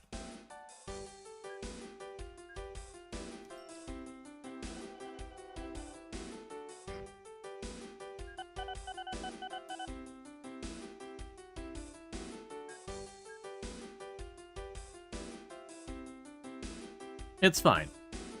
So we now got a ton of coverage here.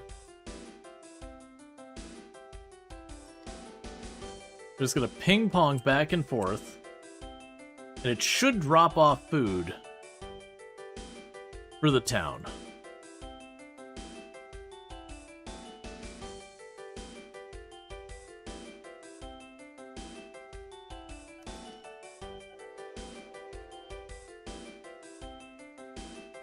Let's go here.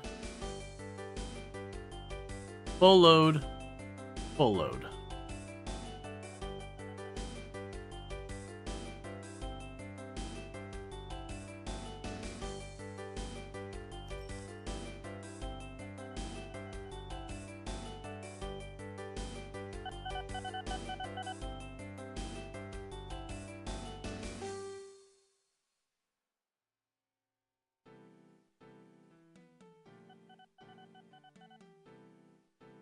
So we want full load on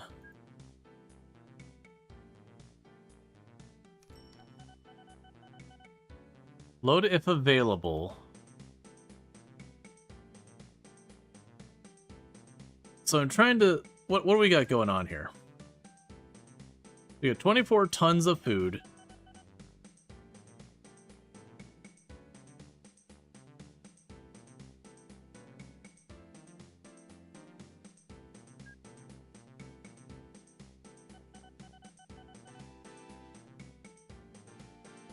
Alright, so I guess for this side... Load if available. Oh, you're going to be the load if available. Full load any cargo. Alright.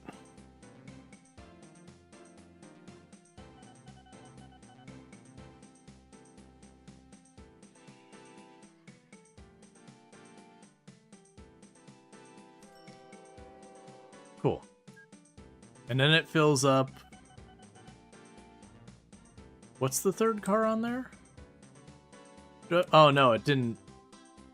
Ah, it filled up with that.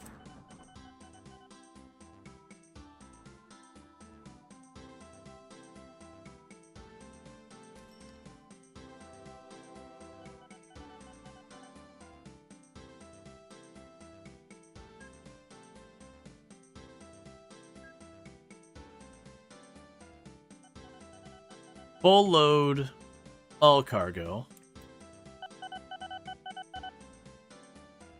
I'm assuming it's all cargo that is currently available.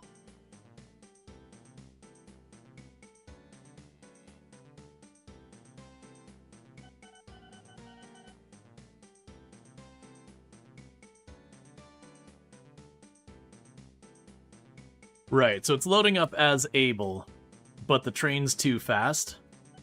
So it's just going to need to sit there until it tops off. Which will also give the other location a chance to catch up.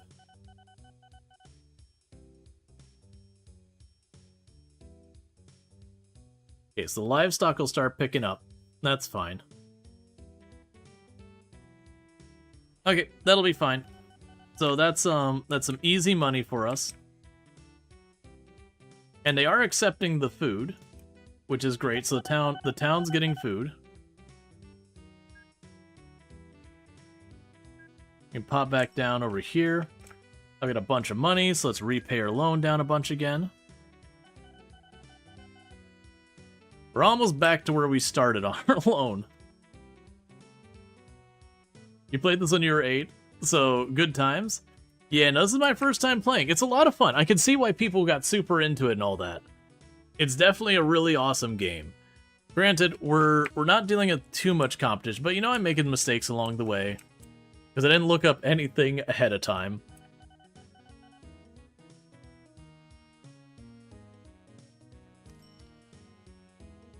Alright, so which boat is stuck here?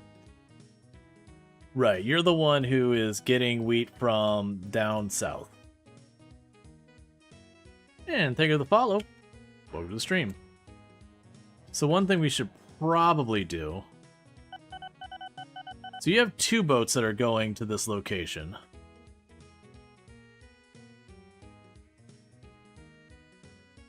Yeah, so you're stuck waiting. You're on your way to get more wheat. That's fine. And the cities are all growing, which we're loving to see. Yeah, so you're still sitting at poor coverage.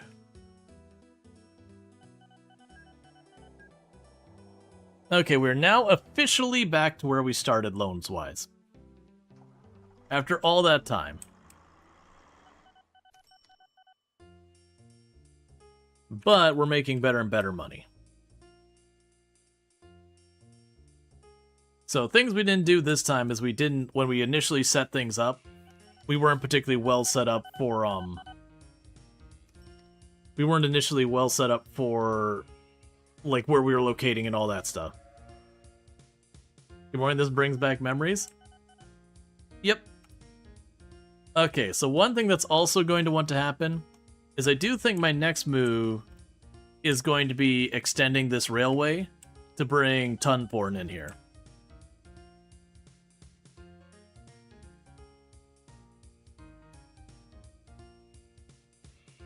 Which town is your favorite? Well, right now we're basing out of like the combined Lee Hill and Grenningfield Central. Before we started this one, I did one where I didn't have competitors because I had to grab them, which we did base from it.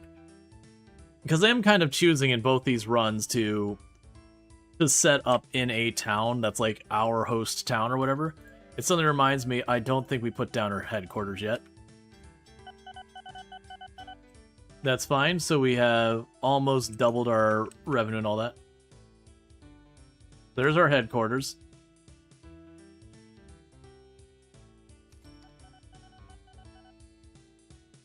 Yes, we still have the one bus and all that that's not making much money.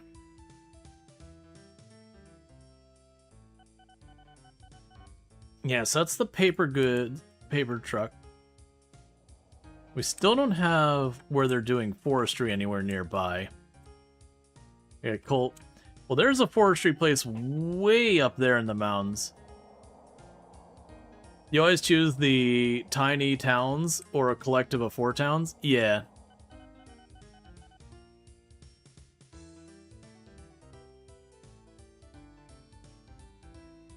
I'm assuming if I tell it to build a bridge from here all the way across, it'll either tell me no. Oh, actually, you know what? 64,000 is not as bad as I thought. I was expecting that to be hundreds of thousands of dollars. Going for an ocean build is ballsy? Yeah, it's fine.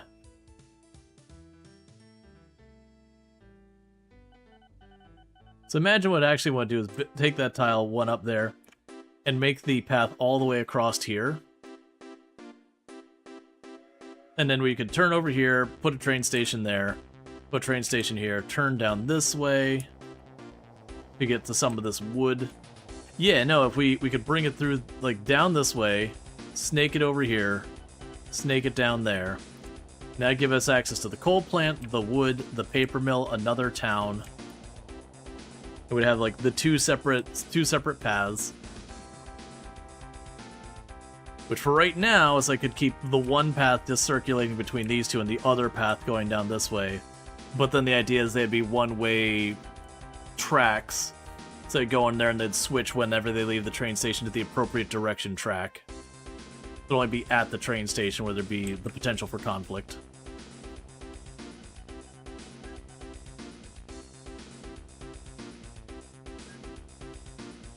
Let's get these loans paid off real fast. Since they're making over 100,000 a year, we can basically sit on our hands for one in-game year and then just knock the loans out entirely. And that way I'm keeping an extra, you know, $5,000, $6,000 every single year.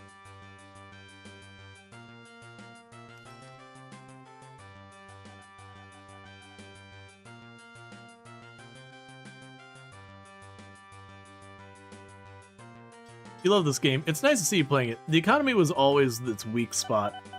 Bridges aren't anywhere near that cheap compared to the price of the goods. Oh yeah, no, that's always one of those things that's like a balanced decision.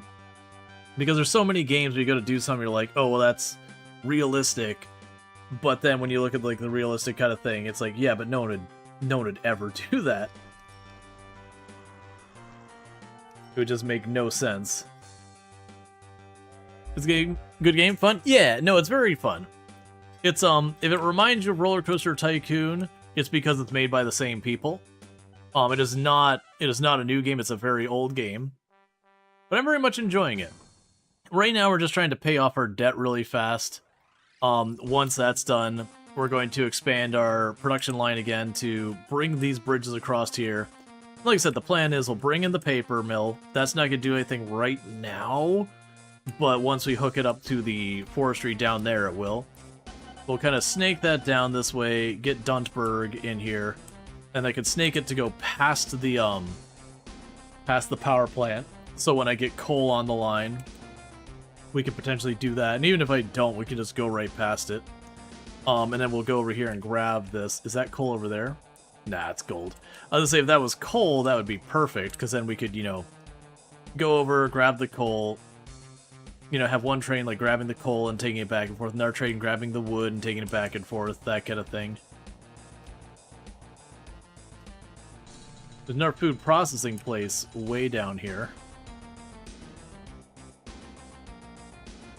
Lots of gold on this map. Because then we can share the lines for a bunch of different production lines. Versus specially purposing a lot of that stuff like we were before. And we could have like the coal train that's just like half coal, half the output of whatever that gets. That kind of thing.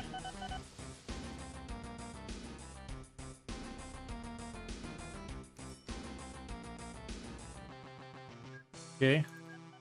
Knock that down 2 more.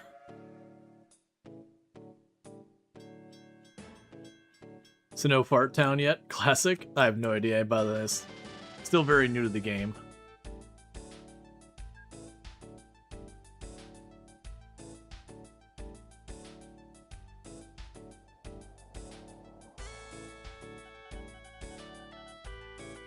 I'm glad I'm the only one exporting the food from there. Versus we set up in the competition all as like, we're gonna compete on the import.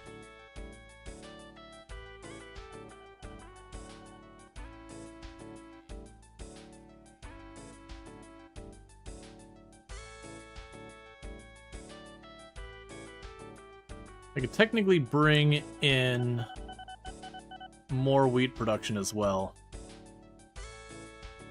That might be something to do. I know we were avoiding trying to send the ship back empty-handed, but I think it is a thing. I'm going to just need one ship that's dedicated to this, just because the food production. Alright, there we go. You can finally get out of here.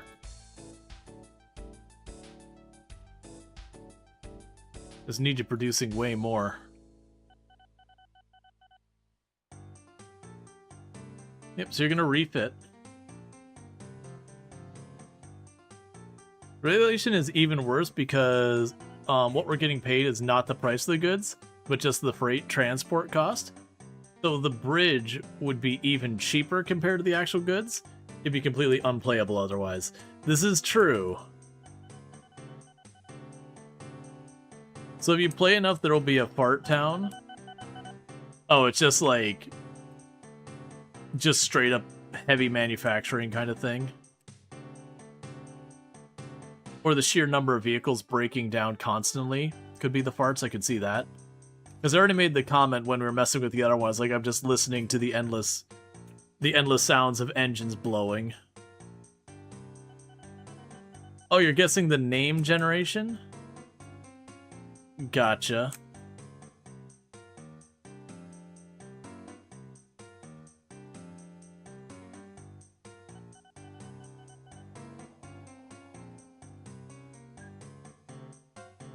Yeah, so last year we made $141,000 in revenue, and about $40,000 got eaten up by our operating expense, which means we had a profit, or we would have had a profit so far as our revenue to operating expense of about $100,000. Now, granted, we ate up about $50,000 of that in capital expenses, so I'm trying to avoid capital expenses right now, for the purpose of knocking down our loan. Because the loans in this game aren't the kind where, you know, each time it pays, it takes a little bit from the principal and, like, slowly you pay it off just by continuing. It's a forever loan.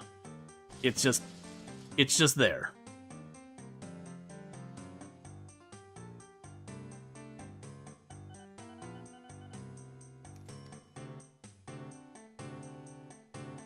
Okay.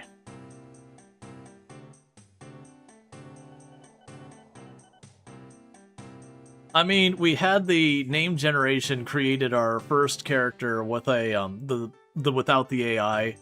Our CEO is Pilkington. I was like, all right, we can keep that. That's cursed.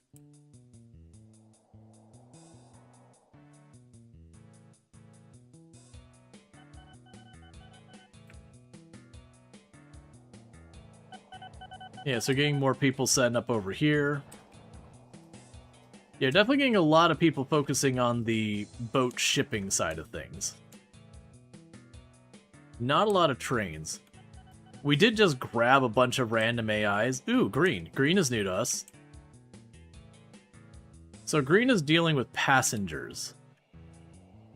Yeah, so we got lots of stuff right along here. We got lots of stuff right in that corridor. Lots of... It seems like most of what we're seeing is focused on the water. And then there's like pink is just running around setting up bus tracks. But almost all of this is just boats. Everyone's on the boats.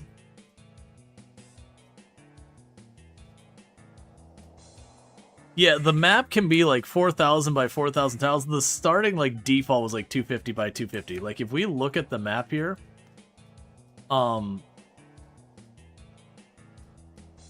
just you can't barely see it, but these couple of pixels, that's what I can see. The map is huge. You think you chose a shipping AI? Yeah, there was a shipping AI. There was an AI who's supposed to be based around trains. There was an AI that's supposed to be based around passenger stuff. Yeah, looking at what we got, because you can barely make it out in here. There's like a little bit of construction down there. Little patch here, little patch there. Let's go see who gray is. The light gray. Okay, yeah, so they're another one who is connecting everything by buses. Yeah, because I grabbed I tried to grab a variety, so I grabbed one AI around buses, I grabbed one or two around ships, I grabbed one that was based around rails. So I think it's just RNG gave us, you know, where it was grabbing the random AIs. It gave us a couple instances of the shipping AI.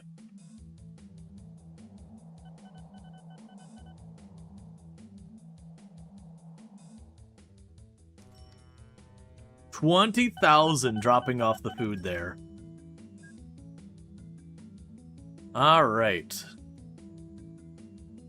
And then you reconfigure to go get wheat, and then you head over to our wheat, then you drop it off, then you reconfigure to go get food. I'm getting a little alarmed by the fact that I've got a bunch of boats arriving here at the same time. Okay, the good news is they're all coming bearing food and all that.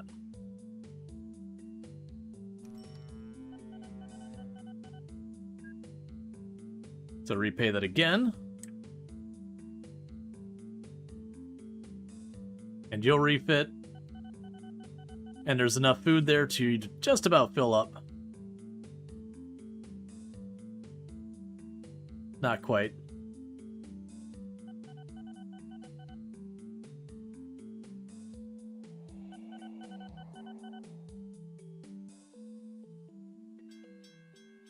All right.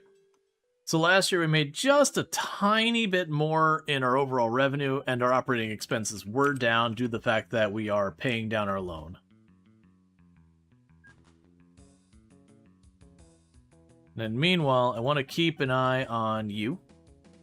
Pin you up. Because that town's been growing. We are finally getting to the point that the town's growth is slowing down. Grenningfield's growth is much slower than Lee Hill. Yeah, no, we haven't gotten an airport in this one. The other save we started, we did have an airport. One of the problems I'm going to run into here is if I'm going to do an airport, it's going to be something like landfilling this spot. And then plunking an airport down here in the middle, or landfilling up here, and then plunking an airport up there.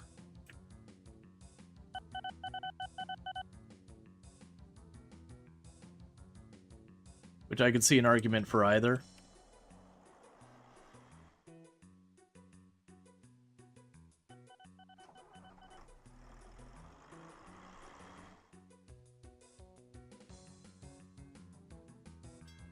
Let's see. Yeah, we had a few crashes earlier when we had airports. We did. And I wasn't entirely sure why some of them happened. It could just be an RNG thing that every once in a while you'll have an airplane crash. It feels a little weird. But that's fine.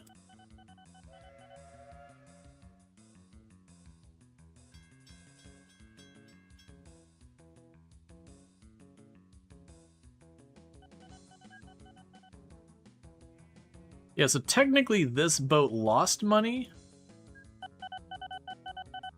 last year. which is surprising. I think a big part of that was just how long they get stuck waiting on the food production. But considering the AI is doing their best to try and feed that, and I'm the only one taking stuff away from it.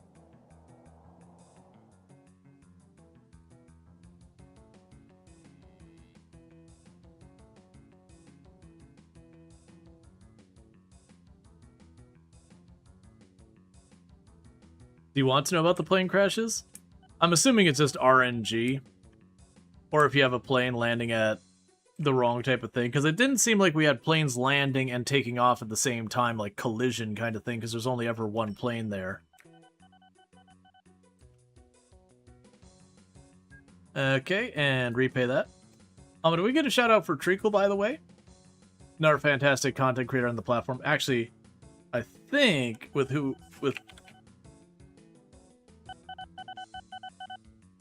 why am I having problems with Treacle?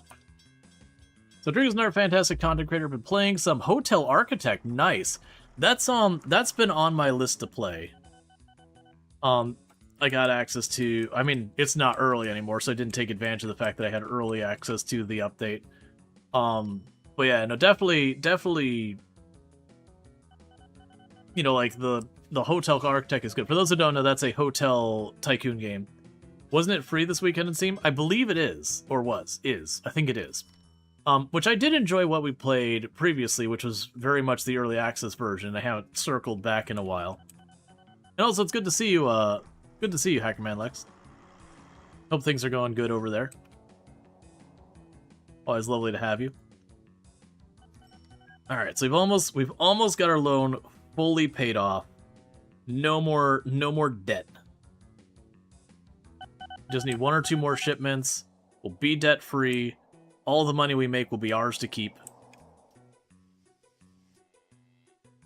What do you think? Oh, it's a passenger. What do you think you're doing? What do you think you're doing? Sir? What are you shipping? Passengers. Alright. I can let that slide. If you were shipping food, we would be fighting. You've really been enjoying it. You're given a key last week and saw some friendos playing it. Then you went ahead and update. Alonda was on the carousel when you boot up the game, so you know it's got to be good. Oh man, there's been 2 or 3 games recently that I went and pulled up the Steam page and you saw Alana on there. I didn't see Hotel Architect. What was the other one? There was another game where I'm like, that sounds familiar. I think I played that, and I pulled up the game and I saw Alana there. It's one of those things that's kind of low-key cool when you pull up some random Steam game that you're like, oh, I heard about this, what is this? And just like in the stream you see someone you know. And like for the record, a lot of those are recorded. Where it says live, it's a recording. It was live at some point. I know because one of your running scripts crashed. Please report this to the script author.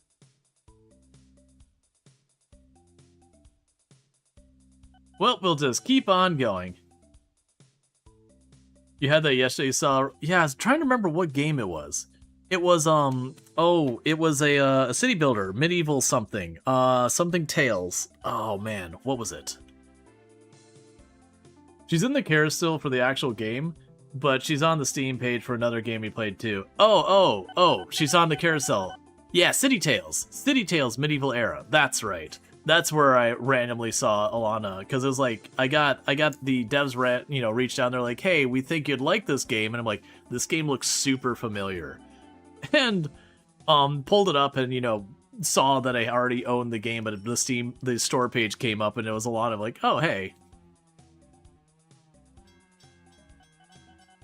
Yeah, so apparently one of the AIs is breaking. Which is always the danger when you have a game that's based heavily on just grabbing content that our people have made. You're going to get some that's well made, and you're going to get some that's really not. But that's the first area we've seen. Oh, that's just a buoy. Okay, that's fine. It's not actually a stop. Yeah, so it looks like whoever green is, they're just setting up passenger routes everywhere. So it's gonna cut a little bit into my business, but my passenger business isn't my main revenue, thankfully. All right, so we got 3 more loan payments, and then we're debt free. On the other hand, that is actually something that's going to help out because it should boost all these individuals. Man, you are... Dear goodness. Green is just wiring up the world with passengers.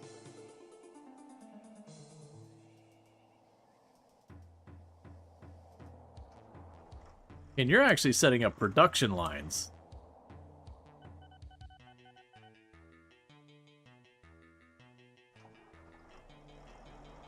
I mean, for what it's worth, this person's making like $4 grand per truck stop. They're having to like take it half across the map to get it there, but it is 4,000 per stop. That is not nothing. Let's see, will it change something if you redo the single stations into one big station now? I'll have to redo the routes. Right now, I'm not too worried about that. I'm going to kind of mostly do that in the future. So, like, eventually, I'm sure I'm going to have to move some of this stuff around. Like, we'll want to squeeze an airport in here somewhere. So I'm sure we're going to end up doing that. If nothing else, getting new vehicles anyways. Alright, another payment done. That's what, 2 more to go? 2 more to go, and then we're debt-free. Definitely a different vibe when you're playing with the AI entities on the map rather than just solo spreading. Well, that's kind of what it was. Like, when I was solo spreading, I'm like, okay, I feel zero anything. Like, I could just take my time, do whatever. And I don't feel like I'm being super pressured. But it's stuff like this where I'm like, okay, I need to wire this up. And this is kind of what's going on here is kind of helping, kind of hinder. Oh. You started going into livestock. That's illegal.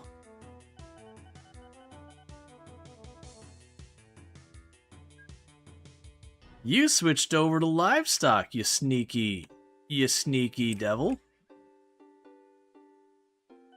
So blue here had switched over to, or had set up for wheat. Blue ship isn't here anymore. Blue got rid of their ship here. So now there's no one delivering wheat from this farm anymore. Okay. Okay, so I should get a second ship here to be just delivering wheat back and forth.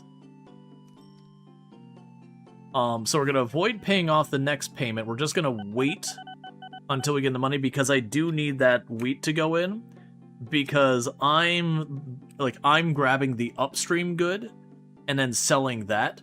So if the supply ends, which it's not, I'm bringing in wheat from down here. What do you think you're doing? What do you think you're doing? Okay, you're passengers.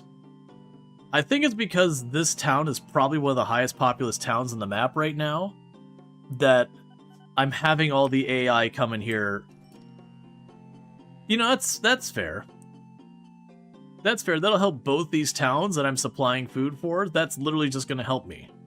Like, it's going to cost... Well, no, even the passengers won't cost me much here either.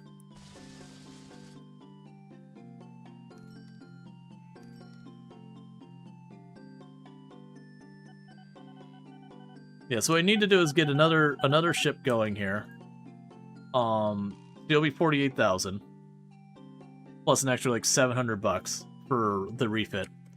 But we'll get a wheat ship up here and just have it start bouncing back and forth. Because I need to keep that online.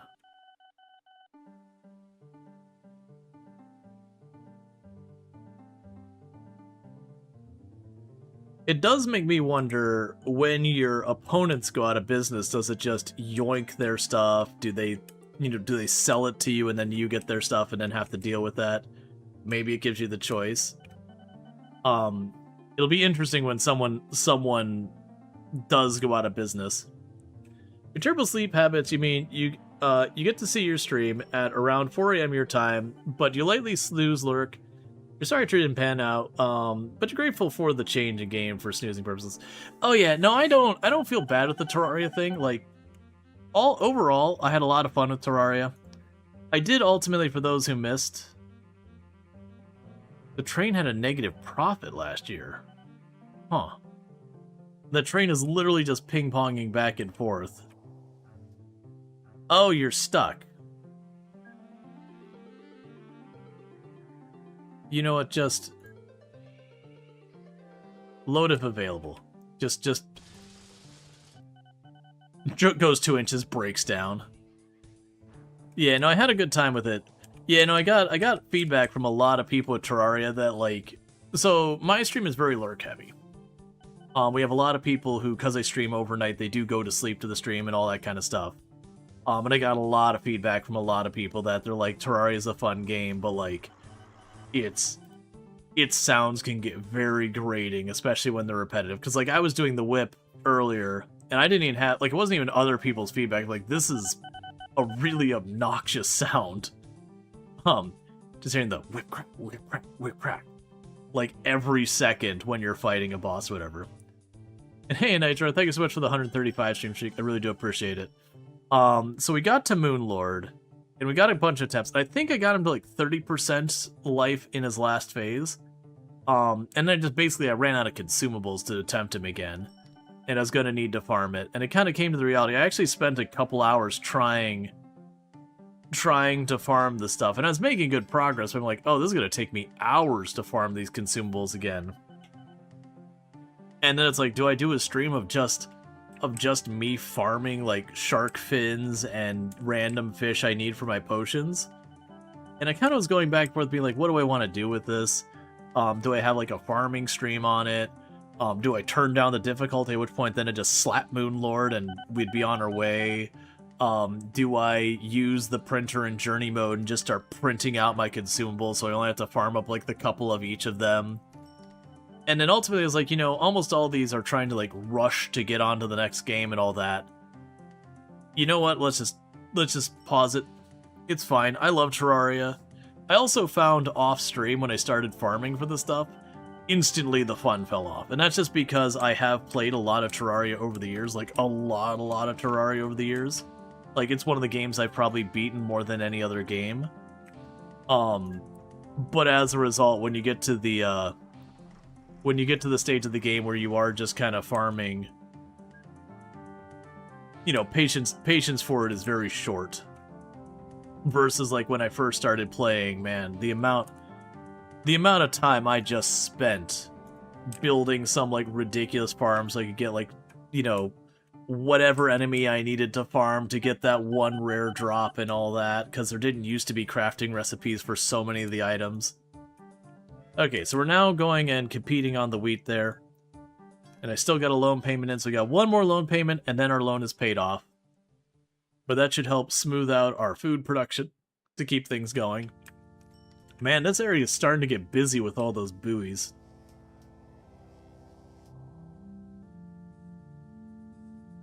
Yeah, because I need that going as much as possible. Keep waiting to see, like, them smooth out a spot and shove another dock down there. How's the AI going compared to you in income? I'm not sure if I can check that. Oh.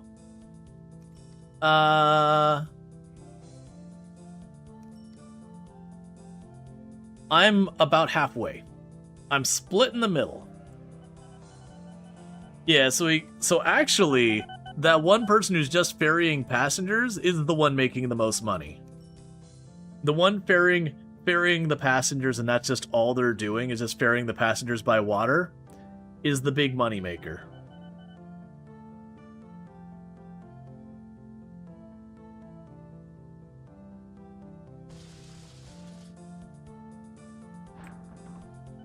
Okay, so the city continues to grow. Alright. So we got one more loan payment, and then we're debt-free. And then I think we're going to start, like I said before, start running the railroad tracks to get across here, to start, you know, attaching all these by rail. and getting all that set up.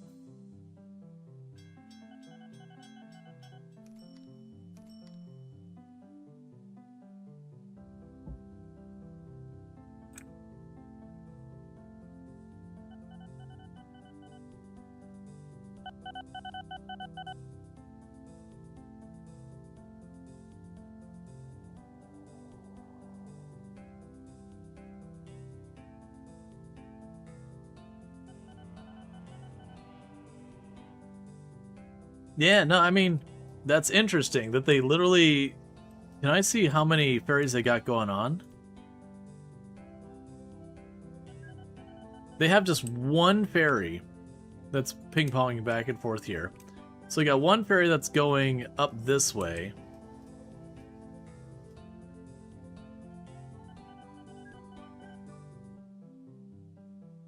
The other one's going to... Dun, whatever it is.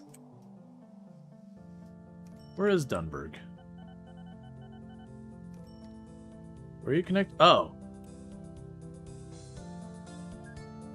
Gotcha. So I got a couple of ferries going back and forth here. So, yeah, so they basically got all these areas and they're just connecting them all up to these ferry areas. If you click and hold on the money stacks button at the top, you might be able to see their earnings, the money stacks up top. Oh, okay. So that dude is making $1 million a year. And it is entirely just passengers. They also have $600,000 in debt, which is fine. And loan is paid off. All of our money is now ours. So the next rail is like $60,000 to jump across this entire expanse of water. Yes, that person is dealing only in passengers, but if you look at it, he's set up everywhere. Literally every body of water that's got places around it, just about, they're just expanding into.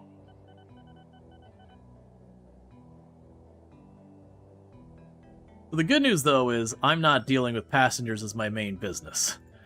Because in a direct competition with that person, it would be not a great time.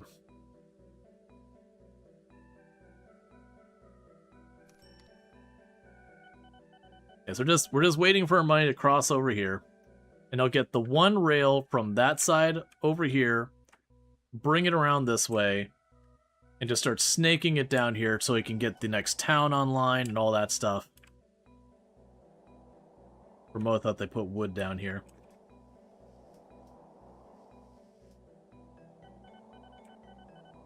You could also go through and have it go straight on down this way and cut across. Actually, that might make more sense. It might make more sense for that railway to go straight on down this way. Well, no, we'll do both. We'll have one that snakes this way, and it'll stop here, and then the other one will keep going that way. But it's going to take a little while. There is a fast forward button. Did you see the graphs yet? In which sense? So we got the profitability. There's the key. Oh, you can compare against each other.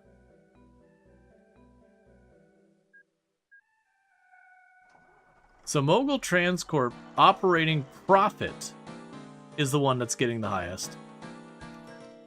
Actually, there's a handful of them that are doing well. Meanwhile, I'm not at the bottom, but I'm pretty low there. And a big part of that is I think I'm spending all my time getting myself debt-free and all that kind of stuff. May not be the best use of my time, but, you know, income graph. So their income's actually been dipping. Probably because, as big as they are, they're going to run into where no matter where they operate, someone's going to be fighting. So you got these two are doing all the delivery of cargo. What is Mogul doing? That is an excellent question. Mogul's Trans. They're doing road vehicles for their entire operation. They're making almost 3 million. So let's see where Mogul is based.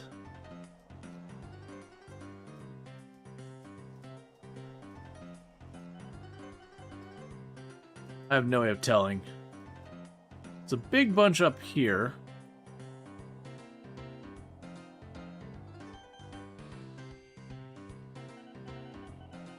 I don't know the best way to find them. So they're kind of in yellowish orange.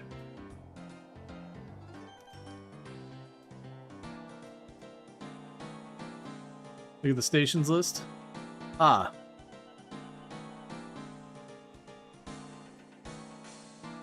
Okay, so they're all over the place.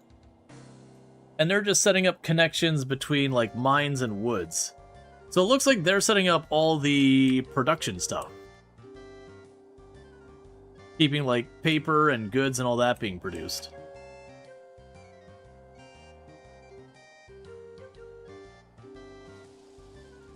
And here we are.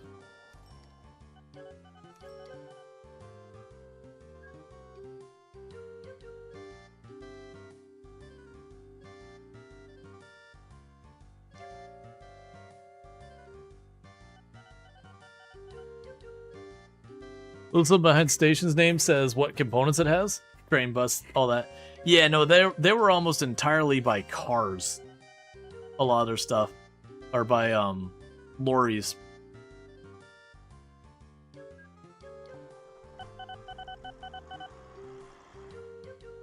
I think that was the one that the AI said they would target subsidies, which is what I'm guessing they've been doing, is they've been targeting subsidies one after the other. They're probably just focused on subsidies around goods. Alright, how much longer till we can make our bridge?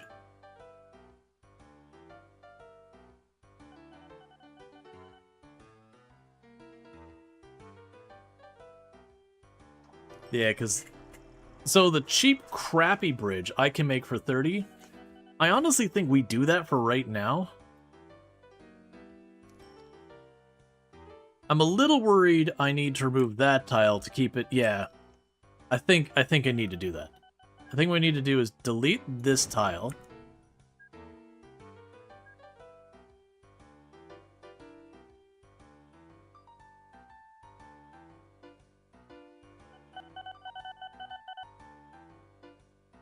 As soon as we have 32,000, we can get that wood bridge there. Obviously, the wood bridge is not going to be as good for speed and all that. But I get it set up now, and we can just have the vehicles going back and forth. They're going to be spending most of the time on the other side anyways. So it having that one stretch, and I can make the one side wood. And then once we have the money, we'll make the other side a suspension steel bridge or something like that. You know, and then we can shut down the first side. You get the idea. Alright, so we got our big freaking wood bridge.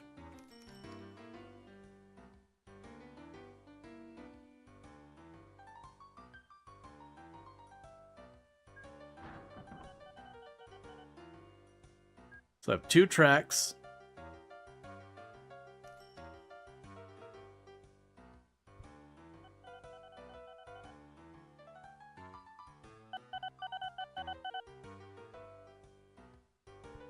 And again there.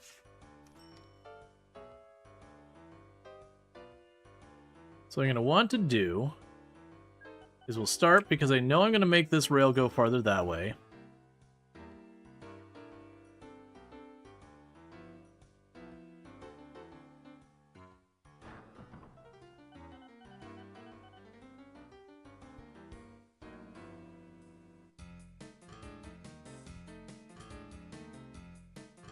Okay, we've got the connection over here.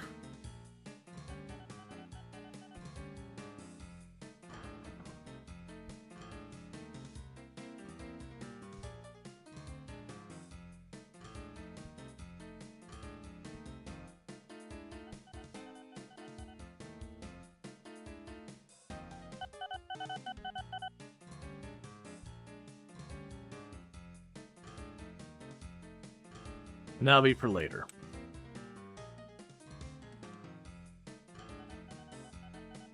Alright. So I've got all this. This game's such a small file size. It is made in the same engine as Roller Coaster Tycoon. These days you have so many things like packaged and added in for a whole mess of reasons. But it does add to the file size and all that. So this area is probably one we're not going to need to do a bunch, so we can put the second depot here. Okay, so right now, I don't have the materials to do the paper mill. So that's not going to do a whole lot. What I can do is we can add a passenger train and a mail train to go between those two. Let's go ahead and new vehicles. We probably don't need a particularly large or amazing train for right now. We're just going to get a cheap diesel train. Let's worry about the... Yeah. So we're just going to get a cheap diesel train. We'll put, like, 2 passenger cars and 2 mail cars on it. And that should be plenty to move up between this town and this town up here. Actually...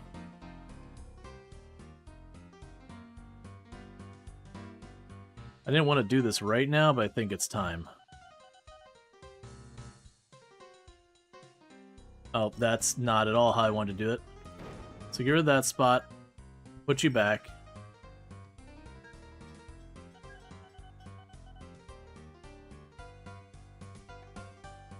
There's our switch. There's the R switch. There's our switch. There's the other switch.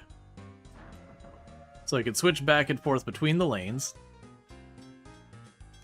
And then what would happen is once we got out to this side, this one would be one way and it'd be the other way that way. Same with over here. So by the substations, we can flip them back and forth. Yeah, no, and lower graphics will definitely reduce file size. You pay a pretty hefty premium for high fidelity graphics and all that. Like you look at the entire game, I'm willing to bet if you went to the entire sprite sheet for this game, individual characters, like just their face of a lot of modern games probably is a larger file size. Because that larger file size for like the lifelike face, you're probably talking an image that's, you know,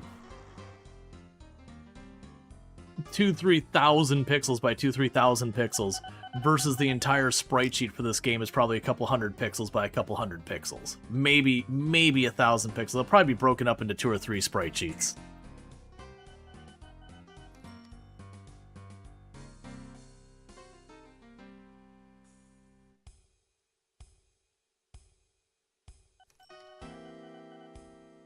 Alright, so unfortunately we're stuck waiting to get the money for our train, which will then, like I said, will be a passenger's train from Duntburg to Lee Hill City. I'm kind of tempted with this. What he could probably do...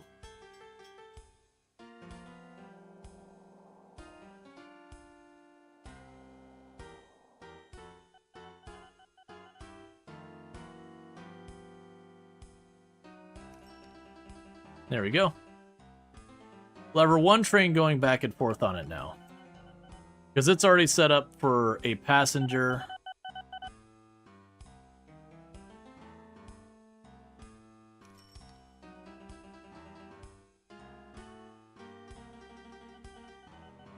Now, this does mean I'm going to need a second train.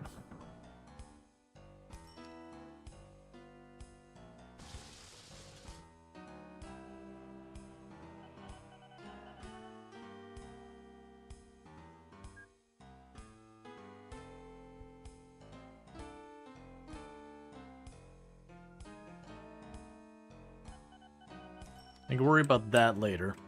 Because that'll be when we get 60,000 when I'm not paying attention. We'll put a better bridge here. We'll get rid of the wood bridge. So what I want to take from that is we want to bring this down here to Frintberg. And then we got the forest right here by Frintberg. So I could probably put the train station... I can't really make out the hills, but I'll probably level out a spot here. Put the train station right here between the two of those. It'll serve as both of them. And then we can, you know, turn that to go up here, meet the other train, and it'll be good. So I guess the first step of that is going to be just bring... Oh, it is so hard to look at that. It's so bright.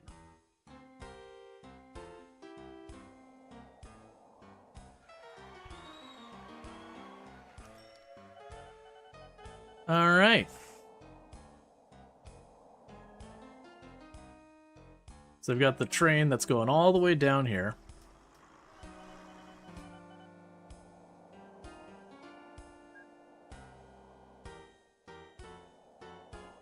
Nope. So what we're gonna need to do is I gotta level out this terrain.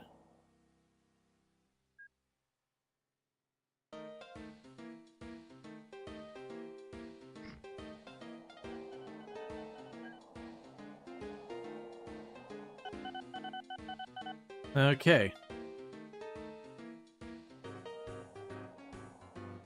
Can't build, they refuse. Huh.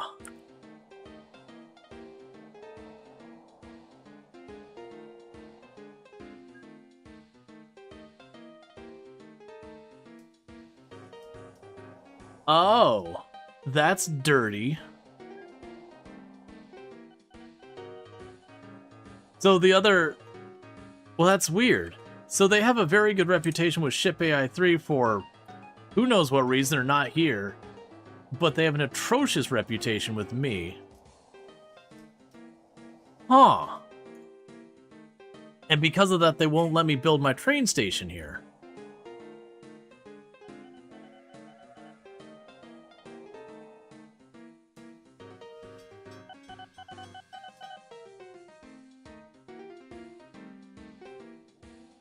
I mean, I guess maybe I could throw money at them to make it go away.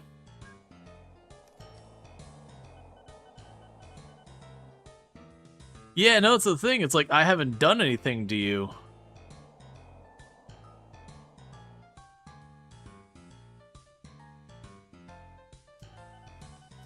You think it would have been higher before you destroyed the trees? Oh, because I flattened the ground and wiped out all the trees? That probably makes sense.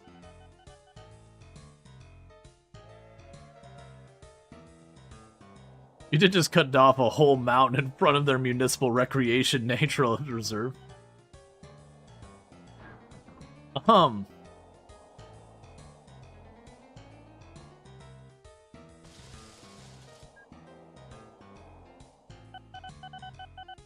I threw money at you. Can we be friends now?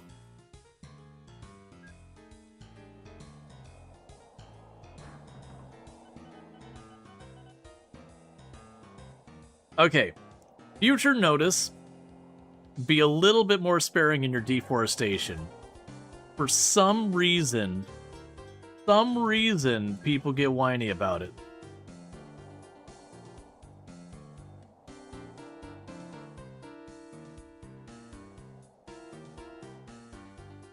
Well, that creates a headache. So, what I could do is stay to hell to these people and just move it just far enough over it doesn't count as their thing. That's fine. While we wait for them to whatever it is they're going to do.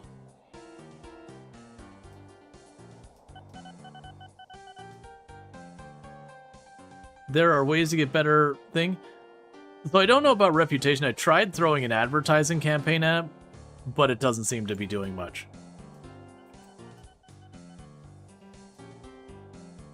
Might need a quick little bus route to a nearby town. It's not a whole lot of nearby towns here. The nearest town would be Dat.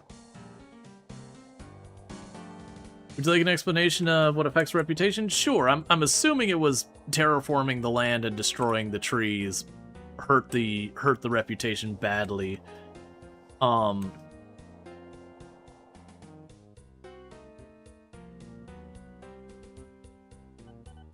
That's fine. We can save up to get the better bridge, and then get rid of the crappy bridge. That's fine. We got 100,000 profit. So far as that, I mean, we have operating expenses because they built a whole thing.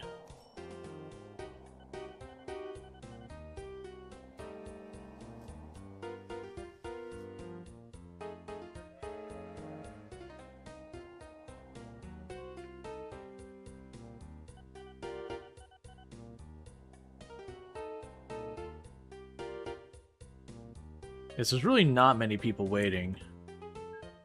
So I'm not super worried about that.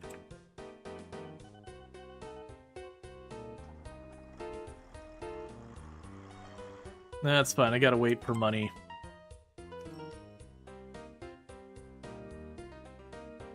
Yeah, terraforming and building things will hurt reputation. Delivering goods will improve it. You can improve it by doing the bribe action. Advertising does not produce improve reputation. This will improve station rates. People also like nature. They're saying I could plant the trees back, potentially, and maybe that'll improve it. I'm also curious if maybe what'll happen is over time that'll decay or not. We can try.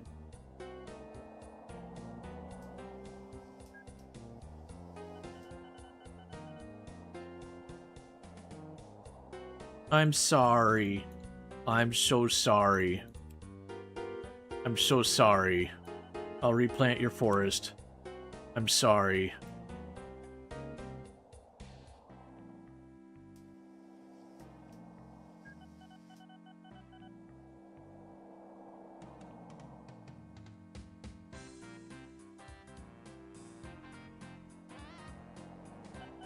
You can plant 4 trees per tile.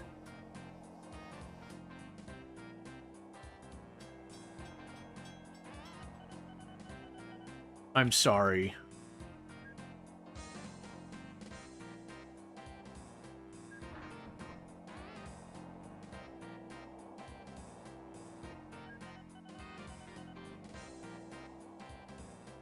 I'm sorry. Have some trees, I'm sorry.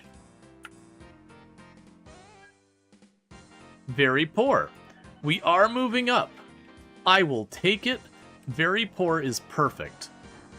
So, is very poor enough for me to maybe... Nope, not yet.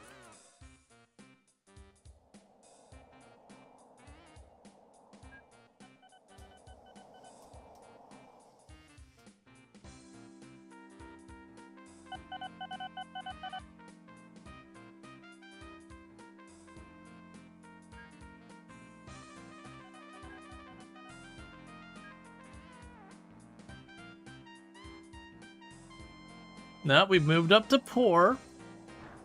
Is poor enough? Can I hide those trees so you can actually see where I'm trying to put this? Haha. Okay, I no longer care about your opinions.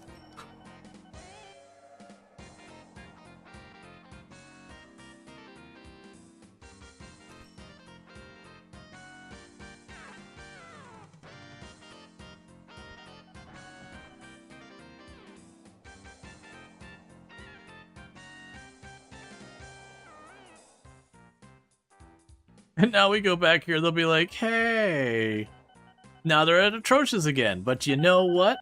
It's fine. I already got what I wanted.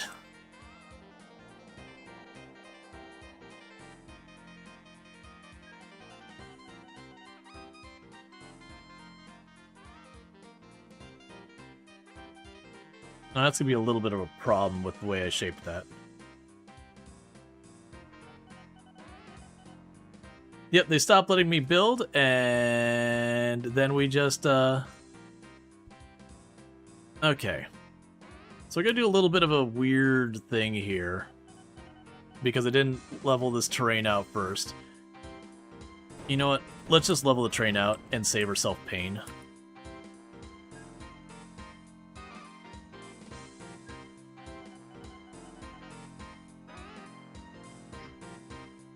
There we go.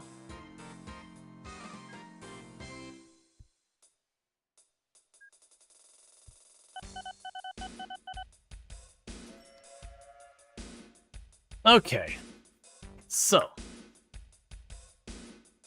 now what we're going to do is new vehicles, and then once I get the money, we do have the printing works here that I've already got a train station for, that we can get one train that'll just be from the wood up to here. And then honestly, we could bring the goods back.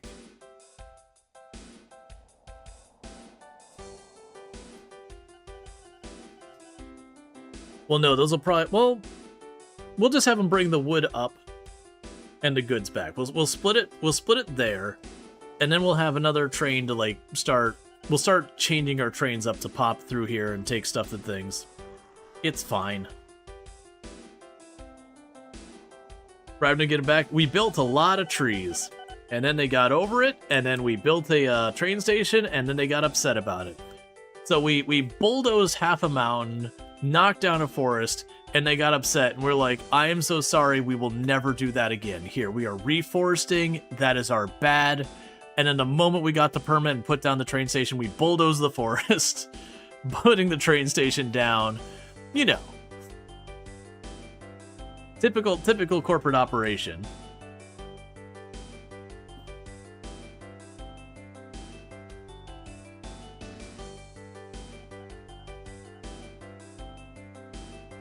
We apologize. Please don't pass a law restricting this behavior in the future.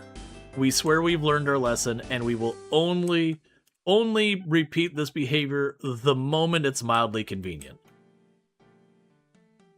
Just mildly. We don't need it to be, like, properly convenient.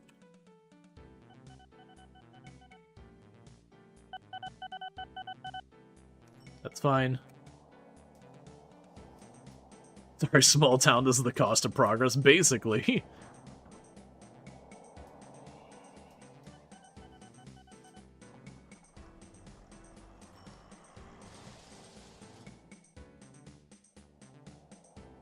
Game's too realistic. Oh, alright. Bear with me, chat. While we're waiting for some money to roll in, I'm gonna quickly use the restroom, grab myself a new drink and all that, and I'll be back in just a minute. I'll just leave this running in the meantime, but I'll be back in just a minute. Thank you again for tuning in.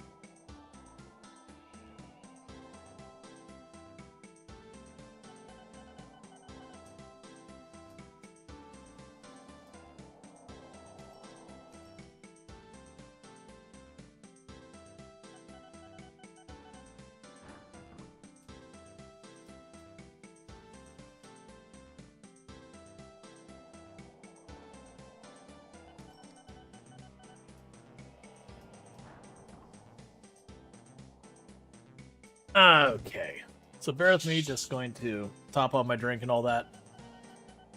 Looks like I got a little bit of money in, probably enough to get myself the train to start hauling the wood to the paper mill. It is interesting that because we chose the winter tile, what we use to make goods has changed. Because the other one we used iron to make steel to then, you know, make goods with steel and the foodstuffs. Like the wheat and livestock. This one we use the livestock and the wheat for food to make our towns grow. But when it comes to goods, I need wood. So it is interesting to see that change.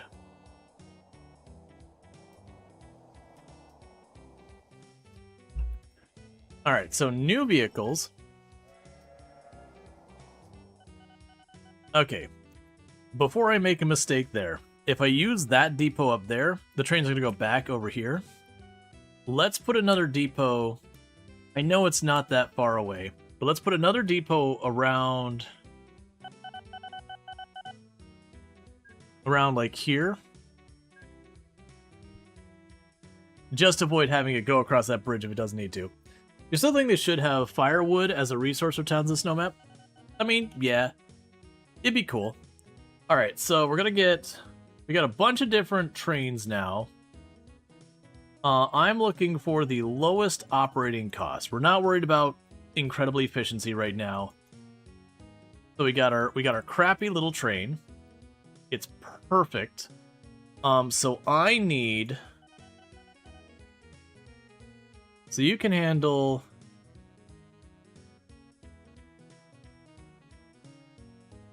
two of those.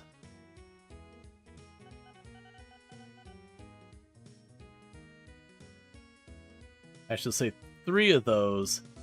And a goods cart.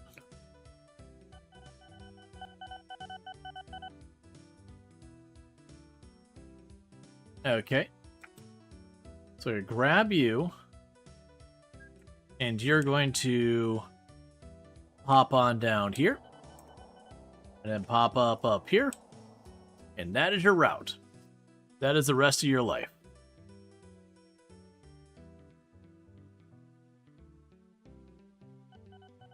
And it's going to have some difficulty making all that work for right now. Because we don't have any signal set up. And we're going to need to get that sorted.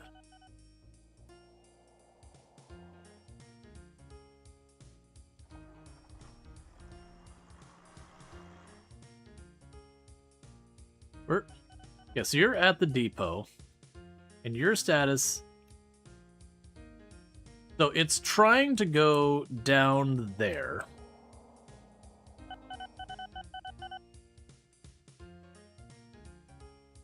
We have one of our ship lost money last time, which is not my favorite. So let's try and get this sorted.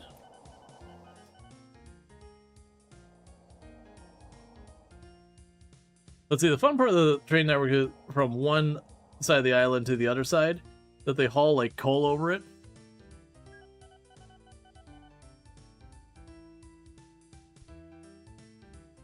And don't worry, little township. You forgave me, and I'm here to remove more trees.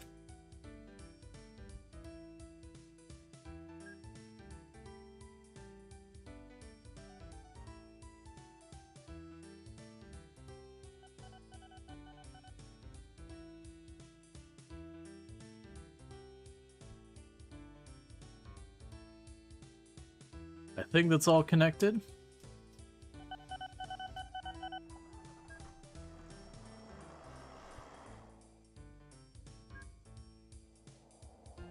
Now we can switch tracks.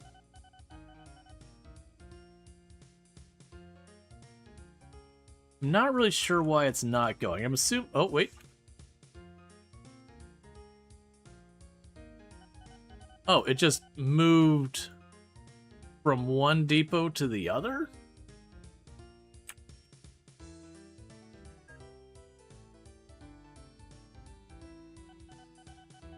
Well, since I have $300, we'll get that connected.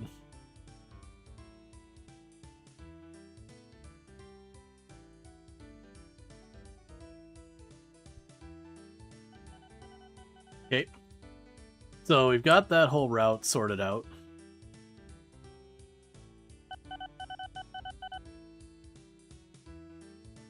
And the next thing would be building the bridge across there. Now, with this, I should be able to go and make this one way. So this way in, that way out. And the rest should all map up. Like, it'll have to go over... Ah, wait, no we don't. That's not true. I'll need you.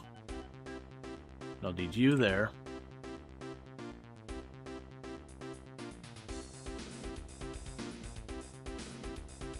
Oh, there it goes.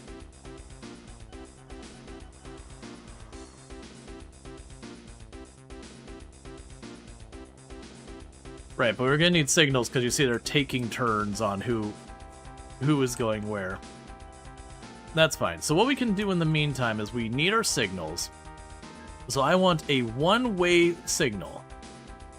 A path signal allows more than one train to enter a signal block at the same time if the track can find the thing. One-way path signals can't be passed from the backside. So, you need to go this way.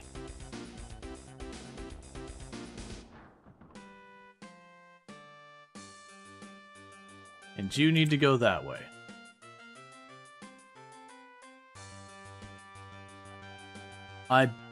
It's probably okay.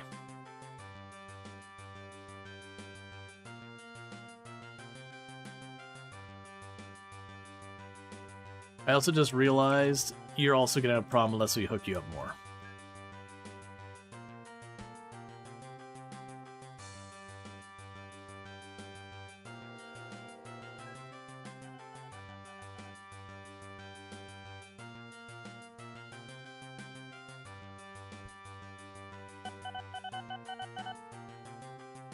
It just has lights every two inches. This probably needs to be cleaned up. This is bad. We'll fix it. We'll get our signals correct.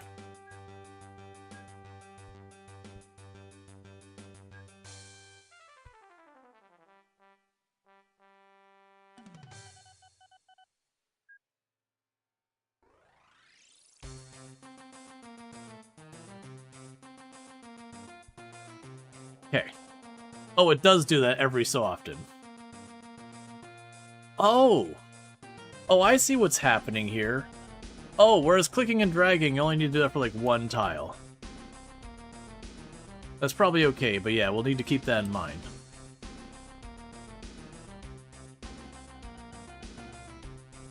Cannot reach the woods. But why can't you reach the woods? So you can go down here. You go over this way. And all this would be fine. You hit this signal. This signal says yes to this way. So you'd be able to go over this way. Oh, I see what you're saying. I really don't want to make this a two-direction signal, but I'm going to for right now. So this signal is a two-direction.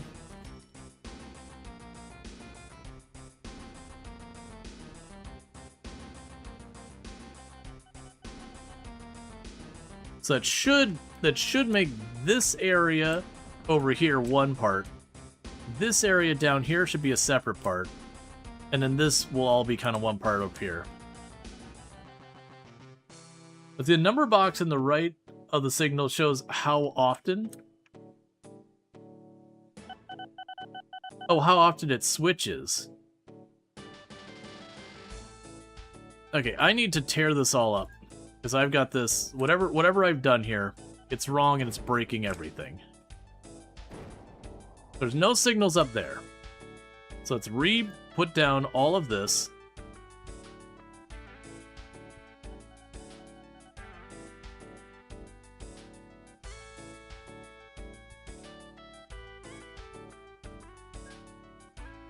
Okay, so the right lane goes the right lane, and you go to that lane. You should put the signals by the stations. Yeah, the only problem is this station is right up against the track, so it's kind of seeing this as like immediately by the station. So let's see. So we've got path signal. A path signal allows more than one train to enter a signal block at the same time if the train can reserve a path to save stopping point. Okay, that did work at least. And you broke down. Train enter a signal block the same time if the train can reserve a path to the safe stopping point. Yeah, so I'm trying to do is make it one way. So, my assumption, and correct me if I'm wrong, if I click and hold and move this way, I've made this route effectively one way.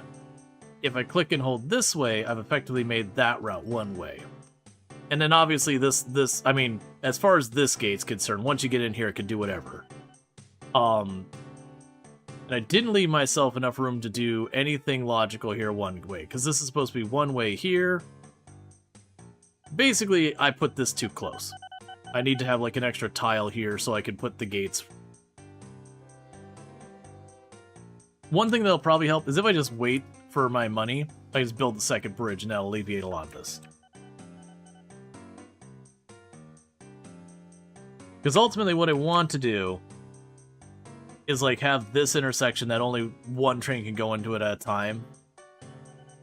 But establish like, you know, the right lane is, you know, that way, the left lane's this way. and then secure that in the network. Because right now it's taking the shortest.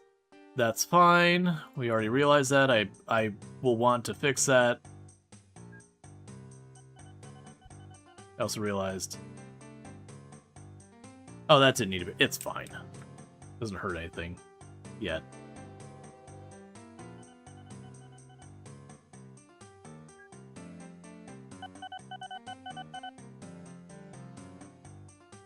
Oh, I'm bringing the wood here. That's not even right. Okay, so this train right here, the one we got here, stop what you're doing. You give me wood, I need to take you to the paper. This is the final step. Where was the... We had a paper place around here somewhere. Because that was the whole idea, is we had everything I needed to hook this whole thing up. That's still important, we still got the wood, but where was the paper production?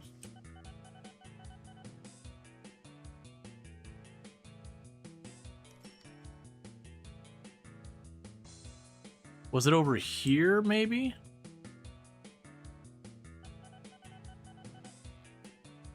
Got farms. Oil. That turns paper in there. Could be the paper production closed down. It could be. I don't think so, but it is possible. So you need the paper mill. Map.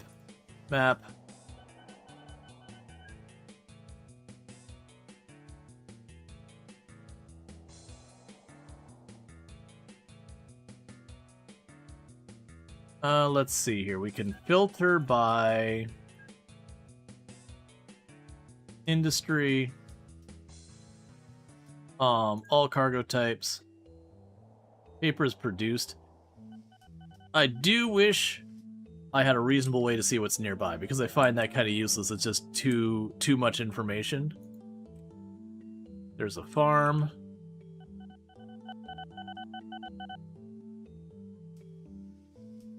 Coal mine. Gold. Should be on the map. Let's check again.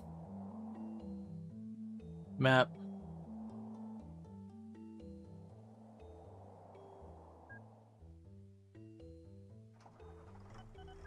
Show industries on the map.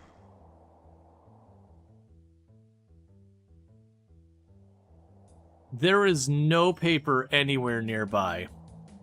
Okay, so the closest paper I've got is down here.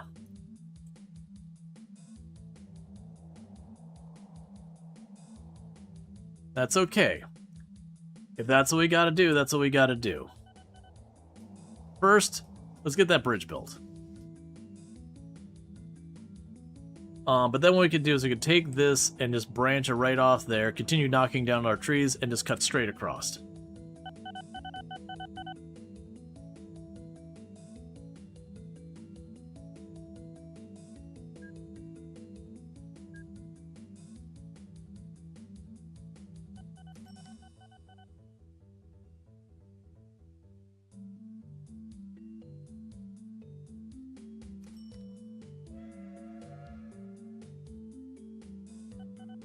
Can go ahead and knock this out.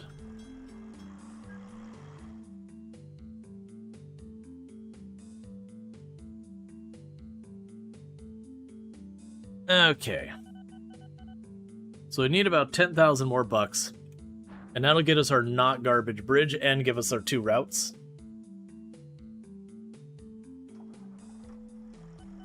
And then I've got to go and connect it. So then I'll have one train that goes east-west over. The other train comes back over to the place to make the goods, and then the person who goes to the goods, that'll be scattered out wherever it can be put to good use.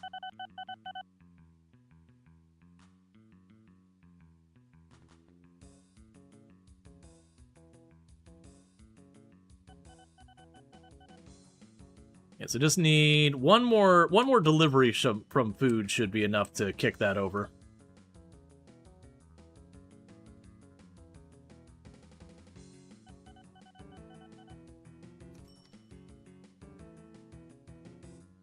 This kind of makes me want to go and pull up stuff like Railway Empire and all those again, because it's the same idea of like handling your logistics.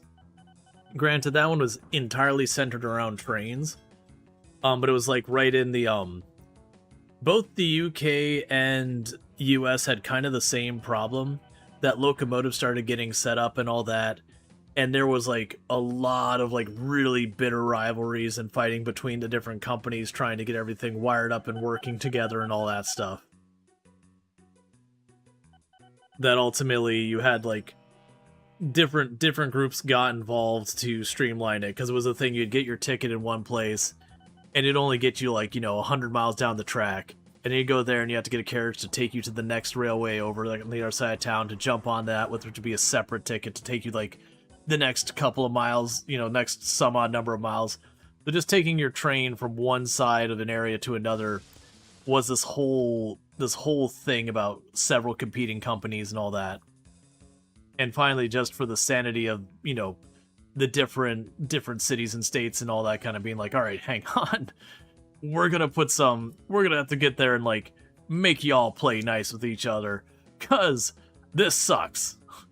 You got this new technology that's going to be able to change our world and move all these goods, but because you're all so bitterly rivalry against each other, it's screwing us all.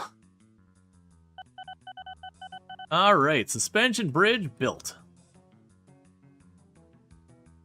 Okay, so before we go and try and replace the other one, let's start routing this.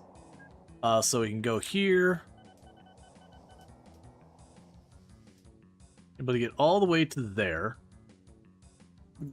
Once I have more money, we'll get all the way down there.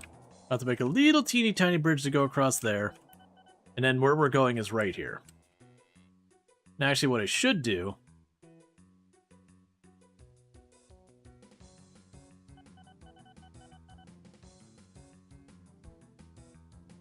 is we got a railway station to deliver our goods there.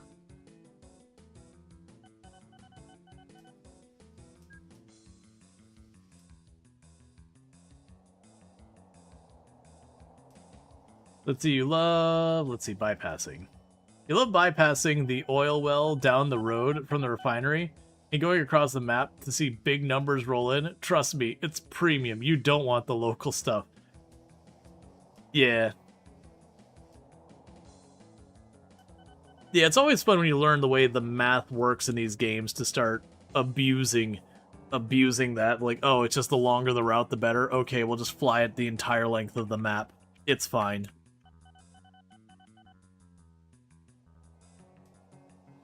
Now, how's the money doing? I haven't been checking in a while.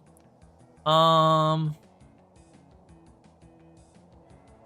revenue has taken a big hit. Our revenue at some point took a hit of almost 40,000. Which I think is just our competition. I bet you one of them switched back over to wheat, didn't you? No, you're still doing livestock. Okay, so it's not there. We're not delivering food anywhere, so that's not it. I mean, they have been biting into my passengers, but my passenger hasn't been a big draw. That said, maybe it is. I'm still making like 100,000 and all that. If I can just get this railway set up, we can be delivering goods to a whole bunch of towns and all that. That's actually one of the things that's very different about this game, and like I said, the other one similar to it is Railway Empires 2 that I played. Because Railway Empires 2, you'd have a certain level of demand. So, like, if I tried to drop a train of, like, a full train of goods on this town, they'd just be like, nah, man, we don't need it. Like, they'd take what they could need, and then you'd end up having to move on to the next stop. And so it was one of those things of setting up your logistics to handle all that stuff. Yeah, retrofitting a plane to transport some insane cargo long distance at high speed memes.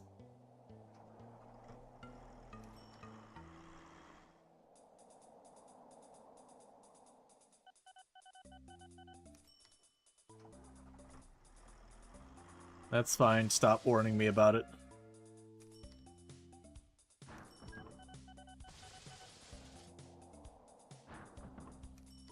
Yeah, no, it's they've definitely cut into our revenue pretty severely.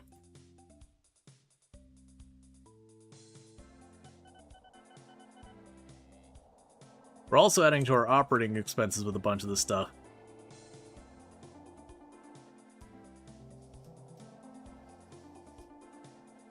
Meanwhile, we've got the train that's just sitting here.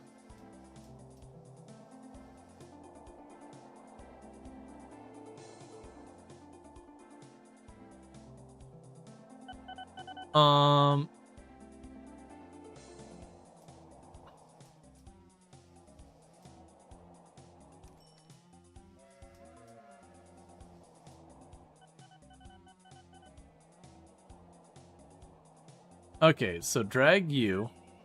Alright.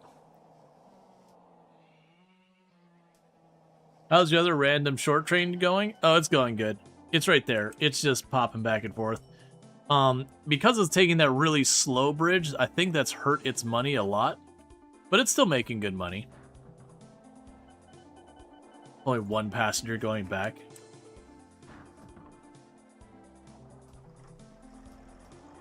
I'm gonna need a bunch more trains on this track, but we'll get there. Because what we'll end up doing is having the industry trains and the passenger trains, and you can mix them. We'll probably do a little bit of that, but like this one is going to be strictly an industry train. I'll just have it ping pong back and forth between those two. And it'll probably have a passenger slash goods train. Well, no, because it'll need to be moving that material as well.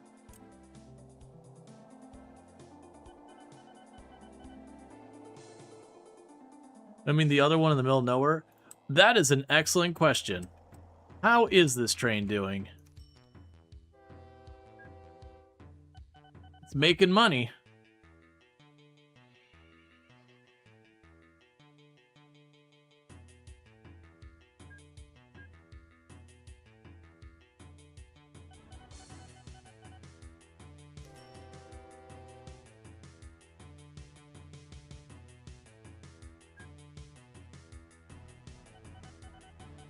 Let's add a timetable to it, because it's going way too fast. It's not being efficient.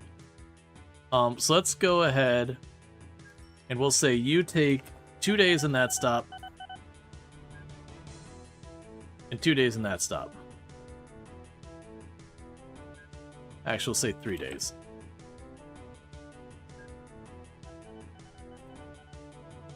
It's not riding back and forth with a nowhere near full load.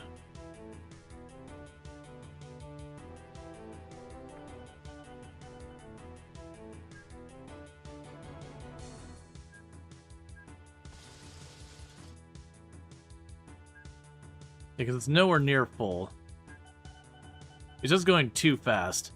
We tried to tell it, you know, wait until you're full, but when it did, it just sat on one side and then just never continued. We tried messing with it a little bit. I'm sure I'm just configuring it wrong. So honestly, with that timeline, we could bounce this thing up to like almost 10 days.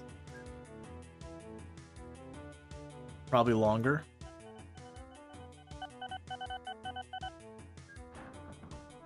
Or we could say full cargo, any good. Full cargo, any good. And we'll see what happens with that. Because I'm assuming what that means is if any of the goods gets full, it'll turn around and do that.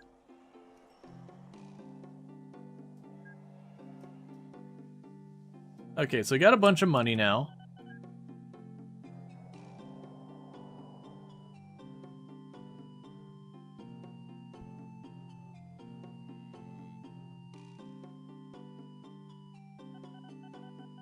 Honestly, for this one, I think it'll be easier if we just flatten that terrain.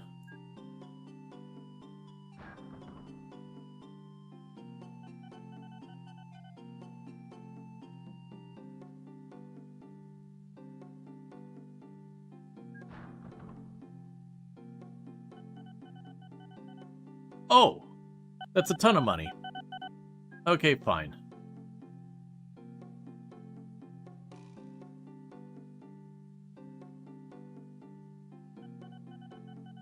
I mean, for that little, it makes no difference there.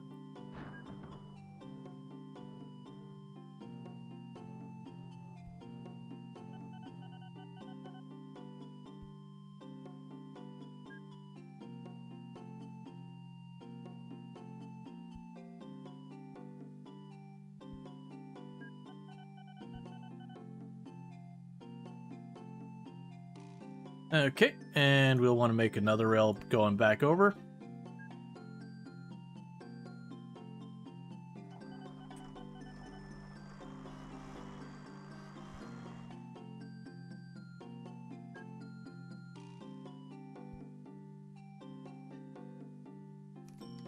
Just like we've been doing. That's fine. Want to cross these over. Some of these are sloppy.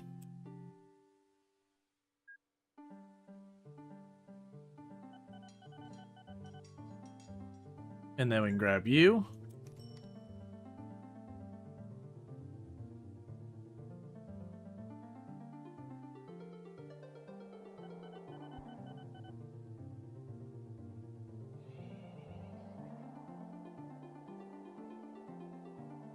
Now, that's a paper mill. Oh yeah, no, Buddington I don't believe was us. Oh, that's on a ledge. That's not going to connect.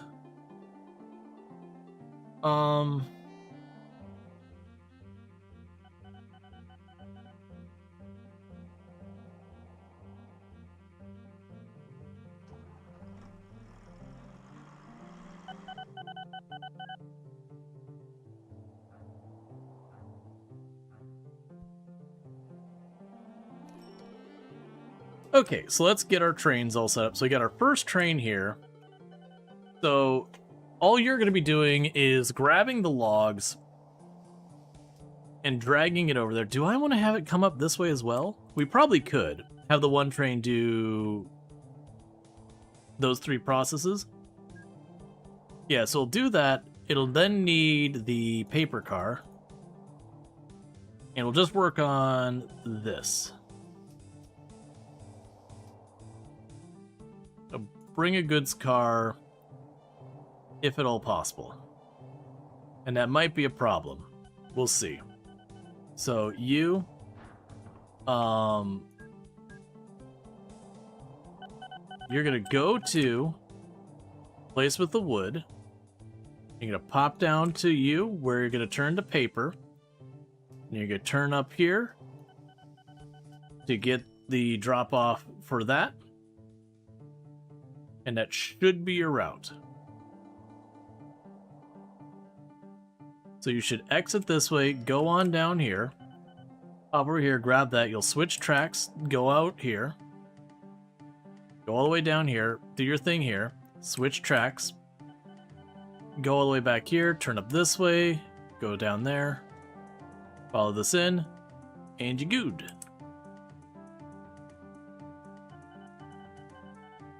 And also switch tracks.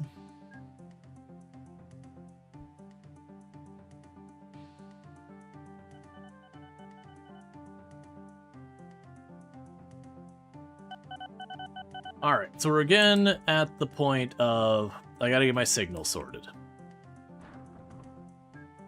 So, what we want to do is my intention is to make this one way. So it'd be this way in, that way out.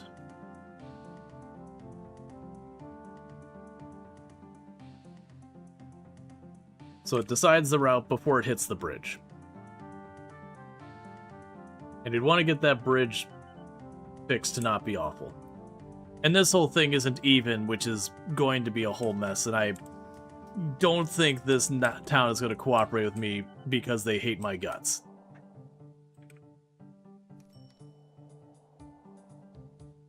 And when we get some more money, we're going to start trying to send more trains around to do more stuff. But we should have the capacity to a whole bunch of stuff. Oh, and it just suddenly struck me. So you... Until you're full. Until you're full.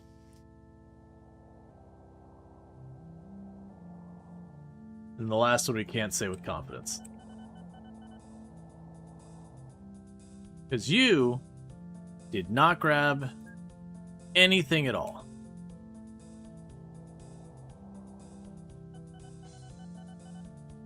accepts passengers. But you were in range.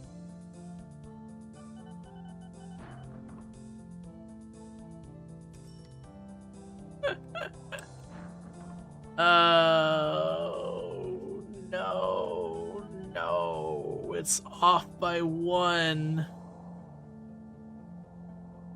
It's off by 1.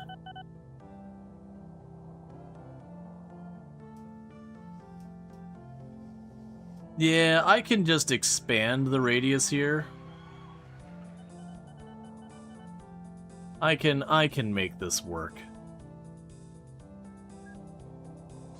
Oh no, because you're gonna tell me to go shove off. Because you hate us. Yeah, that's the thing. I need to build a bus stop, but first I got to build a whole lot of trees so they're willing to tolerate my existence. Because what I was gonna do is I was gonna build a road here. Oh, they let me build the road. And then I was gonna go right here and be like, hey.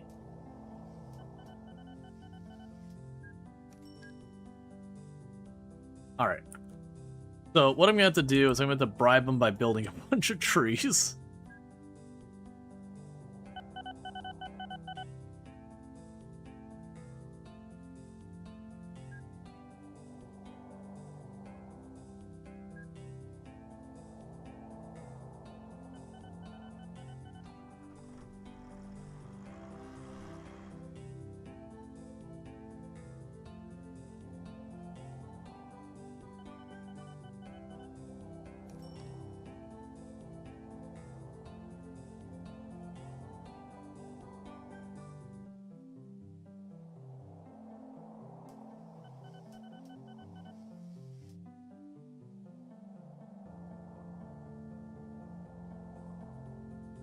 Come on, man.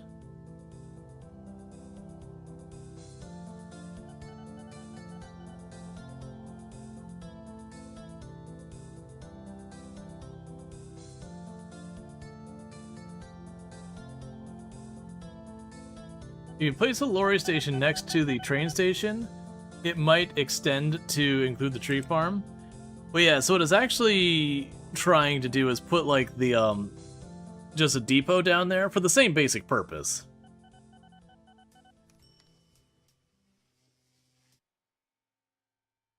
To kind of boost our range.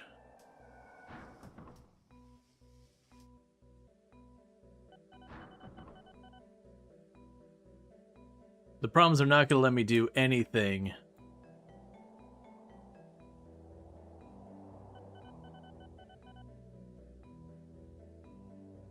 Until I manage to fix my reputation with them. But the issue is...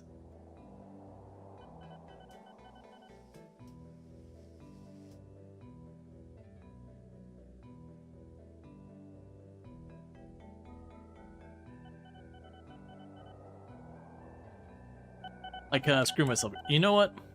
We might be able to make this work anyways. So... They're letting me put roads, so I'm just going to abuse that. Like, put the road all the way like this. And we might be able to get away with this.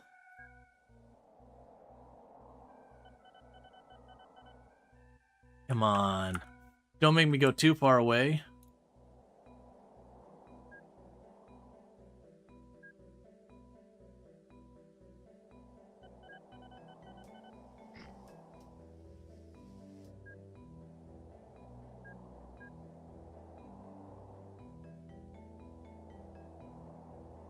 Okay, over here, change the message. That's also one tile too far.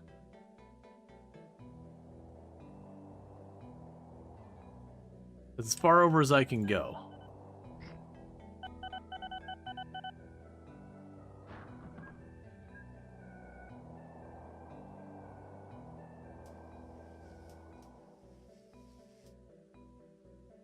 So, you're still at atrocious.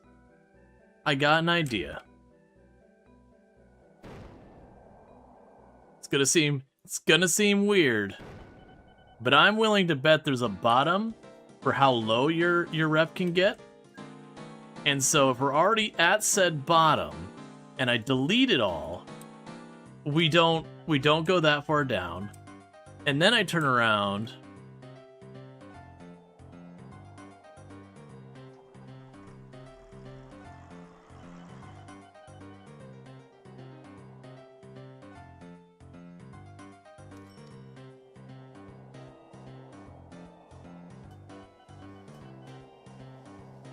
Come on. It did work for the purposes, it just wasn't enough. And I'm willing to bet that's not enough to get them to cooperate.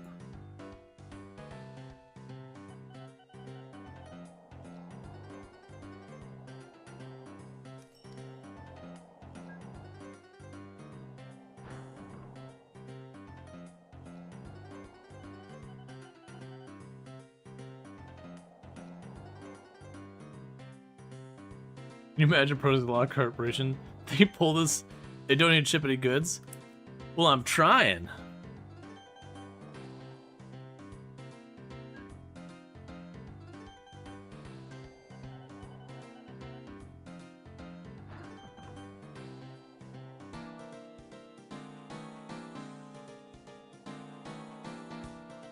No, very poor was not good enough. I already tried.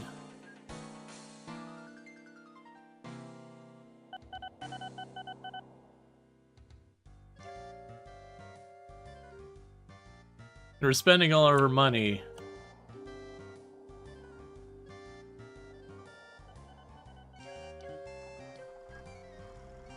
If I can get it to poor, I believe poor is enough.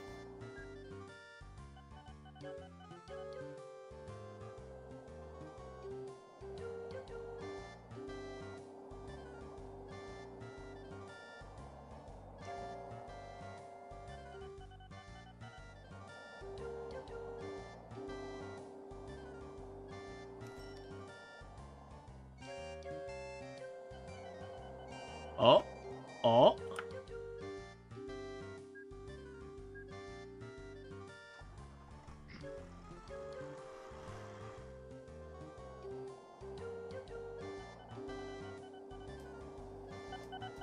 What? But why? It says there's tons. Oh, it's good. We're fine. It says tons of wood. We're getting it. It's accepting passengers. We have the wood in range. We're fine. I know the train's not making money. So I have lost track to where the heck that train is. Non-Depot 2. It's Non-Depot 1. Where did that train go? Train, you.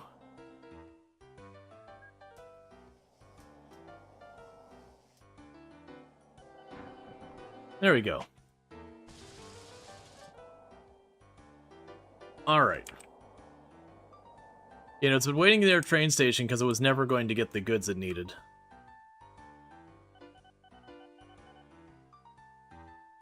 Alright.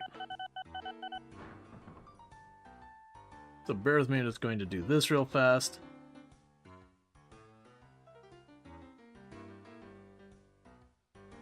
Delaying the next ad break as long as I can.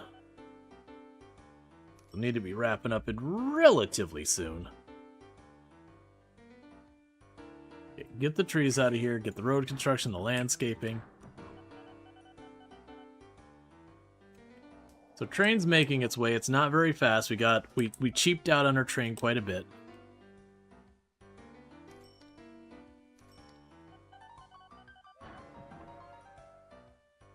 The mirror will be loaded once we're done here.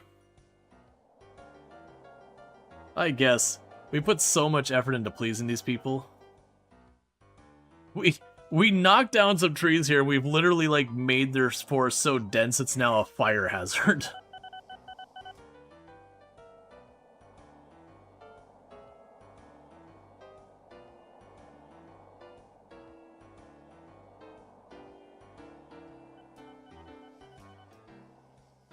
Okay.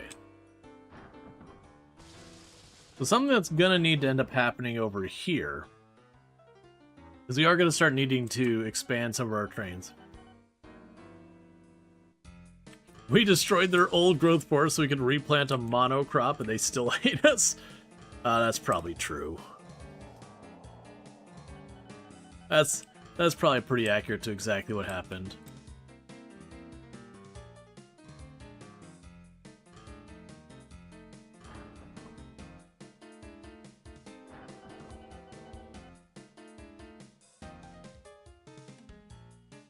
Yeah, so we need to replace the other bridge there. Where are you going?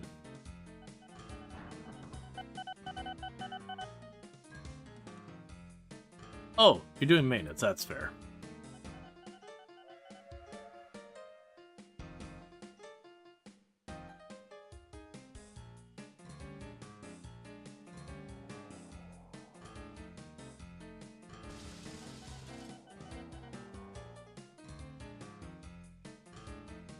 Oh, because the depot didn't get hooked back up. I see. Boop.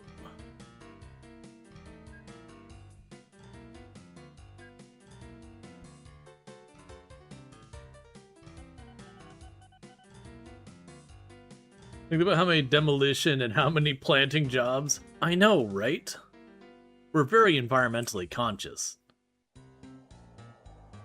We help the local economy. We increase the amount of trees.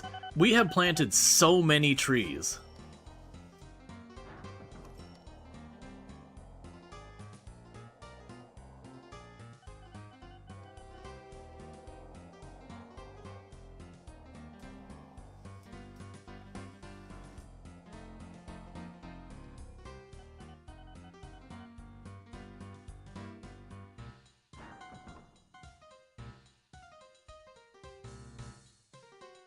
Ron, is that you? And I bet this ungrateful town is just going to cut the trees down as they expand? Yeah. And I'm the bad guy.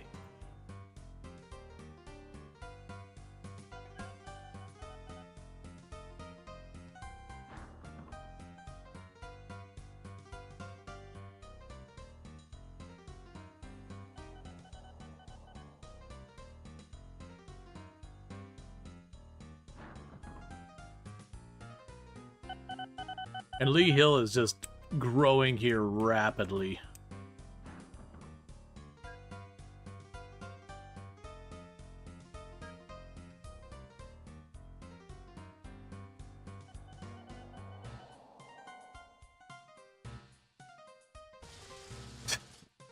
These things are breaking down so fast. I genuinely think on this route I might end up needing 2 trains on this one.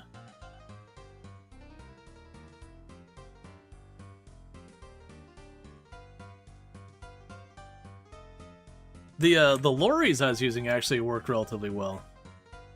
How old is the train now? 3 years. It's not a very old train.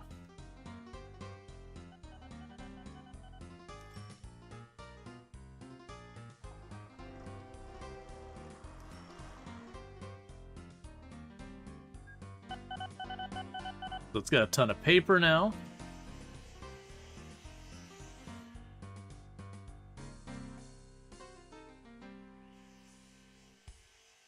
Okay, so once the train's on the other side, we're getting rid of the wood bridge and getting a better bridge. Because you're going to have stuff moving back and forth over that bridge. I need it to not be crappy. That let us limp past there. Here's what we can do. Steel mills and some other business take passengers. Whenever you set a passenger route to an industry and not back, it felt like you're feeding the slave world. It's just a company town and you're delivering the labor.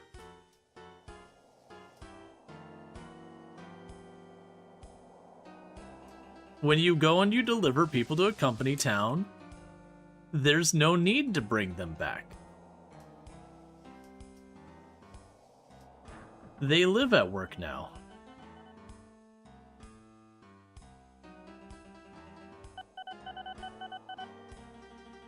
Yep, oh, you're sold to the company store, pretty much. Yeah, we're definitely going to need to get better trains going forward as well. Everything's broken down everywhere.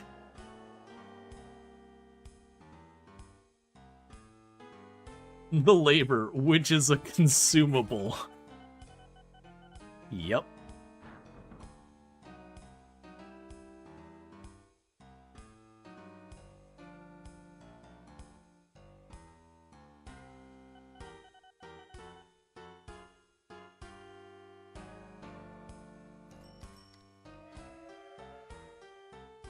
And then they're dropping off all the paper, make it 10,000, loading up the goods. Before I forget, this bridge gets to go.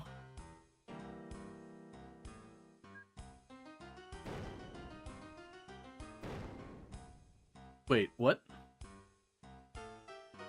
You're supposed to... Okay. So the downside is I deleted parts of the ocean, and not sure how that works.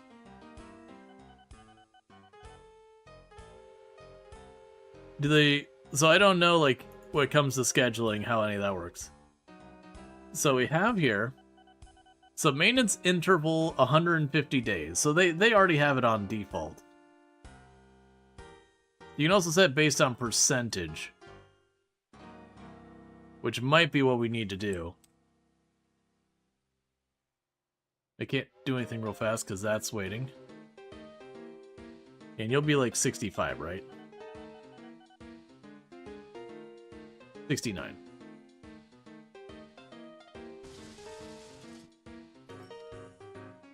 So they should do their maintenance.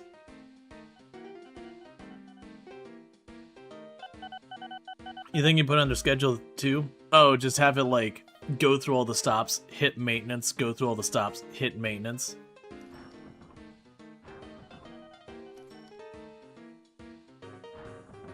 I don't think it's cheaper. The reason I'm building it high was I was concerned about boats and everything if I put it like literally on the water level.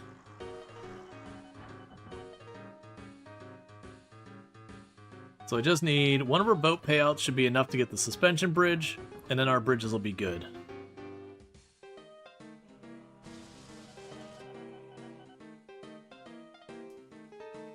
Yeah, I think I'll end up needing to schedule all of that stuff.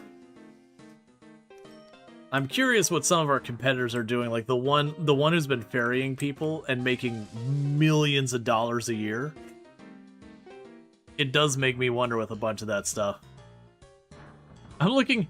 There's 4 broken down vehicles in that intersection. I'm gonna have to look at our cars and thing.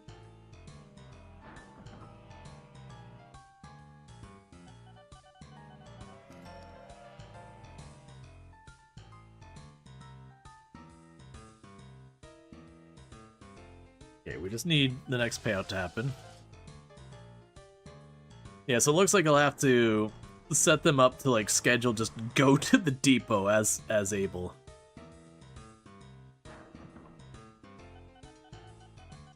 Alright. So we did get our suspension bridge up. So now what we'll probably want to do is expand our rail infrastructure. Well, we got the infrastructure set. Ooh, there is a lot of boats moving around. That's probably what's happened here is the one guy who's been doing the passenger stuff very likely has gone in here and just robbed me of all of the passenger business, which granted, again, wasn't my main draw.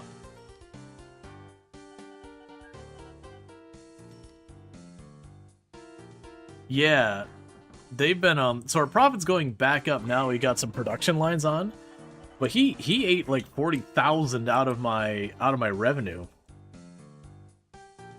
You never found passenger to be that lucrative? Yeah, except for this one green player here, that's all they're doing. It's literally all they're doing is just ferries for passengers, and they are making a killing. If we check here, yeah, it's heli ferry. If we look at the heli ferry, nothing but ships, making 4.2 million.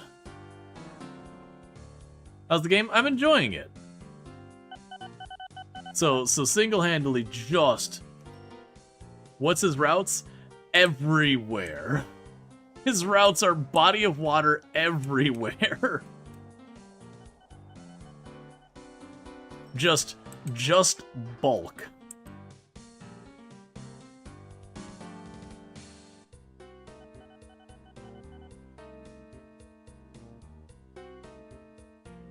Have you been at it for 10 hours? I've been at it for like 10 hours.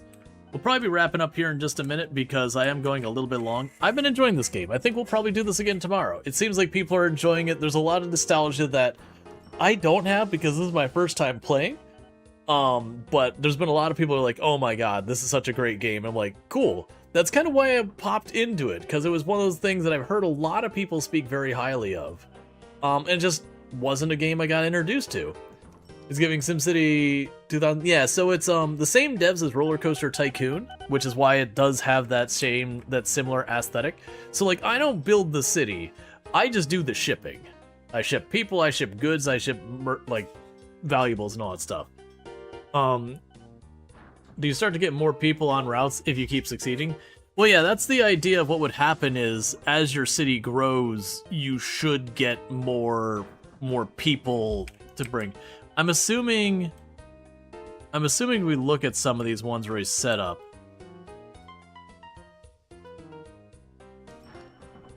Yeah, so I'm assuming he's got a bunch of like littler spots in here connecting this all.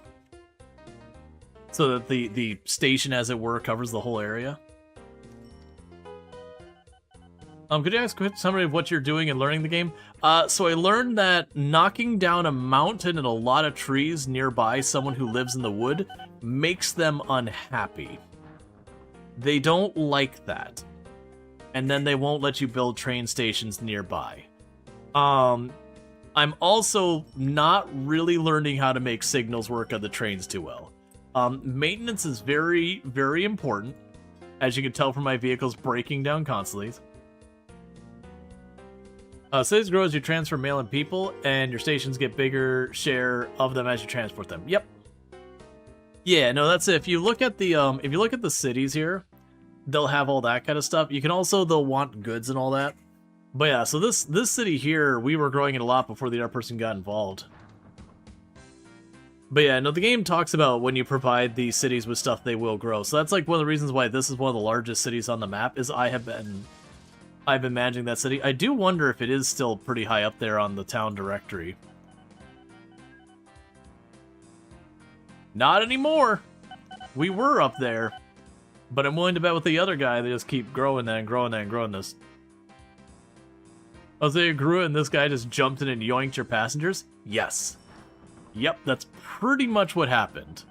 But the thing was, I was not using the passengers as my primary income. I was doing that a little bit, but that definitely was a decent chunk. But yeah. The hill has no more room to expand? Yeah, no, it is packed in. Anyways, with that said though, I do need to be wrapping up because I haven't eaten my dinner. It's been sitting here this whole time and I'm going to eat it because it's a calzone and it looks delicious. What does that mean? If you build airports on his towns, you can steal his growth? Yeah, no, you can kind of do that back and forth. Taking passenger transport, eventually supplying them with goods that they request. Yep. But with all that said, if you have enjoyed tonight's stream and you're not already following the channel, don't forget to drop a follow. That way you can find your way back here in the future. You had a calzone sitting there the whole time. I know, it's... Look, man. Calzone is one of those things that, like, to eat it, I have to stop everything. So some games I can get away with it. I probably could have with this one when we're waiting for money, but learning the game, I'm looking at so much information. It's something like RimWorld, when we're like after a raid, I could probably just hide the camera and eat for a minute. Anyways, with that said, thank you so much for tuning in. If you're watching over on YouTube, don't forget to like and subscribe, but the stream will be ending abruptly for you because I don't have a host over there. Now, for everyone over here on Twitch, I am going to go ahead and put up my ending stream screen and see who I can find to drop a raid on. I do think we'll do this again.